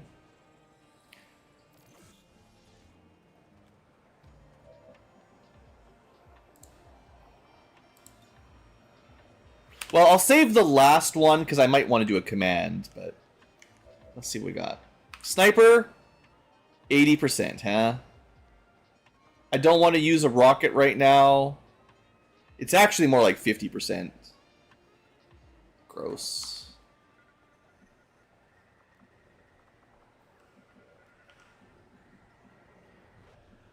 Okay, we can get vision from here. And... not a kill. No lance is 10 to 15, but we can't do it without friendly fire. I mean, we could hit it with insanity. And then just ignore it for a turn. Sure. You're losing control.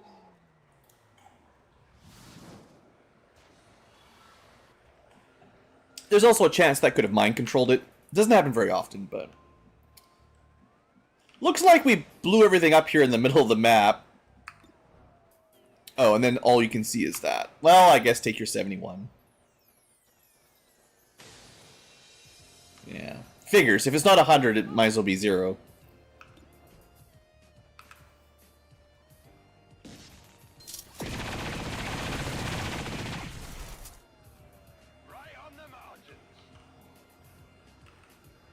Oh, hey, it spits out acid everywhere. Neat. I forgot about that.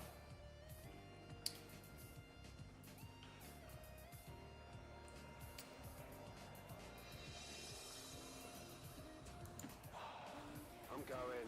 This mech is still pretty safe. In position. Let's, try to give this Andromedon a bit of a bad day. It'll acid glob us if we don't deal with it. I should have done that first, because now the snipers would have had a good shot. But I already used the snipers. Nope. I did some of them, but not all of them. Okay, hold on. Singing in the background, it's getting me.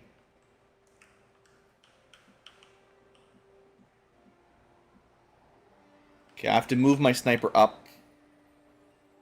Can you see it from here? I wish I could... I wish this game would just tell me if I had line of sight. This is like very... not that flankable, but it's like half cover. I just have to believe that we'll be able to shoot the Andromedon from here. Nope. Nope. Freaking useless game. That's 280s basically missed. Fine, we'll use the shield mech to save us. It's not what I wanted to do, but this is where we are.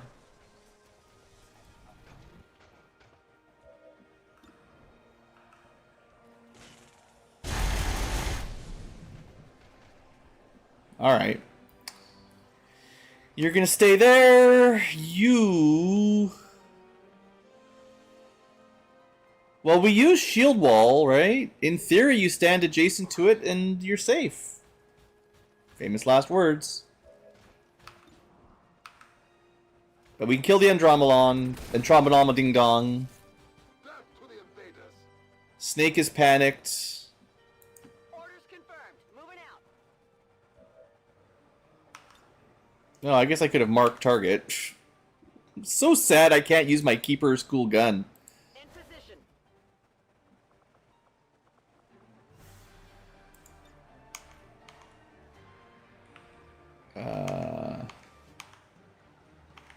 Not sure if who's got the best Overwatches? I don't have a focus shotgun.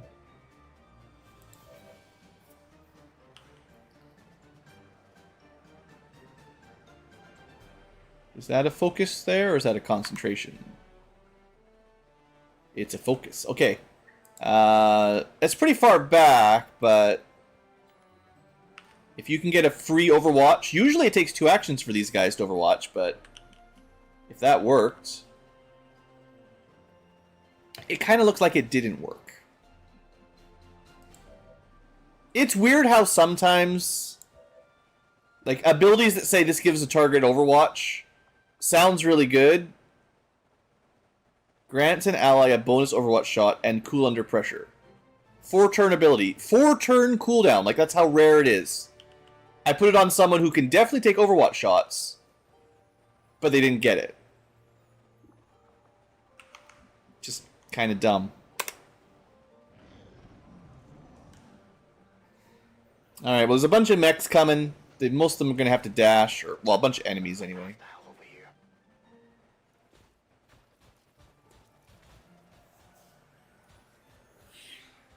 Alright, shooting at my Aegis. Alright, see, this is what I was talking about.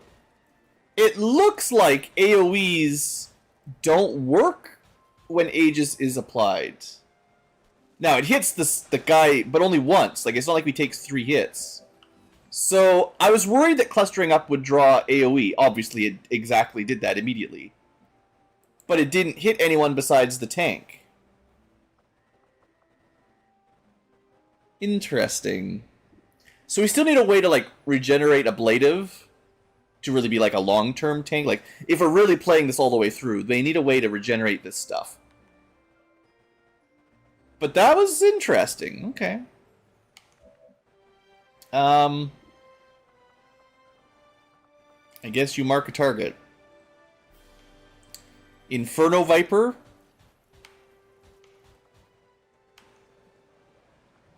I don't think these are active, actually, because only my stealth unit can see them. Let's just try to make sure we finish off this Bio Viper.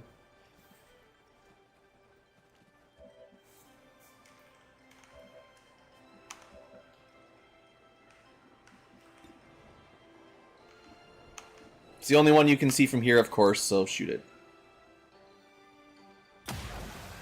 Alright, at least that's dealt with. Let's see. Other sniper. Pretty good shot. Heavy mech, regular mech, unactive pod.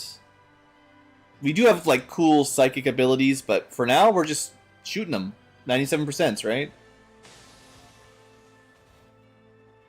It hit the plate.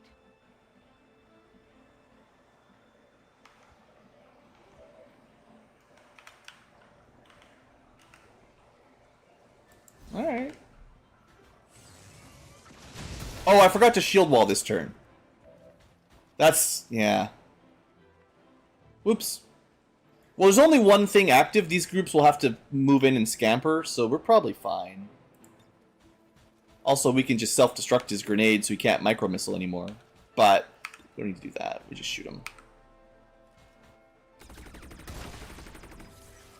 Things are pretty well under control. I'm mostly.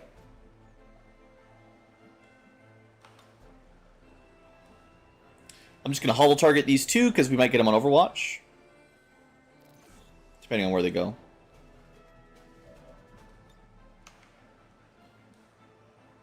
I wish there was a way to skip the animations for this stuff. I don't need it to play out a 5-second hollow targeting animation that you can't even see every time I click it. It's not really contributing very much.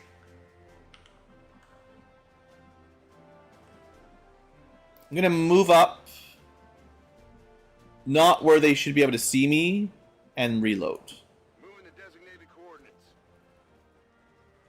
Rock and roll. And the line of sight has been a bit gross. This is, which type of, is this the Overlord? No, the Titan. The Overlord Cannoneer has squad sight and could be killing them as well. But for us, we need to be a bit closer. Well, we can Overwatch from here. That's fine. I definitely want to get you reloaded.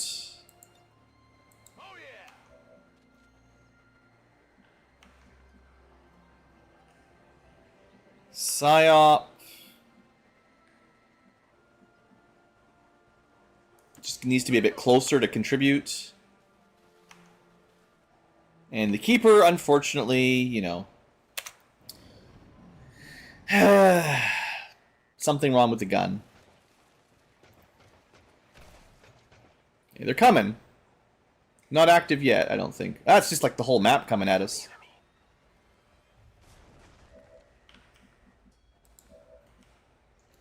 We could try to steal some loot. I think that drone will probably spot us.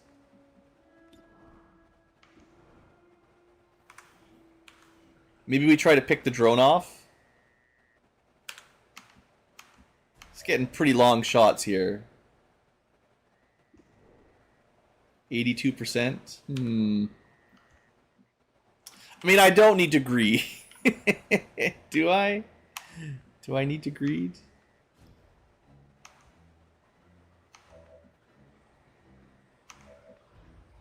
I don't know what is wrong with this stupid gun.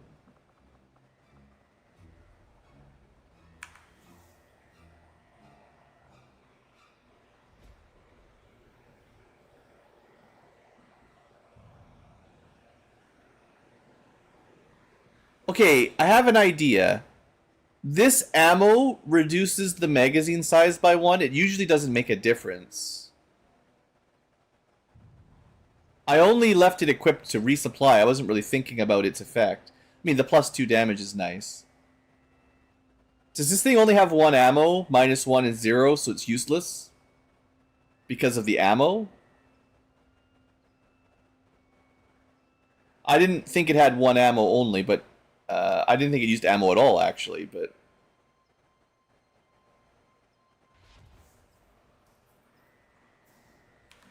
That's kind of my only guess left.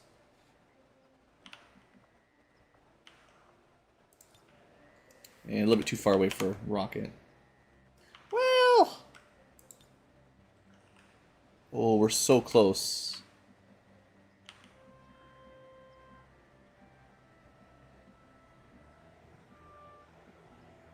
Oh.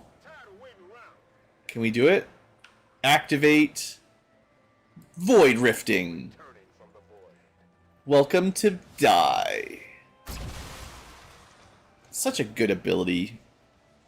Even when they can't see me. Sure, I missed the sectoid, but that's no biggie. It's 2 pods active, long way away, but nearly killed.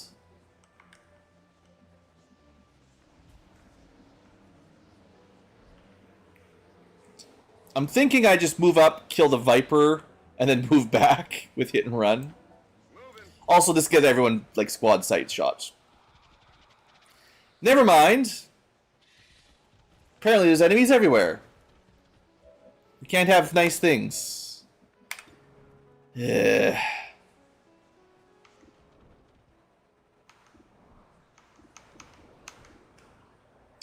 Chrysalid? Maybe. Eh. It's better chance of killing the sectoid in 1 shot, so I'll take it. Alright. 1 dead. Not a great activation. That was 3 groups, unfortunately.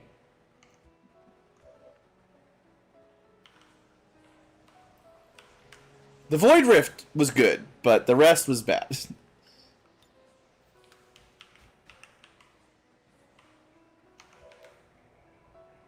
Well, we're not in too much trouble yet. We just got to make sure these guys die.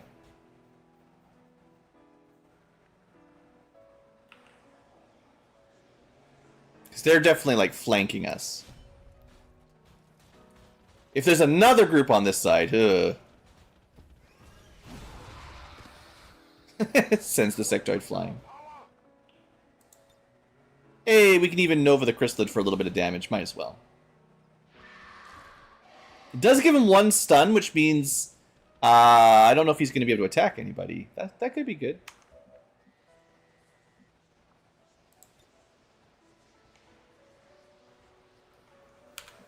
Alright, so we have Viper, Andromedon that's way back, Priest, and a Chrysalid. That's not too bad.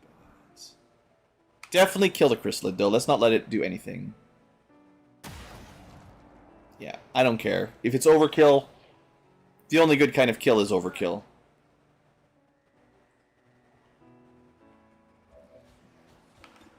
The plan here was still to kill the Viper. That just leaves a Priest and Andromedon.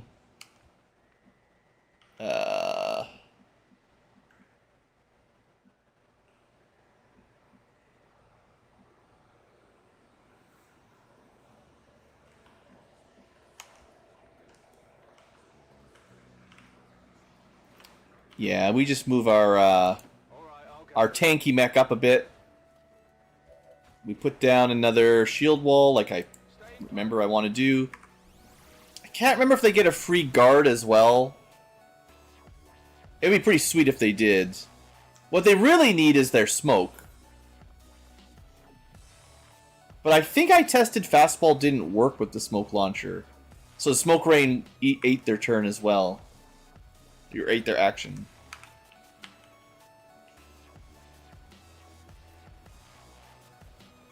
Let's just kill the priest, I guess. The corrosion actually will kill it when it gets its turn, so I'm pretty sure.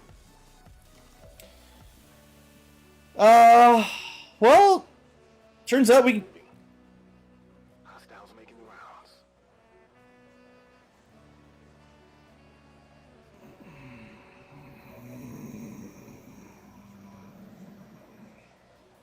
You saw me click the square, right?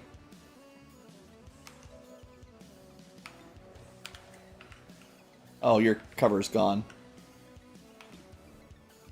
Oh, man, that's brutal. Everything just fell apart in one turn. One action.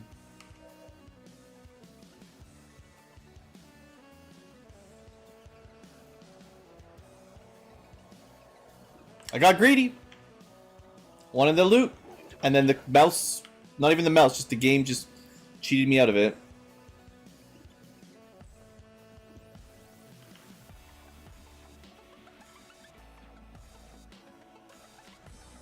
I might as well take the full cover beside the safety spot there. I guess I could have shot and moved, because I had two actions. I might have been able to kill the... I didn't realize he had two. I thought he just had the one, but...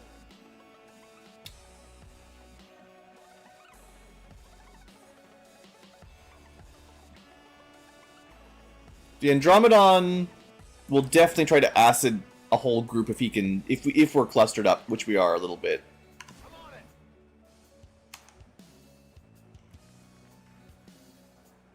Already there. Oh, come on.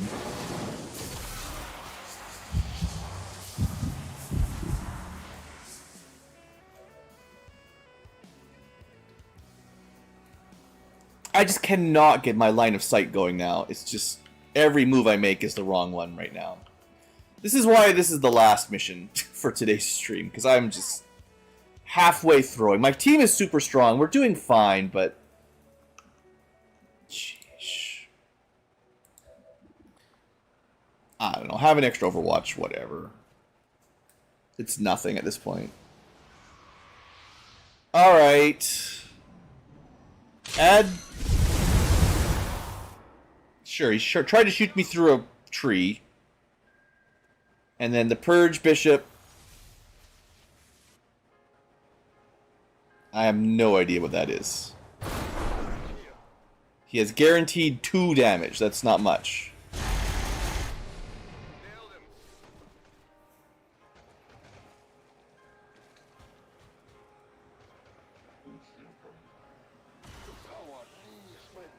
A 3% crit? What in the actual fuck is going on?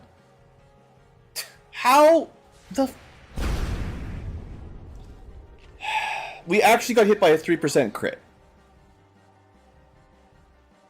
All the terrible activations, the game misclicking, the gun not working, and we are like one shot away from having killed him, right? Like if my gun worked, used a regular sniper rifle. I think one more shot would have stopped that entirely. I can't believe... Like, just...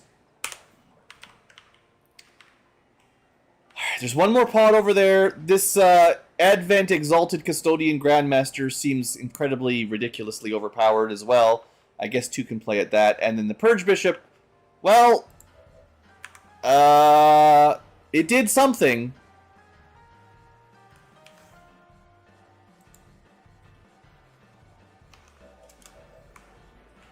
I cannot move.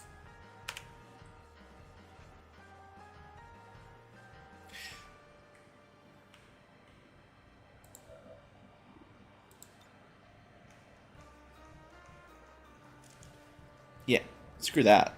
You move if you want. You move if I tell you to move. You're not standing out there getting killed by purge priests and whatever the crap's going on over there. Stop me with friggin' jail. No jail unless I tell you it's jail. We're fine. It's just a bit of a mess. Hey you, go friggin' punch that Andromedon to death. It doesn't deserve any cover. If you activate another group, I mean, it's just par for the course at this point. Probably want him to, like, teleport back, because he's kind of injured. Sniper's still sniping, by the way? We ran out of ammo. I mean, this sniper has been doing a great job, you know. They've done a lot of shooting and killing. We're green to go.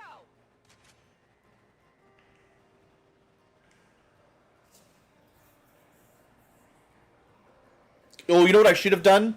I should have shot them first and then pulled this guy out of the way. That would have been better. Didn't think of it in time.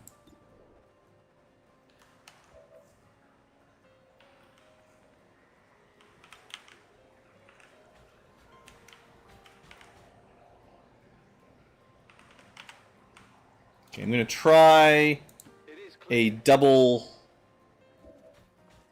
coring. I got the angle pretty good. Yeah. Pretty happy with that. Get out of the way.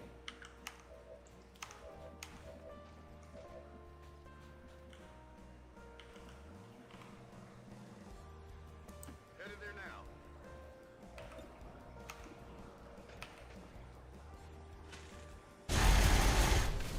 Alright. My hit and run soldier here actually doing a great job sort of supporting this mech. This is a pretty good combo, I think. It took me a bit, but the idea is this mech makes the cover and soaks the damage, destroys the enemy cover, and then this guy can just move and shoot forever, and he's a very mobile fighter. I mean, he's a bit better in close combat, but this combo is pretty decent. Alright, I want my sneaky unit to give me eyes on whatever the crap is going on up there. Heading there now. Advent... I didn't look at them. Advent Exalted Custodian Grandmaster. I think this is the first one we've seen. I guess we're lucky that he didn't use his cluster rockets. He did use Network Proxy Command, map-wide buff that gives Advent mobility, aim, crit. Okay, it's not too crazy, but yeah. Plus 100 willpower? Sure. We're not going to panic this guy. I get it. He's got 300 will. Sure, that's fine. He also does 23 melee damage on the other side of a river. He's very strong. I mean, you could kind of see. Meanwhile, there's the Purge Bishop. This is probably not as strong as the one we killed earlier. Probably. But he still had jail. Put you into jail.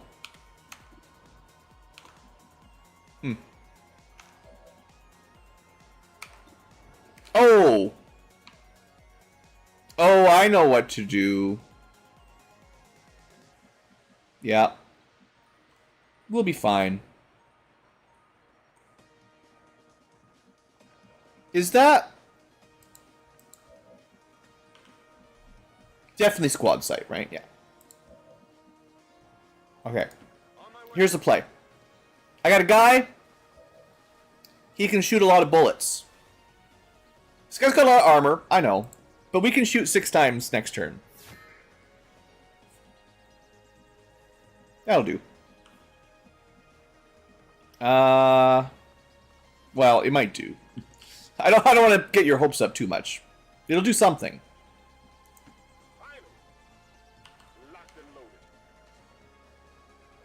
You're kind of stuck here for a bit. The whole jail thing, you know. What kind of ammo should I... Oh, we could just reload for him. That's right. I should have just done that. I could have done that already. Dang it! Why didn't I reload him first? What if you reload yourself? Can't reload yourself.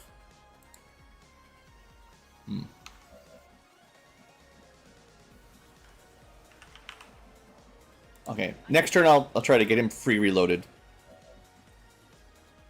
You are fine here. We could even like... Well, I'll hull target him now, but we can also mark him next turn with the if I've got the right ability. I might not.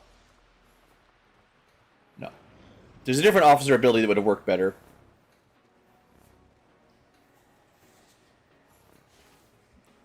Now, fun thing, we can still see where he is. Of course, he's probably blocking line of sight, so we can't shoot him like I wanted, but... Roger that. Let's see.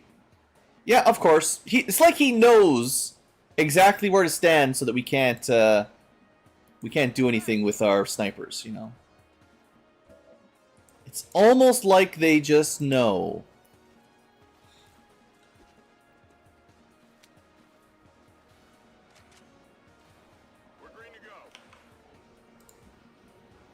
Okay, but he can still move and shoot. Not a problem. They're all snapshots, but he can shoot 5 times, I guess. It'd be really nice to shred some of that armor, though.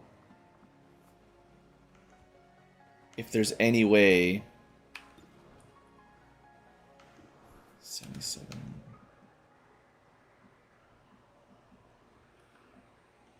Ah, you're out of jail. Nice.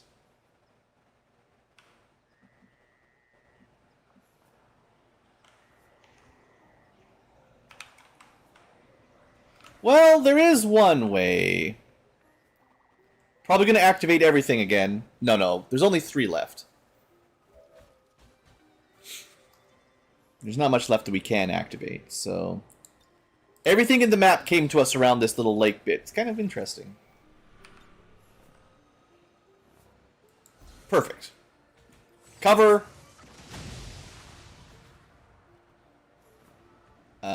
Some shred at least, right? Maybe? I don't know.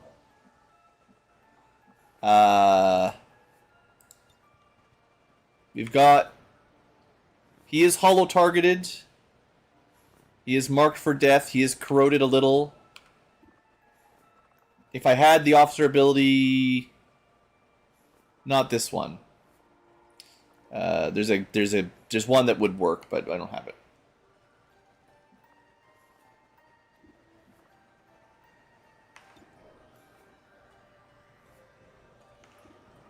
Well, 93 is good. The corrosion will continue to get stronger, right? I'm not super familiar with how corrosion works, but it does stack.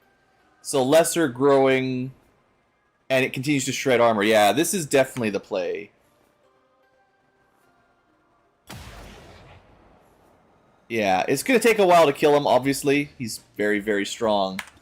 But we're getting these 93s in. And his corrosion continues to stack up. That's pretty sweet. I think.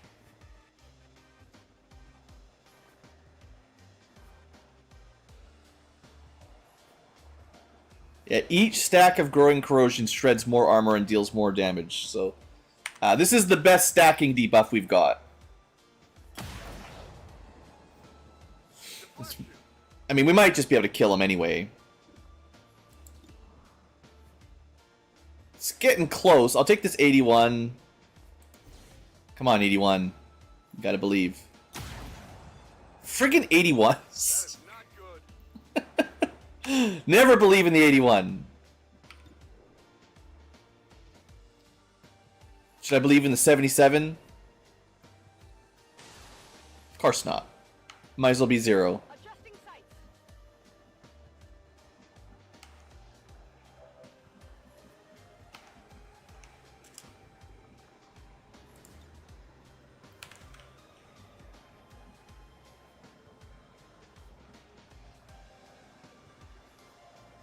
So I know he's got, like, infinity will.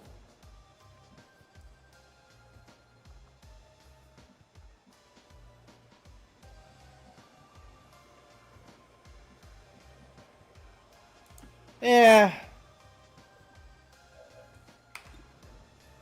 What's he gonna do? Put me in jail? Now he's irradiated. Gonna need to reload soon. Why didn't you get an extra shot? Oh, hit and run doesn't count because he doesn't take cover. I should have shot the bishop because that hit and run would have worked on that. Ugh. Very peculiar, all these, like, tricks and traps. Not a problem. Alright, corrosive slug. He's immune to acid. Don't suppose we can throw a grenade far enough. Just curious, you know. Is it... If we crit, we kill him, I think. Nah, I'm gonna spread the damage out. I know it's a bit crazy, but, like, I'd really love to hit the bishop, too. Oh, we one-shot him. Ooh. Ooh. And that means we get to shoot again. Good old Gamba. Paying off.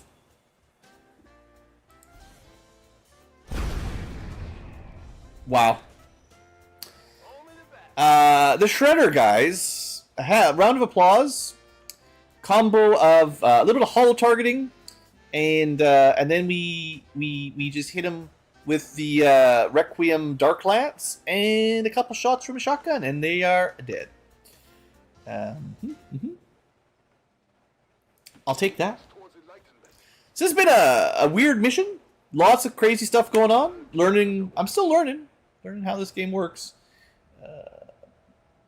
Definitely made some mistakes, but overall, I think we're gonna come out of this pretty clean. We will get some enemy reinforcements, I think. We got to drop the X4 and then drop a evac flare. So, like, if we want to bring bodies with us, we maybe could do that. I won't need everyone to drop the X4. Enemy sighted. Alright, turret. Relatively easy to deal with. Drone. Droney McDroney. Snipey McSnipey. Was that 2 turrets on there? I mean, I guess there's probably a couple. Wow. 97% grace. Here we go again.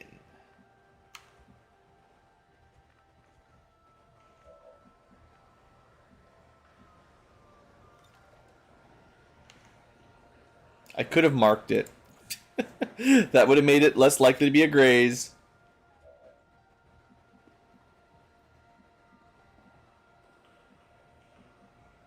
I'm on the move.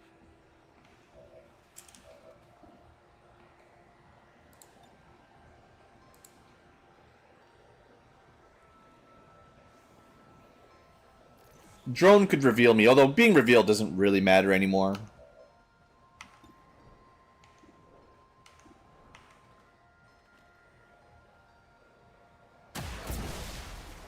Alright, drone gone. All that's left is a turret, which shouldn't have any way to see anybody. And objective inside.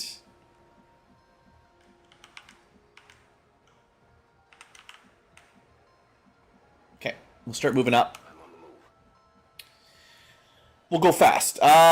So there's a snake. In terms of things to take out, obviously the cool Exalted Custodian super dude, we would love to bring him home. Maybe the Purge Bishop if we can pull that off. Next turn I should double check if anyone has the harness. In terms of other bodies, there's a chrysalid, a sectoid, another fire snake maybe. I guess there was the Archbishop down here. Maybe we should try to get him if we can. I haven't had any success picking them up before though, so we'll see. Yeah, we'll run down there. Orders confirmed. Moving out. I think it's probably a good time to call evac. Maybe even could have done that a little earlier, but I need evac here. gotta get that cooldown started. This is Firebrand. 8 turns? Wow. Maybe we should have done that at the beginning of the mission if I'd known it was 8 freaking turns. There was like a Bio Viper, yeah. We could maybe grab it.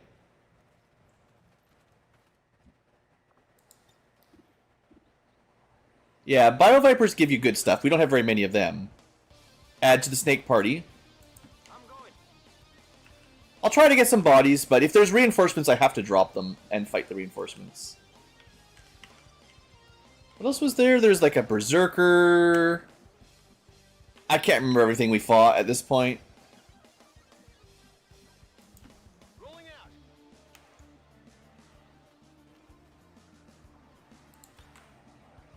out. There is 2 turrets, I guess.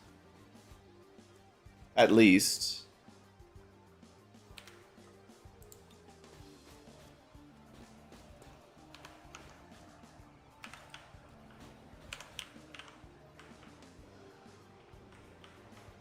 Okay, we'll deal with them next turn. Worth it. Guide my house. They can't shoot at us if they can't see us anyway. I'll maintain my watch. What's over there? Staying put.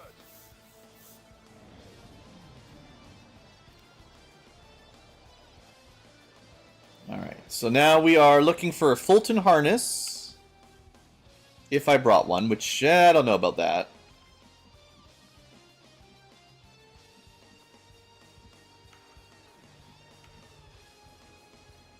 Seems relatively unlikely.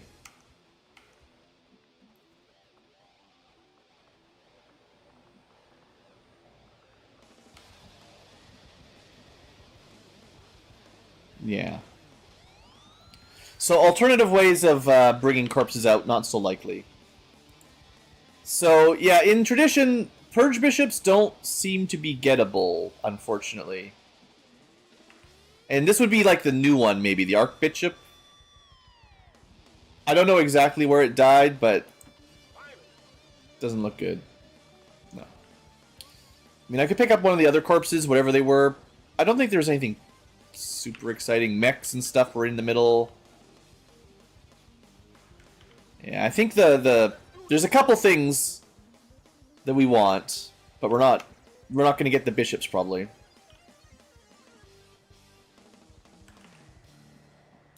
Copy that. Okay, let's see if we can get some of the turrets. I hope it's worth it. Hi there. Are you okay with me destroying the floor underneath you? Because I don't think you need your legs, right? Yeah. I think the coring lance will basically always one-shot a turret, because if they're on, well, unless they're on, like, Earth. But if they're on any kind of platform, it'll, I think, pretty much always destroy it underneath them. Alright, we're going to just teleport all the way up here. There might be another turret. We'll find out. There's just the one.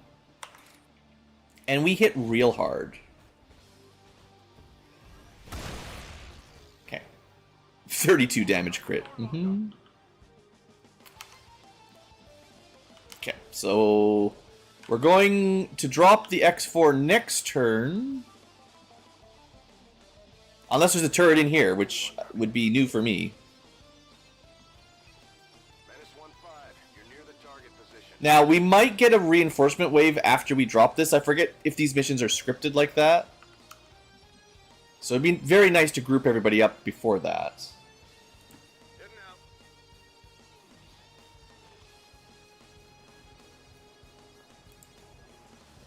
We have access to a mech. I don't care about the mech. Understood. Moving out. You've already got a snake. Running. You're welcome. Full reload, please. Just in case we need it. Back online. You can stay there. Can't reload or anything, no. Keeper. Good to go. Just move. Sniper. Also just move for now. Alright, let's see what happens. Maybe nothing will come and we'll just, wrap it up and go home and it'll all be happy. We can pick up the Advanced Exalted Custodian Grandmaster. It's a lot of syllables. But we got him at least. Orders confirmed. On the move. For whatever reason, I can't seem to figure out how to pick up the bishops. Which sucks. No doubt. Copy that.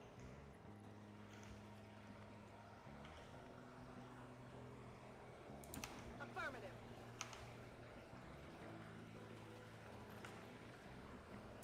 Moving out. Okay. I'm going. Just checking for some more turrets while I've got a little bit of time. Make sure there's no one that can surprise us. I have to reload.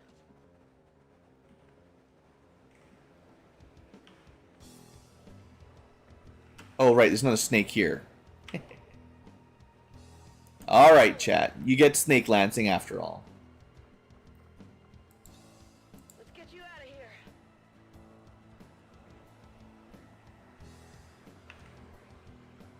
Headed there now. There, we got blue snake and red snake.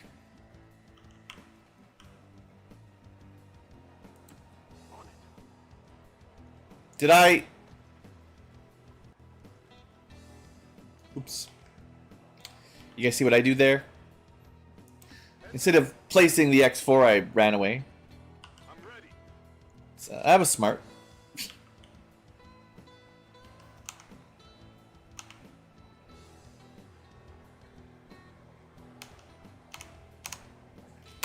Alright. Blue's gonna blue. Try that again. I thought I'd picked it up, but nope. Already there. I'll try someone else to get the Purge Bishop, but I gotta say, it doesn't look good. Already there. 10 more.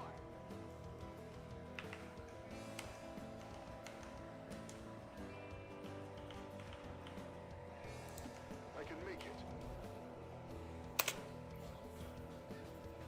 At least the enemy... We did fight everything pretty quickly, right?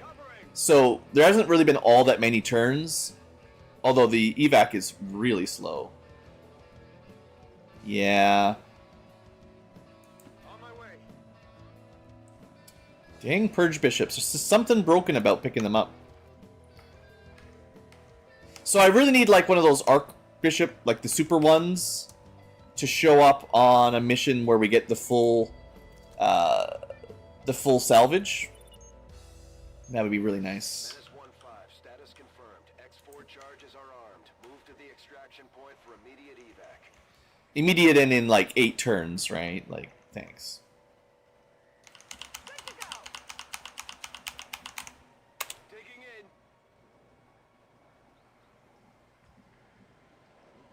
Yeah. Yeah, okay, the bishops will stay. Everybody else is gonna go. At least we got some snakes, and we did get that exalted custodian grandmaster. He might be new. I'm not sure. Holding position. And if the aliens let us out without reinforcements, I'm not crying. It is weird that it was 8 turns. They're even complaining at me to get out of here faster, but I put the evac flare down like 4 turns before I even called that. Firebrand. It's time to go. Like, were they expecting us to call evac instantly, do the entire mission, and then come back or something? Because 8 turns, that seems way too slow.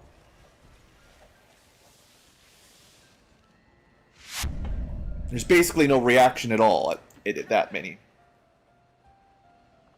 I thought I was going to be able to pick up a sectoid, but he's not there. Okay, well that mission, definitely not clean, but we had some pretty good stomps and some spooks, and then some baby glitches. Not a lot of injuries, I suppose, all things considered, but I definitely feel like there was opportunity to learn stuff, which is good. Even Aegis on the mech, I think I'm a bit more confident in how that works now, because it protected us from an AoE, which I didn't think it would. So that definitely makes me more happy to cluster people up around a shield guy. Advent officials revealed today's maneuver by local... It's interesting that they still took 4 damage, because it should be 33% reduction, and they had like 10 points of armor. So a micro missile doesn't do over 14 damage. There's no friggin' way. Does armor not... No, armor totally works on explosives. So I'm not exactly sure how that works. I was expecting with like 10 plus armor against normal attacks to just be taking 1 every time, but didn't seem to. The aliens must be getting nervous by now. But we do have some promotions for the party. 2-day injury on the mech. This was the crit, so it went through the ablative. It's kind of just an annoying shot. The Andromedon just, I think it was like a 3% crit. That's the only reason he took any damage, but 2 days, you know, whatever. Not a lot of loot for that mission. I did get the Grandmaster, Flame Viper, and a Bio Viper. Still good loot, but yeah, not much. And that might literally be my first... In fact, I'm pretty confident that's our first Custodian Grandmaster. Might be the strongest Grandmaster, strongest Custodian they've got, I think. So we might be at like the end of the alien strength. Like, this is it. This is as good as they get, maybe. They probably have a new Requiem weapon out of it.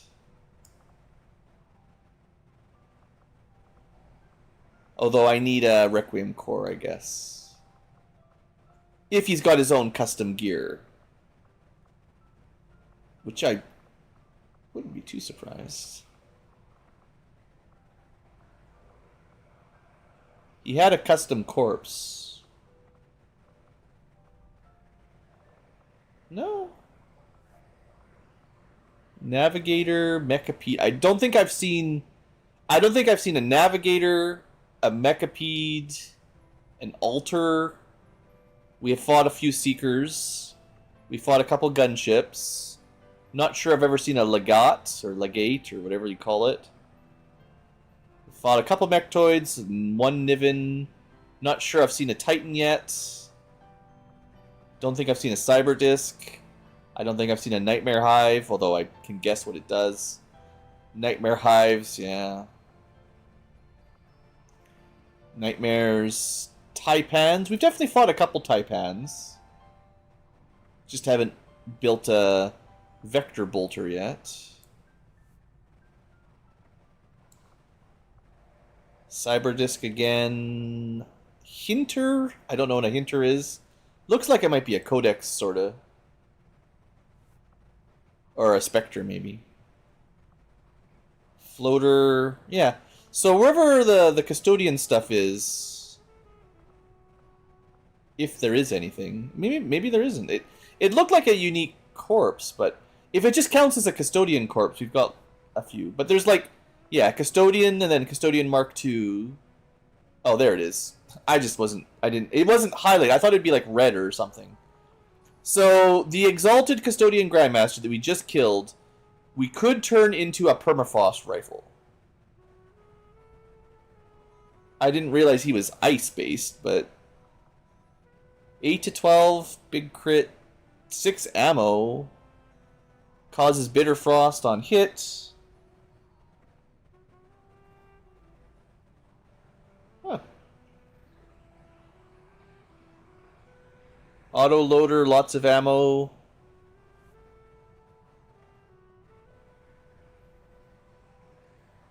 I mean, I don't know if that's all that powerful. Not sure it's like Requiem tier, you know. Ooh, there's a couple things. Okay, so permafrost rifle or a brain cord, because they use the same corpse, we only have one. This gives minus 50 will, 4 mobility, 15 defense to all advent units on the mission site. Once per mission. Ooh, it's like the opposite of his thing that gave them all the buff. Minus 50 will is pretty big if you're going to try to mind control something. Especially when I've got psychics nearly 200 strength. Okay. Custodian Mark II. So it looks like those are the two things we can build. One or the other, basically. Yeah. Okay. Okay. Is there anything in the proving ground tends to be just like the vanilla, basically vanilla stuff, or nearly vanilla Long War stuff at the very least. Not the Requiem and other weird stuff. For the most part. Okay. Well, let's do my promotion party. Most important thing. We get... Ooh, Psychic level 2. Destroyer. Now, I've been leaning pretty heavily onto that Dark Lance.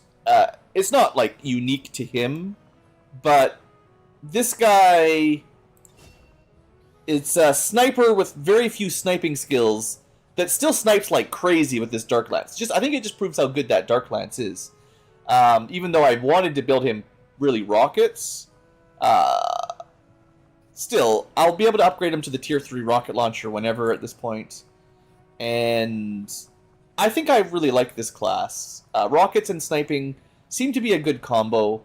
It's a little bit tight on supplies. You can't bring as many rockets as some classes. But sniping is a nice long-range shot, and rockets is nice if there's cover and you can't hit them. So, pretty happy with this. And you just forget about the fire stuff. Who cares? And you could go Overwatch Sniper late game, but it's pretty late. Yeah, not till Tech Sergeant for Overwatch. I'm pretty likely to just take Devastation for maximum rockets. If I want to use that rocket, I really want to blow everything up. Rapid Reaction is great. Plus 30% damage to organics is also solid. Those custodians would be considered organic, I would expect. So instead of doing 10 damage per shot, you might be doing 13 or 14 with Butcher. That would help kill, for sure.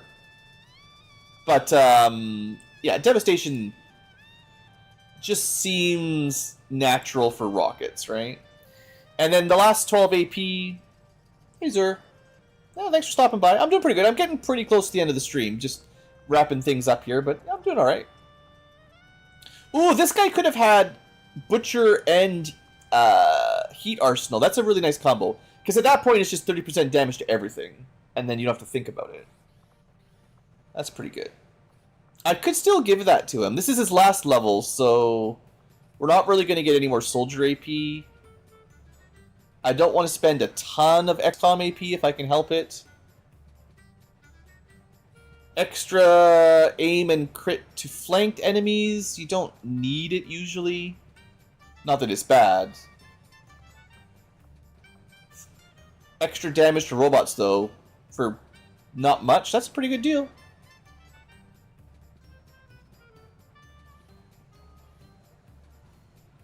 Yeah, I'll take the heat. That should make my rockets against a robot pod just eliminate them, basically. So that's not bad. So he's a little bit more focused on anti-robotic, but no big deal. You can have a question or a suggestion. I don't mind. Just don't necessarily be offended if I don't do it. Stormtrooper. Oh, I didn't even get to use. I mean, there was a couple snakes, but I didn't get to use the serpent armor. Could have grappled them or something. I thought the serpent armor made snakes panic when they see it or something, but that might have been a different mod or something. Maybe it's too strong to give auto. Yeah, chance to panic vipers. I've never seen it trigger, but in theory. Promotion. Oh, it's probably rapid fire. More ammo? No. Untouchable. I know some people love that ability. I don't. I think a person who can already shoot 2 or 3 times getting an extra shot, sure, with an aim penalty, but their aim is pretty solid. That just makes the laser bullpup better. The 10 aim pretty much cancels out the rapid fire penalty. Sure, you're not getting shred from the plasma version, but you gotta hit. And this thing will hit. Yeah, I feel like that's a no-brainer. A thing that might happen once in a blue moon if you leave enemies alive versus just kill more enemies, right? I like that a lot more. Getting some solid Master Sergeants here. 18 AP. Again, we could take Heat Warheads, not the same as Heat whatever. I could take Marauder, which lets him shoot twice without moving. It's not that big a deal, because he likes to move and shoot anyway. But Hit and Run doesn't work against things that can't be flanked, so it only works mostly. He also has close encounters, so even if you can't flank them, if you can get close to them, he can shoot twice. But Marauder would also let him just stay still and do it. But that's not really the build. Kill gets a move, maybe. Not using grenades. Don't care about evasive. Don't want to get shot. Nothing super exciting. Maybe I do take Marauder, because there's not much else. I guess it's more versatility. It's not great, given his other abilities. Like, it doesn't synergize that much. Like, Impulse requires you to move and shoot. But theoretically, you could shoot first, non-turn ending, get a kill, regenerate your AP back to 2, move, shoot a flank target or a near target, get another action, right? And then rapid fire, I think.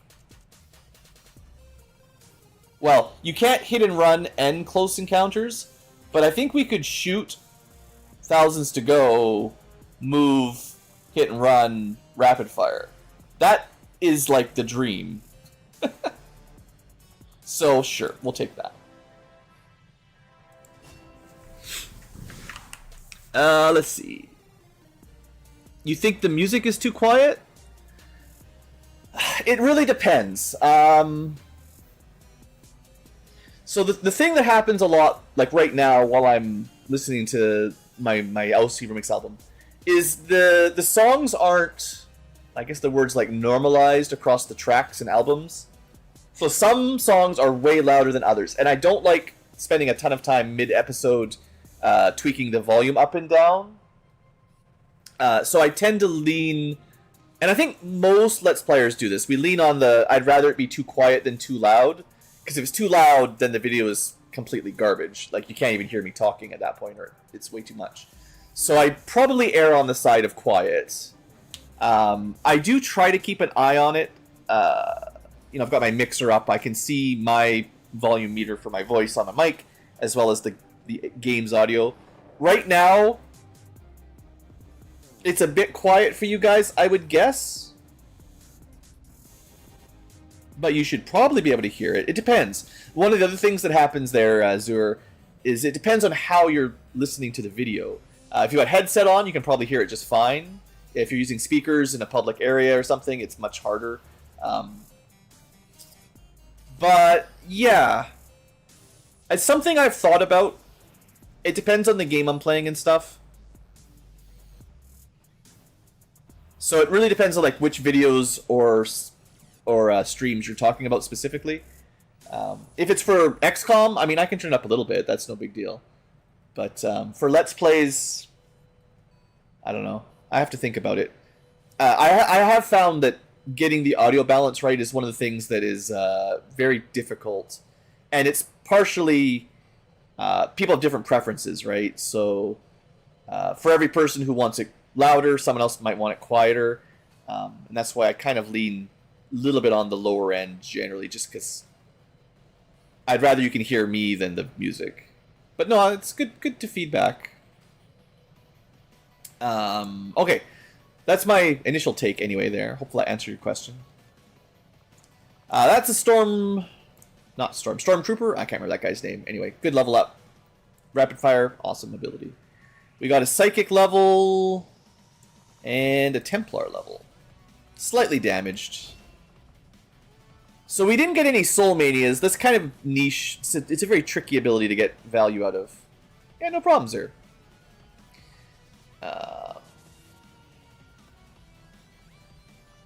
We go thousands to go, right? It doesn't work with his punch. You know, +2 damage is cool until you remember his punch does like 30 damage, which is overkill, so 2 more doesn't really matter. It would affect his gun. But we're not going heavy into guns. He doesn't really have a gun build per se. I wonder if thousands to go can trigger on punching. Like, the problem with a melee mech is thousands to go doesn't let you punch again. It just means you can shoot, because it's a non-movement action. I don't think it combos with whatever it's called, the punch attack.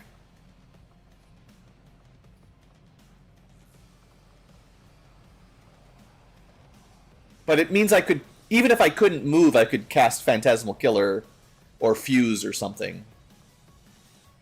I'll have to test out if it triggers on a kill with punch. We'll find out pretty quick. If not, only kills with a gun. Still not too bad. It's still a good mech cannon. Alternatively, Crusader's Rage, I think, is garbage. Even on that last mission where we took a little bit of damage, I don't think we took 25% damage. So I doubt we even would have gotten any boost at all. Here, I'll turn the music up a little bit right now. Seeing as we're near the end of the stream.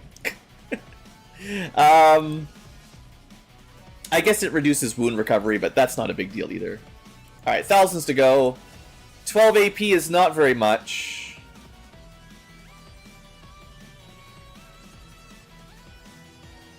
Yeah, the strike... Well... Okay, but it's not the strike module that allows you to punch.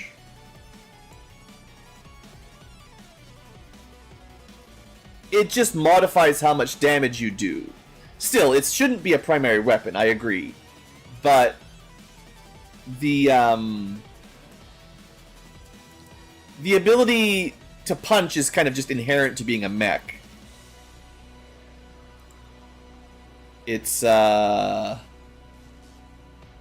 don't even know where they specifically grant it. Well, we have this one here, right? This guy gets Rending Punch. That's where he gets it from. So he gets a strike within movement range that gives momentum once per turn. So you wouldn't be able to chain it no matter what. But if Rending Punch triggers thousands to go, that'd be pretty cool. Because then you could punch something and shoot something. It just, because it's in the psychic line, I'm like, maybe that's how it's supposed to work. Because the top line is, I think, meant to be for a flamethrower? Yeah. Yeah, if you're going Power Fist, it's, I believe, meant to be a flamethrower. Free reaction shot at close range. Targeting on Overwatch. I mean, you could do it with the cannon, but... Chem thrower,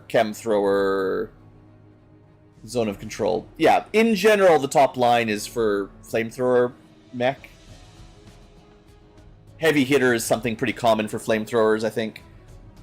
The bottom line is tanking, more survivability in general.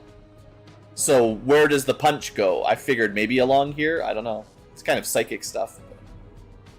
Anyway, it's all good. 12 AP. I can definitely spend a little bit. So sustain is like one of the better survivability options if you want.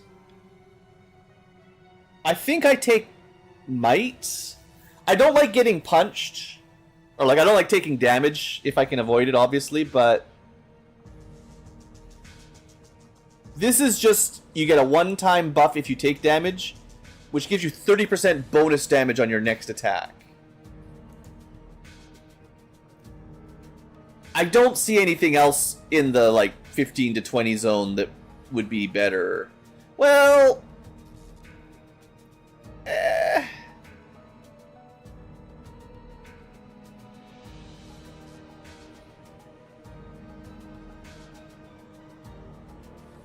It's a little bit expensive, but Bastion is pretty good.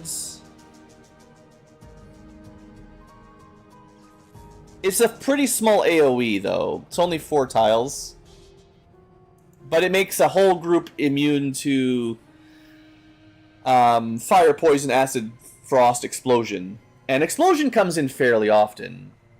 Or we could take, like, repair servos. I guess if you took repair servos, you might get some value out of Crusader's Rage, because you'd on purpose take damage and then repair it. But I'm not sure how much that would heal. It's another one, it doesn't tell you. It's 6 by base, and then higher tech levels is better. How much better? Who knows? Is that worth 7 XCom AP or 6 XCom AP? Or should I just take the crit chance?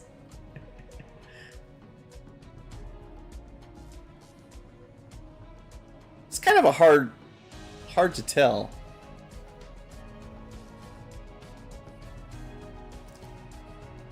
I'm just going to take Might, because it's kind of unique. I don't know if it's better than the other options, but I don't have any soldier that has this. And a 30% damage increase, we could see a 50 damage punch, which, even if we don't need it, it would look cool. Sometimes you just chase the big numbers, that's good enough. Alright, I think just the Psychic left. This guy already has most of his good Psychic abilities. I'm hoping for Mind Control. These are also pretty good. I would say Phase Walk is better than Null Ward. Unless Null Ward is a prerequisite for Mind Control. Phase Walk is a prerequisite for the Soulstorm. I'm going to double check at this point, because we're probably not going to get very many more Psychic levels. You know, we're pretty close to the end of the game. But let me look at his abilities. Yeah, he's already a master. He's got Void Rift, Null Lance, Marionette. He's got a great set of Psychic abilities. He's only really missing, like, Mind Control. I mean, obviously Stasis is good. Phase Walk is good, but...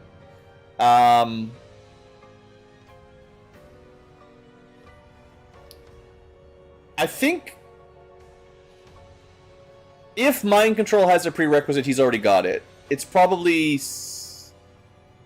I think it's like Soul Steel into Void Rift, and maybe Null Lance. Solus leads into something too. I do like some incremental games myself as well. I agree. Make number go big. In fact, I've got one on in the side I'm not playing right now, but what's it called? I had a bookmark for it. Hold on. Now I gotta check. What was I playing? Where did my bookmark even go? This is important XCom information for everybody. Other bookmarks? 1 trillion free draws. It's the gotcha fake game where you draw. It's just a silly nothing incremental. Well, it's barely. No, it's an incremental because you're trying to get 1 trillion. It takes a while. It's just a dumb nothing.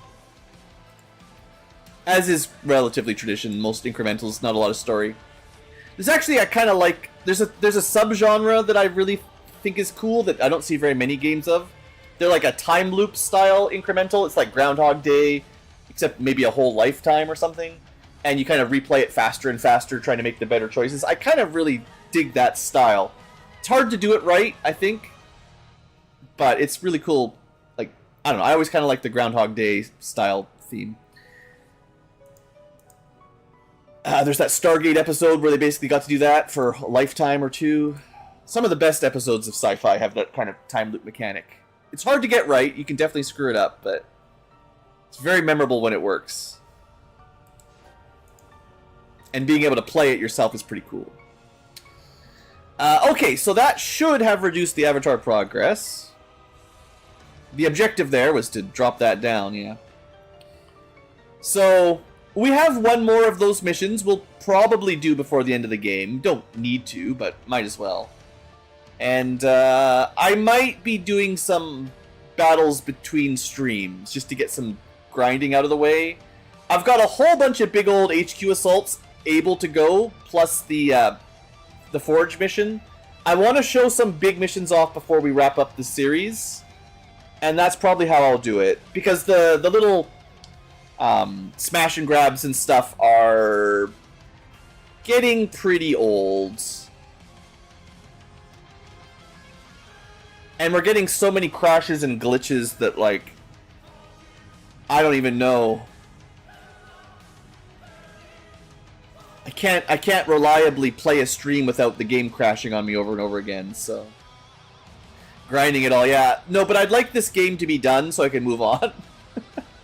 As much as it's been fun, we are... Let me check YouTube.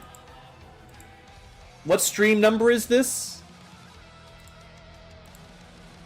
Assuming I've been keeping count, 39 streams? No, we gotta get to the end of this. This is starting to get longer than X Division, I think. So, there's just not... I don't know how I could do anything other than pass some time just to get these projects out of the way, gear up a bunch of really cool squads, and just show off all the best stuff, right? That's what all I really want to do left, is show the coolest endgame soldiers and gear I can put together on some tough missions, and then wrap it up, do the finale, and call it a series. If we had to do another 20 streams of this, I don't think I'd make it. I really don't think we'd make it. I've already been kind of close to quitting it already a few times today, literally just this one stream. So, I don't want to push my luck too much further. I find it a lot easier to play when I'm not streaming, because I don't have to worry about anything. I can just do whatever I want to do. It's a little different. But anyway, yeah, let's call that a stream. It's been a long stream anyway. Geesh, it's been like, really? Over 9 hours? This is what happens when Blue Ankylo isn't around. Well, I better go eat some dinner then, gee whiz. Yeah, time for Blue to take a break, for real. We've had ups, we've had downs. It's been a bit of a jank stream. But we did get a cool mission there at the end, I think. We saw some cool enemies and get a bit of science. We learned some stuff. Talked about random stuff, as we do. And, yeah, we're going to call that there. So thanks for watching, live tubers and Twitchians, and future VODers that make it somehow through 39 mega streams. Long War, it's long. You know, someone was asking earlier how long the game goes. Long time. This is a bit too long, though. 39 streams at 6 or so hours each, give or take on average. That's more than you need, for sure. But I guess that puts it closer to 200 hours than 100 hours. I would definitely go faster if I wasn't streaming, for sure, by a fairly large margin. Less showcasing. Part of it too is like trying to get all the classes and showing all the abilities. You cut all the chaff out and just focus on the objectives. You could get it done a lot quicker for sure. Anyway, let's call that good. And I will leave you guys here. Thanks for watching, as always. Hope you guys have enjoyed. I look forward to finishing this game soonish. You know, maybe this week while the Blue Ankylas is away. Just so that I can move on my brain to the next project. And there's other projects I'd like to do. So we'll try to do that. And I mean, like I mentioned earlier on, it's not like these streams are getting mega views. In fact, they are barely getting views. So it's not like this is good for the channel by any means. So getting it finished is probably better for me, honestly. Better for the channel health, better for moving on to the next project. I don't want it to drag too much, and it's getting close. So, without that said, thanks for watching. Hope you guys have enjoyed, and I will see you next time for probably some more Long War, but you never know. I might mix it up with something else. It's possible. See you guys next time.